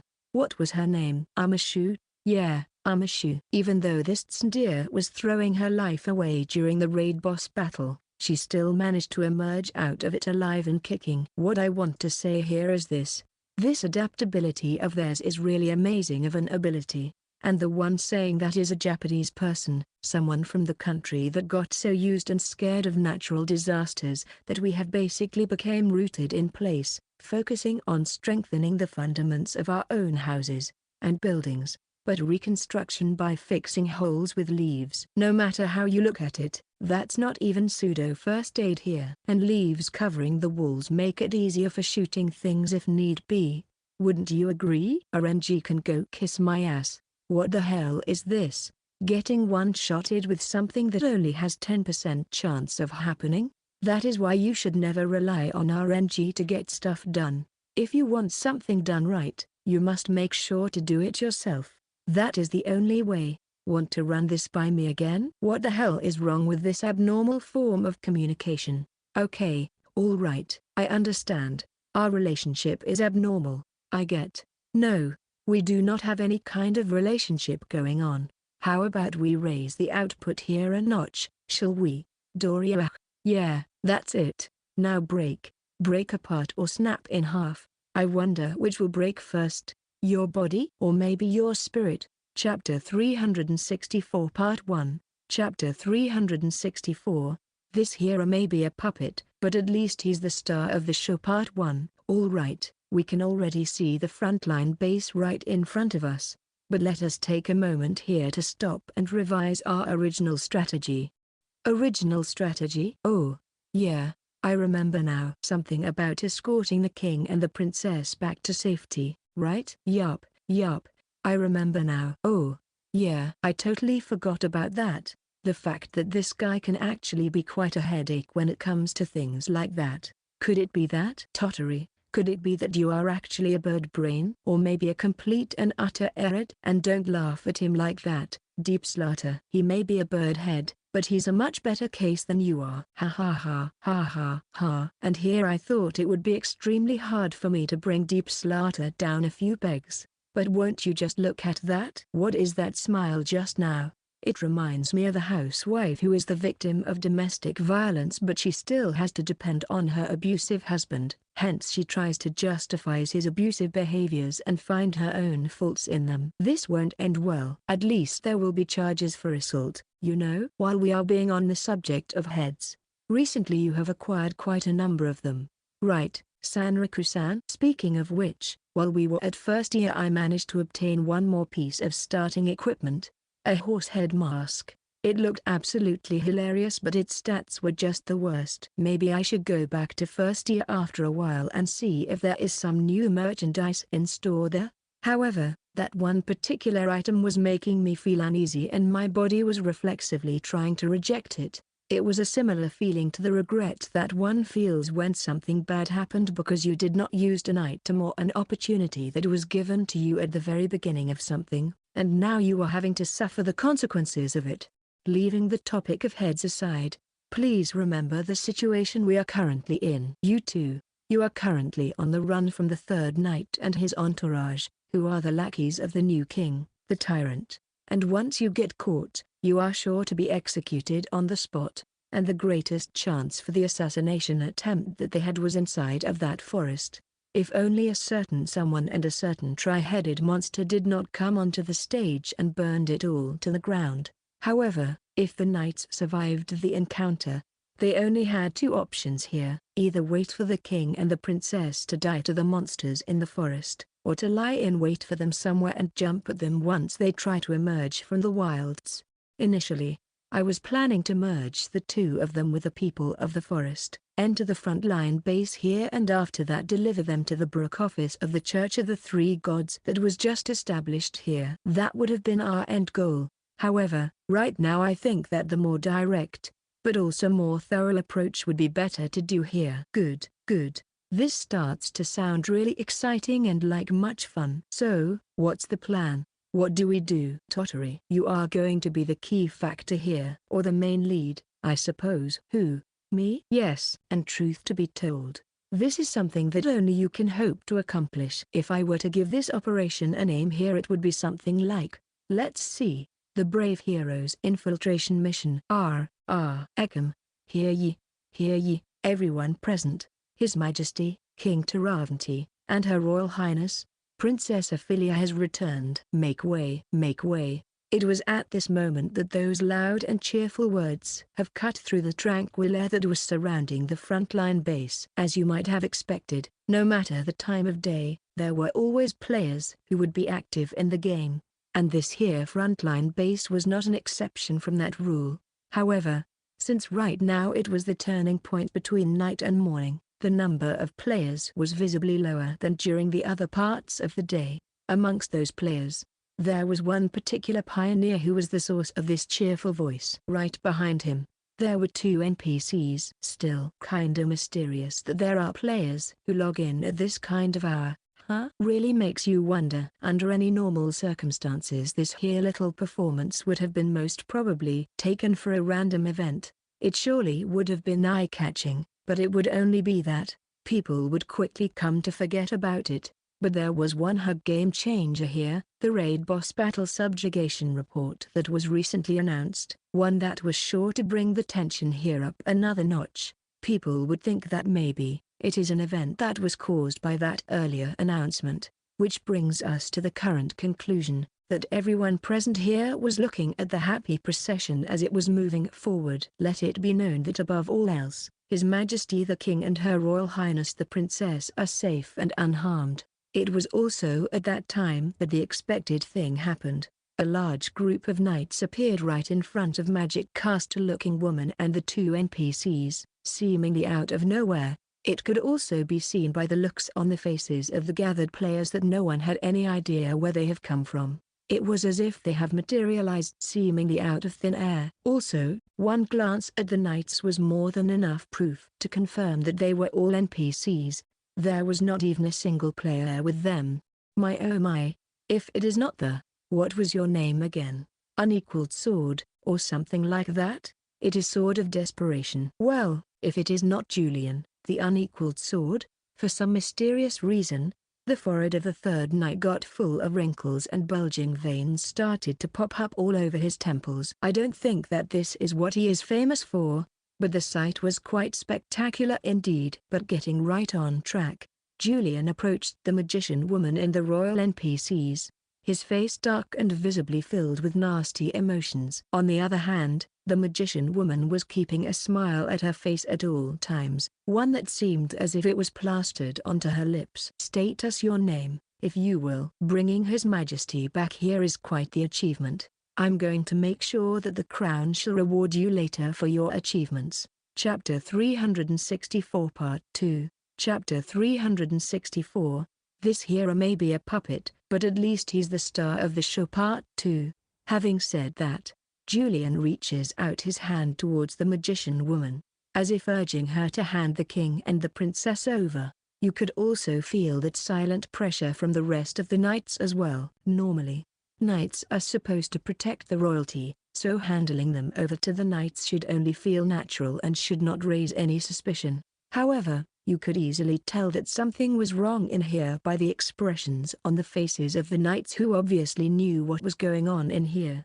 And there was also the king, who even though he was once targeted by the knights already, would not protest or show any kind of anxiety when faced with them. And there was also the fact that the strange-looking pioneer who rescued the king and the princess before was now nowhere to be seen. Of course, the magician-looking woman was none other than Deep Slaughter here, and after getting her up to speed on the situation, she was ready to drop her disguise on the spot and start fighting the knights if the things were to turn badly all of a sudden. Or at least that was the plan here, and the more the awkward silence between the two parties would last, the more players would start turning their heads towards them, noticing that something was clearly wrong in here. However, no one would just dare to step in between the king and the knights to confirm if that discomfort was true or not. After all, if it turns out that everything is in order here, the intruder would surely get a stink eye from everyone in here and they would make an absolute fools out of themselves. And nobody really wants that. Oh my, maybe I should be the one to interrupt here? Nah, man, it's really rude to impose on somebody else's quest if you are not the member of their party. This here created a strangest of loops. The number of players grew only larger, but they were only watching, without moving at all. They wanted to know, but they did not wanted to get involved. "Hey, would you do me a favor here and wait just a goddamned minute?" If playing along such unreasonable demands and acting tough was all it took, then I guess anyone and their mother would have been able to snatch the title of brave hero for themselves. "Why, you little..." While Julian was trying to approach His Majesty and deep slaughter from behind like a coward, there was an arrow flying his way, piercing the toes of his right boot. Trying to sneak his way behind someone so that he could stab them in the back and raising his voice like that, such behaviors could hardly be called chivalric. I don't even know if they could be called cowardly, since that was even worse than cowardly. You lowly ingrates, and you dare to call yourselves knights? Such despicable villainy. If you value your lives and your honor, better do not take another step. Otherwise you might get yourself an arrow through the foot. Where the hell are you? Show yourself, you coward. Show myself? And why would I even want to do that? To lose the tactical advantage that being unseen gives me? But you know what? Okay, all right, I get it. Huh? Hey, Hesh, calm down. Nothing's happening, everything's fine, so calm down. Sheesh, all right, I'm coming out. Even though that conversation just now sounded awfully fishy, the hidden voice agreed to Julian's demands and slowly emerged from the inside of the forest, which was sure to hide many dangerous monsters inside of it. "You knave, just who the hell are you? You look like one of those pioneers to me." Don't you know that firing an arrow at the third knight of the kingdom is the most grievous of offenses out there? I could have you hanged for that. All right, now to deliver the lines I took so much effort into memorizing. But guys, please don't laugh at me, okay? It's not like I'm doing this because I want to, or anything like that. Okay, here goes. To the pitiful puppets dancing on the strings pulled by the evil tyrant, pointing their swords at the royal family members they have sworn to protect. Hey, no need to draw your weapons, seriously. And from the inside of the forest, a lonely player slowly emerged. Coming closer towards the frontline base, it was none other than Tottery wearing a fully blown archer get-up, as well as his trusty signature weapon. However, for some bizarre reason his current movements were really unnatural, as if he was forcing itself into making every single step. He then opened his trembling lips and spoke up in a voice that sounded as though it was about to break at any moment. My name is Tottery, Tottery the Samain. Why does it sound so humiliating right now? For some reason. Anyways, I am the one who wields both the title of the brave hero and the bowman of the people of the forest. Foo. Brave hero Sama, you're so cool. Hearing Deep Slaughter clearly ridicule him like that, Tottery cast her a truly nasty glare. However, right after that he cleared his throat and his gaze went back towards the knights. He drew his slingshot into his hands, made a pose and let out a kind of laugh that was probably supposed to give him a morale boost and intimidate the opponent. With this, all of the oil was spilled all over the ground and the thing we needed now was the spark that would light it all up so that we could watch the fireworks. And thankfully, the mastermind behind this situation prepared just the thing for its lovely puppet to use at this exact moment. I am very sorry to say this, but I am not going to just sit and watch as the evil goons of the absolute tyrant are trying to enslave the mere humans of the new continent. Also, if you think that I am going to allow you geese to just assassinate the former king and the princess, then I'm afraid that you are gravely mistaken.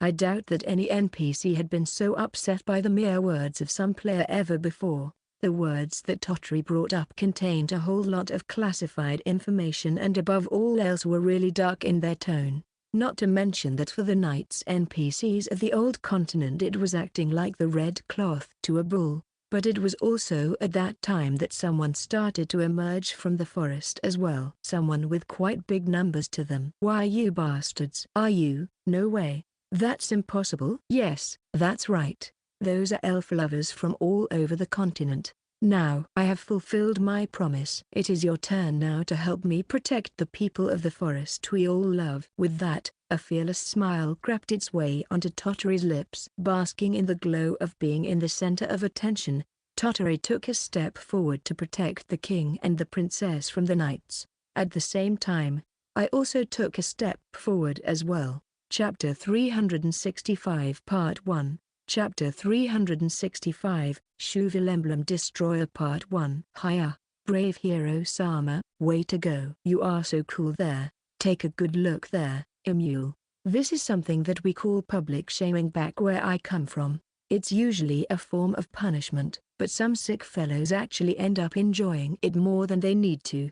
But it looks to me that some people are unable to bear to watch it any longer and are trying to escape from there as fast as possible. Say what now? Holy shit, you're right. So, that's how you want to play, huh? Eat this. Troop barrier arrow. Seeing as some of the people of the forest were trying to take advantage of the newly created commotion and escape from here in secret, I drew my bow and shot a warning arrow in their general direction, not even paying any attention where in particular I was aiming, and it just so happened that my arrow almost pierced the foot of one of the runaway elves. They looked my way, and perhaps it was because they saw someone who looked like a Grim Reaper that they quivered in fear and went back into formation in a hurry. After making sure that everything was back in order, I shifted my attention back to Tottery. This operation that was taking place right now, the one that I call the brave hero Sama's great deception, was something that was put on the spot by me, but it was supposed to be exactly the thing we needed here in order to get what we wanted. However, since it was put together on the spot like that, it was also a strategy that was full of holes and possible weak spots. And it was only now that I was thinking about it that I was coming to realize that. Also, now that I think about it, even though we are using Tottery as the detonator here, getting other players involved here was probably not that good of an idea in the first place. However, our dear Tottery is not the real hero in this game's world. He is just a puppet hero who dances on our strings in any way we want him to. I feel a little bit sorry for making a fool out of his precious title, but, yeah, I'm just a little bit sorry. He'll just have to bite the pillow and deal with it. But in any case, yo, brothers, say, what are you trying to pull off here? Acting in such a way will not make you look all too good. Meeting for the very first time. Now, did you not say that you would be there for us whenever we needed help? Because we really need your help right now. Nobody said such a thing, but that's not important here right now. We are going to protect the tomorrow of the people of the forest together. First time I have seen those particular people of the forest. Just who the hell are you? No, seriously. Just who the hell are you, guys? That's right. Tottery is the kind of player who prioritizes walking around the woods with the elves, and it is precisely because of that fact that the people of the forest expect him to bring them to safety of the frontline base. If someone manages to respond to those expectations and make them into the reality, they will always gain huge amounts of favor from the ones who were believing in them up until now. And right now, since Tottery had such favor with the people of the forest, since he declared that he would go up against the third knight, it is only natural that there are those who would follow after him. And making sure that you are friends with Tottery, it is also possible that your favor with the people of the forest is going to increase as well. I wanted the knights to realize that Tottery was someone here that you do not want to mess with. Or at least, you don't want to mess with him while he has so many allies and such a huge advantage on his side. This would also mean that I am someone you do not want to mess with, since I am friends with such a guy. And if they were to fall into despair because of that, I really do understand that feeling. Alright, that strategy should work better than everything else I had planned in store. Yes, after all, this world here is nothing but the game, and when it comes to games, the players are the creatures that are not bound by the powers of the game world. So should the players desire it, they would be able to assassinate kings and emperors only because they felt like doing it. No matter how realistic the world of this game may seem, it is still but a game. And as long as it is just a game, the players will never be bound or tied down by its morality or balance of powers. This is the greatest advantage possible that one may have. And with more and more players gathering around here right now, the third knight can't help it but to feel more and more pressure being exercised on him. It was foolish of him to think that he would be able to get what he wanted so nice and easy just because he had strength in numbers. For you see, strength in numbers is something that can easily be overturned on you if you are not careful. And that sort of pressure leads only to one thing, impatience. Also, It goes without saying that the other knights were getting restless and impatient here as well. They expected to accomplish their mission as fast as possible, without even expecting that someone might actually interfere here. Also, the knights must not really be used to being surrounded like that. The opposite, yes, but not the kind of situation they were currently in. However, their commander was still smiling with confidence, his eyes not wandering from the king at any time here. I know what he is thinking right now, and certainly, even with all those players around, the thing that he plans to do seems to be the fastest and the most efficient way of doing things, as long as he ignores everyone else in here and goes straight for the king alone. As long as he manages to strike the mortal blow, they might just run away and go back home, announcing to the first prince that the operation was a huge success here. TSK. Good thing I did not bet on anything here, or else it would be GGC all over again. Why am I prone to gambling in situations I clearly know that I can't win in? I guess it cannot really be helped. I really expected that the barrier troops strategy would be enough here to bring this situation to a close, but I see that there are literally no chances for it to go my way. And since we just ended one grueling battle, I did not have time to properly distribute my points or to take care of my equipment. Right now, Memento Mori was in no shape to fight for real. I mean, I could have just used it to whack away at people, but it would have been terribly inefficient. Besides, that's just not my style. Besides, I cannot rely on this weapon alone all the time. I need to change things up from time to time, see what other options might give me here. Well then, I guess now would be the right time to show Mr. Desperate Sword another nightmare or two. Chapter 365 Part 2. Chapter 365, Shuvil Emblem Destroyer Part 2. I know that they are the bad guys here, but I just can't help it but to feel pity for them. Well, thinking about it logically, right now I am approximately 1.5 times stronger than when we last met. No, scratch that. When you take my skills into consideration, that would be a couple times stronger than those guys. And since they are all NPCs here, my current equipment might be a little bit of an overkill for them, but the fact that I have that veil on my face works to conceal my identity, which is a good added bonus. Alright then, no use just sitting on my ass and wait for the situation to develop. It's time for some action once again. There we go. One of the knights, and it just happened to be Julian, the Sword of Desperation, drew his sword. It was probably to boost the morale of his men and to show the rest of the gathered people that he would not allow to be taken lightly here. Even though the situation was like that, he must have been sure that he would be able to carry out his plan to the end. Men, prepare for bar. Whoa there. You might want to hold your horses for a moment. The only goal of the knights here was to rob the king of his life. And surely, there are quite a few inconveniences in the way for them to do just that. That's just the way it is for those born to wield power. Like the first prince, there will always be someone who is willing to do the most unspeakable things in order to get that power for themselves. It's just sad that in this case the son was actively seeking to get his own further killed. This means that even if by some miracle the princess's life would be spared, the king was the only one who simply had to die in this scenario.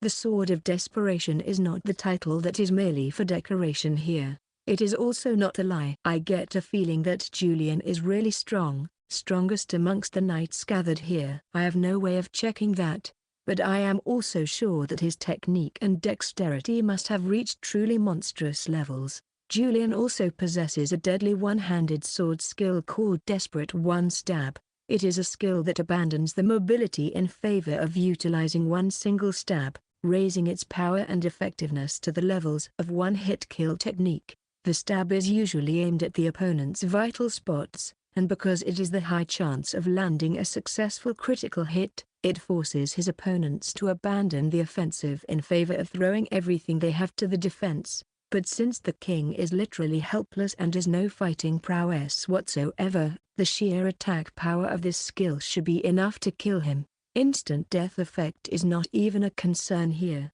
But still, even so, Deep Slaughter was having a triumphant smile on her lips, and the king was still as calm as ever, not even showing the slightest bit of concern here. Julian could not understand that, and it was only driving his irritation and frustration further. What is going on here? I am the sword of vengeance. Before long, the answer appears right before the third night. A lone shadow appears in the sky. It blocks the way of the rising sun, casting another, longer shadow onto the ground, that seemed to have prevented Julian from approaching the king.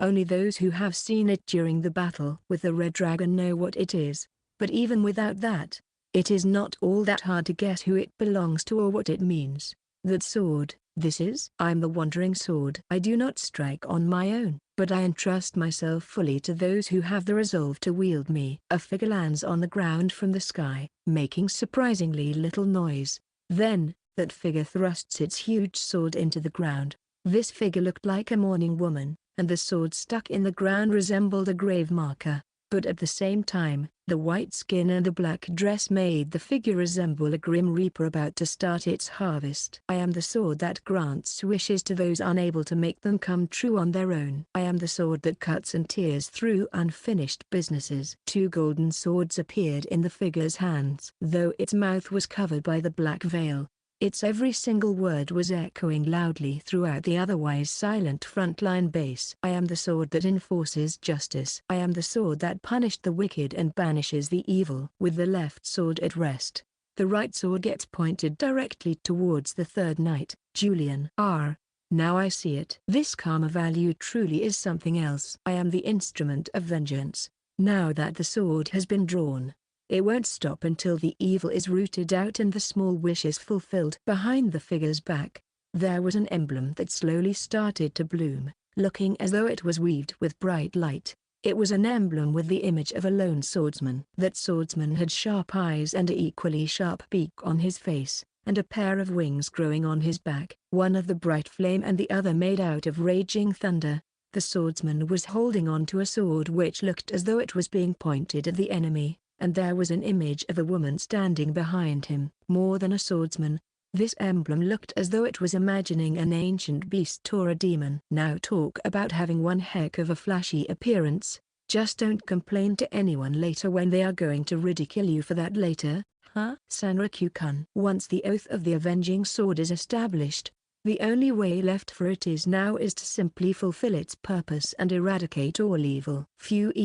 I knew it. It's way too much work than what's it worth. Making decisions on the spot is fine, I guess. And striking a pose is fine as well, at least that's what I think here. But why even do such a thing and needlessly complicate things for yourself? What even is this skill? Isn't that basically like trying to recite tongue twisters while running at full speed? The skill Revenge's Code is a skill that can only be unlocked and used by those who have acquired the class of Avenger. That much should be obvious from the name of the skill alone. Also, there are more skills from this particular class, and they all correlate to the target's karma level in one way or another. For example, the skill Revenge's Analyze. It is a skill that allows the user to visualize the karma levels of anyone the user is currently looking at as long as this skill is in effect. Next we have the skill Revenge's Call. It is a skill that displays a specific oaths to be recited in a specific window. And once you do that, the player will receive a tremendous boosts to all of their stats, and that boost is scaling with the karma level of the opponent that the Avenger picked as her target. And lastly, we have the skill Revenge's Fatality. It is a skill that increases the damage your weapon is supposed to deal while scaling the damage boost to the amount of the opponent's karma value. Also, it seems that if you manage to defeat your opponent while this skill is still active, some additional effect is going to occur as well. Now, about the main cause of this here problem and my target, the third knight Julian there. Sword of Despair. To hell with that. In significant detail, I can see that Julian's karma value sits at about 5,120. I have no way of verifying if that value is big or small, but there is one thing I can say here for sure. The buff that I am getting because of that is quite big, which is a good thing for me. So, with all that, how should I say it? I'm sorry, but I don't exactly feel like losing right now. Chapter 366 Part 1. Chapter 366.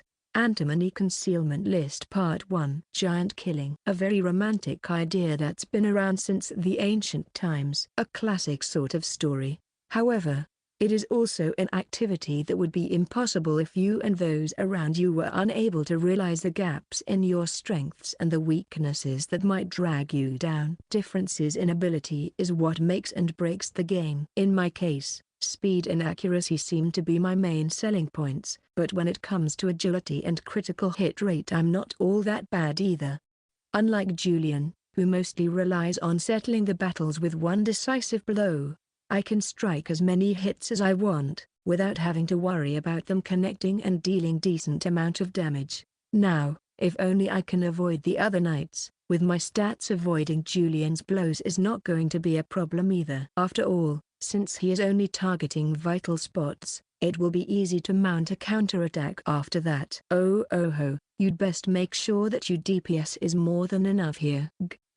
After receiving a counter after counter, Julian's body finally shakes on its legs and the knight falls to the ground. It was only natural that he would be unable to beat me, someone whose level is 3 digits long after releasing the level cap, upgrading my weapons and even having skills that tremendously boosted my performance here. So I have no idea what his plan here was. Well, I guess that finishing you off here would be all too easy as things are right now. The skills of the Avenger are still active here, so I wonder if I don't accumulate any bad karma if I were to kill this chump right now.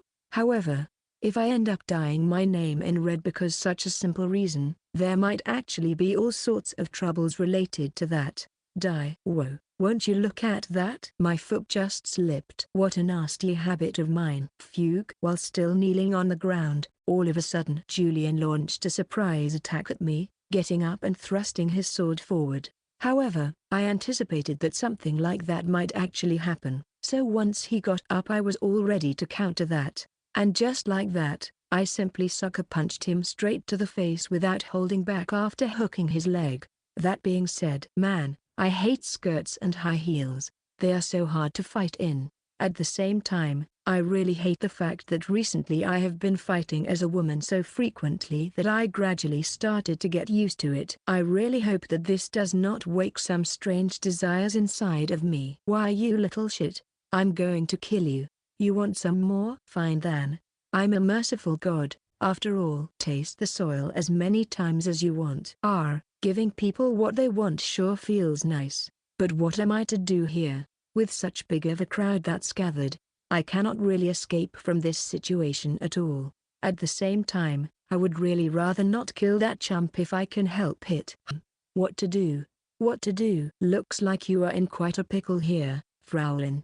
Mind getting me up to speed sometime later? You are? Now, who is this pretentiously handsome, glasses-wearing guy? I think that even Marquis-san would not be able to ignore such a hottie, in a strategic sense of the word. Of course, not that I'm not used to random new people popping literally out of nowhere at this point in time, but whoa. Personal space, dude. Ever heard of that? Really now, playing as a man does not suit you at all. Kukaku, why do I say that? I mean, let us all see that the name tag of this person here is player name, Arthur Pensilgton. How about you kick back now, relax and just leave it to me, my dear san.ra.ku.kun. Phewie. Not only you look very handsome, but you also drop the lines that only handsome playboys would use in situations like that. It's such a 180 from the way Akatsuki Kane was acting that it was actually hard to believe for a moment out there. Could it be that cutenid of the abyss? No. Thinking about it now, this monster definitely has some weird hobbies out there, without a doubt. This is going to cause quite a stir in sexual orientation of many people, that's for sure. Why are you even here? Shouldn't you be back at 5th year at this time? Nfufafafafu. Oh mine Fräulein, there are many possible destinations that a ship can take for its goal in the middle of the sea. What the hell are you even saying? No way. Please don't tell me. You asshole. You used the escape boat from Lulalis just to come here? My, how rude. It was a pretty dangerous and tiresome trip, you know. I was so hungry that I died from starvation, and then I was revived and died of starvation again. And then the whole process would repeat over and over again. Am I supposed to feel pity for you for throwing yourself into a death march like that? Should have went straight back to the old continent, you dumb fuck. Why are you even here in the first place? Does that mean that Katsu and others are here as well? Well, of course. What else did you expect? That being said, I am kind of in a hurry here, so I'm going to offer you a choice. What do you say to that? The third night, Julian. The true meaning behind the actions that the first prince was undertaking was nothing more but a mere coup d'etat, and it can be said with utmost certainty that the vast majority of players here will side with the former king here. Or rather, they will proclaim the former king as the true king and the first prince as the usurper. Then we also have the desire of the first prince to conquest the new continent under the banner of raging war against demi-humans. Treating demi-humans as slaves will not gain new popularity with the players. That's for sure. There may be some exceptions here and there, but that's the gist of it. Of course, it's impossible for all the players to be of one mind when it comes to anything in this game. There are those who will side with the first prince for sure, especially if the information will start leaking and spread all over. However, right about now this NPC is surrounded by the players who would most likely turn against him if they get to know what is going on here. Should it come to that, Julian would be in a tight spot, one of which he would have one hell of trouble to get out of, and above all else, it's no longer just Tottery and his people of the forest that were giving us the advantage here. With Pensilgton being here, this means that the whole Kittanid of the Abyss's battle team was here as well, having gone through the same kind of death march. This means that right now, after coming from Lulalas to the new continent, the former king technically has the top members of both Black Sword and Library on his side. So if push comes to shove here, Julian and his people have no actual chance of winning. And no matter how many times you cut us down here, we are going to revive over and over again. Should you try to go against the impossible odds like that, you will surely find out what the essence of shitty games is. And believe me, this is not going to be pretty, and I am more than sure that the rest of the knights here are not willing to become the prisoners of war just so that Julian's plan can proceed forward. No one should ever be this loyal to someone who would not appreciate the sacrifice like that. Chapter 366 Part 2, Chapter 366, Antimony Concealment List Part 2. Fortunately for the knights, no player would try killing them in fear of lowering the value of their karma, but the knights had no way of knowing that, because of which their options right now were severely limited whilst were ready for anything. It was a difficult situation for them, one that they needed to be really careful about. No then, either you can risk running into the Lord of the Forest here, who is going to exterminate you to the very last man, or you can turn back, go back to your ship without causing any trouble and go back home. I wonder what kind of a choice you are going to make here. Oh wise third knight-san? Why you bastard. Yeah, I know. I totally get how you must feel right about now.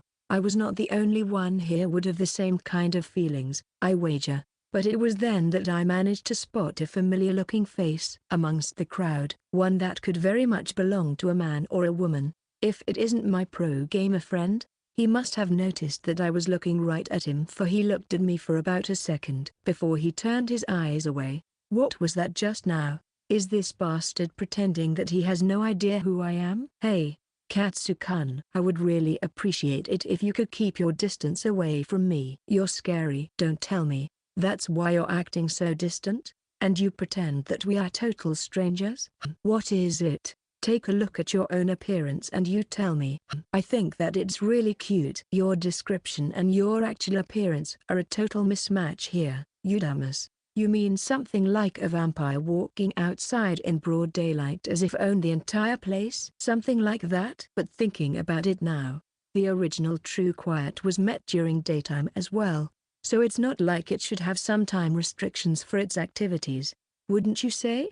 I don't know why, but everything about you now gives off a really spicy feeling. Being someone who scatters negative ions just by existing is a really frightening perspective, you know? You say as though everything about you was not already pretty negative.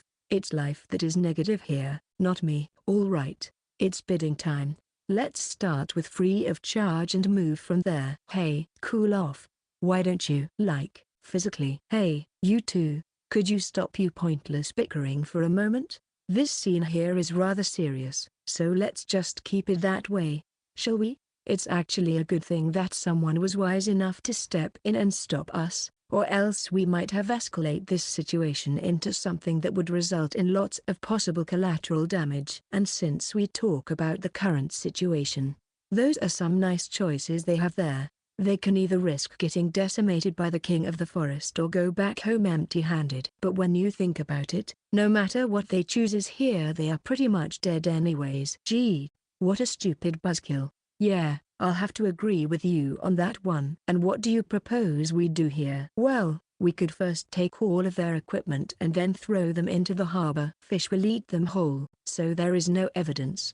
And if everyone present here shut up about it and won't mention it ever again, it's going to be the perfect crime. Or maybe we can turn them all into infinite punching bags. They would be more than perfect for the purposes of leveling fast. Wait a second, can you even cast resurrection magic onto NPCs? But wouldn't that made them even lower in the hierarchy than the livestock? As far as I am concerned, dealing with the knights in such a way seems reasonable enough, and it even goes into the natural circle of life. So everyone wins in this scenario. But of course it is only a joke. No one is going to feed anyone to the fishes today. Personally, I would advise you to haul ass back home. You might want to take your chances with a dino in the woods, but I doubt that you are going to survive. Wait. Wasn't the boss monster of this forest called Dracarys Tyrannosaurus or something like that? Semantics. Please don't concern yourself with that. Oi, lads, says him. We need to interrogate him further. Guy, hey, stop it. Fuck right off. I only have 1 HP left here. If you are not careful here, I'm going to die on the spot. This time around you are not going anywhere. You are going to spill all the beans about you know what. You know what? But which you know what are you talking about? Oh? So now we have multiple study cases? That's nice. You are going to sing us a song about every single one of them. Well, there are certainly a lot of information that I am hogging all to myself at this point in time. Rabbits should be a common knowledge at this point, and I don't think that I can keep the existence of raid bosses a secret, so that's about it. However, how about we discuss all of that like civilized people with some tea and apple pie to boot? It's not really all that good looking when you hold someone in an Elson hold and demand information from them, right? I'm not really complaining here, but if I am to give out my own information here, then we might as well do this in the environment that is friendly and non-threatening. Okay, all right, I'll talk. What do you want to know? This beautiful girl named Sanriku is going to answer your every question. Yes, I'll do it. All in order to honor that you have raised your hands against me first, even though I don't really know who you guys are. So, a raid monster, huh? What kind of raid monster was that? That's a surprisingly sharp question. Is that perhaps the wit of the players who are qualified to reach the new continent? Or is that maybe pure malice? Nah, this can't be it. Right? Can it? Because if it is, then, well, no use thinking about it too much. Also, something about the movements of their lips was weird. Their words seemed to be slightly out of sync here. A lag, perhaps? Raid. A raid monster, huh? It is Great Red Devourer, a creature similar in nature to the crazy horde blue. Thinking about it now. Could it be that this burning broccoli was also a raid monster? I get a feeling that it could very well be under those circumstances. Now that sounds rather interesting, wouldn't you say? The player who said that, his lips were closed, the sound of his voice echoed from the void around him, but with each and every consecutive word, the quality of that voice was changing from the one that was unfamiliar to me to the one that I knew all too well. Deep Slaughter. You absolute bitch. As sweet as ever with your words, I see. Ha, Sanriku-kun? No way. Could it be that she was hiding behind him all this time, copying his tone of voice and mannerism? No, I might have said stupid by accident here, but it was just a slip. However, you would have no problems saying something like that to someone else, right, Sanriku-kun? Ha? Well then, how are we going to get out of here? I wonder. Because if we do get caught in here, I highly doubt that we are going to be let go with a half a day worth of detention and a slap on our wrist. Chapter 367 Part 1. Chapter 367, The Importance of Appointments Part 1. It's a good thing that this place was so crowded at the current moment. Thanks to that, even if I happened to slip some valuable piece of info by accident, there is a possibility that not that many people heard that. Still, my current position looked especially bleak, but it was at that time that the help was offered to me from the side I would have least expected. Everyone, would you kindly turn this way and listen to me for a moment? A voice that seemed to be like a melody flowed into the ears of everyone present in here. It was a calm voice, but it also had a certain power to it, making everyone present come to a sudden stop. Even I, who was finally contemplating the idea of using my last resort escape route, suicide respawn, gave the idea a rest for now. But the reaction of the knights was the one that was most expressive of them all. First they all straightened like pulled strings, and then they all moved to the side and made way for someone who was approaching us. All the while, they were shuddering and looking straight ahead, as if they did not wanted to make eye contact with the owner of said voice. Some of them were shaking like they were having a seizure.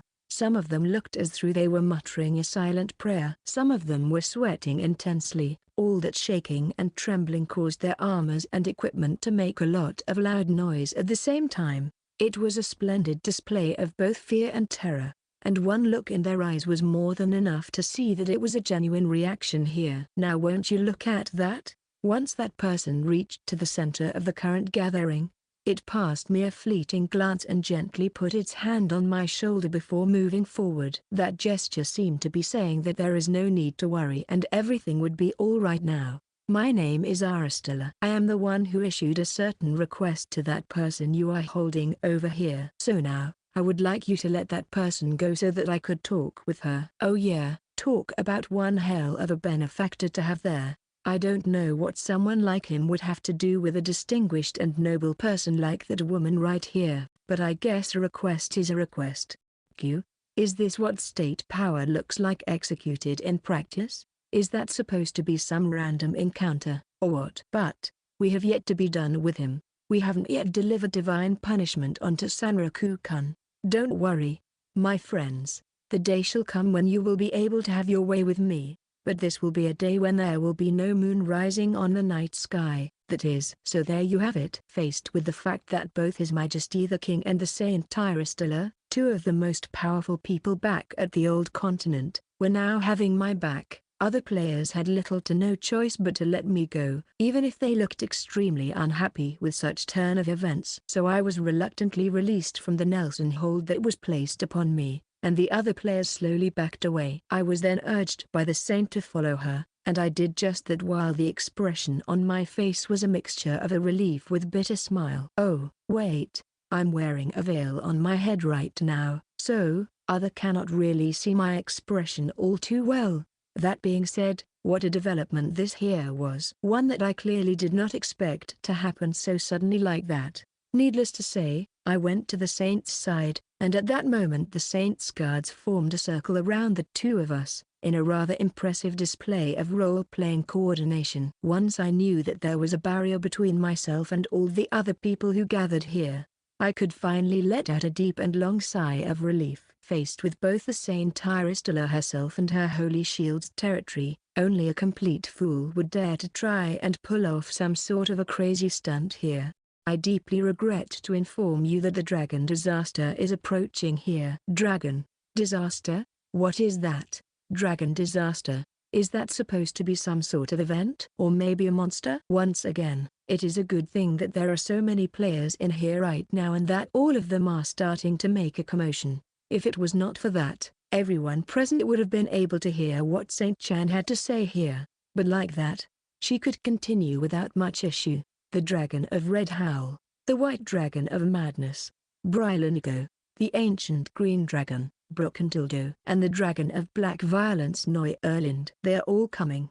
The moment those words left Saint Chan's mouth, I could instantly feel that the atmosphere around here instantly dropped to the level of absolute zero and just kept on sinking even lower. It was a revelation that hit me with the strength of a jackhammer to the back of my head, one that was more than enough to spot a person dead in their tracks. However, I knew that I had to keep my act together here, otherwise others might have started to suspect something. Smile, keep the smile on my face, even though I have it covered with a veil. Yes, as usual, the response that is over the top, but overall appropriate to the gravity of the situation at hand. What I am trying to say here is this: soon, an unprecedented disaster is going to strike this very continent. So, to make a long story short, this is like a foreshadowing of the upcoming unique scenario. I knew it. This thing started as a simple NPC event but was gradually escalating into something much greater here. But I know it all too well. Yes, I know that this NPC right here, Saint Iristella, is not just your simple message courier or anything else like that. If we want to have any chance at all in fighting this calamity, there is only one thing we can do here. We must unite and face this disaster together. Because that particular NPC possesses the ability that makes her words ring oh so true and believable in here. Yes, the ability to predict the future events or not, from the way she herself described it. Her ability is more like a future forecast, and if it is indeed so, her words can be interpreted as premonitions rather than surefire prophecies. A beastman fighting a three-way battle, a birdman impatiently gazing towards the sky, an elf who helped to suppress the red disaster, a lizard folk who above all else adores freedom, a dragonborn who is a slave to the black dragon's will, a giant standing in opposition to the dragons, an insectoid who has the power to make the difference but despises fighting and hates using that power, and even those who are tainted by evil and are rejected by all others. Chapter 367 Part 2, Chapter 367, The Importance of Appointments Part 2. Wait, what about the mermen, the fish people? I happened to mutter those words completely on impulse, without really thinking what I was doing. As a result, I could feel the burning gazes of everyone around me locking onto me all at once. Great, now I have done it.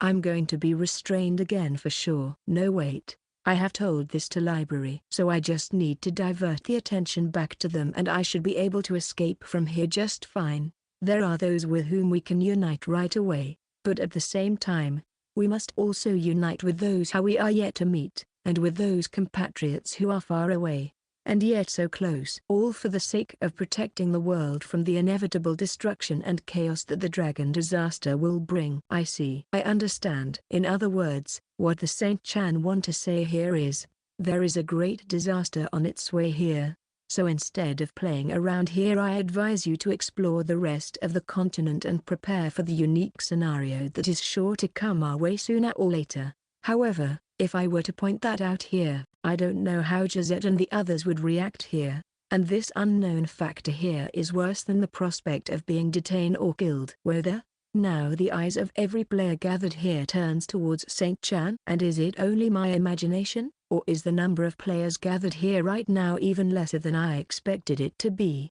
Was it because of the early hour? Some people had to log out and take a rest. Great. Now we have a chance. We can do this. Upon being hit with this realization, I carefully surveil my surroundings. My companions have their eyes glued to the Saint Chan for the moment. Magical girl wannabe is deep in thought about something, and the Black Sword members are into their own little world here. All right, I can do this. I can certainly do this! Exclamation mark.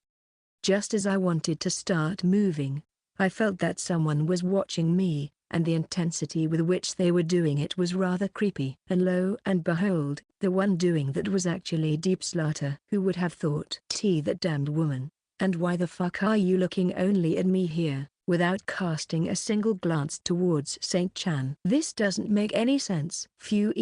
Exclamation mark. That bitch. And now she's hiding her eyes with her hands. What the fuck does that supposed to mean? Don't blink or you'll miss it. The hell was I supposed to miss here? I have no idea, but this is so frustrating. If I happen to escape from here, I'm most probably going to stay bunkered at Rabbits for quite a while, so I won't be able to go here again right away to look for it again. So, is right now my only chance? That is all the more reason why I should leave here, before everyone else are going to remember about me and try to extract information from me. I mean, it's been a while since I last had to run away like that. I have had a good run for a while, but I guess it's back to the regularly scheduled program for me here. Oh well, doesn't really matter. Let's just get away from here. Looking at Deep Slaughter, she was hiding her right eye behind her right hand, and she was sticking her tongue out of her mouth in a truly idiotic gesture. She was also smiling and waving at me with her left hand for some reason. While paying extra attention to the stupid pervert over there, I put on my amber glove close to my chest as I started to move forward a bit. Lady Saint, just who are those other compatriots that you have mentioned earlier? And a 3, and a 2, and a 1 other species beside us humans. Some of them dwell inside of this very forest. And with that, I hear freedom calling out to me. So you'll have to excuse me, but I shall take my leave from here. Oi, he's getting away again. HMPH, don't you think not even for a second that you have disarmed or cornered me? Right now, since I'm wearing the armor made of Black Thunder, it is already too late for you. I am going to run towards the forest at full speed and get the hell out of here. However, if I wanted to run towards the forest, I would have to go through a whole lot of players and the people of the forest to boot. So this might seem like a detour here, but let's run towards the harbor for now and then make a huge U-turn, then dashing towards the forest from there. What the hell is that speed of his? That Sanraku bastard never stops to surprise you. Always with some crazy stunts up his sleeve. When he's all black like that and at this speed he looks like a freaking doped cockroach. God damn you, Deep Slaughter. One of these days I am going to get back on you. You can be sure of it. So dread that day, because you have no idea when the doomsday is going to come. That being said, this is a tactical retreat here, so no matter what kind of obstacles are going to be thrown my way, I am going to keep on running so that I can run away from them without problem. There's no stopping me now. Oh, Sanraku, my friend. Fancy meeting you here. We have only seen each other recently, but for some reason I think that a whole age had passed since then. Yeah, it certainly was a whole lot of time. Due to someone unexpected appearing out of nowhere, my body stiffened once more. Due to coming to a sudden stop, I just happened to sprain my ankle and lose my posture. Accessories made out of amber generally are divided into a few specific classes. Amongst those classes, the disaster hand class is considered to be one of the strongest. But then again, because it possesses the strongest effects, it also has the most devastating drawbacks to it, the like of which you cannot simply ignore. I used to think that the overflow state was just such disadvantage because even if you learn to use it well, there are still things such as bumps in the roads or cars or other obstacles that you need to pay special attention to. Plus the sudden acceleration is something that you can't control and it can often leave you to your death before you even know it, so it's not a good thing to use it in crowded places or on bumpy roads. Gubbe S. Sanraku. Long story short, due to tripping in the overflow state I plunged from the harbor towards the ocean, hitting my head a couple of times against the rocks alongside the way, dying on the spot. God damn it, I wish I could swim through the air just like Halva could. Chapter 368, The Wisdom of Looking Back at Things After the Fact Part 1. It should not come as a surprise when I say that today's session was abundant with plenty of events. Those events were all crazy, and each consecutive event was even crazier than the one before it. Therefore, it should also come as no surprise that right about now I was starting to feel the effects of this severe mental exhaustion finally hitting me, and due to that severe mental exhaustion I decided to log out for now and have my well-earned rest. The place I have crawled out of right now was a secret hideout in the middle of the woods that I have asked one of the people of the forest to make for me just to be on the safe side. Next, I have confirmed that my body had successfully reverted back to my natural male form. Satisfied with learning that, I equipped the bird head mask on my face and started to stretch lightly, as was my usual morning ritual. Hey there, Emule. Pretty nice morning we have here, huh? Sanraku-san, you may try to sound refreshing here, but the look on your face is telling me that you think all but the good things right about now. And what was that supposed to mean? You cheeky brat. However, the fact that the Saint Chan did not include the merman in her premonition, what is up with that? I can't help it but to think that it was also a sort of a flag here, but not necessarily of a good kind. But if I were to talk to someone about my worries, they would certainly end up laughing at me here. Especially Pensilgton and that stupid pervert Deep Slaughter. However, even though my perfect escape plan was no executed nearly as perfect as I would have wanted it to go, I must say that overall I have succeeded in doing what I wanted to do. That is making my escape out of there, but still, it might have been a huge mistake to let everyone there know that I could also assume the form of a woman. In any case, it would be wise to hole myself up somewhere and wait for the freshly made commotion to naturally die down. No, wait just a second here. Could it be that? No, but it would be too good to be true here. But still, maybe I don't have to do that. Or rather, there is no need for me to hole myself up in this particular case. When it comes to Gravekeeper Wisman and Cutanid of the Abyss, it was only natural that I was feeling reluctant about disclosing any kind of information about them, because they were unique monsters, something that was secret and unique even through the standards of this game.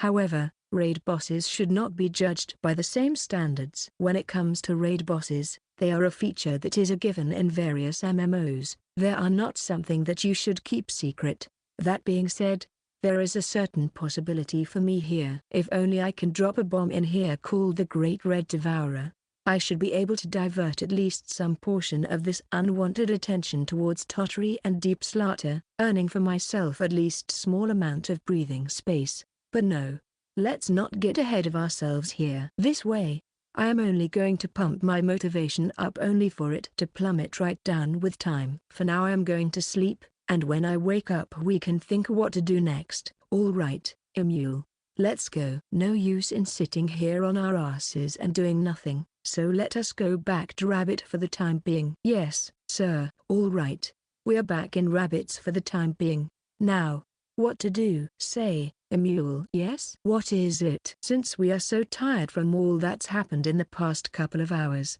what do you say we skip the reporting to your papa about our battle against the Great Red Devourer for now and just go and hit the sack for now? He's not going anywhere, so there is no need to be in any kind of a rush, right? Sanriku-san? I don't think that acting so selfish here is a good idea. Man, if there is one thing that I really hate about this game is that the time in here marches on just like the one in the real world. Oh well, no use bitching about it, since there is nothing I can really do about it. So, shall we go and report everything that has transpired for now?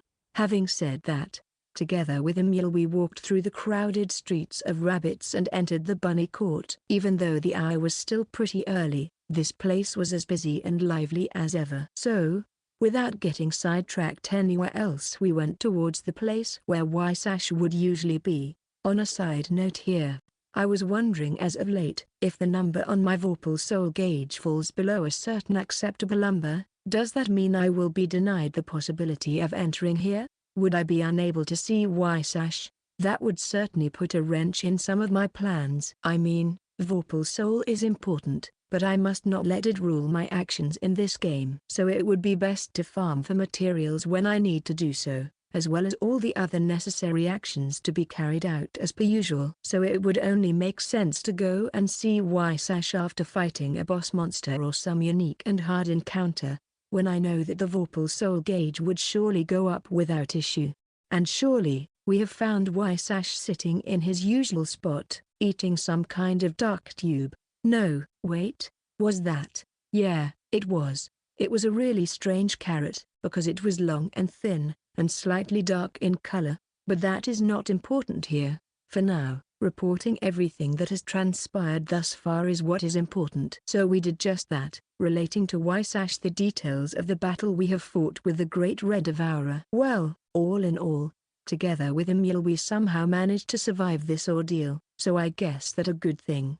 Yeah. In my personal opinion, Sanriku-san's Vorpal soul really managed to shine bright throughout this whole encounter. I see. As per usual, the aura surrounding Wysash was that of a bunny that was actually a mob boss. It was an aura that was hardly appropriate for a fantasy game or for any NPC for that matter. Still, after hearing all that, Wysash looked towards the ceiling, with a look on his face as if he just remembered something from a distant past. Great Red Devourer. Yes, this name is certainly that of an absolute abomination, but it also brings back so many memories. Chapter 368 Part 2. Chapter 368, The Wisdom of Looking Back at Things After the Fact Part 2. Wysash never disappoints when it comes to strong character moves and things to say. However, for a moment out there he seems as though he was regretting something, but before I was able to ask him about that, Wysash regained his usual humorous demeanor, and he turned his gaze back at Emule and myself. I see that the time has finally come, you guys. Maybe you will be able to fight against the monster of origin before long. It is the blood of the gods that fell onto this lad even before the actual gods walked the surface of this earth. Blood of the gods. Could it be somehow related to those strange thorns that I have seen buried deep below the ground during the battle with Great Red Devourer? Judging by the look in your eyes, lad, I think that you have at least the gist of the idea what I am talking about. And yes, that's right. When it comes to this world, we are all living right on top of the corpse of a giant monster. Ha ha ha, nice reaction, Emule. Very refreshing. And you see, the problem seemed to be not above us, but coming from below us. I most certainly did not mean it in such a way. This is a very serious information. It was a joke, Emule, a joke. Easy there, buddy. Don't be such a drama queen. But thinking about Wysash's words now, it makes me wonder. Wysash's words. The information I have managed to obtain so far, and the information that Ra once told me. Apparently there is something grand going on here in this game. Something even grander than the mere unique scenario or even unique scenario X. Old world and the new world. Big bro, is that what I think it is? Please tell me. Yes, that is exactly right. This world is nothing more but a carcass of the primordial beast, the black god Erebus. And the thorns found in the ground are essentially the tips of its wings. Wings. So, is this creature a bird or something like that? A huge bird or winged monster with tips of its wings so huge and seemingly sharper than the sharpest blade of this world? But if it's a bird, then wouldn't that make those thorns feathers? Seriously? No. But still, this Erebus guy that Wysash told us about sure is bad news, but those red cells are even more of a bad news in my book. They are here and now, alive, while Erebus is already a corpse. Blue cells, red cells, so there would also be white cells, macrophages. It would be a possible scenario, assuming that my line of thinking is correct here. But you need proof for something like that, and I have none for the current moment. For now the red blood cells has been silenced by us, but since they belong to a raid boss monster, it is only a matter of time before they actually resurrect themselves, and it should be needless to say here, but I do think that leaving them alone to their own devices is not something we should allow. Somehow, when I think about leaving that thing be and do as it pleases, nothing but bad ends come to my mind. However, since this is a full dive game, I do not think that any bad end here would result in the world getting completely destroyed. After all, the actions of a single player should not have consequences for the entire community within the MMORPG. So there is at least a slight bit of optimism in me that the worst possible scenario will not come to pass here. However, defeating raid bosses is sure to be at least somewhat similar to unique monsters battle, meaning that overcoming them will induce some sort of a change within the game's world. Amaki Ritsu, I see that you are still as much of a madman as ever. I mean, I already knew it after playing through Shit Chronicles Online that she must have had a screw or two loose in her head. But now I have my confirmation. She is not a human being. She must be some sort of a Shitty Games demon sent here by the Shitty Games gods in order to torment us mortals. To think that the whole world would not come to an end simply because this is the MMORPG. But I mean, we did manage to defeat the Great Red Devourer, so it should all be good, right? That was what we were supposed to do in the first place, correct? That woman, sometimes even I can believe it. Oh, that's right. Sanraku. Yes. What is it? You should have obtained something for defeating the Great Red Devourer. Do you happen to have this item on you right now? How did you know? I mean, I have it on me. but I was wondering if I will be even using it in the first place. At the very least I cannot use it in places where I go together with a mule, or where there are a whole lot of other players. This item has way too many disadvantages, and seeing my name stained in red the very first moment I regain my sanity would simply be disastrous. You see, right now it is nothing more but the empty vessel, but it used to have a will of its own. If you ever decide to use it, your own will must be strong enough to not get devoured by the will of the vessel. And if you manage to do that, the more you use it, the more that power will become familiar to you and you will be able to make it your own.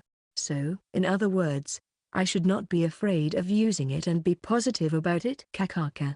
That may indeed be your end goal with this item, but I think that for as long as the scratches done by that pup are carved on your body, you won't be able to reach that level quite yet. I see. So, in other words, Sash tells me that I must see if the effects of the conversion are not going to be interrupted by the curse markings covering my body. Following that logic, even the process of demi-conversion may be impossible because of that. So if I want to utilize it properly, I must first be able to cancel the disadvantages that the curse marks are giving me. In other words, find a way to cancel the demerits and only use the merits to their full potential. Which means back to the Crystal Scorpion Cliffs we go, I guess. Usually I am a ball for them to play around as they see fit, but this time around I am going to make them my punching bag for a change. I mean, that's what friends are for, right? And we are the best of friends after all we have been through. Oh, and before I forget. Say, lad, it seems that you have managed to break one of your shells. Shell? Oh, yes, that's right. I think I did. This is about the level cap, isn't it? If that is indeed the case, then I strongly advise you to pay a visit to Elk's shop. Elk's shop? Elk Nichan's shop?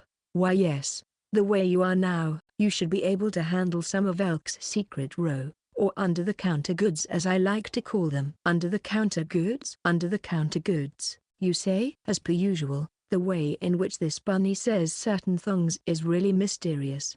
In the positive way, however, if a flag opportunity is being presented to me, you can be sure that I am going to see it through to the end. So we are going to pay a visit to Elk's place first, and then we go straight towards Break's workshop. It's like a shopping spree all over again. Chapter 369 Part 1. Chapter 369. It's the dress that makes you look fancy. Part 1. The money, you say? Yes, the money. And I mean cold, hard cash by it.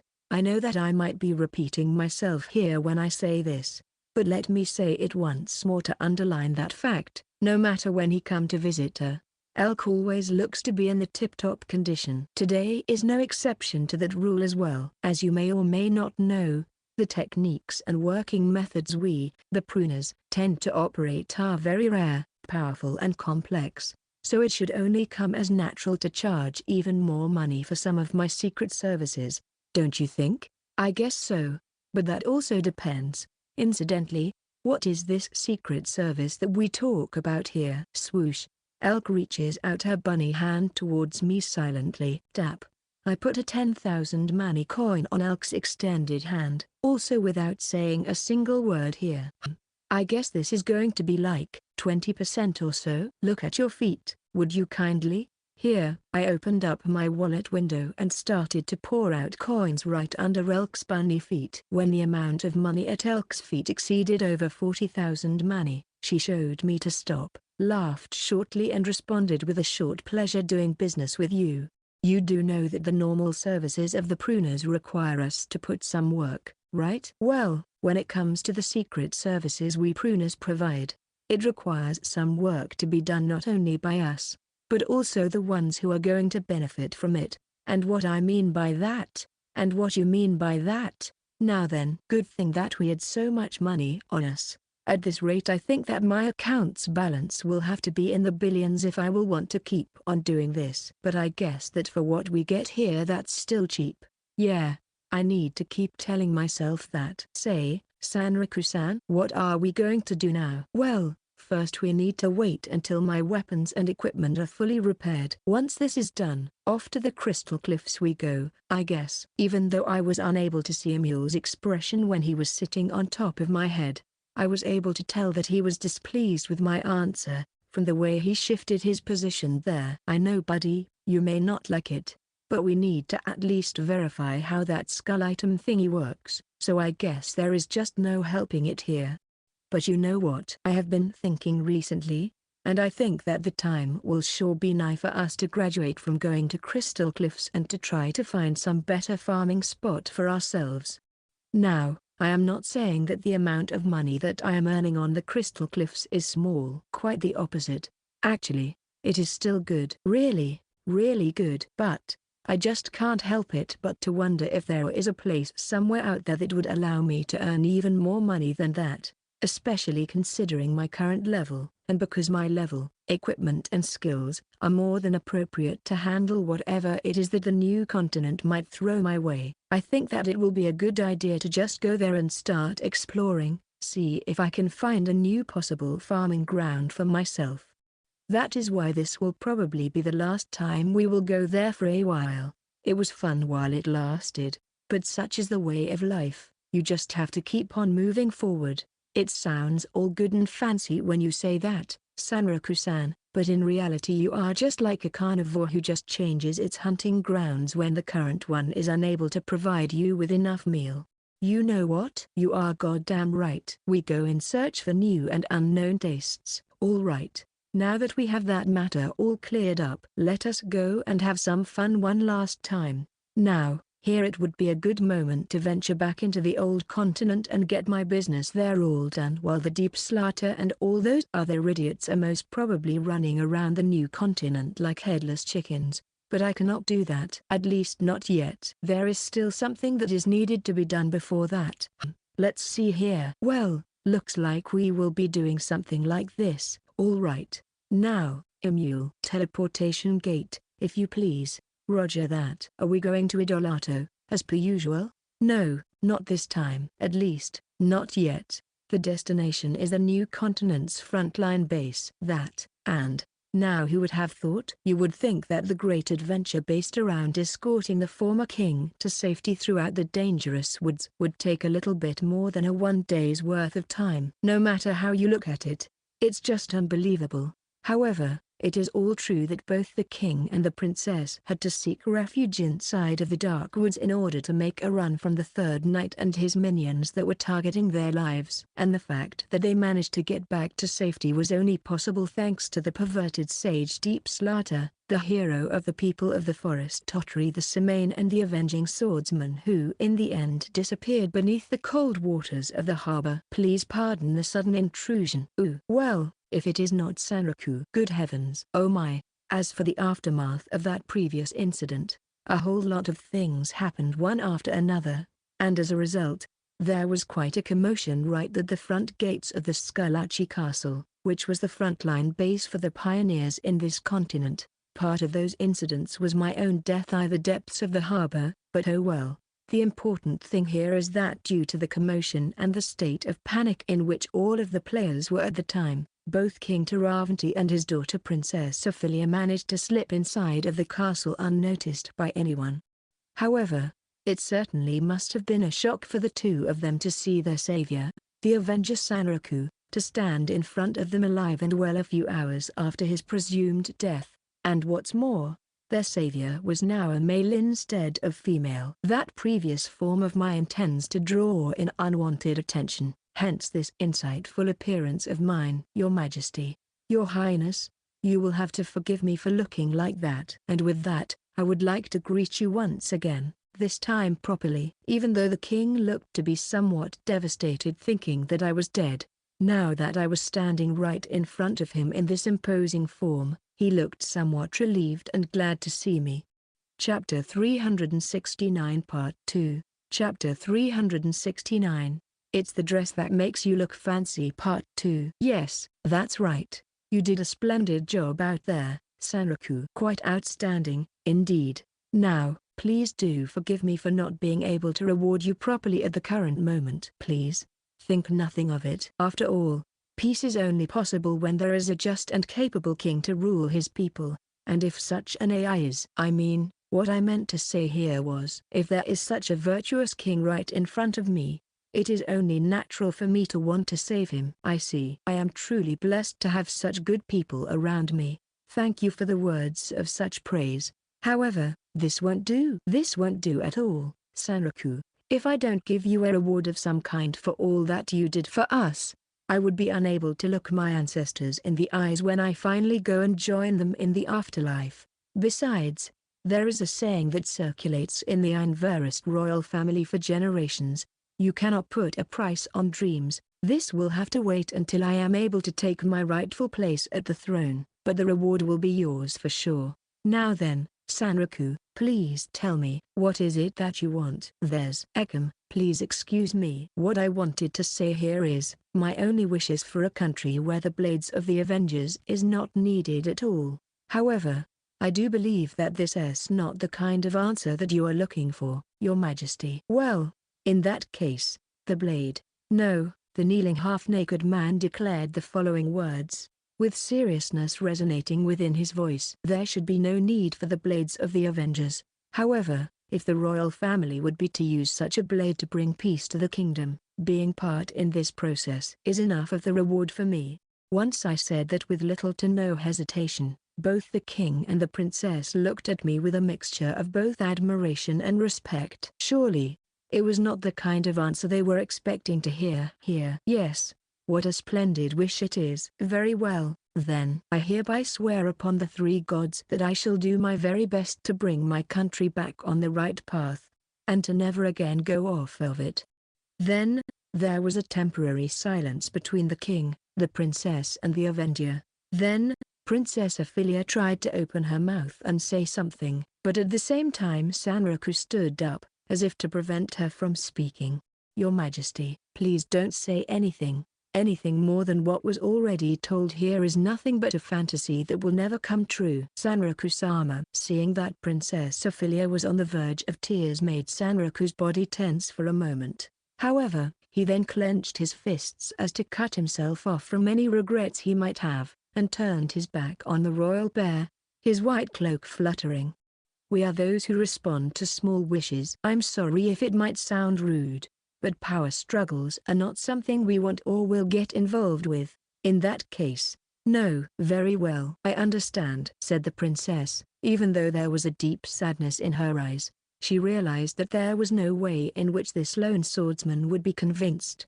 The aura surrounding him was way too intense. But it was the truth. The only reason why Sanraku decided to rescue the king and the princess was because of Saint Tyrestela's request. It was her, at the time, small wish that was granted as of this moment.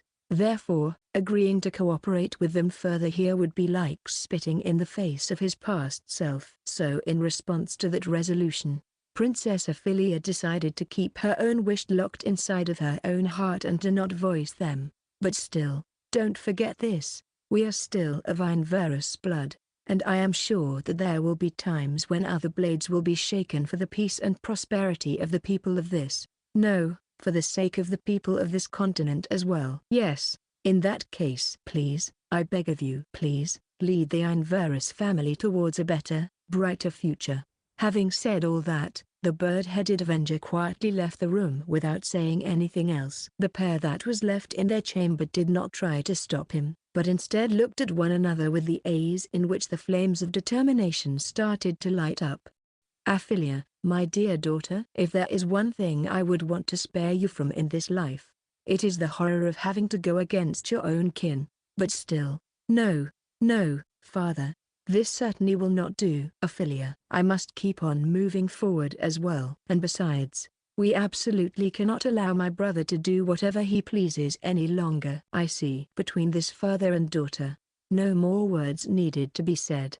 However, instead of words, what was exchanged between the two of them were the passionate gazes filled with determination. Sanraku, I had no idea that you are so good at this role-playing business. Think that I will be able to do it like that one day? Were you eavesdropping, Tekiko? That sounds awfully like Akiko, so I would like you to give it a rest. Right, sorry about that. Tekihim. Dude, you are so doing this on purpose, aren't you? So tired. Actually, my plans originally included that I was supposed to go to the Crystal Scorpion's Cliff after that little role-playing action, but truth to be told it managed to tire me so much that I scrapped that idea for today. What I need right now is sleep, not more action. Holidays are the best. You can sleep until noon and no one is going to bust your balls because of that. An email? I wonder who might have sent that. I highly doubt it would be Pensilgton or Katsu, since nowadays we usually contact via SNS, so there was no need for them to use email anymore.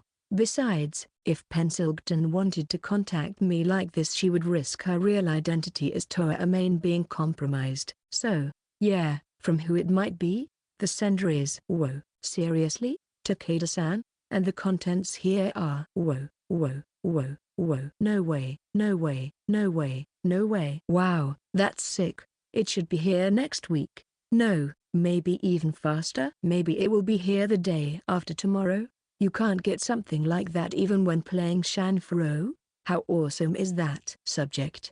My recommendation from Takeda Green Beans to Sanraku Body. Sanraku. I have managed to obtain 2 packages of something really nice on my business trip to Zimbabwe. The consents are pretty great, so I'm sending you 1 package to try for yourself. Let us enjoy the world of Phantom Shitty Games to the fullest. And with that, the festival was about to begin.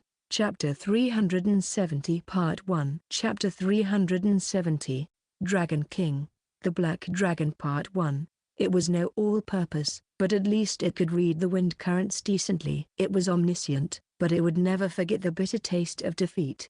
It was not a god, but it was born when the gods still walked the surface of this earth. It has witnessed many calamities and disasters, and the most recent one was the defeat of one of its comrades by the 3 insects. A whole lot of insignificant dirt and 1 monster. Ha ha ha ha ha ha ha ha. Red. Oh, the evil red. The nauseating red that once overcome my people and disfigured them horribly. To think that those lowly insects would best you with such few numbers. Ha ha ha ha ha ha ha ha ha. There is no damage to its internal structure. Up until now it was simply resting in order to recover from its fatigue. And just as its physical strength was recovering, the Golden King laughed genuinely, expressing its joy with its whole body. I know, I completely understand. That accursed dog and its wretched ally Wysash. Emu? Or was it a snake? Or maybe an octopus? Oh well, it does not really matter here. Kyukakaku, I knew it. It's the hero. Only the hero can really overcome me. This creature once managed to drive the black dragon Erland away, almost succeeding in killing it, as well as exterminating some of the red menace in the past, although just temporarily. Saying that, it may not sound all that impressive to begin with, but the fact that it managed to do it on its own, without the help of others, was more than insane enough. To put things into perspective, no pioneer in this game would be even close to achieving one of the above-mentioned things on their own. That is why this creature belonged to one of the 7 strongest species in the entire world, and received the esteemed title of the unique monster. Its name was Seguin the Heavenly Emperor, and just as its name would imply, the Golden Dragon King ruling over the heavens was laughing at what he just happened to witness. Ooh, I see now that it was the right choice, letting those dragon live. Of course, it is unexpected that some of them died on their own, but it is thanks to them that humans can ascend higher. It is thanks to them that they will be able to reach me one day. When it comes to the Heavenly Emperor, its past was riddled with regrets. Its present is filled with hope, and it has high hopes for the future that is to come. People, the chosen heroes of this world, seek to overcome my trials. Only then you will be able to reach beyond the frost of stars and to overcome the point of origin. However, there is one thing that the Golden Beast did not know. That in the depths of the stagnant defeat, one unexpected encounter has already been made. Wolfgang Group Chat, Pencil Warrior, right? So because of our dear Sanraku, who just happened to drop a huge bomb completely out of nowhere and then disappear like a meteor, we are now in some really deep shit. Katsu. So, there are fish people in this game? First time I ever heard about it. Rust. Well, I knew about it for quite some time now. Mold. Same here. I mean, it is only because we happened to encounter an NPC called Elva, who happened to help us overcome the unique Scenario X at the time when you were doing it. Kyogoku, I'm a little bit sad to be left out of the loop like that, but what can you do? For now I must stay here, and I have no way of going to the new continent. Pencil Warrior, I mean, you just need to wait until the new world reserve vessel comes back into the old continent. Then you can just hop aboard and come here, right? Pencil Warrior, but that being said, it won't probably happen anytime soon, so maybe you will have to wait as long as a full month before being able to rejoin us. Kyogoku, oh well, it's not like I don't have anything else to do in the meantime. There is an event in Bakumatsu Online that's going to be held soon, so I wanted to make some preparations for that. Katsu, I have heard through the grapevine that this is going to be a death match, isn't it? I see that the Bakumatsu Online never changes. As much of a bloodied battlefield now as it was back then, huh? Kyogoku, and it is exactly this bloodied battlefield where my soul belongs. I'd rather be there than anywhere else. So you can bet you sweet tass that I'm not missing an event like that. Pencil Warrior, it seems to be as if the things in Bakumatsu Online are finally starting to kick into its endgame. It will be interesting to see what will come out of it. Pencil Warrior, but please remember, Kyogoku-chan, it is important to have a blast in the games that you love, but I don't want you to get out of shape. So please remember to play Shanfro regularly so that you won't lose your edge. Sanraku, good morning, you people. Kyogoku, don't worry about it. After all, nothing out there can beat Shanfro in terms of quality. So I am going to show up from time to time, rest assured. It would be a waste otherwise. Katsu, dude, it's already afternoon. Rust, Sanraku, Nephilim Hollow is receiving an update soon in preparation for the Nephilim Hollow 2. So you'd better come here from time to time so I can turn you into a punching bag. Kyogoku, and of course, you wouldn't happen to miss the event that is going to be held in Bakumatsu Online soon, right? I heard from Senmai-san that you are the mysterious dual wielder that only makes an appearance during the events, right? Sanraku, nah, that's no longer the case for me. So I don't know where you got that information from, but it could not be more wrong. Sanraku, besides, I managed to obtain a real treasure from one of my acquaintances. A legendary phantom shitty game. Katsu, who? Expectation. Pencil Warrior, hey, you came here just so you could tell us that? Pencil Warrior, we belong to the same guild together, it would not kill you to spill the beans here, right? Sanraku, that reaction of yours certainly warms my heart. Pencil Warrior, Gar, I would have said the same thing if I were in your shoes. Which is why this makes it even more frustrating. Katsu, so what kind of shitty game is it? Sanraku, Kazugumo Presiden. Katsu, whoa, seriously? Kyogoku, and what's that supposed to be? Katsu, a certain phantom shitty game that is only available in package versions. It only managed to sell about 3,000 copies, and the company that developed it went bankrupt after its president ran away God knows where while taking the rest of the money from the company's account. Sanraku, and even if there are still copies out there that have broken or scratched box, it is still worth a small fortune. Pencil Warrior, but seriously now, could you at least give us some intel about that trade monster you have fought? Sanraku, the name is Great Red Devourer. Sanraku, the maximum number of participants is 45. Sanraku, the battle arena is the village of the people of the forest, the elves, but I have no idea if its coordinates are fixed or not. Sanraku, I don't know the exact conditions for the boss to appear, but I guess that the amount of your entourage must exceed a certain number. Sanraku, in my case, it was using the body of the deceased blue dragon Eldrincer as its main body, but in reality it is a colony of smaller cells, something like a monster colony or maybe a locust horde. Sanraku, the first form is simple enough, you just whack at it, but it can eat NPCs and players and monsters from all around itself to power itself up, so you'd best watch out for that. Katsu, whoa there, dude. Wait just a goddamn minute. Chapter 370 Part 2. Chapter 370, Dragon King, the Black Dragon Part 2. Sanraku, probably when the most of the small fries are defeated, the battle shifts into its second stage. it will cover the ground in red liquid which works as the extension of its body. Katsu, don't use the VR system to implement shit like that. Who does that? Even I would not think of something as twisted as that. Sanraku. In the second phase, the limbs of the main body become duplicated and it also increases in size. It is unknown if it's because Eldrinzer was its main body or if it is its overall characteristic, but it can also dive underground and emerge from below any spot on the arena where the red liquid managed to reach. So you need to watch out for that. Surprise attacks of that nature are especially nasty. Sanraku. Again, I don't know about the exact condition of shifting from the second to third phase here, but I would say that it is probable that you just need to hang on for a set amount of time and don't let yourself be killed. Sanraku. When the third form comes around, it will first bury itself into the ground, and perform a special action called resource return. Sanraku. Oh, no, it's not that, it's called differently. It's actually returnal. Sanraku. In the third form, all of the red liquid that was previously on the field returns to the main body in order to strengthen it. Also, when you engage the main body in close quarters, it is going to grow additional heads as a defensive mechanism. Sanraku. What's more, throughout the third phase, there are going to be blood crystals scattered all over the battlefield.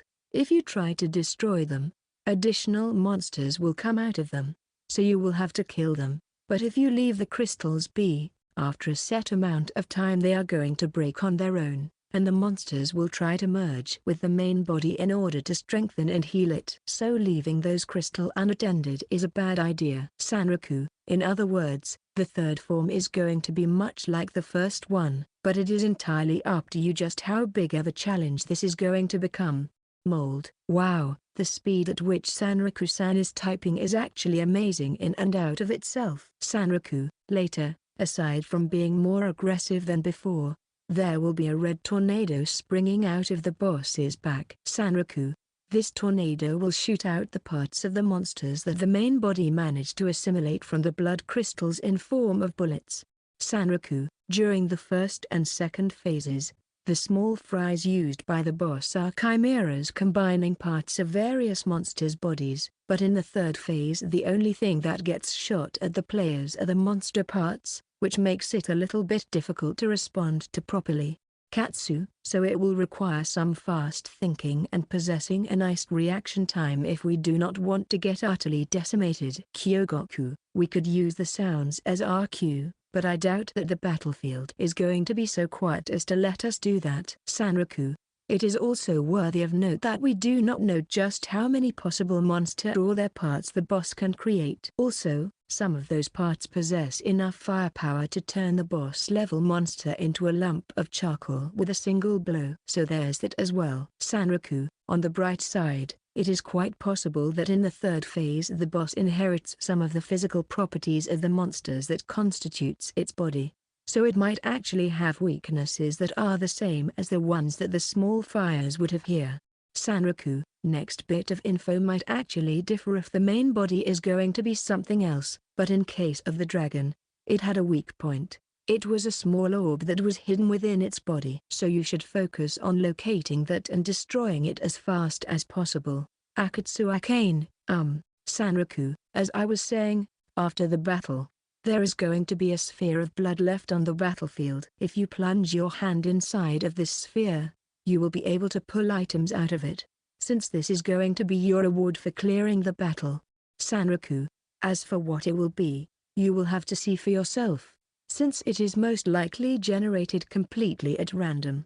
Akatsu Arcane. Sanraku. In conclusion, this battle is fairly different from the unique monsters battle we had so far. You need a large group of participants, and if you want to be able to play it safe here, I'd say that about 30 people at minimum is what you want to go for. Sanraku. So satisfied. Satisfied. You pricks. Pencil Warrior. Yeah, but why do I think that there are still things that you are not telling us? Sanraku. Well then I suppose that you can take those things and stick it up your a. Akatsu Arcane. Guys. There is something I would like to consult with you all. Sanraku. Consultation? What kind of consultation? Akatsu Arcane. Well, if I had to name it, I would say that it's a rate a major one. Pencil Warrior. As far as I know, those kind of raid battles only tend to grow increasingly more difficult as the time goes on. Pencil Warrior. Akatsu Akane-chan. Come on. Don't be shy. What seems to be the problem? Akatsu Akane. Right. Actually, there is a group of people that I managed to befriend in Shanfro, but technically speaking, they are the NPCs, Akatsu Akane, but I have decided to help them in doing a little quest that they are undertaking. Katsu, unique scenario, perhaps? Sanraku, Akatsu Akane never fails to find a unique scenario when no one is looking, and they are always good ones. Pencil Warrior. Are you sure that you're the one who should talk like that here? Katsu, but still, it's awesome. Rust. This conversation is like a train that just keeps on derailing itself more and more. Akatsu Akane, honestly speaking, I'm at my wit's end. Would you be willing to help me with that? If we were to compare it to anything, it was almost like its counterpart from the Bugs Catcher series, but way less balanced. Sanraku, but my Kazugumo preceden. Pencil Warrior. Imagine that. Sanraku always demands help from others, but when it is his turn to help someone, he is reluctant and is most probably going to refuse. That's downright horrible. Katsu, to think that you would refuse to help a fellow guild member when they are in need. Sanraku-kun, I didn't know that you are so heartless and ruthless of a person. Sanraku, you know what? Fine. What the hell? I'll do it. Sanraku, I cannot promise you that I will devote my whole attention to this, but you can be sure that I am going to give it my best to assist you in whatever it is that you are doing. Akatsu Akane, thank you so much, Akatsu Akane. I'm so glad to hear it because I kind of expected that to happen, but I knew that I won't be able to defeat Seguin on my own. Sanraku, Katsu, Pencil Warrior, oh my, Rust, Mold, Kyogoku, say what now? Sega Zero, I have finally managed to catch up with everyone else, but what is it that you are talking about? And what I wanted to say, the NPCs that I have become friends with, Akatsu Akane, yes, Akatsu Akane, it's a unique scenario called Clash of Black and Dirty Gold. Akatsu Akane, and it actually revolves around helping out the Black Dragon, Noi Erlin-san in its conquest. Sanraku, Fue, Pencil Warrior, Fue, Katsu, Fue. End of Act 5 Part 2.